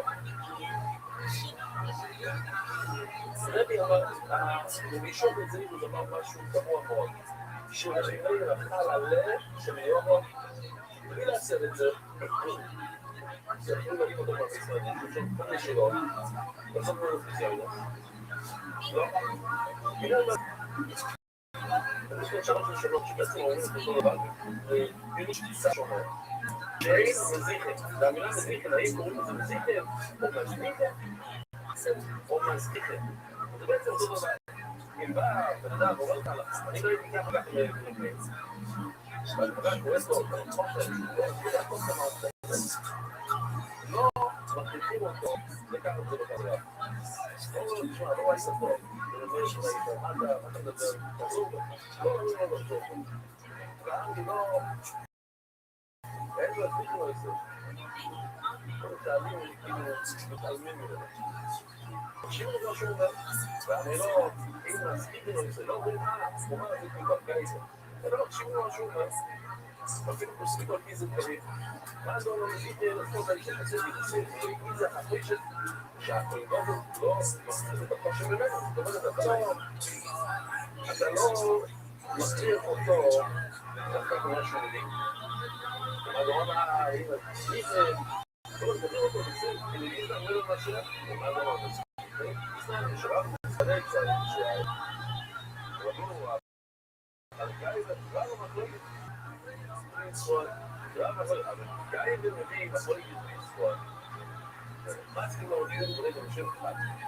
ומניגל לדרום המליצה, למה ישראל האם מישהו באמת סובר שבתשעים זה לא מאוד מאוד עושים, אבל כל יש מנה של בית-שוט, כל יש של לעשות של לגבש. מנה שלא גירש את האנשים בבית שען, זאת אומרת, הם כן, שבאו לארץ ישראל, הם כבשו את בית שען, אז יכולים לארץ ישראל, הם כיבוש ראשון. יש שני כיבושים, כן? בשבועיים שלנו חלפו לארץ ישראל, זה כיבוש בית-שוט. שחזרו מבובל שני. בכיבוש הראשון, הם כבר כבשו בית שען, ובלי זה, עוד הגמור, יש להם את היד העולם של גדליות, משומרות במוזרים קדש, שומרו משומרות במוזרים שבוע, כל מקורות היקישו, באים במצרים ולקישו מלפות.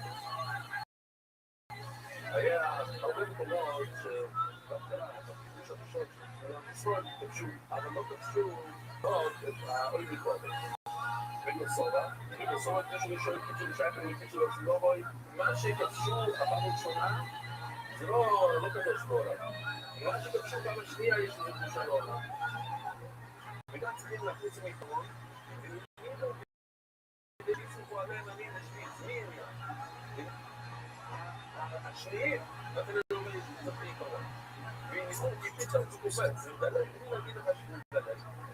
מדברים שם על שתי של שוינות, כאילו לקדושו לצלוב, והניחו, אנחנו פתאום עוברים לכיבוש השני של בורת, ולמה הם לא כבשו את בית שען? אז כבשו את זה, פעם ראשונה כבשו את זה. ביחד עם הלשרוד. פעם שנייה, לא ביקשו את זה, למה? כי רצו שיהיה אוכל עניים, ויעשו לשתות ולזרוע בשמידה, ולא יהיה אוכל עניים, אז השאירו כמה יערות שיוכלו לבוא שם. ובכתוב כדי שיזו בעלי עניים השוויץ. אבל אני אומר להם זה לא טוב, ובאר, או לא טוב. עכשיו שואלת הגימה. איזה ראייה יש לך שבית שם, זה לא חוזר. למה? כי הוא אכל עליו. או להכילה רעי. מה, מתי עשו לאכול משהו לא מוסר? שנגמר המלאכה, שעשית פרי, שעשית משהו, שעשית את זה בחבילה, סתם, אתה כותב בירקות, מותר, להכילת הרעי, מותר בגיל 10. אבל הם מדוע, לא, עשינו שם היה, שזה כבר היה עלום. אז כבר נגמר המלאכה, היה פרק, כונה, לא כנגד משיעורי, כונה לא כנגד משיעורי, יודעים על למה די. בואו נגיד, אולי, זה פשוט דעת, בואו חי, ככה, לקח כניסה, קורה משהו, נשמע, על השולחן, איזה דמוניה טובה, אז לא, בעצם שקצת מספקי לקוש בו, אומרים את הכל העיות, או צריך משהו, או שני. זה לא הפעם ראשונה שראינו את הסיפור הזה, פעם שלישית. אם סיפור מבאר, לא ייתכן שלמייד, לא, עם הבהימה של מיון מיון, לא אכלה בלי לעשות, ודאי שאומר לא אוכל בלי לעשות. וזמין לישראל לא אוכל. אולי יוכל לעצמו, גירה, אני רוצה לכל את הדמוניה הזאת. אני לא אומר לעשות, יש לנו גאי, סבלה של דברים, אפשר לכאן. ואתם שדוחה בעיר, דבר היה חוק, הוא היה מאוד אדם, הוא עושה מהיצורים, מהשפות מסתערות. לא יודע שאתה בעיר, בדיוק, שלא יודע נעמוד לו, זה לא סביב ממש, זה לא קרוב, זה לא היה זה דבר, זה לא מצלצל, לא מהצלה. אולי לא, הוא לא חבילה. חשוב להסתכל. אולי לא מצלצל את הדמוניה הזה בתעצמו. הוא מסומל, סייגים הנה, זה, הוא לא עונה. החלק הזה, הוא מסומל, רגע, זה בשביל הכל. בואו, לא פועל בלי הכל. מה הבעיה? עולה, חתום רב וקומנס דלי.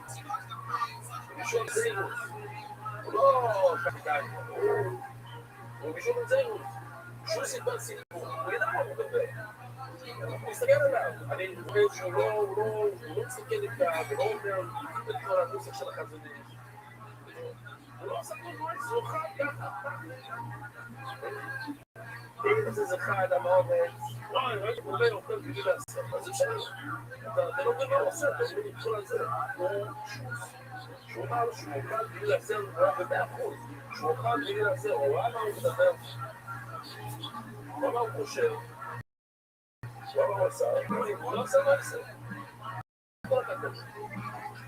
הוא אומר אדם, הוא אומר, מתאר שצדיק הגיע עליי. מה זה הדבר הזה שהמנהל שצדיק? הוא ספר לגמור, הוא לא עושה לשני. הוא היה בדרך לבדוק שבוי, כל מיני מגינוי נהר. הוא הגיע לנהר גינאי, הגיע לנהר. חורלי גינאי, חדול כאילו לכו, נצר. זה ימסו. זה ימסו. ואיפה פה? חורלי, אז מה יבוא לו, הסם של המים, הכל.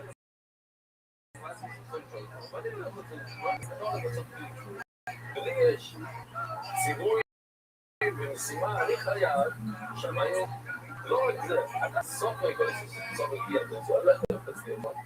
אני ואני עושה, אני עכשיו בכלל המים זורמים, אני עושה כל שנייה, לא רוצה לבוא. אבל זה היה עניין טוב, זה היה ידע פה, זה היה בסוף, אני יש את הכוח לעצור אותך לעולם. אז עכשיו, באמת, יש לך 2, ותופסים כל השנים אחר. עושה קריאס ארצון עכשיו, עושה קריאס גדוי עכשיו, ולא יהיה לך צורת אחר. כל הכול, לא היה לו ברירה, אז היה קריאס ארצון, חלו לו, גם לו, גם היה שם מישהו איתו. שזוכר, גיטרה, לעשות מאפצה לפסח. עולה, חדוי גלינה מלאי. אז נכון כל הבית, גם בשבילו, ובמצווה, עשו לו מצווה, יכול להבין. אז הוא פתח לו ככה.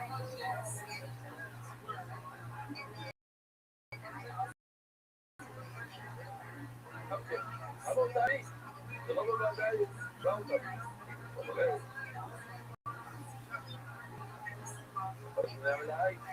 זה נכון, זה באמת ככה זה לבד, לא הגיעו לא. ככה היהודים מתנהגים מאלה שעושים להם טובה ועובדים איתם בסוף משאירים אותם בצד השני של הנהג. עד הזה גם תראה שם, כל הכלל, אז הם חותם את המים בשוף. אבל יועץ, כמובן שגם עם הבוי שלי, יש יותר ריבו לו. זה יועץ לא חשוב, הבוי של רבינו, יש 600 כלים. זה לא עוד צרכתים, אפשר להתחת במים. ברור מה זה זהו.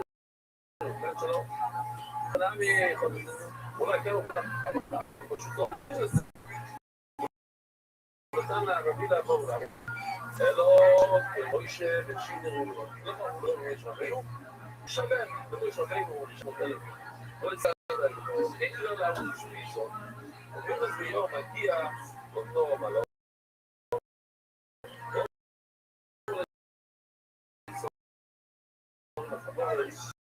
הוא מכיר את החבורה, שלא מתאר את הרב. לא, חבורה. רבתינו, אז מה זה רבתינו? בסבש?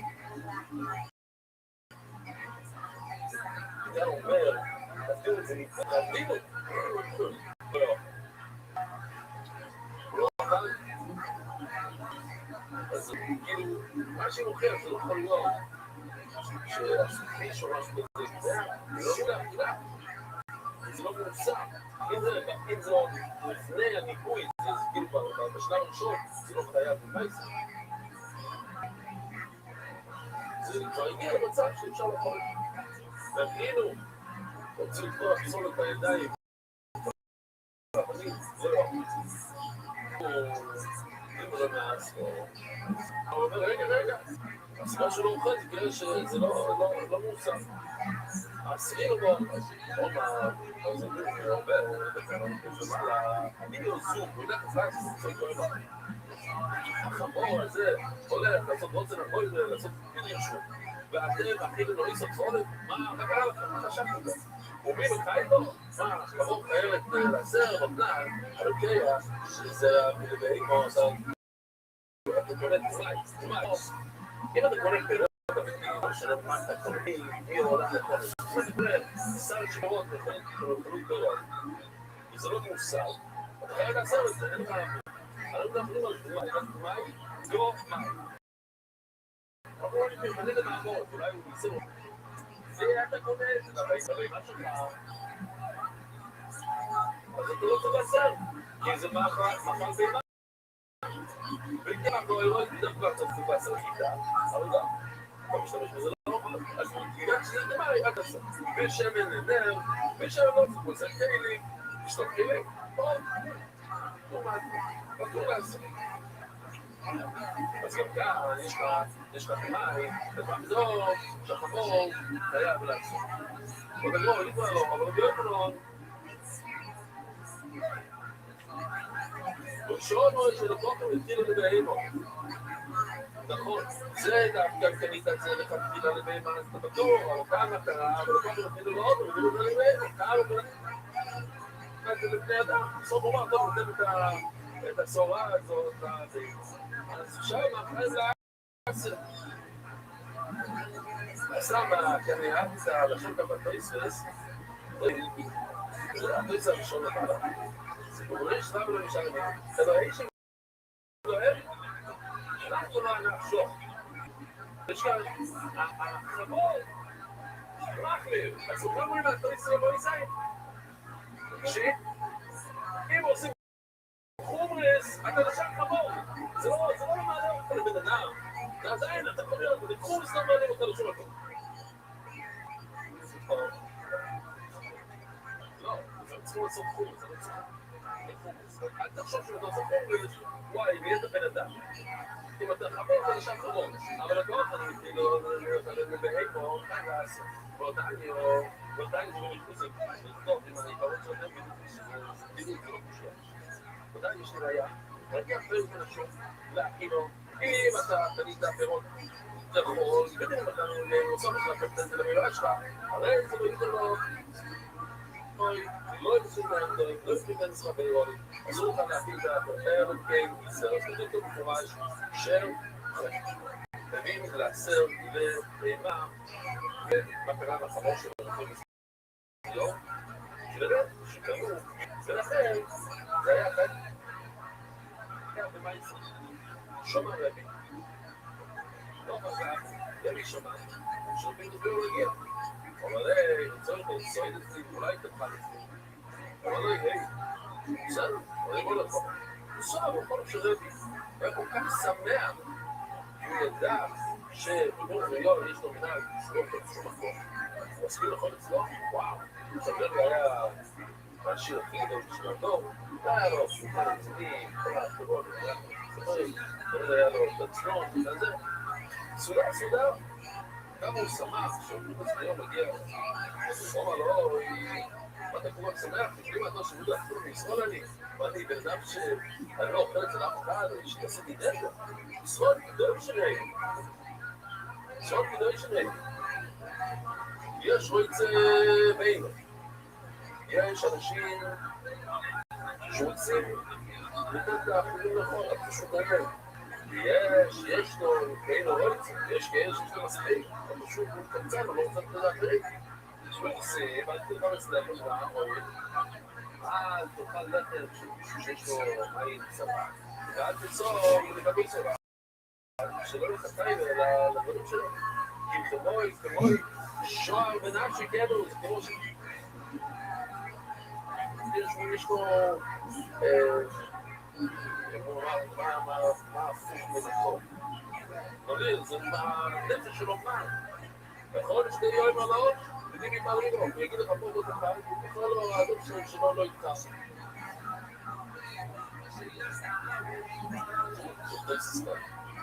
יש לו בין לא יצא. אפילו לא יגיד לא ישו. ידי נחשב קדוש, אפילו שיש לו, וזה למה זה חבר יודע כל האזור? הוא ישו. הוא רוצה שתגיד לו, הוא מתבייש, הוא באמת, הוא אומר, שלא לא קושר, שלא עושה את זה. אז זה די, סוד, זה נחשב, לא ישו. רוב הבושה הוא יודע. אבל אפילו לרבי רוצה, ודאי שיש זה אני יודע שכזה. וגם יודע, אבל כשאני רואה כמה שאני שמח, מי אשתו, צרבנו, בוא נדבר, ויש סוד קוטורייך. אני מאוד נראה להגיע שם לגיל לשמור עליהם, סליחה, אני לא יכול לפעם. כן, לא יודע, עושים הילדים לגב. בוא, שנחזור, עובדת פה, אני הולך. כי also, לא חשבי לבוא אצלו בשבילות הזאת. עזרה מקרה בין אירו, מילה הזאת, זה לא מילה של פה, מה זה עזרה? משמעות. הוא הזמין את זה ככה, הוא מוסד בדווקא, עוד פעם יסחור, זה לא היה בית, זה היה בית, ארמון, ימלא את דתות מכאן ושם. הוא מגיע מהדלת בצד השני, ומקיים בבית, במיליוסות, היה שם רדות כאלה, לבנים, מאוד מסוכנים, רוב המערכות הקריס שזה, יש גם את המערכות בבית שלו, יש לו רדות כאלה מסוכנים, ואני אעשה את זה, היה איזה מין מרד שהיה הורג אנשים, אנחנו לא מכיר את זה היום, זה משהו שינה, ומשאית זה כתב לי על הדלת, אני לא יכול לפעול איזה בית. שום רבי, לא מלאפי, רבי שבת שלא רוצה לבוא, הוא מוגרק, שמה זה? אבל הם זלמינו, אני מוכר אותם על המקום. לא מלא, ורבי יולץ לי משהו, זה לא לבוא, כי השני שפונה את זה, כן, והמרדות האלה יעברו אנשים. מפתיע לנו, טוב, אז אני אפתיע אותם, לא באמת. או מה שזה יקרה, יש לך שתי, כמה, לא יודע, כמה, חמורים,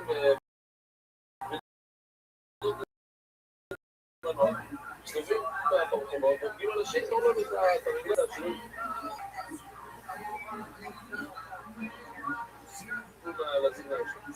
בקיצר ולחיים. ככה אתה סתם יצר אותו. טוב, תתאים לנו. שלמד הכל. אפשר לדייק. לעבור אותם. ולעבור אמצע ולחיים. שומעים? מורים בצורה נורמלית. בצורה טובה, מה? שביתה כזאת, אמצע ולחיים. אז מה הבעיה? מה כן הבעיה? בעיה אחרת. תיקי בתאספס. אבל קומיובטיש בטובו. אז רבי ממש ביקש ממנו עוד פעם. זה לימי כזה. לא רטור ביניים. ידעי זה... זה תפס את הרמש, זה מתפס את הרמש. ידעי זה פיצה כזה מהשמיים. עוד פעם רבי מאמה. מה בחיי גם? שמצד ככה, תושבור פה. עוצר לו. ומה? הוא שם אותו שם על חמימה. יש לו מילה על שולוח לבשלות.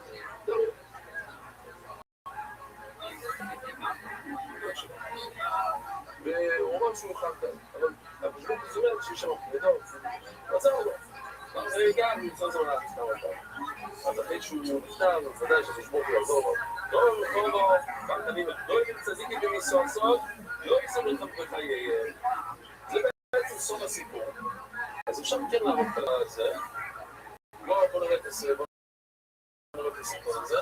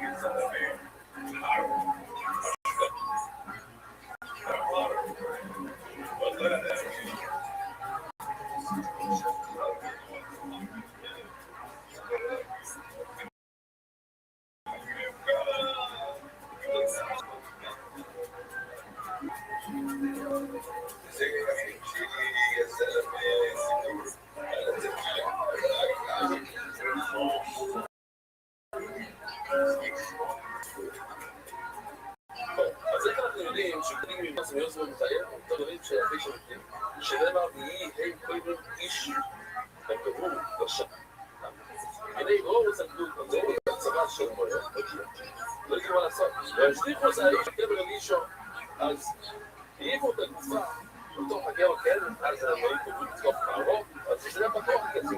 ויהי האיש בה, אז הרשע נגע בעצמו אצל אישו. ויחי, ולא יכול להגיד לו. אז לא רואים. שצדיק הוא יצטר גדול, כי הסיפור הוא סיפור בין השונאמיס, הוא היה צריך לעשות מס שלם, ויגיד לך פה מלאכו, סייד ניס. אז אני קצת הגיע מוגר. אז it is amazing קרה בילדורמן. קורא לבוא ולבית. אולי זה לא קשור לנשמע. אבל נס, בגלל שליאור לא ממני, וליאור היה כניס המסו אחד. ולישו רק היה לו אחד דקה. אז הוא היה צריך להתקרב את הברכה של ליאור. נקסיב, היינו שניים, אוי לה. אולי, יופי, הייתי קטניה. אז לא מה, אני לא ביצע, לא לה. אני חוזר לבחי. אם זה נכון, אז הוא היה צריך לחיות. איזה דבר זה? אלו במאיקאי, אם זה ככה, אז אלו הברכה של ליאור נובי, שהוא שיוצא כסף מסו פעמיים, כי לא היה לראות לו, שריבו צרס נעמון, שישפו לו כמייץ, שמה? אתמול היה לנו שזוכרים? היה לו קטנו נערו. ומה אמרנו? שהיא קטנה, שהגיעה ממקום שקראו לזה גלורי. זה הסיפור כאן. היא הקטנה, שהיא אמרה לנעמון, יש לך צרת? תראה, תלך לאלישו, הוא ידע לרפות צרת. אז הוא הולך לאלישו, תראו מה קרה, הנה, שמסתום.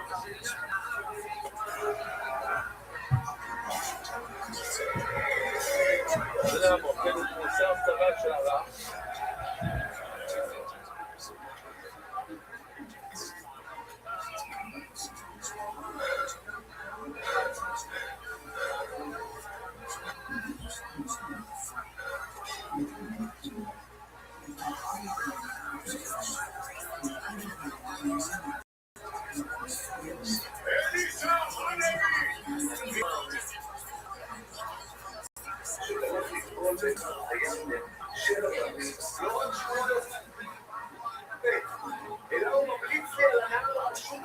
אדוני המסכם, הגענו עד לכאן. אולי ננסה בכל זאת ללכת.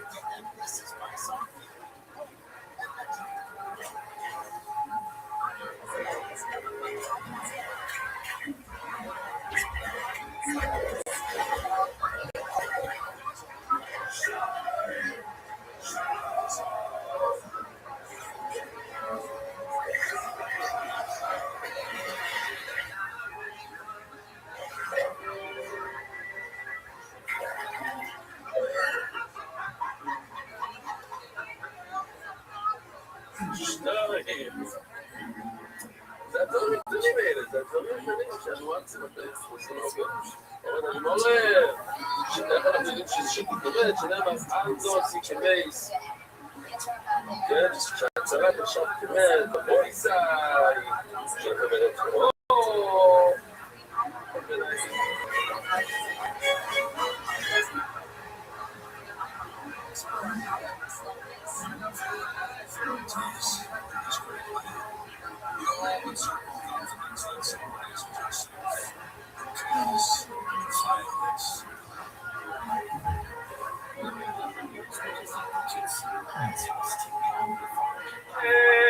טוב רב, בויסאי. נכנסנו מאוד ותסרותיי. היה לנו את גמליאל, שאומר שהשיטה של פוסים אסור. רוצה בבר אמר, יכול להיות שמשהו מתכוון זה שלא היה משגיח חיים. ואז קיבל צעקה כזאת, מה אתה לא יודע ללמוד? והוא שואלת, קיבלו מיני או לא קיבלו מיני? מה השאלה? האם בסעירו הסכים שהוא לא יודע כל כך טוב ללמוד? זאת אומרת שאין להפכים מיני בין אוי מנהגה או לא אוי מנהגה בו, כשהם גמליאל או פסק שאסור לאכול אז אסור לכל משמע לגרום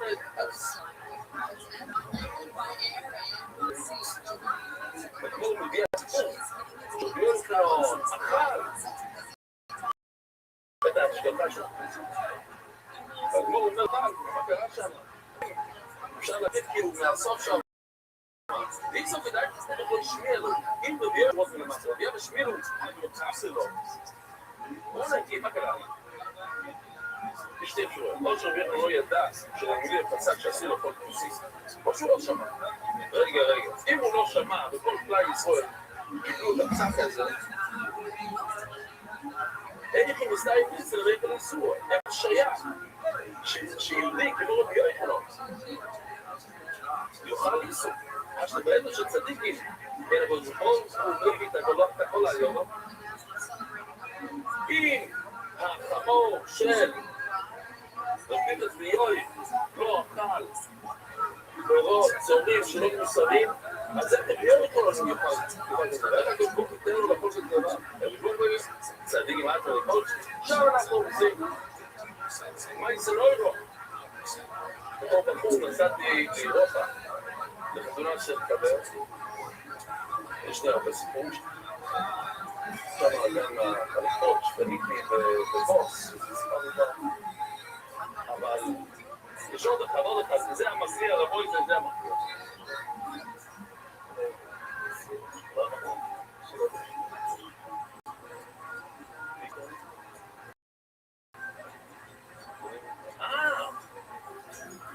לא אמרתי 35, אמרתי פה.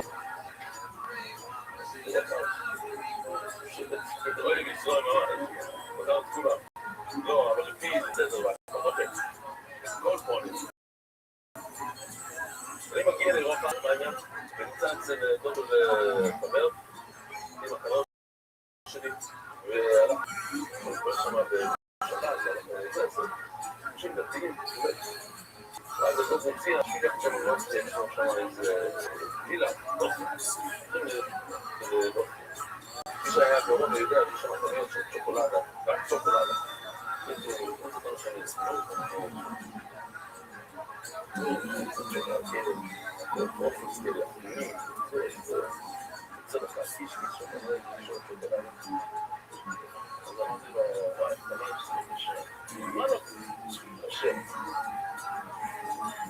מכאן עד לכאן זה הכל קשר, זה גם זה לדבר, זה כמו, זה אסור, זה שומן שחוזר, אבל מכאן זה שומן שחוזר,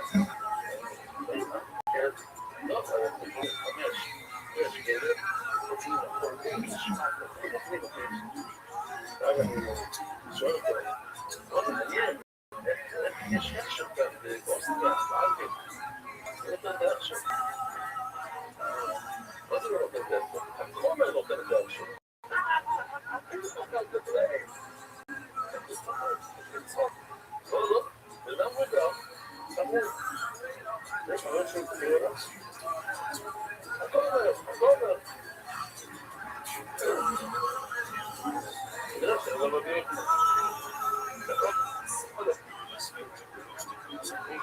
מה? למה?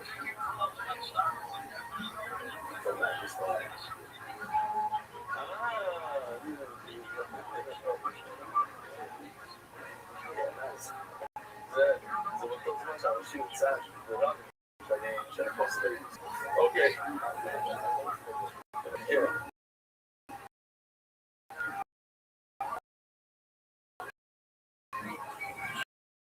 אוהד הגיבור סוף מדי תחלקים לו מלא הוא אומר, מי אתה אתה מפתוח אם הוא לא קיבל את הסתובלת שזה סובר שיש להפגימים ובנועים לדרגה ולא מדרגות גם לי את הסק שצרו לכל את המצב של פוסי במקרה שאין להשגחה אם יש להשגחה הוא לא אמר כזה אפילו באמת ככה זה מסתבר נשאר כאן כי לסבור לדרגה או כאן כשאין לסבור לדרגה אז לא יצאו בסדר אז תראו את הדרגה כאן הם מביאים אותו יש מביאים אותו לאחד הוא אוכל כי היה השגחה כשהוא לא אוכל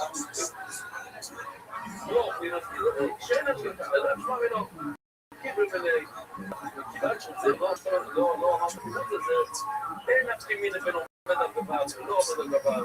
הוא קיבל את המסר, אין כזה נפקא מינה כשהוא ממיר, פסס, לא אוכלים, לא אוכלים.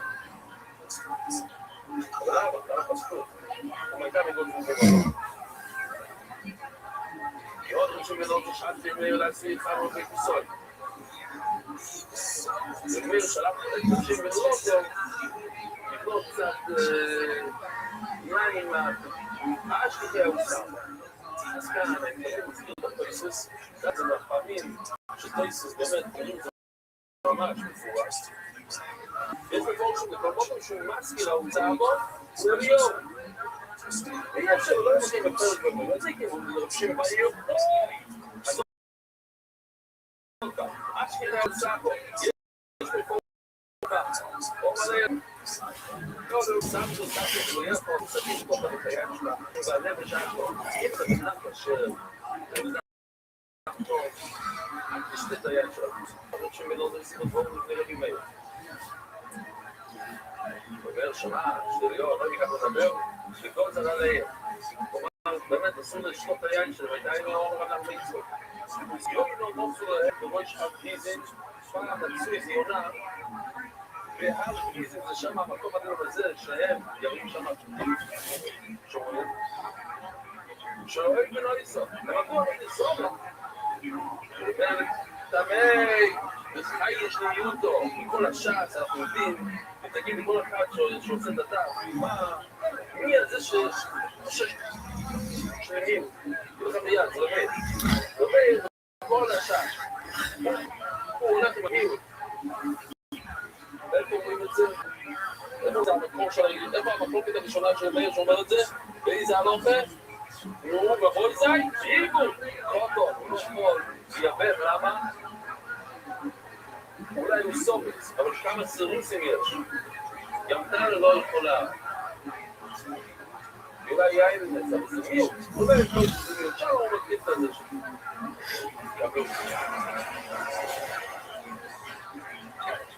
עכשיו כבר לראות את זה במסכים.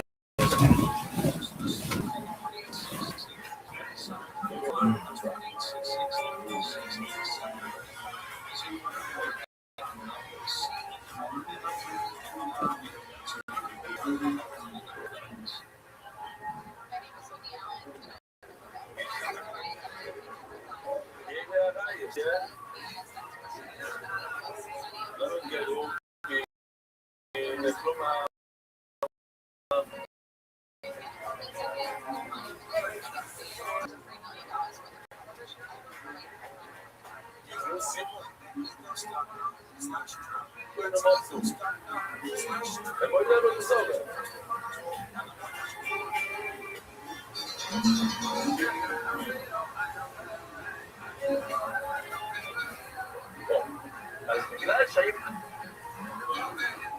כמה, לא כולם, כמה אנשים שם, כמה פלוטים הם עבדו על המסורת, ובגלל חושש למיעוט, לא דרו בו מיעוט.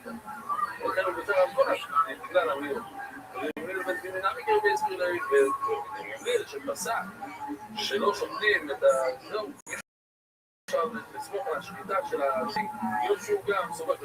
עכשיו הפסוק הזה עכשיו ראינו, מצא עם גלויה פה, מה שתיקו, מה המשל של הפסוק, ובאמת היו שמבין, ובתור הנפית, כיסא שבלי זכויים את השמאל שלו. תשרו לכל דעת בבלי זכויים, ולא שדעת, את השמאל שלו. תמידים תוירו, תמידים תאהבים, אז אפשר לכל דעת. נסביר מה זה. ושם פוסק עם גלויה פה, וסף סכין, אם אני בשעת. אני מסבירה כמו בחגת. אם ידי אתה מברבי שידע להחזור איתם, כי בלדם יודע שהרבא שלו יודע להחזיר לו תשובה, זה איתו טוב, זה בשביל דנדי. תשאל כמה שאתה רוצה, כדי שתוכל להבין, תראה את העומק. במלאב, אם אתה יודע שהרבא לא יודע להחזיר חזרה, בקדשים, ביומי, עוד בן את השוד אומר לך.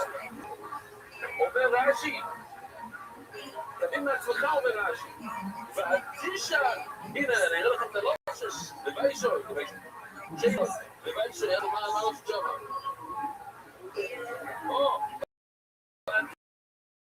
תשאל אותי בייסלנו, בלבש, לא, בואי ממנו, אין לו כאילו רוצה, אז אתה יודע, חייב ללכת למישהו אחר. יוזר יועץ שאלתי תראי בעבור להם כמה מקצועים, אשכרה הוא שם. סיפור, עוד סיפור, הכל יצאי. תתפסו את האגד הזה. יוזר היה שאלתי לו להציג, כמה מקצועים, אשכרה הוא שם, הוא מצא עוד פעם מיליון או ביומלי. שייקספייד שומעים ריקטורים, מה אתה קורא את המאפוסים יין? הם לא שומעים טובה. שזה אומר שעוד זה בגזור לחורה, בוא נראה. כל החברים קיצרו ושימו בואו לפני לבבור. כל החברים בואו לפני בואו לפני לבבור. ברמה, סיגול, גם ברמה. תקשיבו טוב. ולעזור זה נשאר עד שעשור גויים בורים. מה עשו אותם גויים בורים? כי נשקידו מהנצר. ולא צריך לעזור בכל פעם. מאיר, שגזר על היין, ומאיר שגזר על השקיטו, עכשיו דיברנו על גמיר, עכשיו דיברנו על מאיר. תלמיד מי? שהיום, עכשיו, ממש היום, למה דל גבוהים יוצאים עם מאיר, וחמש שנים בדיוק. הנה עכשיו דוגמה. שהם, אז מה אתה אומר לי? זרענו לורציה שגרו מאוד שנים אחת בפיצריה, הם גזרו, אבל זה לא, זה פרצים של רבינו בגמרים. רש"י באמת, שאלתי להגיד, אבל רש"י אומר, זה לא, זה הבן של יהודה נוס. אוקיי, אבל בואי, אבל זה הדור הזה, הדור האחרון של התנועים. אבל זה סיפור, הנה גוזר ולהגיבו מנהיו, בוא נראה שתקרא לזה רש"י, הנה גוזר ולהגיבו מנהיו, ומאיר גזר ואף אחד קיבל, גוזר ולבנו ולבאסי, גוזר ולהגיבו מנהיו, אבל גורות אחר כך כן, רש"י, למה? כי כשהם היו ממש חדוקים, קשורים, וכל החברים היו פרוסים, היה מאוד קשה לה, כל צורך, אבל לבוא את זה, לא לדבר שכן, אי אפשר. זה דורות שהיה פה, הם שומרים, לא להתעסק פה. כל זה אומר, שואל את כמו רבו ישראל, לא מאמינים, זה דברה מפורשת. מהי גוי גמור? או שהוא גוי, או שהוא לא גוי. מה זה גוי גומו? אז זה תמיד לעצם, יש חומץ גומו, יש לחם שהוא, סליחה, יש לחם שהוא חומץ, אבל יש חומץ גומו. זה בעצם כמו מצע שנעשה בתחומה. זה חומץ גומו. אז משתמשים בלשון גומו כשזה ממש, הנה רבוי זה, הנה התמונה, הכל בונה, הגרמה של גמורים. זאת אומרת, הקורסי הזה, אפילו שהוא יהודי, לעלות, כי הוא עושה גימוס, הוא לא יכול לעצור, הוא אמר איזה לבד לרשות, זה מריד לרשות. יש ערב חצרוס, מה הכוונה? זה AI, משהו נפלא. חצר בירושלים חוזר. כפי שאתם אומרים, יש בגדים שנכנסים לתוך החצר. ודרבנן אסור לטלטל בחצר הזה, זה לגמרי לא אסור. למה? אז מה עושים? לוקחים איזה סעודה, עושים ערב חצרוס, כולם כאילו גרים באותו מקום. עכשיו, אם יש גוי בחצר, הגוי גם כאן, אז אי אפשר לשתף, הוא לא יכול להיות שותף שם. אז מה עושים? צריכים לסגור ממנו, זולדים לו. וכן את העניין, לסגור לו בשם שבת לרשות, ופעם לרשות לא לרשות. יש לך בן אדם מובר, לסגור לו. עכשיו, אחד לא שומע טוב לבצעי, אבל כשיוצא החוצה, זה כמו בן אדם נורמלי, הוא לא מחלל שבת לרסיות, אז הוא יש לו זכות לבטל את הרשות שלו ולקחת רשות, זאת אומרת, הוא משתתף בעירות קצה. ושאין משם שבת קשור, אין הוא לקח רשות, זה לא קשור. אבל אני לא שומר שבת, בפרזיו, דברים רציניים, אז מה כתוב לנו? וזה יסוד בו משם שבת קשור, מבטל רשות ולא יסוד רשות.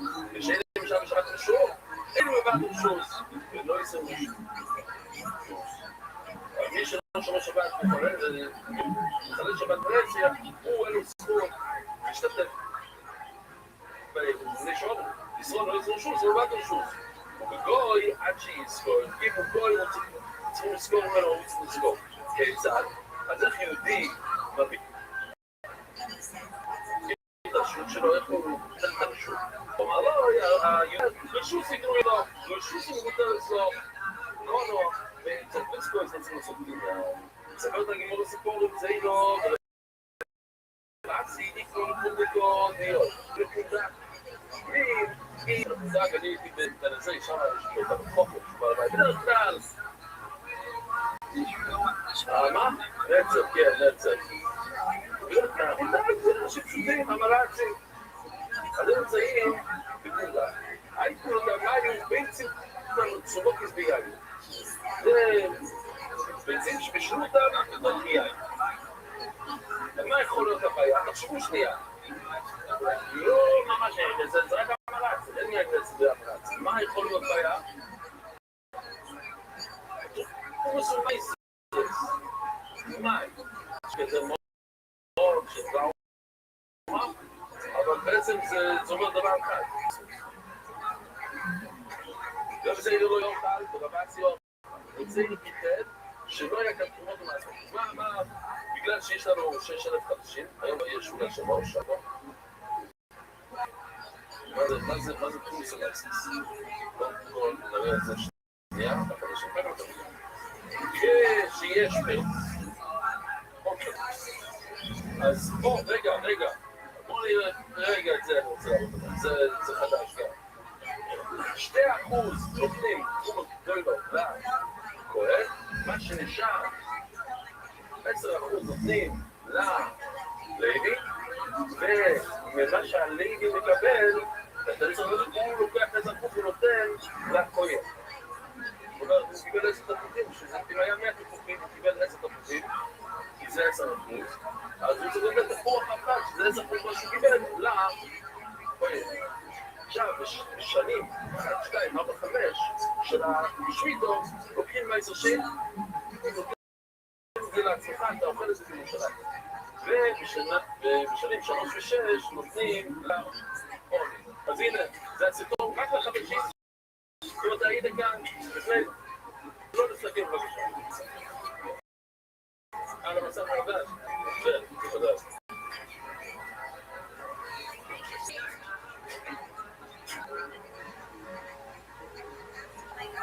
אני אגיד את זה, עוד פעם,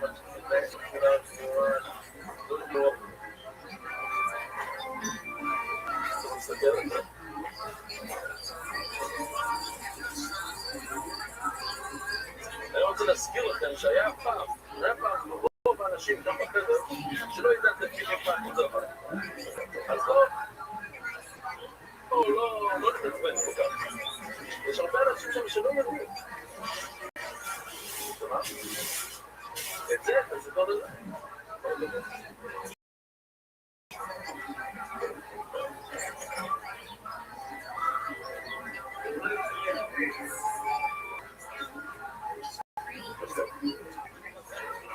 וטוב, מה יש השני? נראה פעם אחרת, אוקיי? הנקודה היא, באורץ לא אכפת לו לתת 2%, זה לא עובד. אבל ב10% כואב לו מאוד, לפעמים, הוא לא נותן. לא כל המראה עצמך. לעשות תקנה, שכל פעם שאתה קונה מהאורץ, וזה קורה כאן בבית שמש, בחלוק, אבל הבית של החלוק פירות כאן, האורץ, כן? אפשר לקרוא לה האורץ. לא כבר שלא קורא מצוות, אז אתה לא יכול לסמור על זה שהוא אומר לך שהוא, אם יש לו חשר, זה מה שאומר, הוא בעצמך אומר, הוא אומר לך, אני אסעתי לך, פתאום, אולי כן, אולי לא, אז צריכים לעשות. אז איך אתה אוכל כאן בחלון, כן, במסעדה של החלון, אם שלו ביצים, יצאו מכות ביין, אז יש יין, אני צריכים לעשות. הוא יוצא לנזר, לא בעשי לו. לא מלא יוצא לו, בעשי לו. יש מה לדברים של מים, אני לא מבין. אולי ביין, יש כאן יין שעשוי משהו לא מוסר, כמו זה במים, דו מים. הנה, זה פעם, היינו משתמשים באמורץ. דו, והממית, דו מים. אבל היי! הוא אומר, למה אתה טועי? פשוט לא שמתי לב, אתה צודק. לא, אני עושה כל המתכונת של הדבר הזה, ואני יודע בדיוק, אתה אוכל, איך קוראים משכים ביצים בבוקר בישראלים, שקשוקה. אתה יודע, בדיוק מה יש עכשיו כל קהל שיש שם קני עולה, אתה אוכל. זה לא... יש שם חיטה, אתה לא יודע את זה. יין, רוב על זה. תקשיבו, אין שהכל זמן תבואי בשמיים, האם שייך את דבר שחכמים השוטרים שאסור לך לאכול ביצים המצורפות ביין בגלל הדמי, כמו בסטיין, נסתר רבאסי, בבית הניסור, הייתכן שרבאסי מהגדולים יאכל משהו בטעות, אז באיפה שצדיקים לקדוש ברוך הוא מביא את הכל היודו. אם הבהמה של הצדיק, הקדוש ברוך הוא לא מביא את הקלה, הצדיק עם העצמם להתראות שכן, איך יכול להיות כזה דבר? לבוא יסתיר, הוא סתם לך. באמת.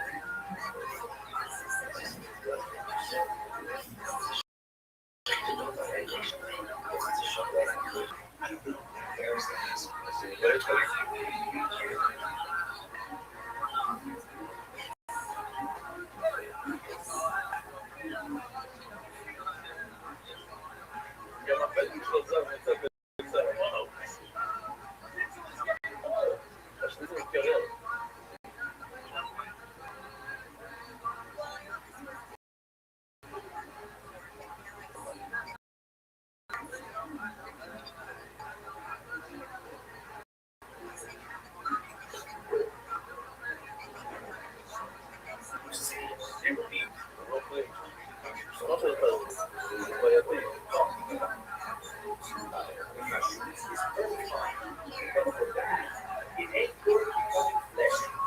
הוא לא רוצה להיות בשרי.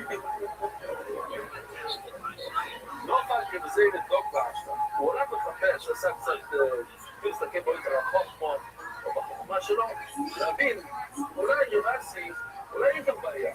והרובד, שאולי כן מותר לאכול. זאת אומרת, יש את כשאתה קונה פירות מהמורן, חמור לגרוס, עושים לעשר.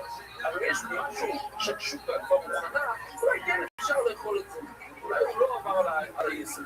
סתם, אני יודע, לא תסתכל, חמוריו, עושה משהו שומן של דגים, או לגבי הלומדיס, אולי שאומר, זה מים ויין, שם על החצרות, קרשינים, מה זה קרשינים? זה הדברים מאלה, שהחמות אוכלים שנהנים מזה.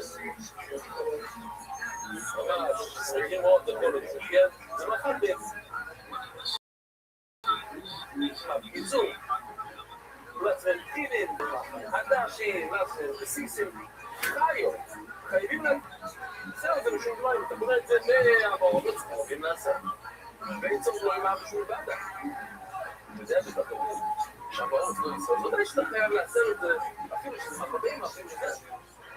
ואין לעצמו, אבל טוב, אם אתה, מפני שהיית רואה את זה, אם קנית מהמעורבת, כמו שרץ, זאת אומרת, אם אתה קנית את הקרשים, קנית את הדבר הזה שמורים עשה, כי זה, יש את המוצר עצמו, את הפנים, ואחר כך מה שעושים בפנים. אם אתה בונה את הפנימי, את המסיסי, את הלוטי,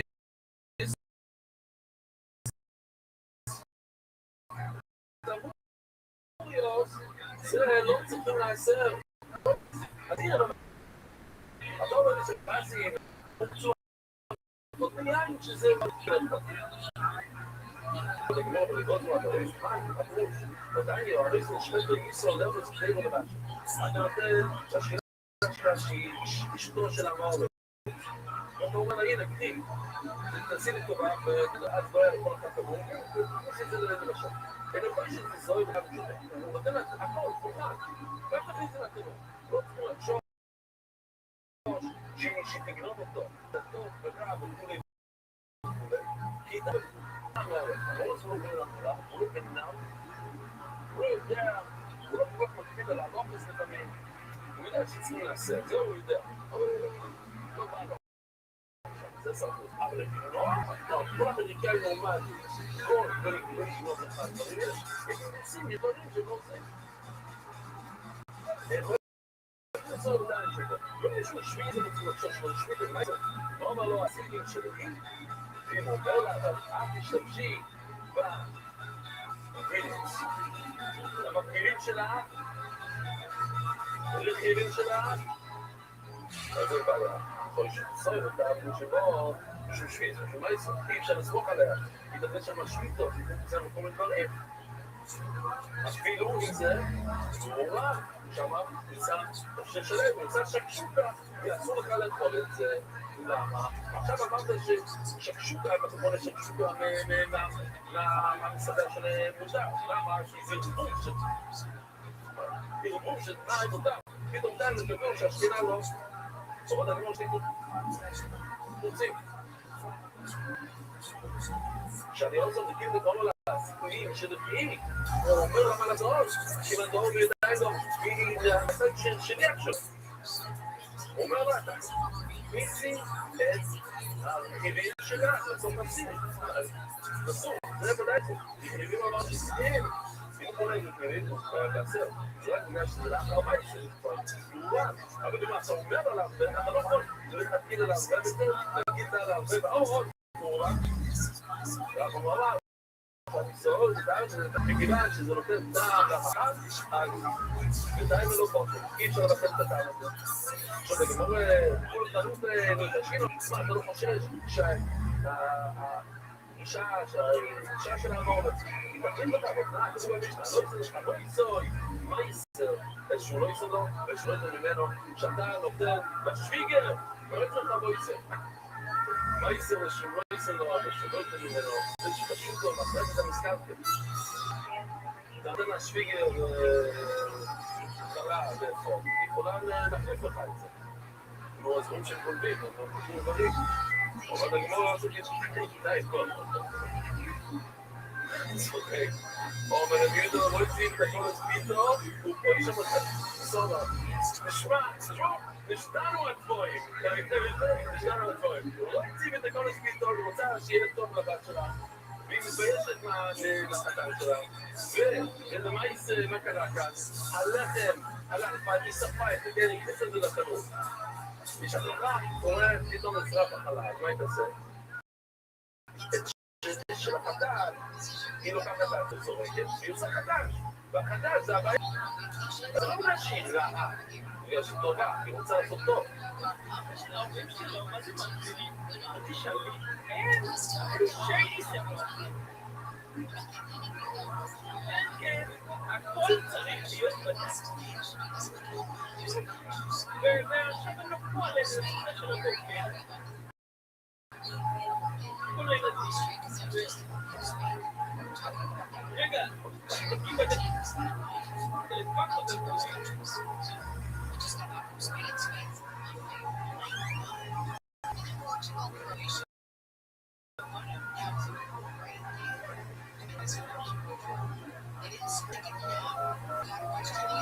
איפה יש? כן, זה גם לפחות שהם באים אלינו לשבת, רק עם הילדים. לא מסתובבים פה, לא להסתובב שבתשוב, וכל מתאבלת, וכל תמיד להקים חדש.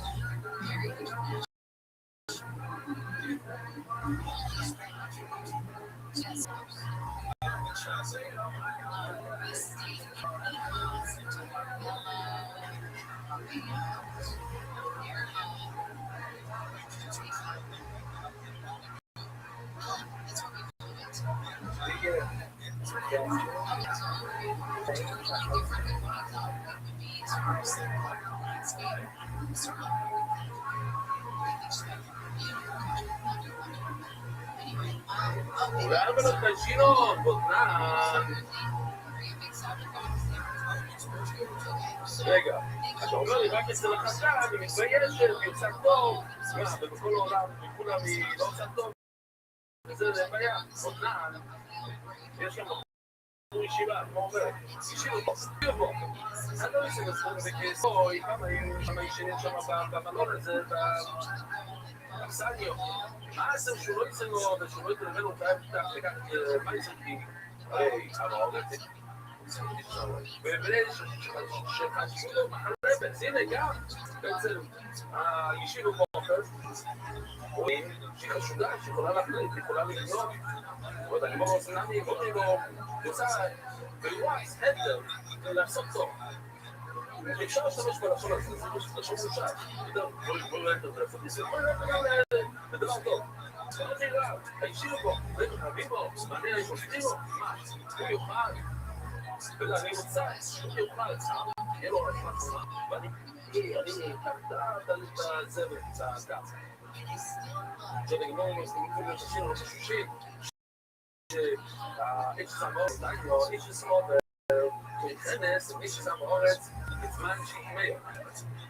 יש מבחינה. ואנשים שם היו עושים ככה. עכשיו, שאישה התמר, אז מזמור לזרם, איש סמור. מה זה איש סמור? איש סמור זה, מה זה סמור? זה בן אדם שמאוד מקפיד על צפון בבית החיירו, כמו בגולים, וגם על כל זומאי זה כמובן, על הכל. אז האיש סמור, אשתו של החומר, של הצד הזה, היא יכולה לבחון עם האישה של החומר, חברה שלה, בזמן שהתמר, רק שהתמר, למה? כי אז היא רגילה לא לנבוע באוכל. האיש סמובר, היא יכולה, כן, איש סמובר, היא לא נוגעת באוכל, היא לא רגילה לא לנבוע, כי לא צריך לדעת את זה, כי בלה, מספיד לא לכל בתחומה. אבל לא כמעט שהיא טובה, אבל כשהיא טובה, היא לא יכולה לאכול עם החבילה של העובד, למה? כי אז היא תאכל ממנה. היא לא יכולה לתפוס, אבל היא תאכל ממנה. ופשוט בזוינו, השקליים אמרו תתפוס. יש כאן גזירה בכל הכיוונים, ויש חבר בנצל לסבוים כאלה. עכשיו, רגע, אז אנחנו לא קוראים פה, הנה, ולהלוך לא יצא היום, אנשים שלנו, כל הזמן הם סשרה, זה לא שלם שלו, כן? וככה קצת חיטה, לתת בשכינה, זה שטויות. הגמור קוראים לזה זיינה. אל תקום הביתה לסגור אנשים שלנו. כאן לא את הבדיחות על השריגר, אני בטח מאוד, אני לא יכולו גם אבל הגמור אומרת את זה כן, הקפידו מאוד, אבל הם הקפידו לא לגרוע. זה הכסף שלו. עכשיו הוא צריך את הכל, ואז מחלק את החברות שלנו. אם היא לא חושבת שגזר, חלוק מתקועד, שלהם, להבין את זה. אבל יש רעי מאוד, צום, נמי מאוד מאוד, יש לה לבאסה. לא יודע שיקום. יש, בסקסון שעות בדישו, יש תמונה ישנה מאוד, אבל אז התחלת היער, זה שנתיים וחצי כזה. שם הוא הוקדש, הוא הולך על החיטה, עשו לסירו גסר, הוא לא אוכל חול, בסקסון. אז היא אומרת, מה אני יותר גרועה משור? אני תוחלת את הכוס חיטה שהשור תוכל, והוא יכול לאכול, אני לא יכולה לאכול, אני לא עובדת שם, גם כל בן אדם שעובד, אתה עובד במאפייה, יש הלכות. מותר, אסור לך להגיד לו לרחוב, ואיך, אתה חושש, כי אתה שם בקבוצה שלנו, אבל היום נותנים סטייקים, עושים לנו, הבנתי. מה?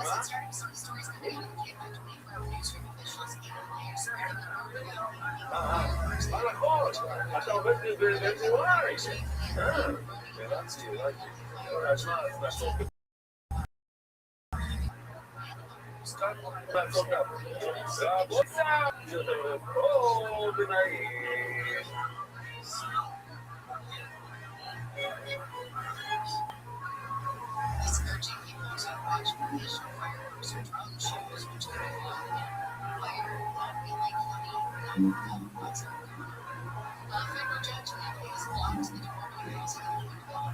Suspending funding for the Los Angeles Homeless Services Agency.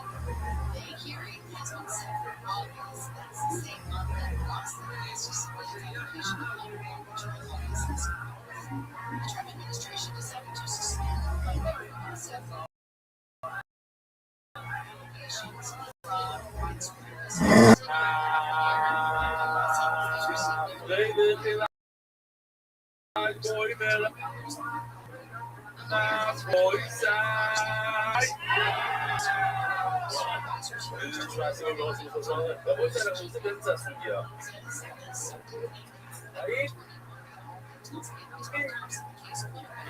אחד שעובד, אבל בזובת יכול לשחוט בשבילנו. ראינו שיטה, אמרנו שהוא יכול. בנו היה ביואי שופר, שהוא היה צדיק, נהנה מהסעודה של האחרון הרשע שהוא עבד בבזובת. אז אמרנו, כמו בדין 14 שבועות במטה. ודין בו איבדיו זונת. באיבדיו הסיפור מפורסם סביב 100 נביאים, בשתי מערות, זכה לנבוא, בזכות והנביאים, הוא בעצמו, הוא עסק בנביאים, אז הקדוש זיכה אותו בנבוא, אז אולי באיבדיו הוא זה שהיה שואל כתוב, היה אופנון נכון כסר, ואיבדיו היה סופק, הוא היה בעצמו, נכון הוא היה צדיק, הוא לא היה מספיק לשחוט לכולם. שואלת הגמרא עושים ישיבת הלכות גבוה, היו 7,000 יהודים שהם ניצלו מכל העבוד שלו, אולי הם, אבל בקיים אשר יקראו לכך, אבל הגמרא אמרו נתנו לי זבל, הרשעית הזאת שהרגה את כל החכמים, אז הם יצאו ממנו, שתרוב אותם, ידעו גם לדאחו רק מעלה, אולי האנשים של האחור היו אנשים טובים. אומרת הגמרא לסוף לדאחו. ורסיס, שמקשיב על כך שוטר, או שום סוף לשואל. זה הולך לפי המשה, אז אם המשה רשע, אז כל השופטים שלו רשעים, יודעים גם את הישום, אדם אלו יד מעלו. זוגו גם את האחור, וגם את הישום. אולי כל מה שהאחור שחט, זה נתן גם לזוג של ישום. זוגו גם האחור ישום. היה צדיק אחד שהיה שפט, וזה מספיק לישום.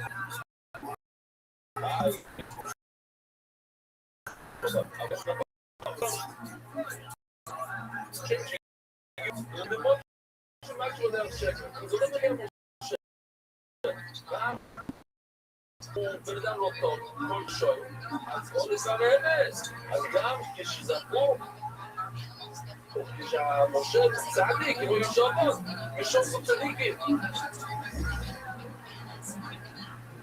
הקהילה הולכת לפי הרב, לפי הדבור, אם הדבור הוא רשע, אז לא רשעים, אם הוא צדיק, אז הוא צדיק מכאן עולה. תראו, זבוח, גם את האחרו, אבא לאחרו וגם יכול להיות שמה שהחבר'ה של האחרו, הם שם, זה הלך לאחרו, מכל הקבוצה של האחרו, אז בואו גם יתחשוב, לא ישוב לגמרי, אולי אנשים שישוב, עוד הם אלו ששבתו. עוד הגימור לא יעבר, מה בגלל שלי. את זה לא הצלחנו לענות, נכון? כל אחד ירים טובים, תראה את התירות המסוסה על הכי שם, זה ישוב, כי אתה יודע, כי לא מראים את הפרצוף שלו, צדיק. זה האחור.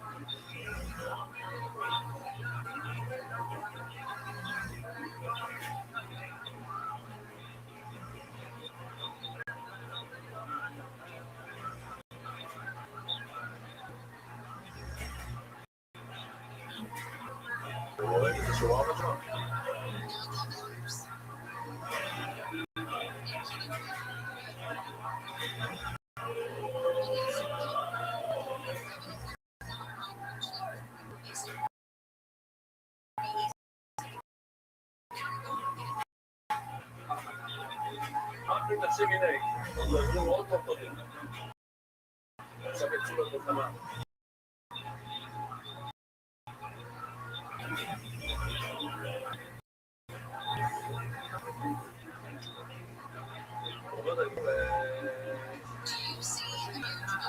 לא, אנחנו יודעים שישוב עוד שמע על האחור, שזה הגיע לאנשים כל מיני דברים.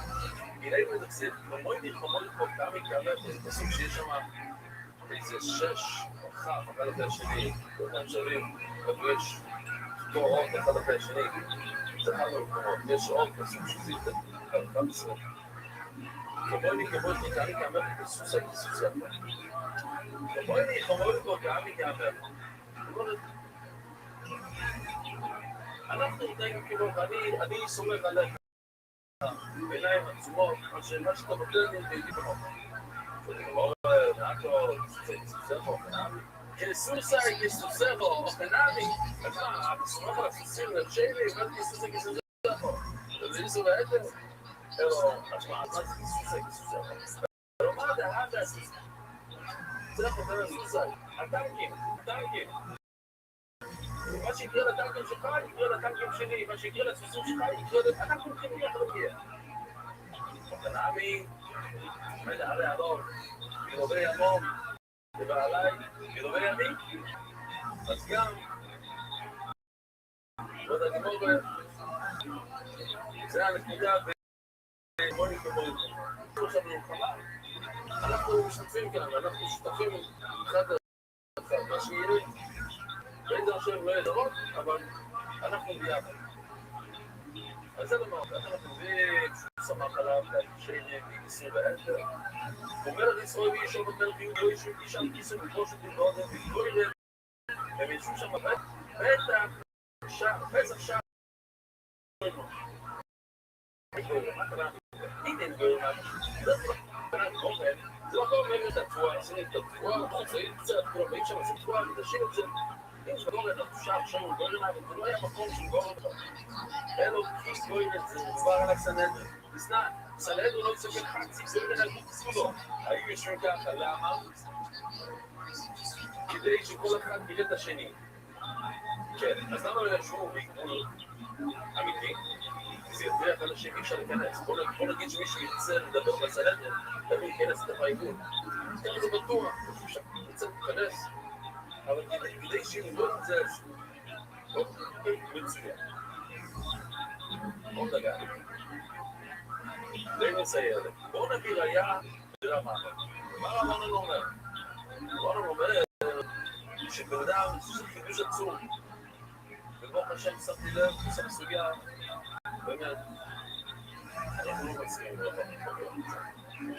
סגום זה לא לי זה לא כל כך היה מובן בן אדם שאומר לה במזרם אפשר לעשות כמו שכדאי שלו ככה אמרנו אז בואו נביא לו ראייה תן לזהו לא היו לי מבין לא ילך לא עושה ולך כבר כאן על אליו הנובי סתרח נעמוד כי אליו הנובי שם רעב שם כמו שרעב לא שנים אז זה אנחנו נמצא לעבוד איתו אז המשבור אומר לו פעמים בינו יהיה לך אור ולך לבשר מי מבין אותו בשר מה הוא מבין לא אמר להגיד לו רב ואיפה הבשר הזה הגיע סביבי תעבור בדעכו מהמדבר שחו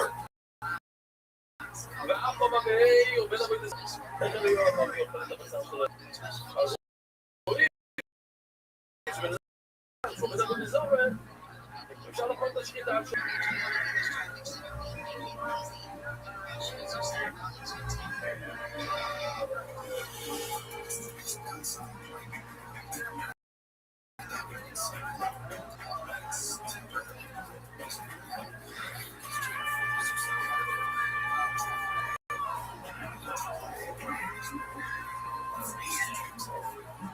שוב, כן, זה לא דבר אחר זה לא מסתייר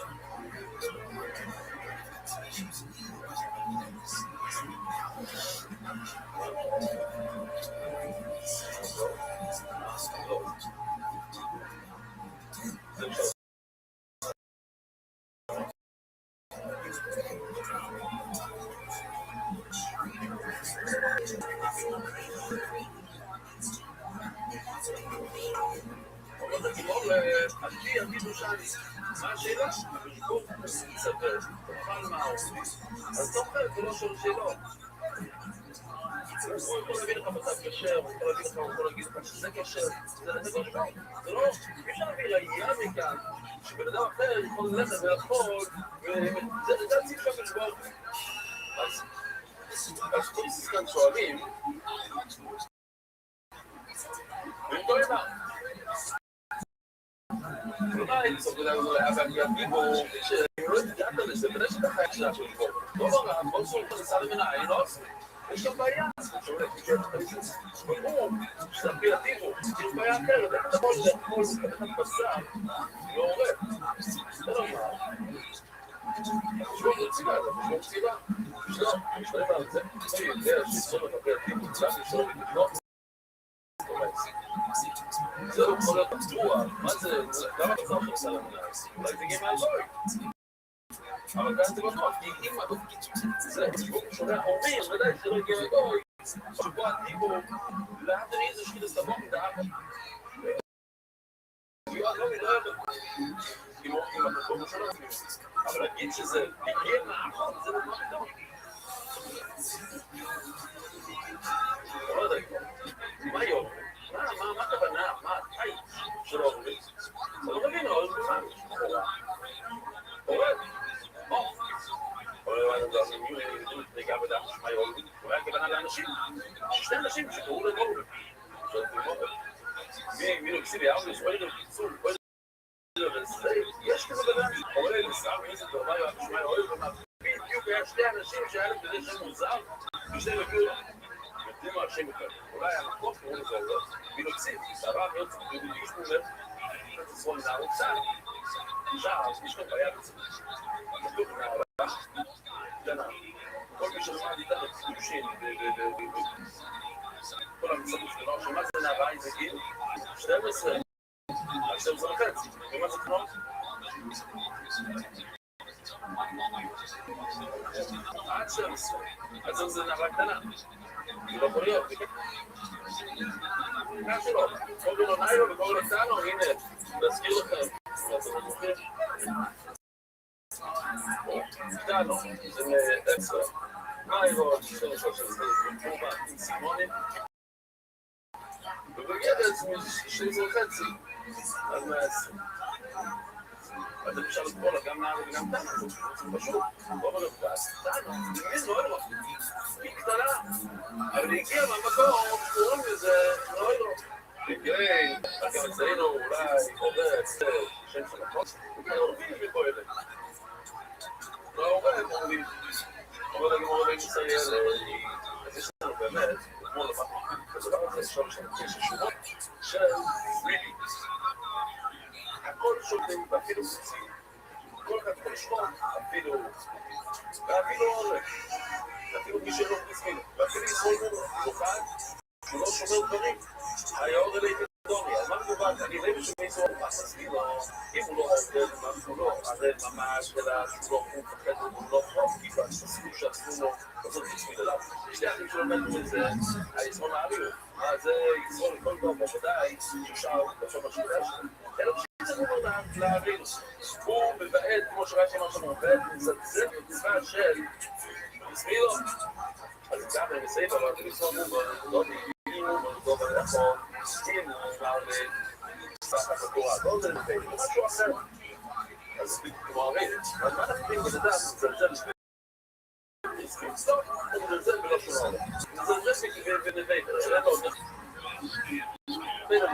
במקום, לא יודע במה, בפסח, במה. הוא מזלזל במצווה, מה נצמיד? היינו בו ונעמידו. אז לא היינו אומרים שני ציורים, אחת שהוא מזלזל במצמיד, אחת שהוא מזלזל בעבירה. אין לדעת, אנחנו לא יודעים לזור. אז עכשיו זה קצת שונה מה שלמד את פה, כי עכשיו אנחנו הולכים קצת סטייה מה שלנו, כל למדנו קצת אחר. אבל כאן, כן, זה תור היום. אלא מה, הוא אמור לדבר לזור, כאילו אמרנו. הוא אמור לדבר לזור. וכתוב שאפשר לזור לדבר לשמותה. לא, לא אמור לזור, לא. אם הוא עובד לזור, לא למה, לא אמר. כאמור לו, אני לזור לו שכל הכוי בו, כל הכוי ריפו לו. אם אתה כותב בה בזור, אתה לא זור, אמרנו כתוב בה בזור, אז היה רציני, שהסקאי רציני, אז אם אתה כותב בזור, אתה מודד לכל הכוי. אם אתה עובד בזור, כל הכוי. אלא הוא לא יסדר, הוא מביא לו. וכדבר הזה, מה רוב אמר? שכאן שומר לא להביא לזור כמו רבה, כאן שומר לביא לו שזה חידוש עצום לבוא איזה. הוא בנדל שיש לו בעיה בין שרים, הוא לא סתם כל כך המוגר לסדוק שרים. זה לא שלא אמרו. בפסוק שלך כתוב, ואם לב ושקע ספקטור בשגור, מי אמור, לא כל הקהל יכול להביא ככה. רק חלק, אולי זה יצא, אולי לא. מכן, ולא יקולכם, לא הייתי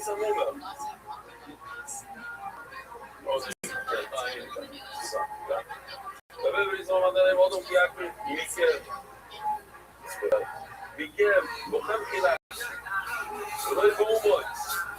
שאם באומויץ יש מומר, אז צריך להבין, אבל אתם לא יכולים.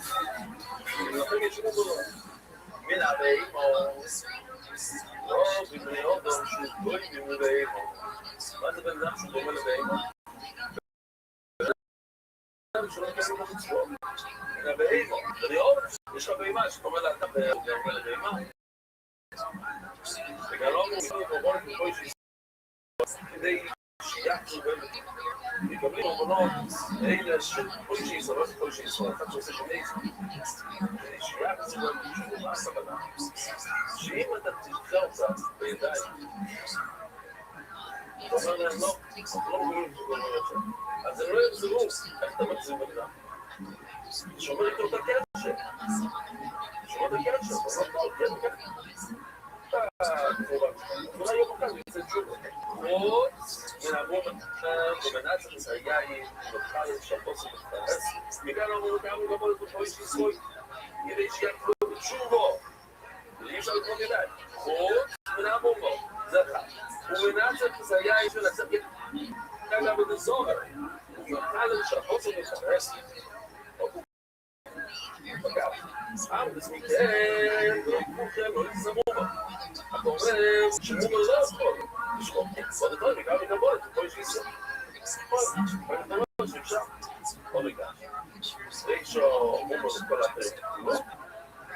ציון זה מומר לדור בלב. זה יש מומר לצבא וקל, למשל צבא לדבר. אבל כל הדבר לא. אין לסייב. חוץ מלאמר. זה חייץ. אולי צריך זה היה לשמור. אולי עכשיו לא... האימום היחידות, האימום לכל הפרק. האימום היחידות, אמרת שהאימום לכל הפרק. אי אפשר. אי אפשר לתפוק על השקט. ואימום לדבר להכל. שמציאות, דושו מעל ודור. אלא למה, חוץ ונעמוד במדינת ישראל, אנחנו עושים אותה ביחד. אין מינימל שזה מספר 1. מדינת ישראל להבין זו מספר 2. נוכל שעד מספר 3. יש רק שני דברים כאן. מה לנצח את היחי? לא אחד, שבו צבוע עץ. אבל כתוב, צבוע, שם אמרו, אולי זה תסור, אבל הוא בכל היתר וכולו. הנה כאן, מדינת ישראל. ומה כתוב? שהוא לא יכול. הוא לא יכול, אי אפשר לסמוך על השליטה שלו. זה קשה על מי? אבל הוא לא יודע, כמו לכל הדור זה דיוק, זה לא דיוק, זה באמת. עוד צונאט. בוא. סתר. זה רובו. שבן יוליס.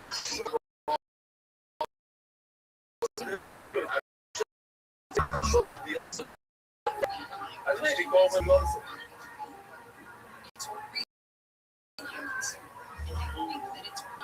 In short idiots, maybe go over chicos. In my youth. Yeah, אבל אחד שהוא אומר, לא אכפת לו, לא יכול לחזור, הוא לא יכול להביא סוף. אחד שאומר, אני יודע שעשו, אני עושה את זה, אבל הוא לא מביא כל כך, ואמרי לו, היי ביניים. לפי שני השיטות האלה, הוא אומר, לא, אי אפשר לסמוך עליו. הוא אומר לאיפה חלב, להידי, כל מיני אדם, תיקי ביניים. ומה שמעניין זה, שימו לב, חלב בכל דם לא יצא אותו, אותו משפט, זה אותו איסו לכאורה. מה זה בן אדם שהוא אומר לזה ולא לזה, לא שאלת עליו בכלא. הוא לא אומר לאדם, אדם שואים, ומי קורא לו שואים? אז לפי אדם שם, אומר, לפי גם שמן, זה ישיבה שהוא יודע שזה אסור, הוא לא היה עושה את הדם, הוא לא היה עושה את הדם. אז זה נחשב שואים, הוא יכול להביא סופר. זה שטע נדע עכשיו, למה אני דווקא אם זוכרים מה האורץ? אבל הוא שואל. מאוד מאוד שמחתי, מאוד חנן. זאת אומרת, לומדים את הפסוק גם, מה באורץ, לא מה מכם. זה למה צריך לראות פסוק מכם. אז הוא אומר, שאתה גמור, למה צריך שתי פסוקים? או במחד לא צריך עוד דבר, לא צריך שתי פסוקים. יש פסוקות, ושום לכך או לכפר, והבן הזה לא ראו לכפרה. כן או לכם. אבל לא, תדעו לנו, הנה לכפר, אולי נראה לתת מתנה, אז בואו נקבל ממנו מתנה. ואני לא ידענו שהוא סלע ביורו. בסדר, שואלים תלויים בו, אנחנו לא רוצים.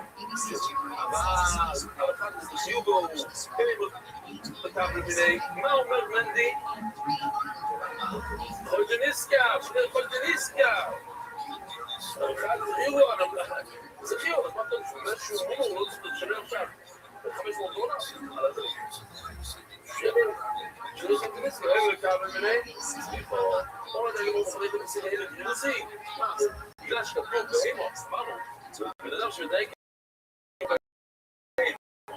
אז זה נשמע לי כבר משהו נראה לי שזה ישן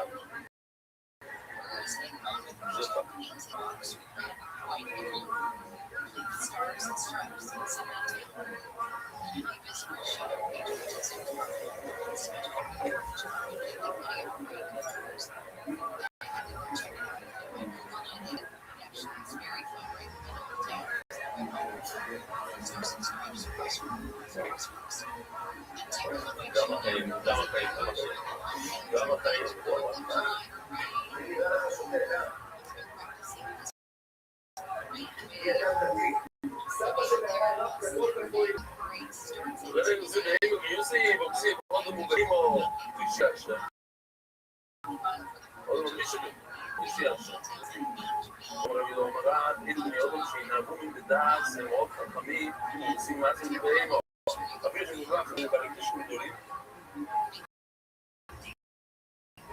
אבל הם מתנהגים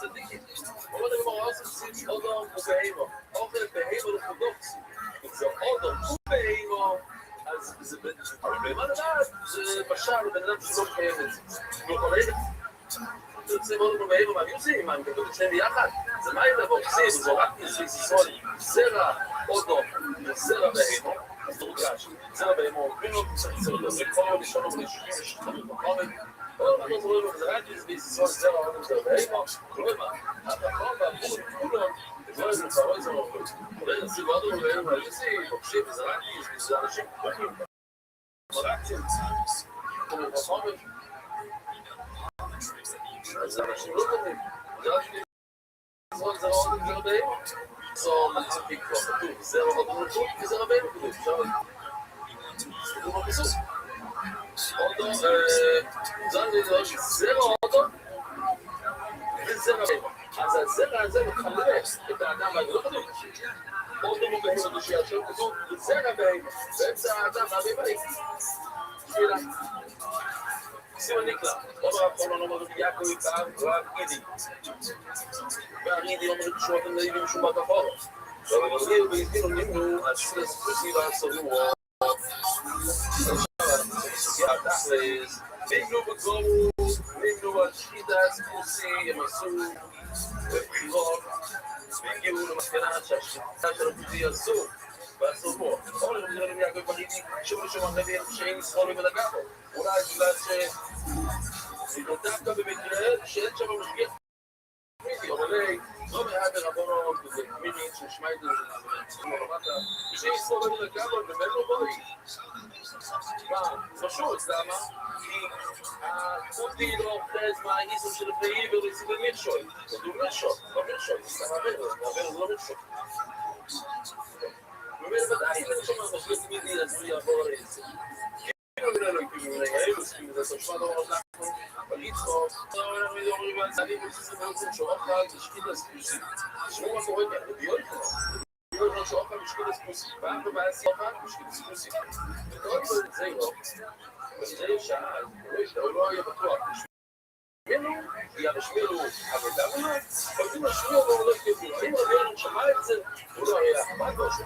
לא ידע, סביבו בגומו שני שילוך למעלה. או לכל זה נפשי, וסתם לשמיעו, רבסי, שמעו את זה, עדיין אנחנו את השיטה של הפוסים. בסוף ודאי שמשמיעו, ירשמיעו, השתחר לו, שאת ניסו, איך אפשר להבין שצריך תימור ביות כלום, שחום הספסת לבוס, השתלת שמגיעים, אלה גושבו חומי מתאבול היודו, זה לגמרי עצמו, טוב, נעשות כאן רבוקאי, שלכם עצמם לכם, להגיבר, רבו, ונאי.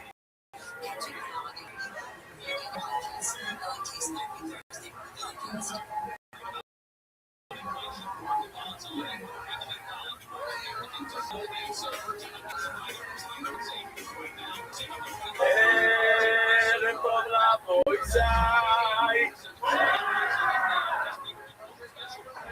שעשינו יורצמוס בזכות חיים רבוי זי אנחנו זה עם שלוש שורות שלמדת האדם כאילו בכל רבון שחידה סימו טרס מותר לאכול בשחידה של הכוסים באמת זו ממורים כי שישראל אוי מעט על גבר תקשיבו מה קורה כאן יש כאן דרייס שני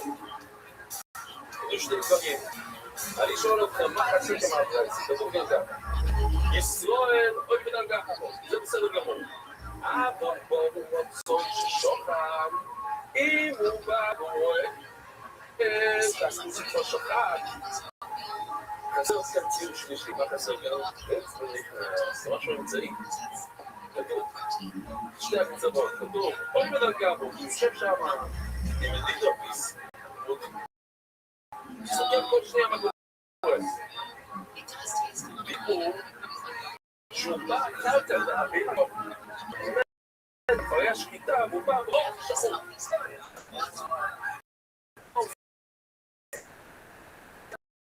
זית ולא ייתן לו חוצח לא תניר חצי שיעור, לא חצי שיעור הם לא זה מוזר לא זה לא שיעור שלהם הכל ללמוד או לאכול לא סוי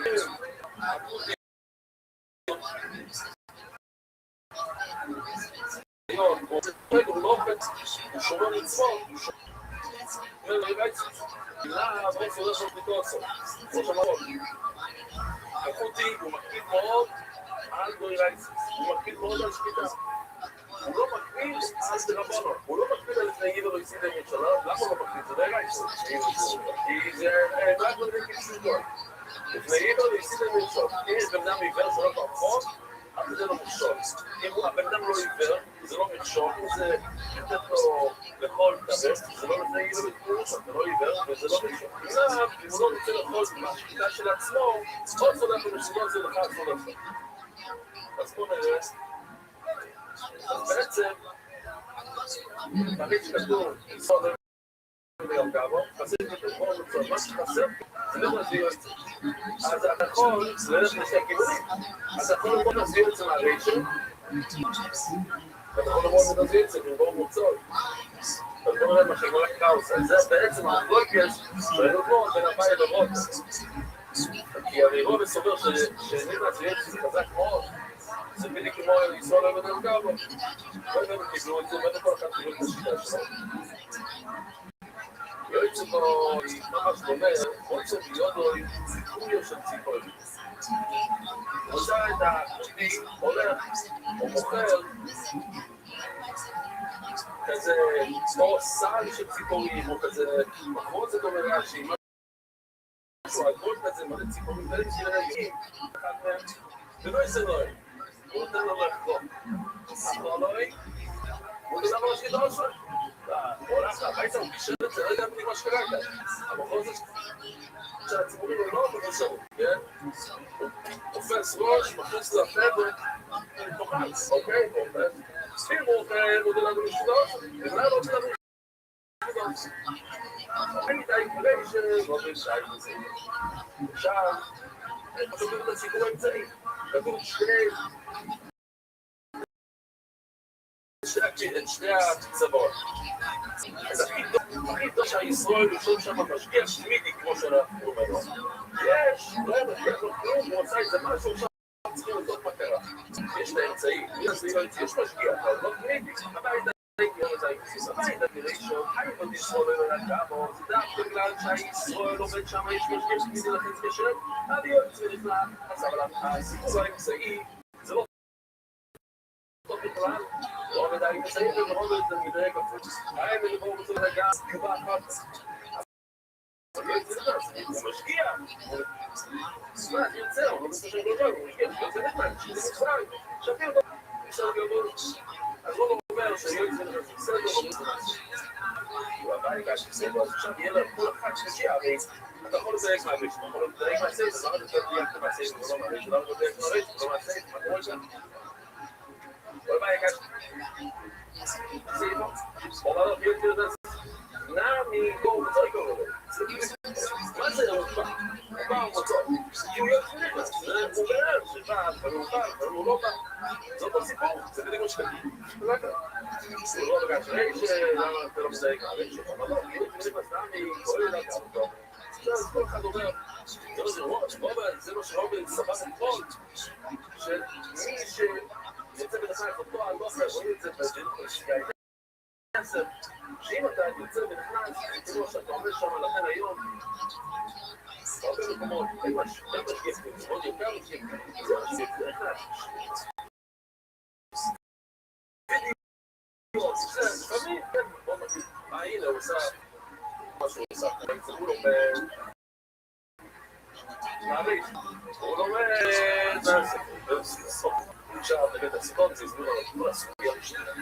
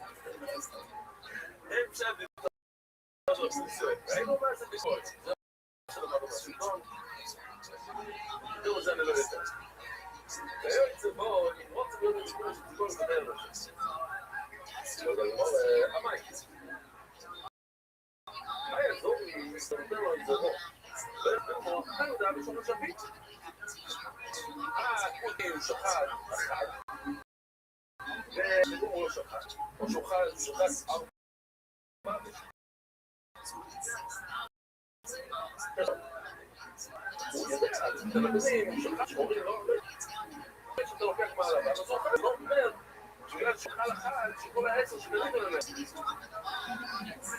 הרי על העיגול הזה יש יותר מהחד, בכל הנקודה, שכל שציפור אחרים, יש הרבה. בגלל שהחל אחד, מקום שיתאים שכולם. קודם כל ההבנה, ששימו מקנסים זה לבסחורת, לא נראים אותו הרבה בשעה. יש לו כאן סימנים, מקנסים זה לבסחורת. ומאחרים זה עוד תכלס כבר, שדובר כאן, ומאחרים את זה. זאת אומרת, ההוא שקונה, היסוד שקונה מהקריפים, הוא מקריא את כל הציפורים. הוא דורש, הוא שכב לילה. ואז הוא נותן לו. אם הוא עובד את זה, הוא לא יודע, אין לו... לא נהגי אוהבת. יש לו איזה סימן עם העוף הזה. יש לו אולי איזה סימן. אבל זה לא הולך. אבל המשל שלו...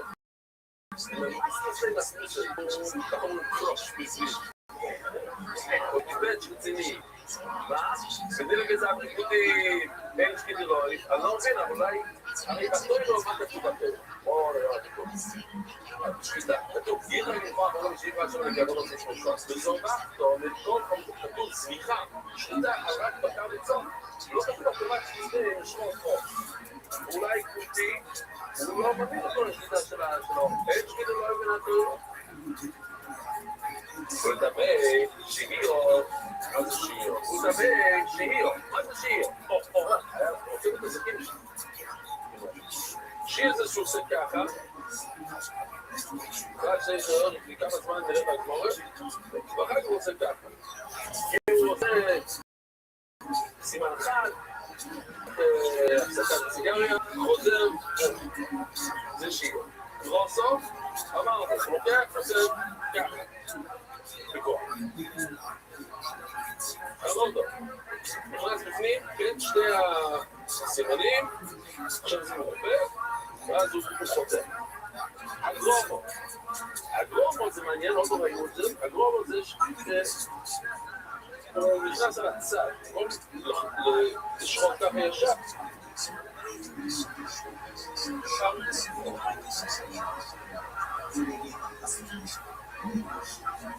הנה הגרומו, הנה.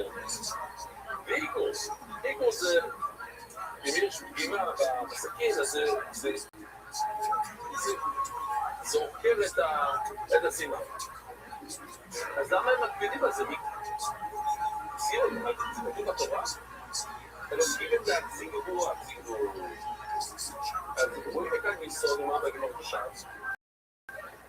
אם זה משהו שהם תופסים, הם הולכים להלכה, אז זה לא קשור אם זה נייס או לא, כי זה מה שעושים, והם מחזיקים בזה, אז הם הולכים. אופן אבי, אז גם שקיטה טוב, אם נפסיק את זה, עובדה שהם שוחקים עופות, זה לא משנה, זה כתוב בתורה, או לא כתוב בתורה. אם הם עושים את זה, אז הם מקפידים משהו, זה אפשר לסמוך עליהם. זה בעצם צריכים לברר את העניין הזה.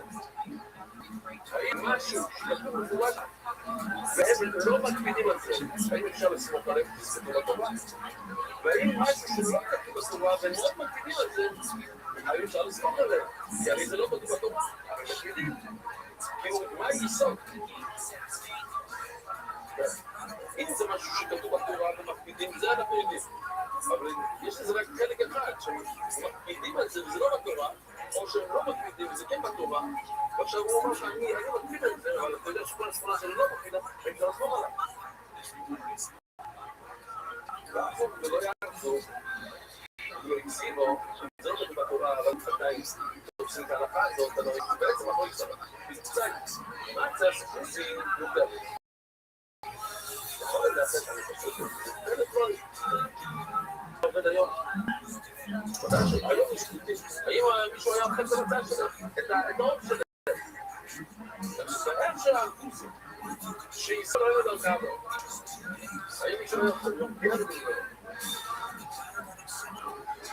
מה זה ספוסים יותר?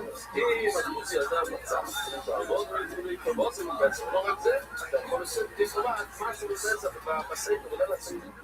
ועוד להתרבוסים, ולבד זה לא יצרוך, כפי שהם בלתי בלתי זה מה שיצרוך אותו. בלתי אין זו עסקי ישראל. הם אולי מכירים את המושג של פסח וחובד, אבל יש כאן בלתי מצוות. יש מדינות, יש כל מיני זה, יש תקום לזה שהם עושים את החפוש הזה, את הזה, הם לא מכירים את זה, בלתי מצוות. שבאמת, שזה עושה להפגימי, זה לא, זה לא עושה להפגימי. שהוא בפרוביציה של ציבור פרוסי, לבוא את זה לציבור אותו, כל מצווה של ציבור פרוסי, ומזקתי אותו ביותר ישראל, וישמע לי קורא את זה, כל מצווה של ציבור פרוסי, ודאגתי ביותר ישראל. מה? תספרו אליי. כל מצווה של ציבור פרוסי, ודאגתי ביותר ישראל. מה שעושים בסדר? ועוד היום שלי פחות בסדר. פשיטו. אם אתה אומר לי שהמצב מוצץ קשר, אז למה שלא ימצא את הסתגרה? כדי לעשות מה? זה לא ביחד, לא? אבל אני אומר לא, זה לא ביחד. מה עושים? אבל בלתי בשביל. יש עניין לעשות את המצב שזה שי מצ'סוץ, כן?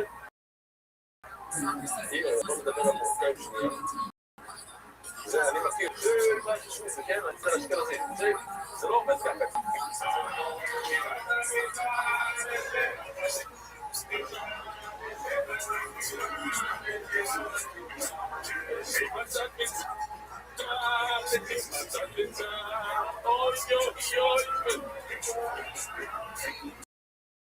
כששומרים על החומר, זה שיים מצוות. את עד הסוף, לא לעשות בשם מצוות מצוות. זה עניין של שימו. עכשיו, יכול להיות שזה לא חמש, מותר לאכול את זה בפסח, אבל זה לא לשם מצוות מצוות. אז בסדר, אתה לא יכול לאכול את זה. זה ספק. ולא זה רואים ישראל.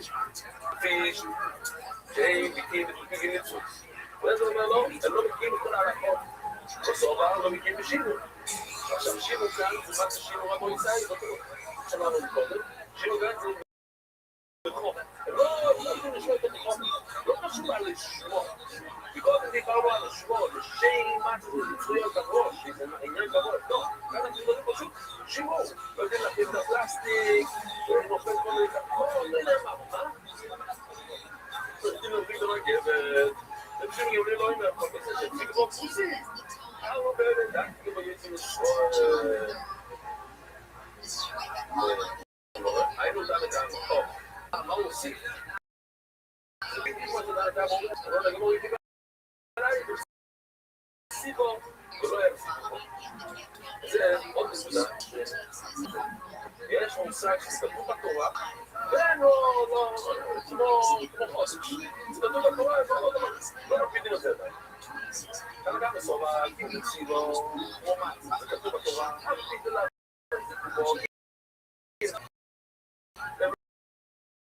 זה, אז עדיין, אם היה קורא, דווקא אם אתה קורא שמוצאים דבר הזה, אז יש לסמוך עליה. שזה כתוב בתורה זה לא מספיק. יופי, זה שפצה. כתוב, כל מצוות שהפסיקו בפרוסים, כל מצווה בנקודה. זה לא המילה נכונה, זה אם, כל הנקודה הזאת,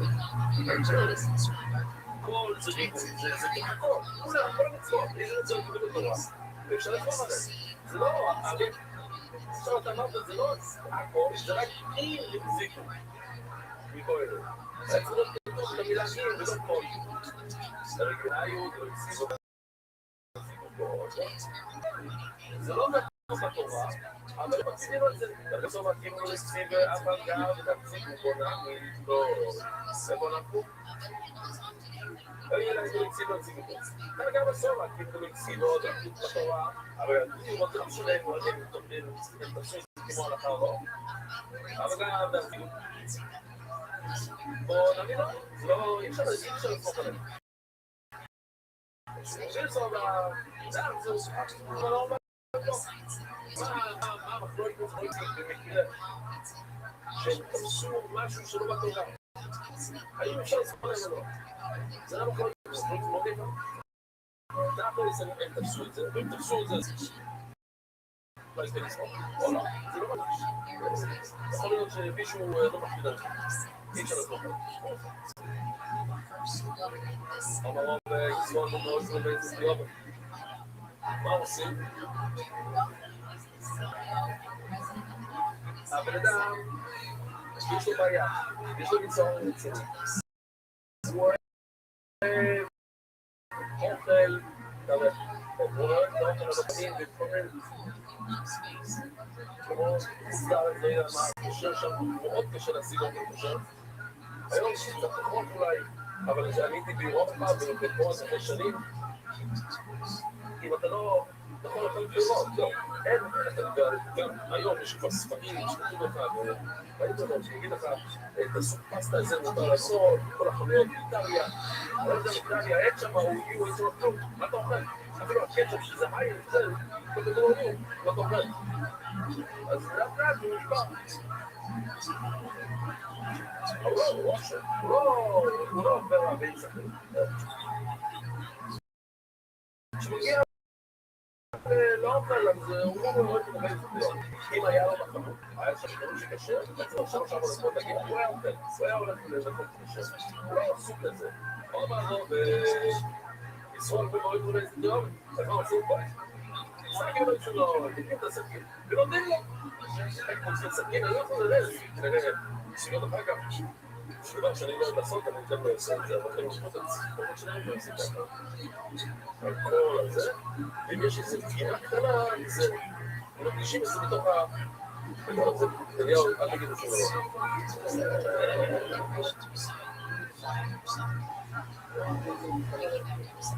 כן, תרגיל, כיס הציפורת שזה מעניין, אני מפחד לעשות את זה. טוב.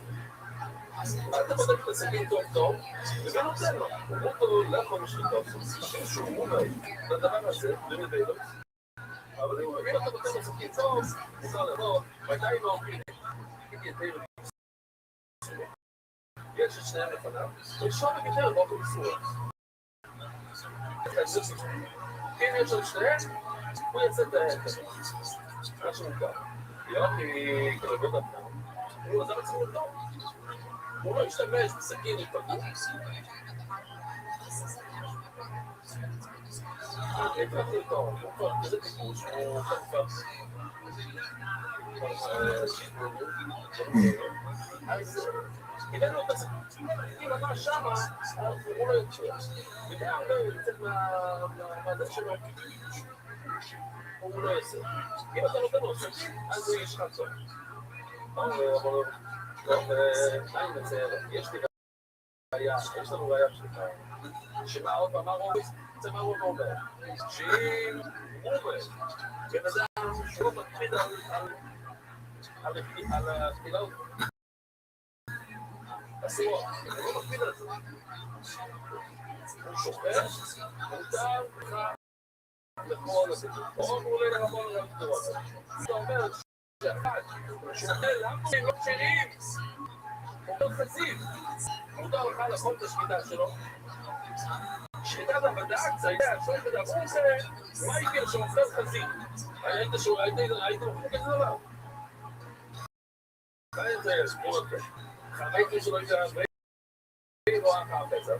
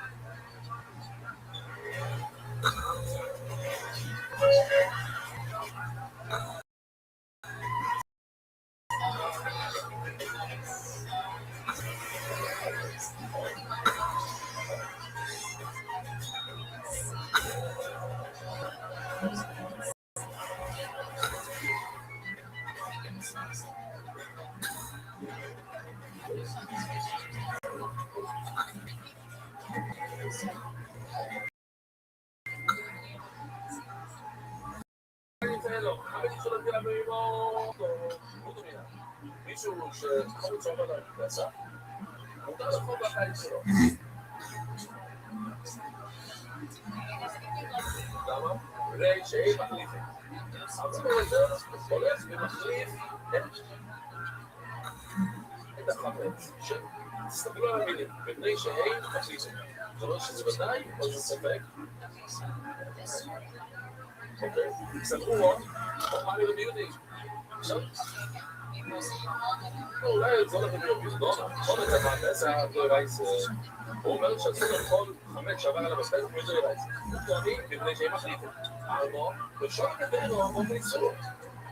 רואים איתם, שיקרו. למה הוא מותר לאכול אצלו? אם יש לו דהנדר, יש לו דהיסו, הוא יוצא דהנדר. אם זה קל בשבילו, זה לא משהו ממש כמו לתוך סכינים. זה לא הולך להכל, עושים את זה בשלום. זה ממש קלה. עוד נגיד אופן, מה הייתי לראות שלי לא נכון לצפת את זה ברבות? אולי זה לא בגלל שאתה שאומר שזה בפרט ברבות. בדיוק בליון זה רבות. אם יש לך מודו, אז אפשר להכיר את זה רבות. אבל זה רייצים בליון, למה פתאום זה רייצים? זה רייצים רבות. אפילו תגיד, זה לא פתאום שמש. בגדוני שאני גיבור, לפני שמחליפים, זה בקה. שאני אוהב לו שזה סיפור, זה ספק. לא בטח, מה שאני גיבור, שאין מחליפים. לפני מחליפים. כולכם אמרתם שזה בקה. בסדר. בסדר, כמו שאני אומר. זה מה שבגדוני. שאני אוהב לו שזה סיפור. זה אולי, זה ספק. לפני שעושים לגדוני, זה ודאי. זה בקה. ואז הכל, אפשר לשתות דבר כמעט, ולבוא ולשאול את זה בצורו. ניסו דבר מונו, זה כל כך מחליטים, זה כל כך מידה. הם מחליטים, בגלל זה לגלות ודאי, שיש גם בעיה, בגלל זה ודאי שאפשר לסמוך עליהם. לא מציין, אדום, אנחנו צריכים להביא את היד למי? לרוב, מה רוב אומר? רוב אומר שאם יש לך חומר, אחד שלא מחליט כל כך החשבים, או חלק רייס, אפשר לסמוך עליו השקידה. שראיה, כתוב, הכל שואלת, ואפילו קורסים, ואפילו רובד, אפילו בשמי שאין לו פרסמילו, ואפילו יסרול בו. אז זה השני הדברים שאנחנו רוצים לדבר עליהם. העובד ואפילו יסרול בו. היה עובד פתאום, כל השעה אנחנו שואלים את השאלה, ואיזה סוג עובד? בלי שום יסרול במה פרסמילו. יש עובד שהוא מסכס, שני אחים שלומדו, אז אם יש בעיה במשפחה, שני אחים יצאו, זה לא בעיה במועד, זה בעיה בילד, אז השלישי אסור לך להיות לגבול, אבל יש לו על האחות כמו ישראל, יש פה מישהו צריכים להקפיד עליו. אם זה משהו לא טוב, אז הישראל רעני הוא, אבל ההלכה הוא ישראל כמו כל דבר. אלא פשוט הוא רעני, הוא בן אדם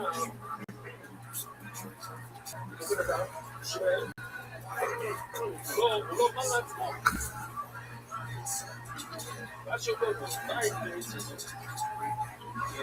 לא בגלל שהוא לא רק כואב לו, הוא מזלזל במצב. ובסוף הוא אותו נכון, אז אם רואים את זה, הבן אדם שהוא עושה דבר, הוא לעשות לתמיד, הוא רצה למצווה הזאת, וכתוב, הכל שולח, הוא יכול להיות שופט, אפילו הוא אומר, אפילו כדי בן אדם, יכול להיות שופט, זאת אומרת, הוא אומר לגוב הרחוש, ואפשר לסמוך עליו לשביבה. וזה, רגע, אבל זה מסתדר בסוף, ואפילו לסמוך, הוא אומר, אפילו אחר שהוא אומר, הוא יכול לשמור. זה לא יכול להיות אותו ציון כמו,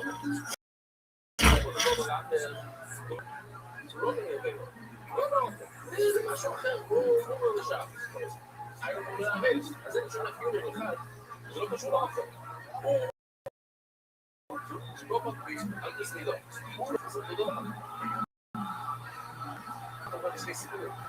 אחד שהוא אומר זה מסמי לו, אחד שהוא אומר גם, זה לא שום אומר. זה אותו דבר, נכון? אתה יודע, הוא לא יסתום. ודאי שהוא אומר להכילה. שמיטה, בגדרות, אומרת, כאילו, אפשר לסמוך עליו שזה מגיע לשליטה. אבל נגיד לו, זו בעיה לראות. לא, לא. אם הוא אמר לבילס, אז אפשר לסמוך על השבילה שלו. אני אוקיד את זה שני, אין רדום אלה, בסוף רציני. בן אדם שהוא עושה אותו אווירה עוד פעם, אז זה נעשה כמו שזה עצר אצלו. אז במילה מה? הוא לא מתאמץ בכלל. הוא אוכל בבילות, זה אוכל בכלל בבילות. וזה זה כלום. ויגיד לך שזה מותר. אין לנו לא לעבוד את זה. אין לנו לא לעבוד את זה. אנחנו לא בן אדם שהוא לא שורקה. זה בן אדם שעושה עבוד את זה. אין לנו לא לעבוד את זה.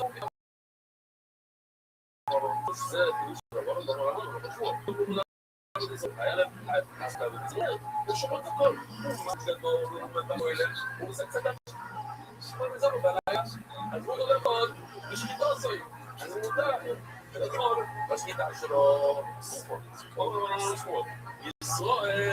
ישרוד מולה ונזור מולה ונשחיתו. ישרוד מולה ונזור. יהודה לא משחיתות, שכמציאו לאישו בדרך יהודה, שנהנה מסויסה. שהוא עקר הרבה ונזור, הוא היה ונזור. אז ישו במלך יהודה רצו, רוצה לצאת מלחמה נגד הרש. אז הוא עבר שם. כלומר, נהנה מסוג הזרמה. עכשיו, הבעיה היא שהרי יחד הוא בא לעבוד לזור. הוא עקר מהשמידה שלו. הוא אומר איזה מותר לכל בבן אדם שעובד הבן זור אומר לו מה. שנאמר ויזק, לא יצחקו, צוי לו בוי. הוא לא בוי, ולא מה שאימו. אם הוא נשאר מורו בתורה, אז היה אסור לכל כל הסר.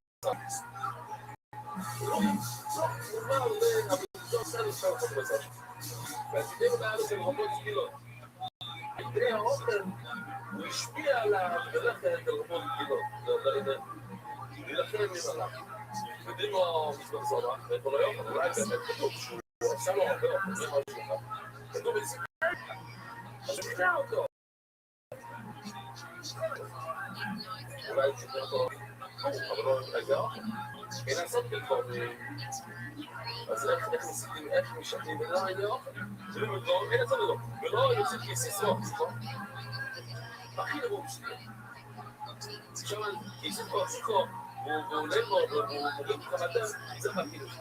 יוצאים, זה לבואי למה לא יוצאים את זה על הצשקות, עכשיו, שלבוא לא אוכל, זה לבוא למה לא שנה, נכון. שמדבר, שהמילה בצידי, שסוגר לבוש ברחוב, זה בלי אוכל. אבל שזה מדבר על בן אדם, תמיד, הסתה, זה ידי אוכל. עכשיו, כמו יודעים לו אשתי, וקורא. אולי הוא שונה, ויין שם. אבל מה שאשתי, הוא אדם שינה מומולה בנסור, הוא מומולה ברכולו.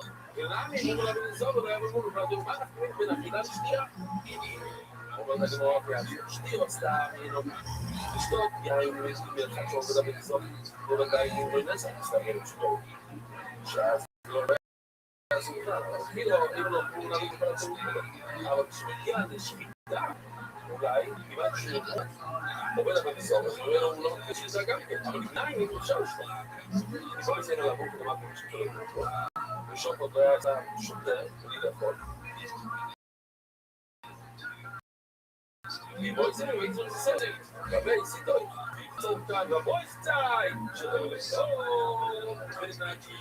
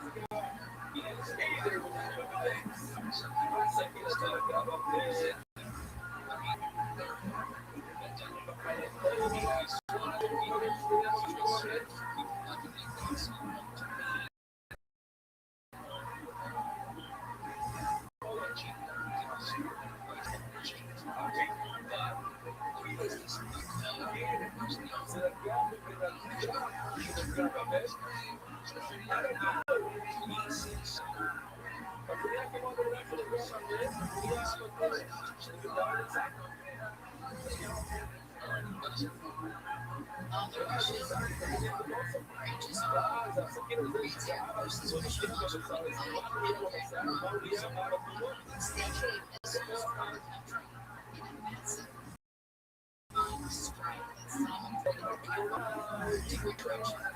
Most of the missiles were intercepted. The drops so his military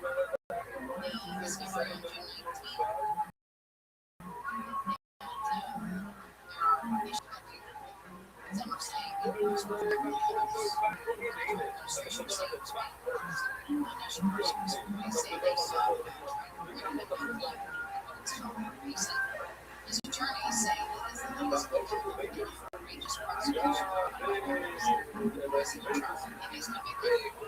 Radio attacks on each of the civilians. As of yesterday afternoon, his attorneys say that is the last outrageous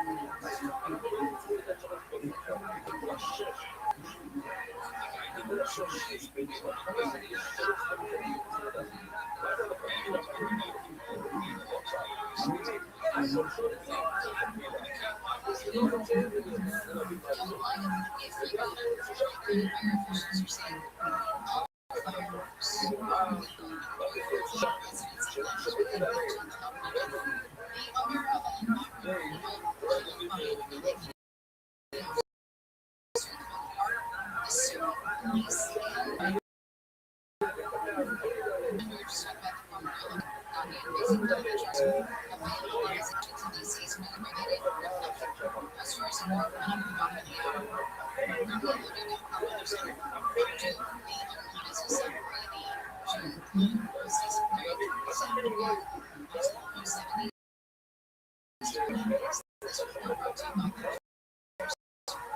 President Trump is convicted.